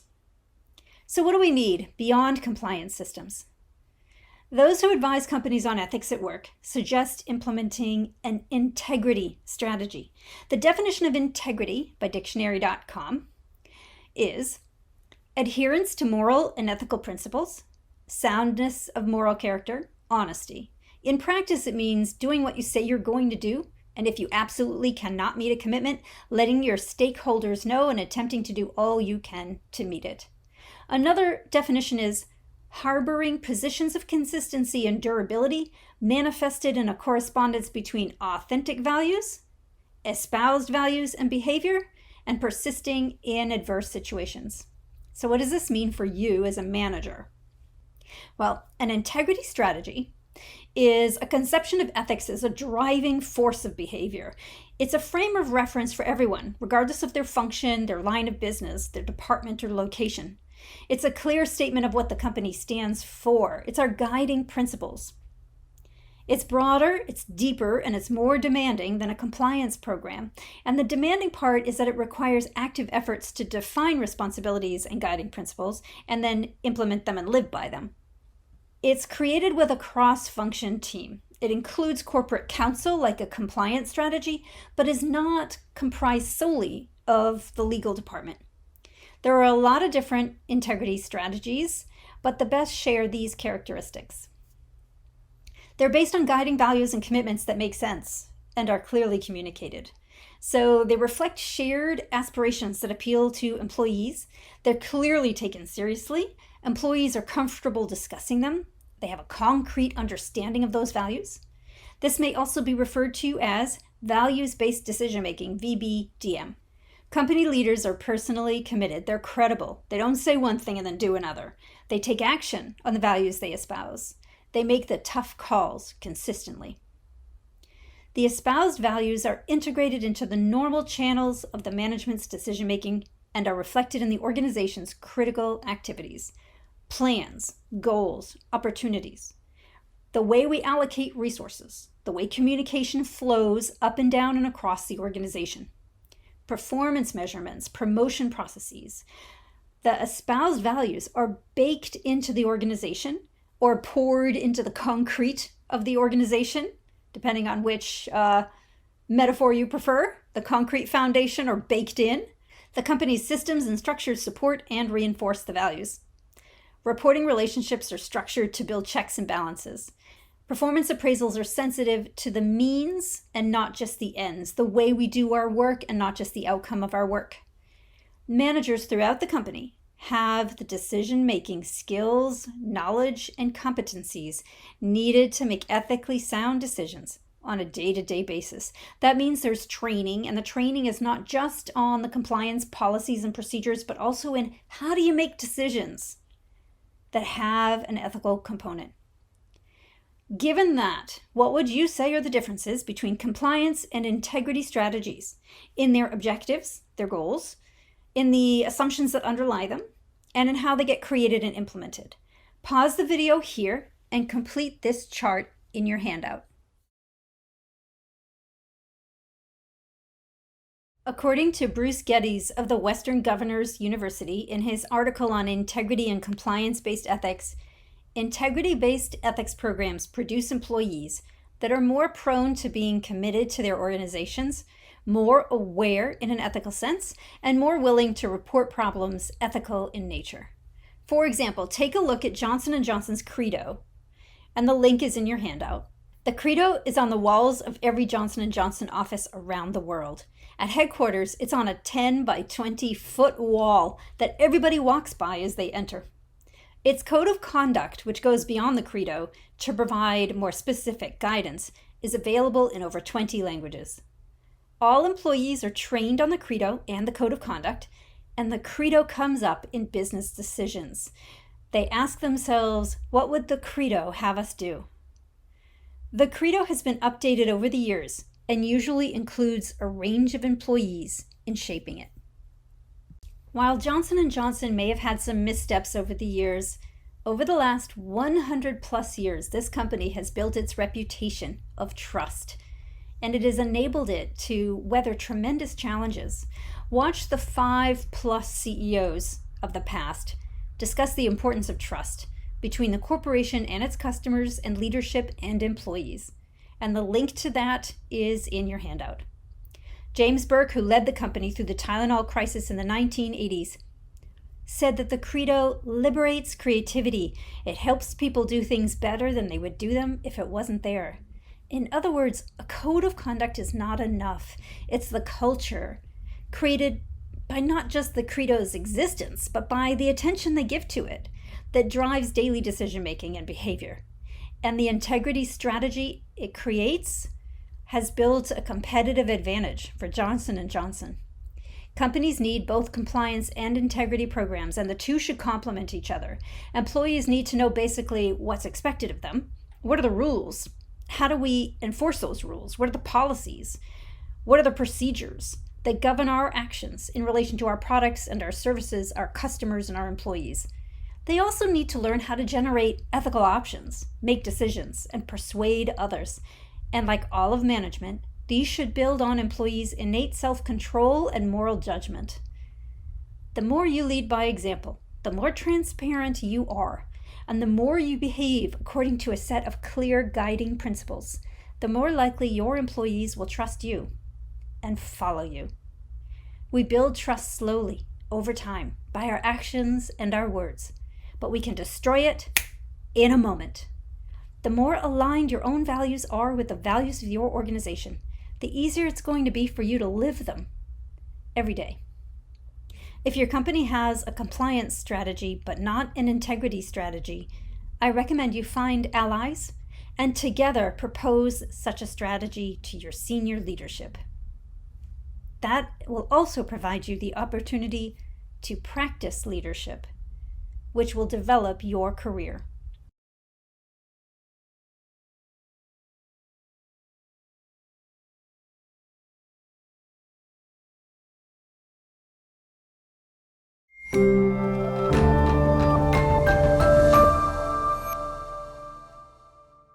In this lesson, I'll present several views on ethics that might help you think through more rigorously the challenges you and your organization face. Open your handout, Ethical Views, as well as the Ethics Workbook. There's no governing body or board of directors that sets moral standards for all of society. As William Shaw writes in his business ethics textbook, the validity of a moral standard depends on the quality of the arguments that support it. The philosophical views on the handout are widely debated, and you might have other philosophies that guide your values and behaviors. For the purposes of our learning, I'm going to introduce these 5, as they are well known: utilitarianism, individualism, moral rights, Kantian, and the justice view. Pause the video here and read about the utilitarian view. Based on your reading, what would you say are the pros and cons of using the utilitarian view to assess an ethical decision? Pause for a moment and answer that question. Commonly stated advantages of using the utilitarian view are that it feels defensible. Some people might accept it was best for everyone as a reason. And it feels quantifiable. It expects that one can calculate the greater good. Unfortunately, expectations for outcomes often do not match reality.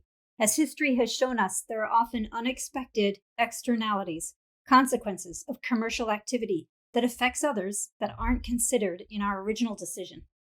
It's very difficult for us to see that what is good for us might hurt someone else, and people in the majority can cause damage to those in the minority who often do not have a voice in the process. And lastly, even if our actions did not affect others in ways we fail to predict, as Dr. Laurie Santos has shown, we are notoriously poor at predicting what will make us happy. For more on that, you can take her Coursera course, The Science of Well-Being, and listen to her podcast, The Happiness Lab. Now pause the video here and read about the individualism view. What do you think are the benefits and problems with using the individualism view to make a decision? Some of these are similar to the utilitarian view. For example, it's difficult to predict what will make us happy, to recognize what might cause harm to another, or whether the outcome will align with our expectations. The individualism view also assumes that we are self-regulating, that we're going to do what is right, even for the long term. For example, it assumes we're not going to harm the environment because we or our children or our grandchildren will be living in that environment. And I've noticed that many of those folks who use the individualism view to make a decision forget that it requires the recognition of other people's individualism. It gets forgotten that the individualism view disallows us from taking something without another person's consent.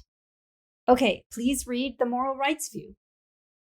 While every culture may differ in how it views individuals and groups, nearly all cultures value human life and dignity.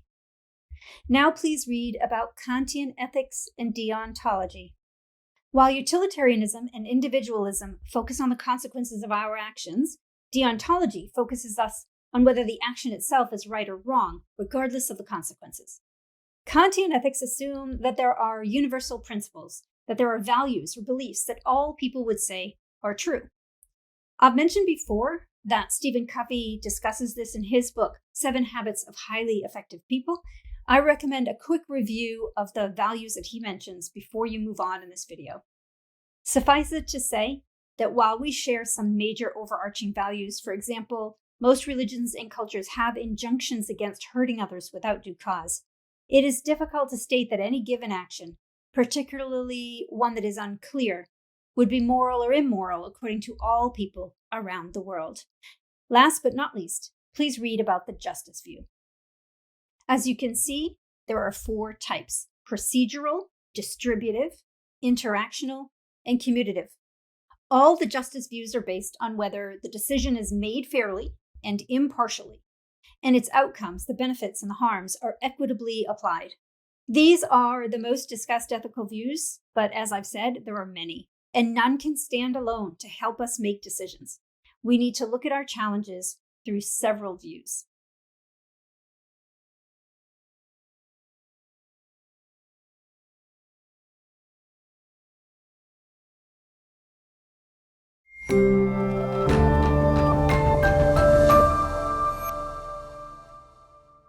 Your work colleagues might tell you that all ethical decisions are relative, that they depend on whether a culture or society says is right. And it's true that values diverge across the world, and what is morally permissible in one group is considered reprehensible in another. We don't want to be ethical imperialists imposing our values on other people. But nor is it true that whatever value is held by the majority or by those in power in any given group is the correct value. Consider these arguments against that view from Shaw's business ethics textbook. Slavery was legal in the US for years. Those in power believed it to be morally acceptable. Yet we can see, through the lens of all 5 ethical views presented, that slavery is not morally acceptable. As Maya Angelou was quoted by Oprah Winfrey as saying, "When you know better, you do better." Ethical relativism assumes there is no learning and no social progress possible. It assumes that those in power have the, quote, correct values. Our choices affect others, often in ways we don't anticipate or would never consider when faced with a challenge. Social roles carry moral obligations. The CEO has a moral obligation to the shareholders. A parent has a moral obligation to their family. Neighbors have moral obligations to communities. Yet most of us have multiple roles. The CEO who lays off workers might do so to provide more money to shareholders. But what about their commitment to the impact that will have on their community? Now, that doesn't mean they should never lay off anyone or that it's immoral to lay off anyone. It just means that we can't do it as a CEO and say we had no choice because we were obligated to shareholders. We all have multiple roles and therefore multiple obligations. We might belong to many groups. What is morally acceptable in one group might not be in another. I might be an American. I might value capitalism and liberty, but I'm also a member of a community. And I value shared investment in education, the fire service, the common defense, and so on. No group is monolithic. Again, I might be an American, but I also have other identities and therefore membership in other groups. If we always follow our group's social mores without question, then those groups will never grow and change their values and practices. As Brené Brown has said, I'd rather do right than be right. So I hope you can see that most ethical questions are complex with many ways of viewing them, and we can think through them rather than simply assume that all that matters is the popular opinion of the people with whom we currently surround ourselves. But how do you make decisions given that all the different ways of looking at a problem exist? Watch the next video for a tool you can use today.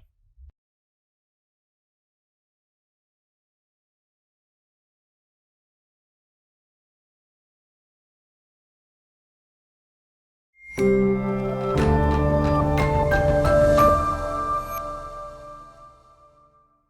a great framework built from work by Lynn Sharp, Payne, and others that can help us evaluate options we devise for responding to workplace ethical challenges. You can find this framework in your workbook. Let's assume you're facing a decision. It might have an ethical component, and even if you're not sure, use this framework to check. Sometimes we don't see issues until we tease them apart. Write down a decision you intend to make in the near future or a challenge you face now. Look at the ethical views previously discussed and make some notes on the aspects of your decision or challenge that might relate to one or more of those views. Pause the video to do this task now. Now go to this chart and list as many options as you can to implement the decision or resolve your challenge. We're going to evaluate each option you listed by noting its positives and negatives against each item in the chart. Where it says personal, note the impact the option will have on you personally. Might you earn a raise? Might you get a promotion? Could you be sued personally? What could this decision or option cost you? How will your reputation be affected? Are there long-term implications for your career? Could you put this option on your CV or resume as something that you implemented? Would you be embarrassed to tell a family member you implemented this option? Which of your personal values, according to your values clarification exercise, are supported by this option? Is there anything you value that you would have to act against to implement the option? Where it says organizational, note the impact the option will have on your organization. Will profits maybe increase? Could they decrease? Could sales rise in the short term, but profits fall in the long term? Will your organization's reputation be enhanced by this option or possibly hurt? How does the option fit with the organization's business proposition? How does it fit with the organization's strategy? Does it support or contradict anything that the company has publicly stated it intends? What aspects of your organization's code of ethics are relevant regarding that option? Most industry associations and many fields of study have codes of ethics and standards of behavior. If you don't know yours, search online and note those relevant to the option. Go back to that compilation of common business standards that was shown earlier in the workbook. What standards listed might be met or contradicted by this option? Pause the video to fill out this chart. For example, let's say you are the production manager for a baby food producer. Your boss, the CEO, has disallowed you to change suppliers for a nutrient that comprises the largest ingredient in your most popular product line, apple juice concentrate, because it's the cheapest available supplier. You suspect the supplier is giving you beet juice as a cheaper alternative, but you use the concentrate in jars of apple juice marketed to infants and toddlers and labeled 100% pure apple juice. What kinds of things would you come up with? What options would you come up with to deal with this issue? Pause the video, imagine that's your situation, and list all the different options you could have to responding to that situation. So whatever you came up with, here's some options that might have come up for you. You might have different ones. You might, number one, gather evidence supporting your suspicion. And you could complete 3 profit and loss pro formas that might result if you change suppliers. Then you could bring your concerns about the alternatives to your boss and negotiate to change suppliers. 2, you could change the labels to juice drink and note on the label that the product includes, quote, other juices. You could stop selling products with this ingredient until you get proof from the supplier that they're providing you with 100% pure apple juice concentrate. And you could use the suspected concentrate in fruit mixes that are labeled appropriately. Now complete the chart with the options you devised and these if you wish. And if you are comfortable doing so, share your decision-making framework in the discussion board. Then respond to others' charts. How might the other folks' charts inform and improve your own? Just one caveat. This framework and some others you're going to learn, they're not ethics machines. You can't plug it in, input all your thoughts, push run, and get the right answer to, quote, pop out. Unfortunately, it just doesn't work that way. The framework should enable you to visualize the impact your decisions might have on others and yourself. Consider how to adjust the options you've devised to better serve your stakeholders, and discover what questions you might still need answers. Using the views and framework should help you avoid being paralyzed with fear and indecision as you take steps to resolve your challenges ethically.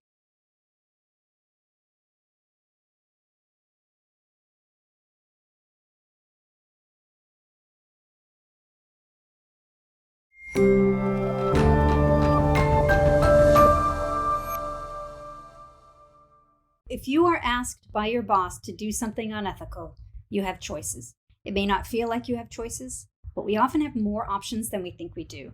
This framework, I hope, will help you respond in a way that works best for you. Loyalty, exit, and voice.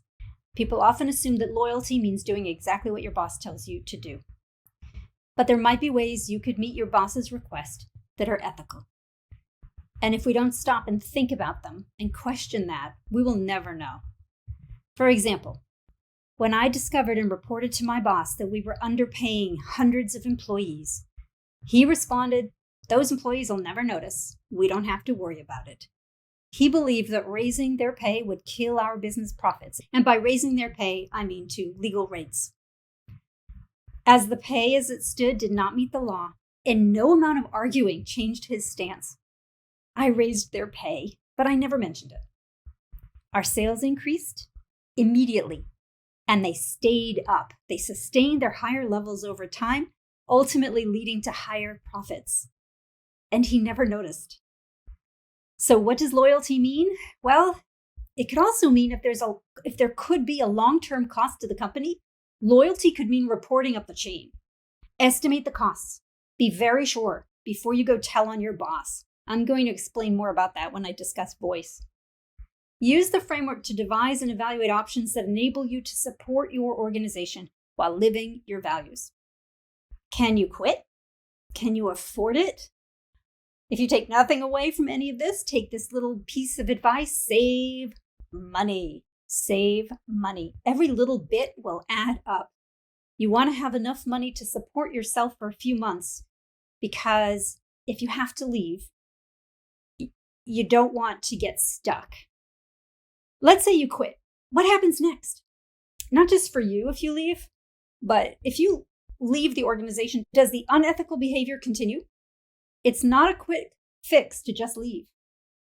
Who are you leaving behind to do the task? We don't have clean hands simply because we walked away if we're leaving the dirty work to someone else. And then for yourself, what are you going to say in interviews about why you quit? And do you have connections to help you get another job quickly? So please make sure not only are you saving money, but you're building your network. Let's look at voice. Who can you speak to that might end the ethical practice? Who's in your network? Can you get allies to join you in speaking up? Sometimes we're asked to do something unethical in a vague way. I was asked to provide cash to an executive so he could bribe someone. In other words, the cash he was asking for was going to be used for bribes, but the word bribe was never used. People protect themselves with vague directions. State aloud what you hear you're being asked for, or what your interpretation of their vague words or emails are. First, maybe you did misunderstand. And sometimes the other person, when faced with an obvious illegality or unethicality of their request, are going to backtrack. They'll go, "Oh, no, what I meant was." But don't say to another person, "You are unethical." That does not help. Focus on the actions. Don't characterize another person. Get allies. Get allies before attempting to exercise voice. So as I mentioned, if you want to quit, make sure you've already got your network in place. I recommend you start working to create 3 networks right now. Your first network is your work group. Get to know people you work with. You don't have to like them all that much to respect them, interact with them well, get to know them. Get to know people in your company, across your organization. It can be very difficult. Many work groups are kind of insular. So I recommend you attend cross-functional programs. There are often lunch and learns. Companies bring in speakers. Go to a lunch and learn, sit next to someone you don't know, say hello, get their LinkedIn information, connect with them. Some organizations have quality circles. Many run events. Some organizations have sports teams or drama clubs and other clubs and organizations. Join, even if you're very introverted and not comfortable. You don't have to go to every event. You don't have to go for the whole time, but get yourself there once or twice, get to know at least one or two people and get their information, connect with them, with their emails, maybe their LinkedIn profiles, and then create a network with people in your industry. So you can join industry associations. You might have professors from the past that you still connect with. Attend conferences, read journals. If you read a journal article somebody wrote in your association journal, or somebody gave a presentation at an industry conference, write to them. Write a quick note that said, hey, I read with interest your article on such and such. Maybe ask a question.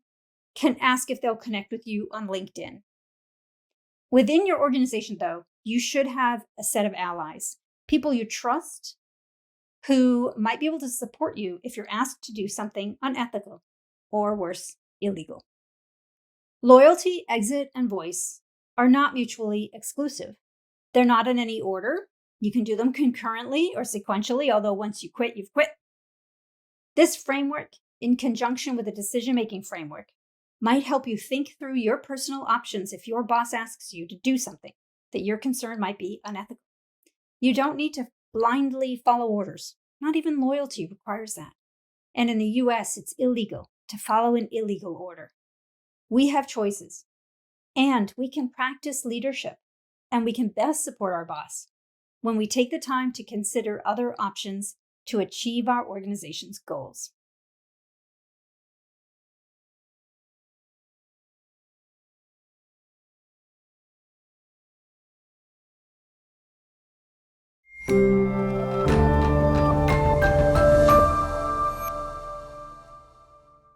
Sometimes, despite our best efforts to create an ethical work culture, by implementing an integrity strategy and carefully considering our decisions through the frameworks, we might still be creating conditions that lead our direct reports to engage in wrongdoing.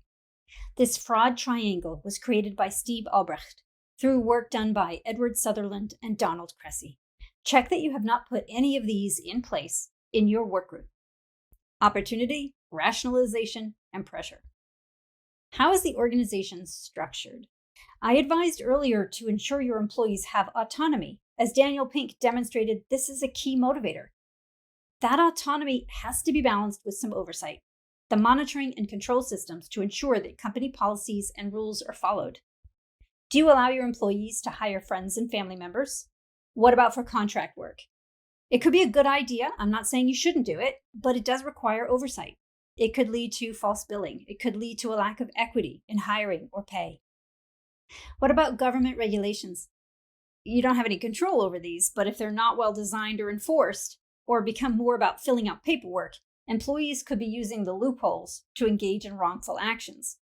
If that's the case, your organization or your work group might need to implement some policies or procedures to ensure ethical actions, regardless of how poorly implemented the government regulations are. Regarding rationalizations, there's a great book by Albert Bandura called Moral Disengagement: How People Do Harm and Live with Themselves. I strongly recommend this book. Bandura says, we are not bad people, but we do sometimes behave badly. When we act in ways or treat people in ways that are counter to our moral compass, we use a variety of rationalizations to disengage from that morality and thereby reduce our inner conflict. Bandura says we're all good people in the abstract. It's when we're faced with a situation that we sometimes let our values go and we let ourselves engage in bad behavior.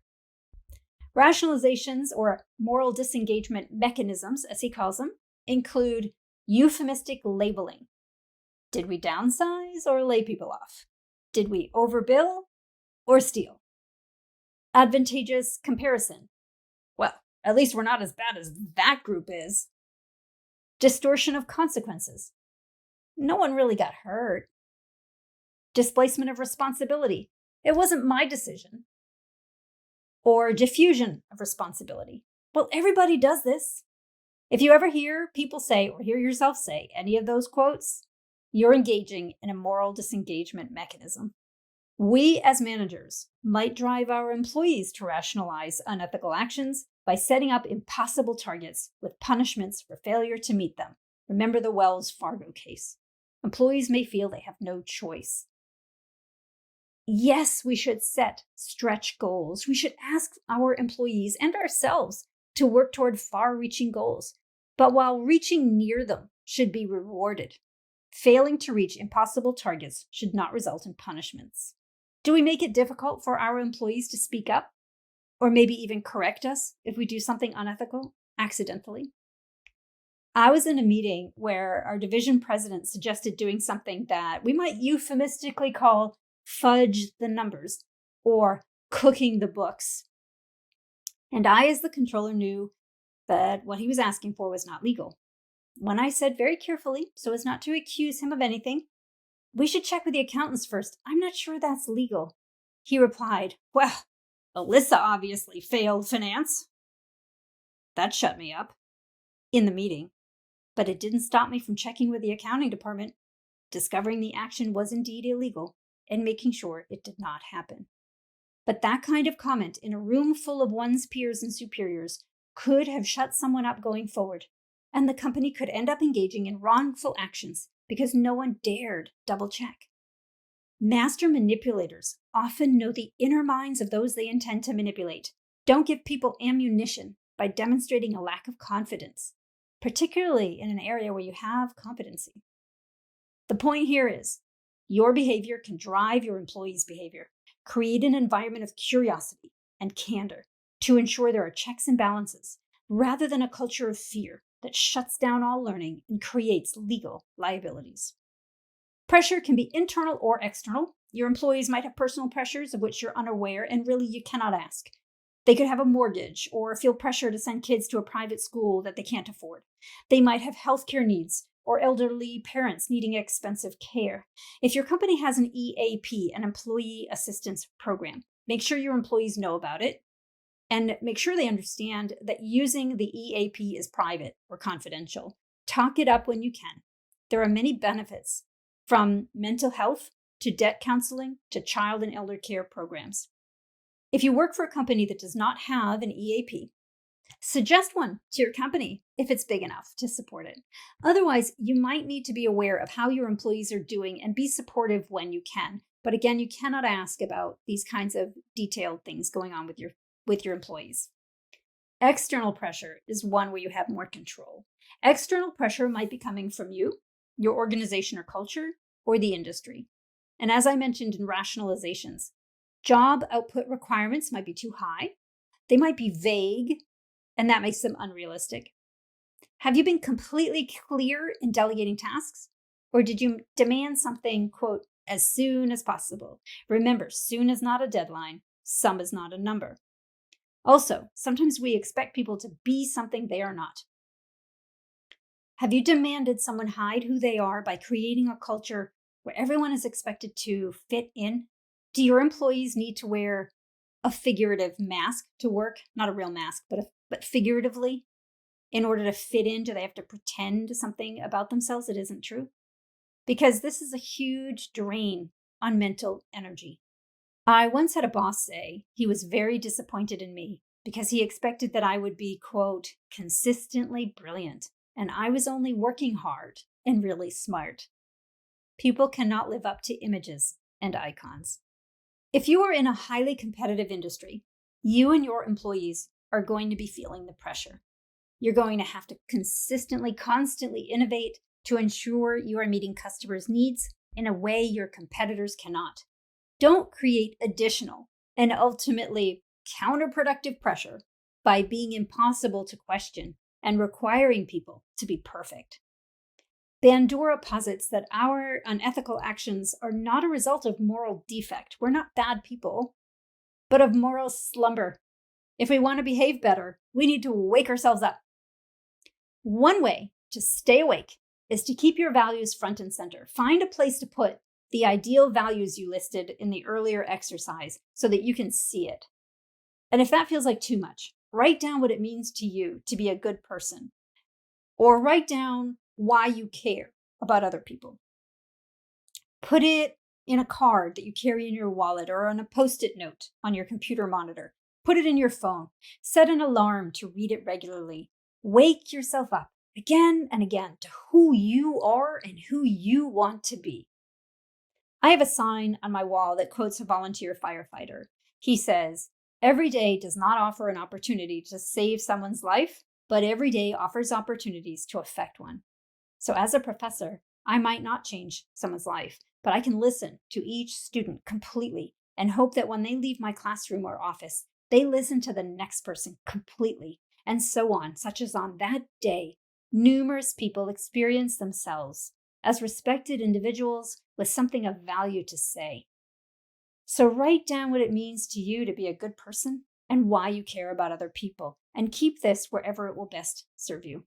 And if you are in any business related to technology, and really who isn't, I strongly recommend you review this toolkit with your colleagues, ethicalOS.org. The link is in your workbook. It will help you and your team by considering if the technology you're building right now will be someday used in unexpected ways. How might you prepare yourself? What new categories of risk should you pay special attention to? And which design, team, or business model choices can actively safeguard users, communities, societies, and your company from future risk? In summary, while ethical reasoning and decision-making are challenging, you can use a variety of ethical views formed over centuries and the frameworks provided in your workbook to support you in being rigorous and rational rather than reactionary.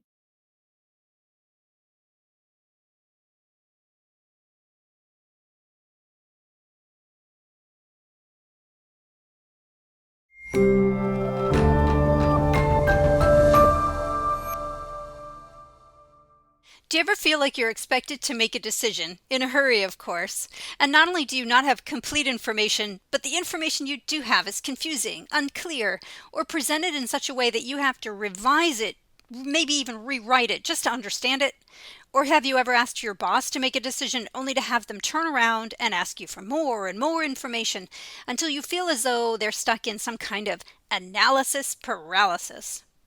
Regardless of whether you or your boss finally makes the decision, how often are those decisions poorly thought out, leading to unnecessary rework and errors down the road? The reasons for these situations are many, but there are three common, and if we can overcome these, we can go a long way toward dealing with the others. One, failure to differentiate between information and data. Failure to use tools to clarify and assess information, and use of decision heuristics that may apply for simple decisions, but lead us down the wrong road for complex decisions. The first thing I have to tell you that I guarantee you do not want to hear is we often have to make important, challenging decisions in the absence of full information. Those of us who tend toward anxiety or have a high need to control likely will struggle with this. You cannot be a manager and still sleep at night until you accept the fact that you're going to have to make important, challenging decisions in the absence of full information. The second thing I guarantee you do not want to hear is that you got to learn judgment. No matter how well we analyze the information we have available, use frameworks and tools to help us evaluate and select options that avoid relying on decision-making heuristics and improve our implementation of our decisions, we still need good judgment, and that comes from experience. I advise you to take calculated risks, get yourself on teams engaged in visible, challenging projects, practice leadership, and otherwise do all you can to gain experience. I'm going to teach you a solid process for decision making. Getting the experience to have the judgment you need is up to you.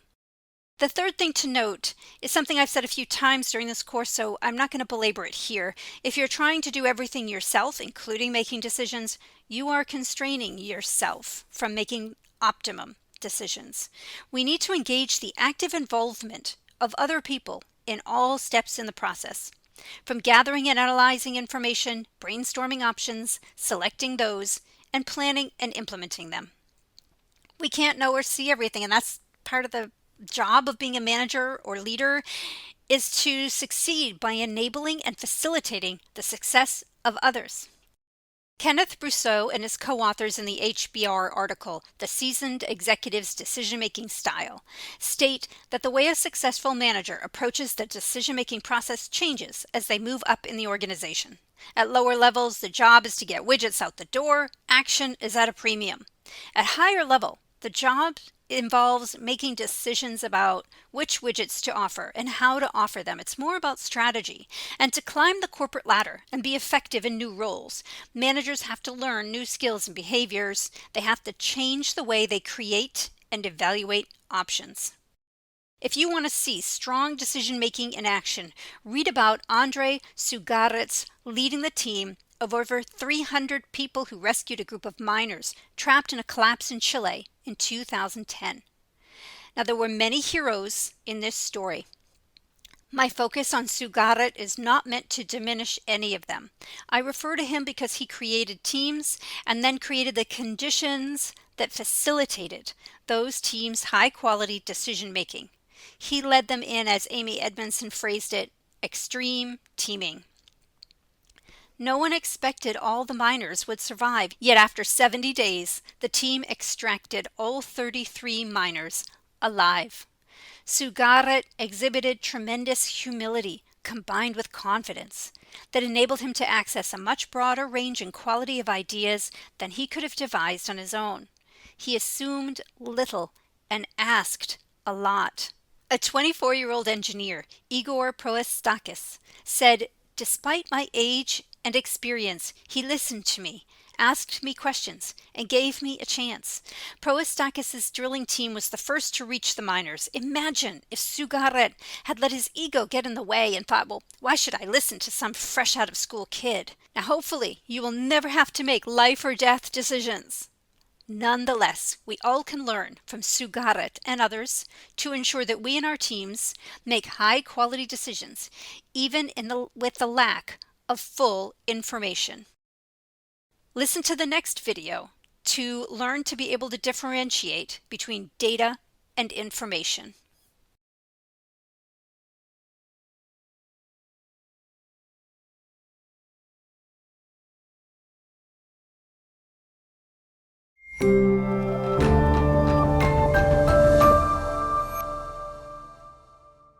Let's differentiate between data and information. Data includes facts, observation. Information is data made useful. And information is useful when it's complete, or as complete as it can be, relevant, and presented in an understandable, useful way. But remember, complete is nearly impossible, so what we're looking to do is gain all the information that is available at the given time that is relevant to our challenge. And that often means that we have to have the skills to synthesize large amounts of data, cull out that which is not relevant, separate the wheat from the chaff, as we say in the US, and narrow it down to the most useful stuff. And once you have the most useful information, the next step is to look for patterns, connections, and linkages between and among it.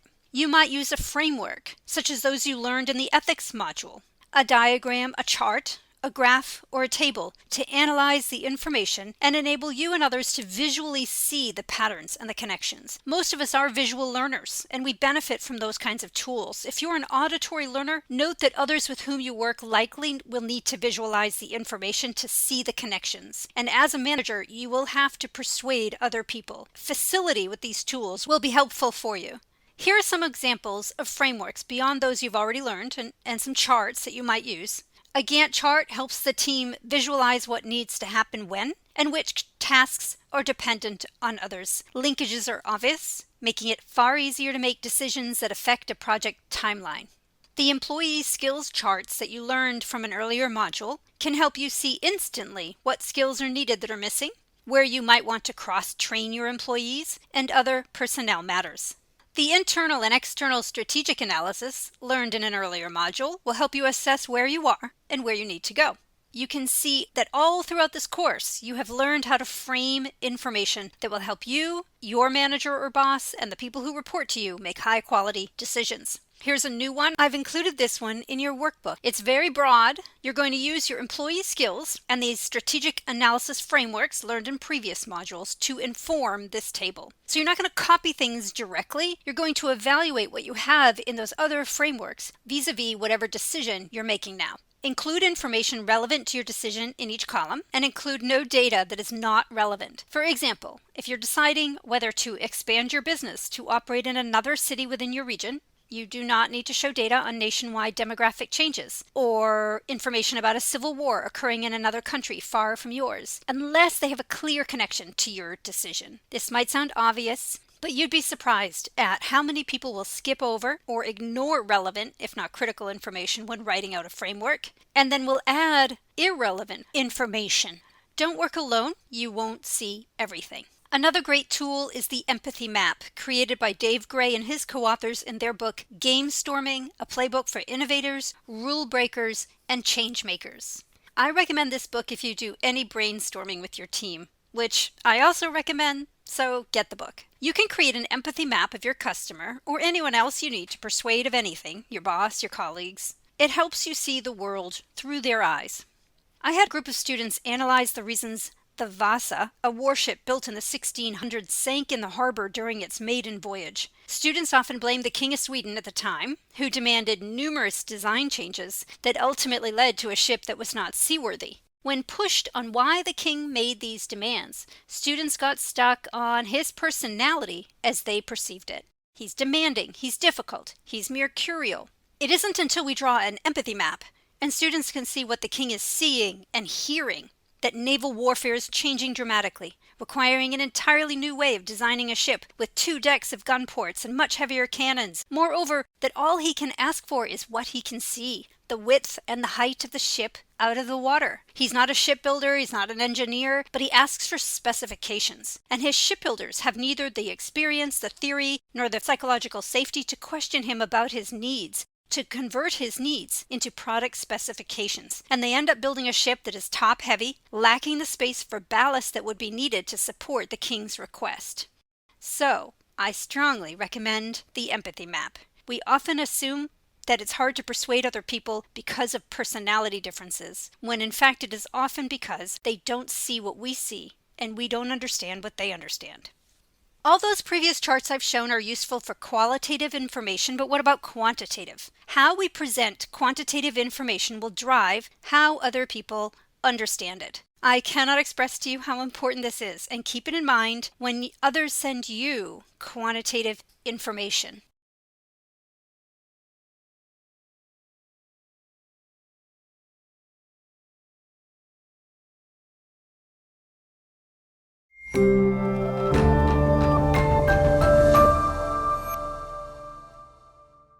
The way quantitative information is presented will drive how others understand that information. Take a look at this pie chart showing total sales for 4 regions of a fictitious company. Can you tell which region is the biggest?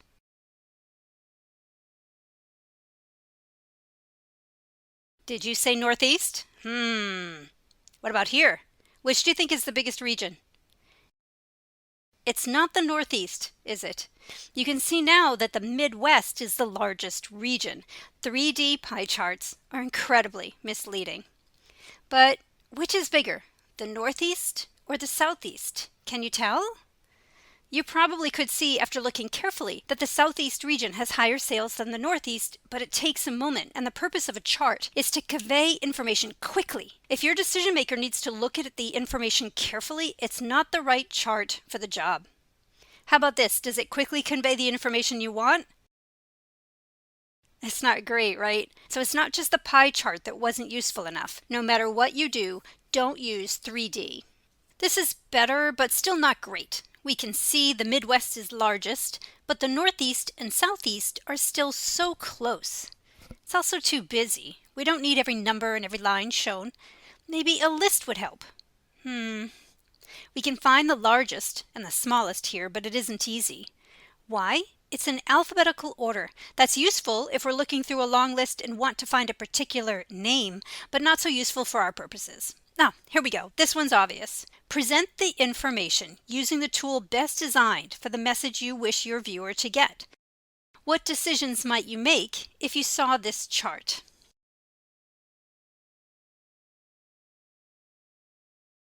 How about this chart? Suddenly, you're not so sure about the decision you made when you saw information only for 2 years. Now you might question what might have changed in 1955. This comes from the brilliant Edward Tufte. He's written several books, and these 2 slides come from his book, The Visual Display of Quantitative Information. It's a great reference to have on your desk. And the last thing I'll say about displaying information visually is also from Tufte. Use only as much ink on the page as you need, and no more. Now, we already know that if you have a list and you want to find a specific item on the list, we're best off sorting the list alphabetically. Let's say we want to know which of our salespeople had the highest % sales growth this year compared to last year. Let's say we want to reward our highest growers, maybe with a prize.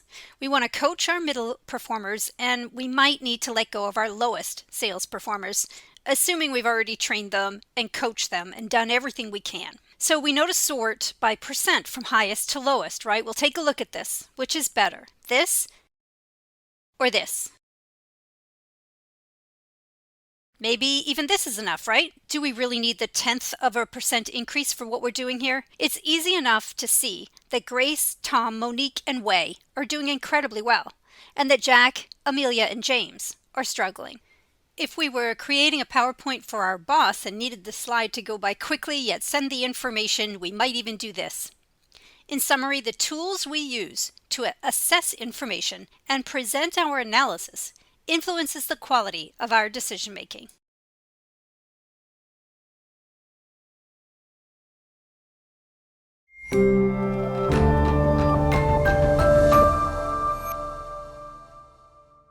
While some of our most common decision errors are in the selection and synthesis of data and the analysis and presentation of relevant information, further decision-making difficulties arise in the way we think. Daniel Kahneman, in his book, Thinking Fast and Slow, presents strong evidence that we rely on heuristics without giving ourselves sufficient time to reason through decisions. You might want to read the book or watch the Inc. magazine Idea Lab interview with Daniel Kahneman. Another great video on decision heuristics as they relate to our ability or inability to estimate probabilities and make decisions is the TED Talk by Dan Gilbert. We could have a whole course on decision heuristics, but I'm going to introduce just a couple of the heuristics that I hear most often from corporate leaders, and the one I hear the most often is the sunk cost effect. This is our tendency to keep throwing money at something or time at something, a project or a person, because of the time or the money that we put into that something or someone in the past. How often in your organization does a project go over budget or fall further and further behind schedule while we continue to invest more money and more time into it? Have you ever heard your leaders say, "But we've spent so much time on this, we can't give up now"? If you've run 20 miles of a 26-mile marathon and you're exhausted and you think, "Should I give up?" the answer is no. Because when you think you've used up 100% of your energy and you tell yourself you have 25% left, I'm willing to bet you'll be able to keep going. But if you sprained your ankle on mile 20, the ankle your doctor told you if you keep spraining you might never run again, do you keep going? No. Sorry. Stop. It's the same for that project. The money you spent, it's a sunk cost. You can't get that money back. What you do now is reevaluate. How long will it take going forward? How much will it cost to complete that project? Given that, what is the return on investment? And you don't include your previous expenditures, that money is gone. The question is, what is the return on the investment of the money you need to spend going forward to finish the project? And then, what else could you be doing with that time or money? Are there other initiatives that are just sitting on the shelf that have a higher return on investment? And given what you've learned from your over-budget project, make sure that any estimates for other initiatives you have sitting on the back burner are correct. If you have another project with a higher return on investment than yours could get going forward, you gotta let go of this project and invest in the other. And we see this in so many areas of life. The Everest climber who promises himself that if he hasn't submitted by 2 p.m., he'll turn around. Because after that time, he will not have sufficient oxygen to return. At 2 a.m., his alarm goes off, but he does not turn around. He thinks, I spent so much money and effort just getting here. I can see the summit. I've told everyone I'm going to summit Mount Everest. I can't turn around now. And yes, pride can be a sunk cost. Examples in our personal and professional lives abound. From the way we gamble, to the way boards of directors stick with poor-performing CEOs, to the professional ball players who get the most playing time, sunk cost is a frequent and expensive decision-making heuristic.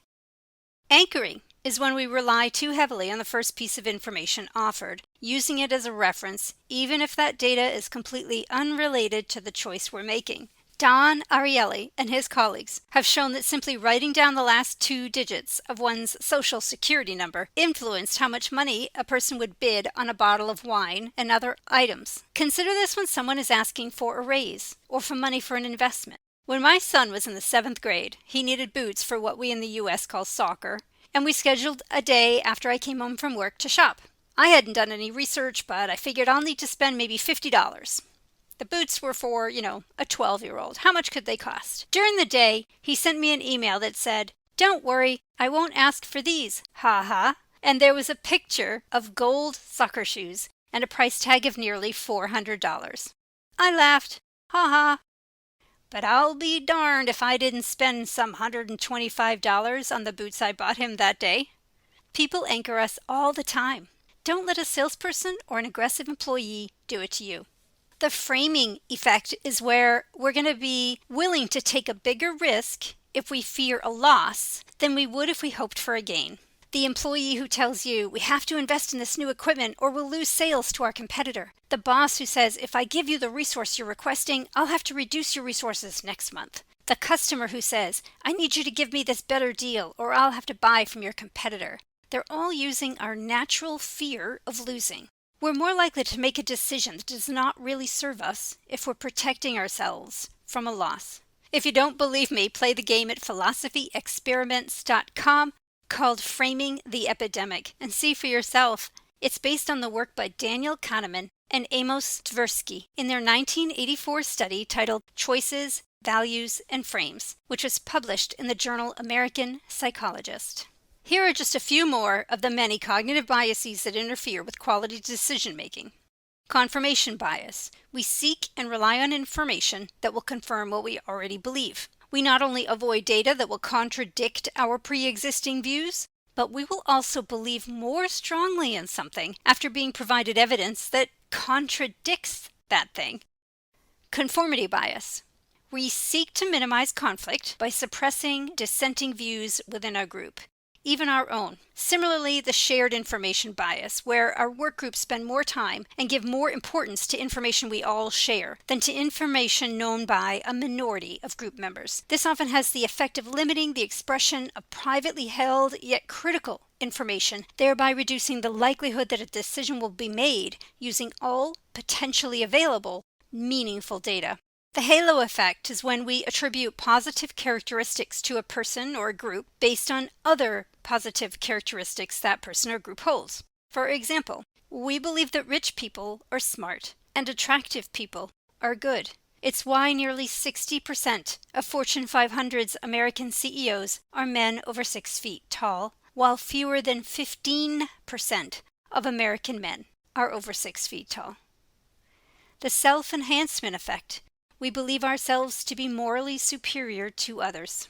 A 1997 poll published by U.S. News and World Report found that 87% of Americans believed themselves likely to go to heaven, but only 79% believed Mother Teresa had the same chance. When I ask students if they think other people are trustworthy, some good percentage of them will say no. When I ask those same students if they themselves are trustworthy, nearly all will say yes. How about their family? How about their friends? Yes, yes. Basically, we think that we and the people we surround ourselves with are good, trustworthy people, but everybody else, anybody we don't know, is untrustworthy. While it's a good idea to be cautious and protect ourselves, it is also true that the self-enhancement effect can, as Cindy May writes in Scientific American, reduce our willingness to cooperate or compromise, and it creates distance between ourselves and others. The belief we are ethical people makes us less likely to evaluate our actions and decisions through an ethical lens. Why would we? Of course we're going to do the right thing.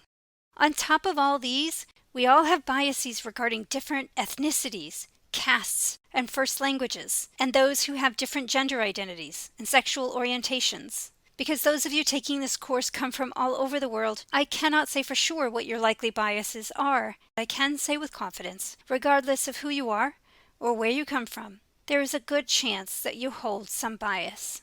Even in the workplace, you'll see that divisions and departments have prejudices against each other. Maybe the engineers believe themselves to be intellectually superior to marketers, or the marketers believe themselves to be more creative than those in accounting. Look around your own organization and see what the prejudices are. Ask yourself, how do intergroup biases and rivalries interfere with high-quality decision-making?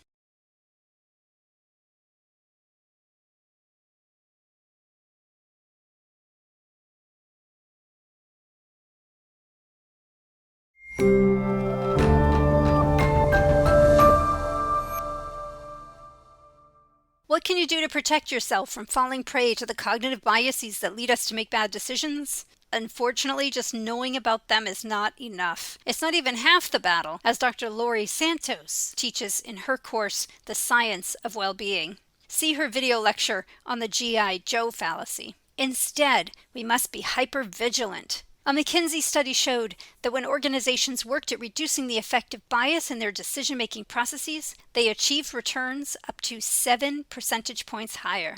Remember when I asked you to create 3 networks? Your work group, your organization, and your industry? Within those networks, make sure you have people who are willing to tell you the truth. Be candid with you. If you have surrounded yourself with people who are only going to cheerlead you and no one who's going to question your ideas, for sure you're going to fall prey to a bias. Ask your mentor to play devil's advocate. A devil's advocate is someone who takes the opposite position, even if they don't agree with it, just for the sake of generating debate. Have your employees play the role of devil's advocate. If your culture is one of harmony and conformity, you might need to state it aloud. I'm playing devil's advocate here merely to ensure we've thought through all sides.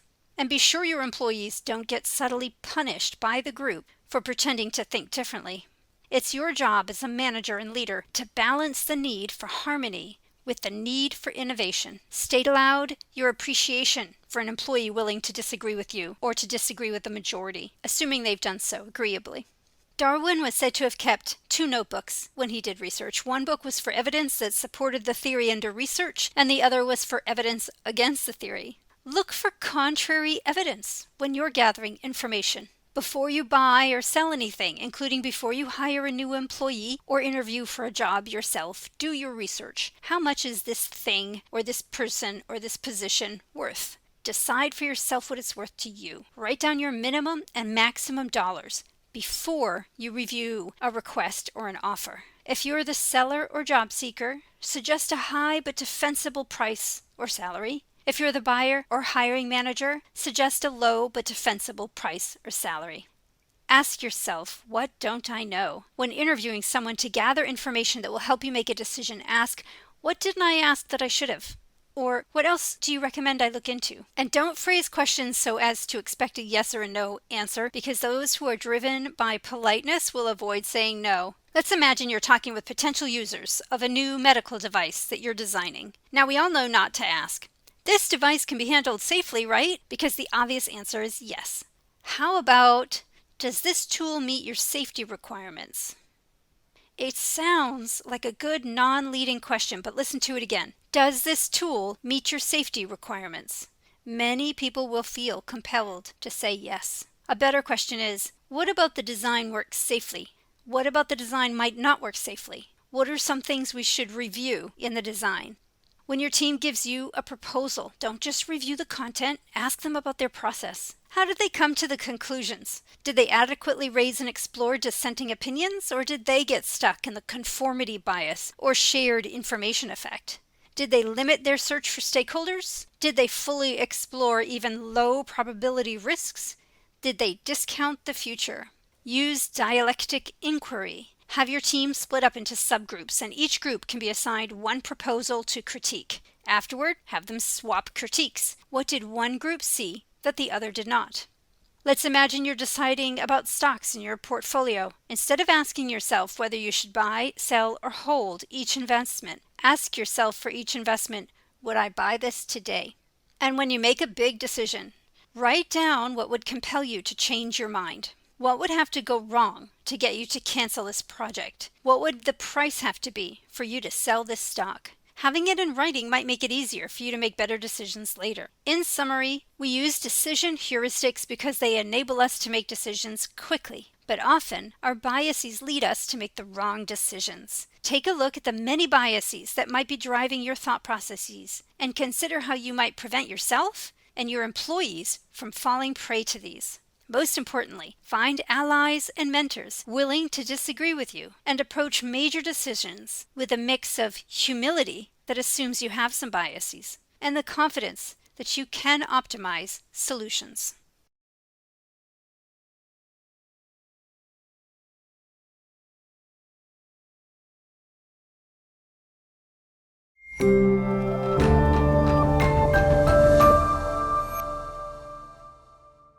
Has this ever happened to you?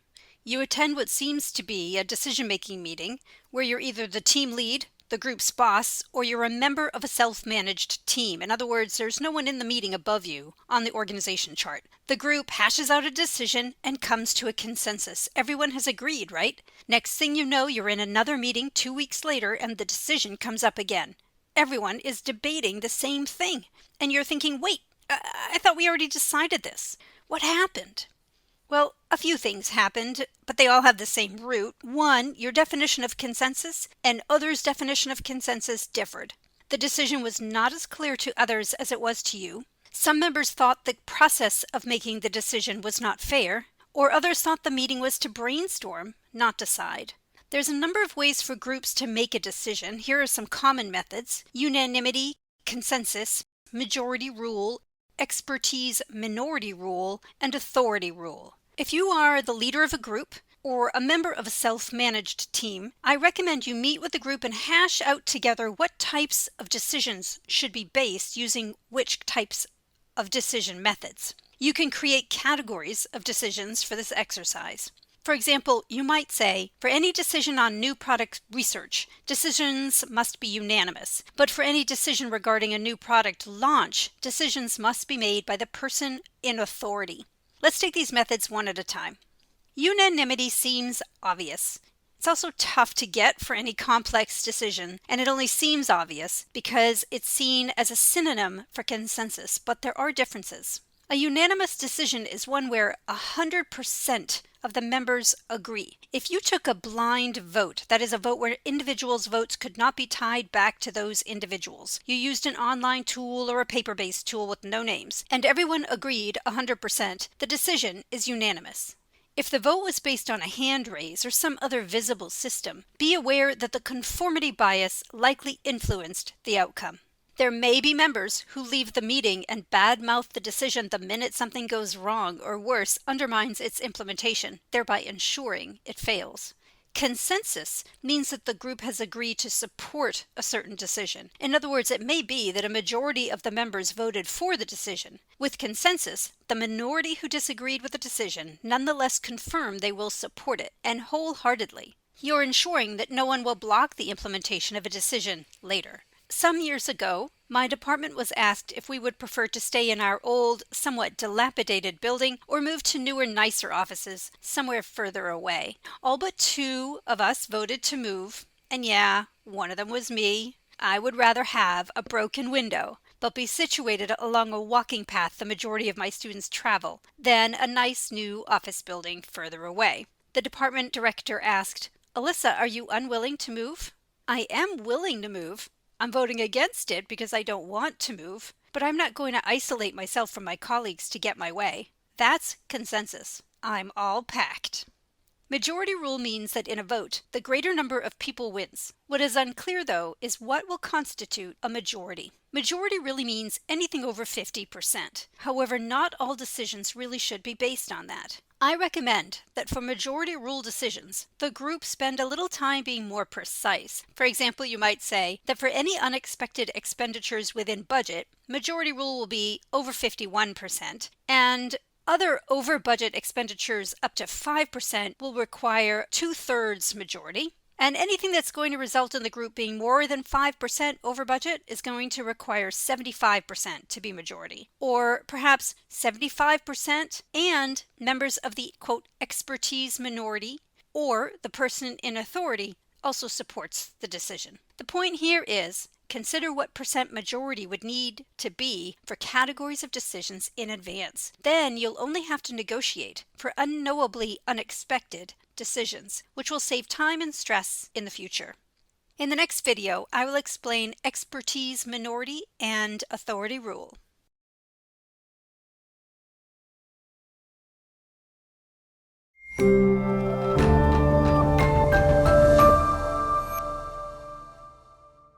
Expertise minority rule can be very useful for a multidisciplinary team especially. The team determines again in advance of decisions general rules that state that members with specific expertise will have ultimate decision-making rights over decisions within their area. Either they make the decision with input from everyone or the full group votes, but in the case of a tie or a lack of consensus, the specific subgroups either has veto power or makes the decision. This disables someone from stonewalling a decision who does not have that authority. For example, a medical team comprised of nurses, physical, occupational, and mental health therapists, social workers, and surgeons decided when it launched that all decisions related to patient care will first be discussed and debated by the full group, with all members' views equally heard and discussed. Then the group will vote on options. In the case of a lack of consensus, the subgroup with expertise in the area under debate will make the final decision. Members of the group have promised that even if the subgroup's selected option differs from the one they voted for, they publicly will support it, and if needed, they will help implement it. Now let's imagine that there is a question about a patient's post-surgical care. The patient is progressing as expected physically, but has expressed major concerns about the lack of support from family members. Should they discharge the patient or add a day? Should they talk with the family? If so, which members, and how should they approach them? All team members have weighed in. The team has narrowed the options to 2, but has not yet agreed. The team has predetermined that in situations like these, the social work team will have ultimate decision-making authority. All other members agree to do all they can to support that decision. Authority rule is often the fallback for groups. It can be fastest if there is a leader who has both the title or the position of authority and is someone others will follow, and it ensures one person is responsible for the implementation and the outcome. And those two advantages are also the disadvantages. First, if the group is self-managed, as many are now, who is the leader? It may be the person who is acting like a leader, rather than someone with the scope of authority over resources commensurate with the scope of accountability that making decisions for the team implies. It may be the person who is loudest, which often results in poor decisions, as the quieter folks say little in the decision-making discussion, but complain plenty to others outside of the group, and may or may not support the implementation. And for teams with a named and titled leader, it's possible that the group lacks the psychological safety that would enable members to disagree with that stated leader. And as a brilliant decision poorly implemented is likely to fail, even a named leader needs support of those below them on the organization chart. When we leave all decisions up to the stated leader and the decision fails, the rest of the group can say, "It wasn't my fault. I never would have said to do that." The team has to buy into decisions, or at least agree to support decisions to ensure their success. Otherwise, the time you saved by having a named leader decide will be lost when implementation errors and failures pile up.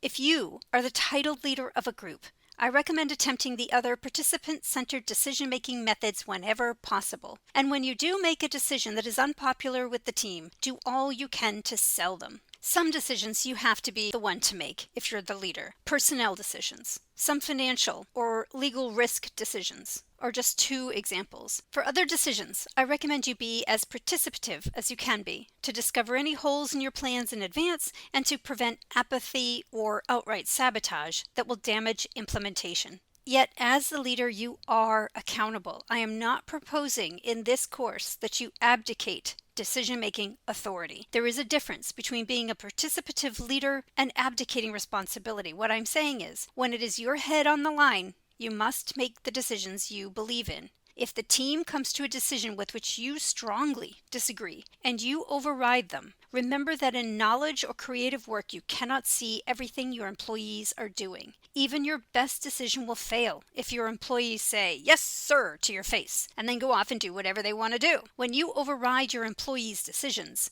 do so with grace. Demonstrate your respect for their capabilities even as you disagree. Thank them for their time. Be as transparent as you can be with your reasons. There might be some things that as the leader you know you cannot share. You might be constrained by the confidentiality requirements of your position, but share what you can. Remember the decision-making meeting I asked about at the start of this lesson? You're either the boss or a member of a self-managed team, and your group came to a consensus, but next thing you knew, you're in another meeting and the decision came up again. Most of the causes of this situation are now resolved because your group has decided how to decide for general categories of decisions. Once the group has a shared definition of consensus and what constitutes a majority, you have a greater chance that the decision process will be perceived as fair and the outcome as clear. The only other issue is when some folks think we're brainstorming and others think we're deciding. To resolve this, I strongly recommend that someone state the purpose of all meetings or segments of meetings out loud. You might have to repeat the purpose during a meeting if people go off track. Here are some statements you might make. Team, our goal is to brainstorm options. That means we aren't going to evaluate options now, we're just getting as many out there as we can. Or, team, the goal of this meeting is to narrow down options. That means we're not planning to add new options unless they build on those we already stated. Instead, what we're going to do here is evaluate all options on the board. This is not a decision-making meeting, though. Our focus for this meeting is to evaluate options and narrow them down so that we can decide. Or, the goal of the meeting is to select an option from those we've already considered and evaluated. Please only state new options if they build on what we have, but please don't bring up options we have already assessed and discarded, unless you're quite sure we missed something critical in our previous assessment. Might it be awkward if you're a member of a self-managed team and not the leader to make statements like this? Yes. Practice inter-team coaching. Get used to various members supporting the process rather than relying on everyone to remember and focus on the goal throughout. And if you are the stated leader, for sure, make those awkward statements. I guarantee the clarification will save time, misunderstandings, and errors. Prevent future conflicts and increase the likelihood your decisions will be implemented successfully by using a clearly stated decision-making process that incorporates the best of what all team members know.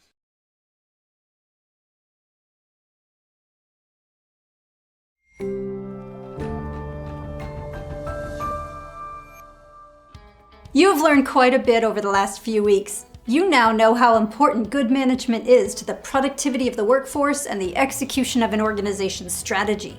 You know that a manager's job is to get the right work done right through the active involvement of other people. And you have learned what the right things are, activities that support the vision, mission, values, and strategy, and how to do them right, on time and on budget. You've learned numerous techniques to enlist others' engagement, and that gaining and supporting commitment is a process, not a script. And finally, you have gained ethical reasoning skills and the awareness of the many contributors to decision errors. Now it's time to pull it all together. The final project offers you an opportunity to reflect on what you've learned throughout the course. Make a plan to employ the concepts most relevant to your work and career. Evaluate those you practiced while taking the course, and review others' reports, not only to evaluate them, but also to learn from your peers. This project is both reflective of your past learning and forward-looking as you select the specific actions, activities, and behaviors you will incorporate into your life as a manager. Read the instructions on the rubric carefully before beginning. Be candid and respectful of your peers when evaluating the reports, and prepare to recognize all that you have accomplished. I wish you good luck, and I hope to learn with you again in the future.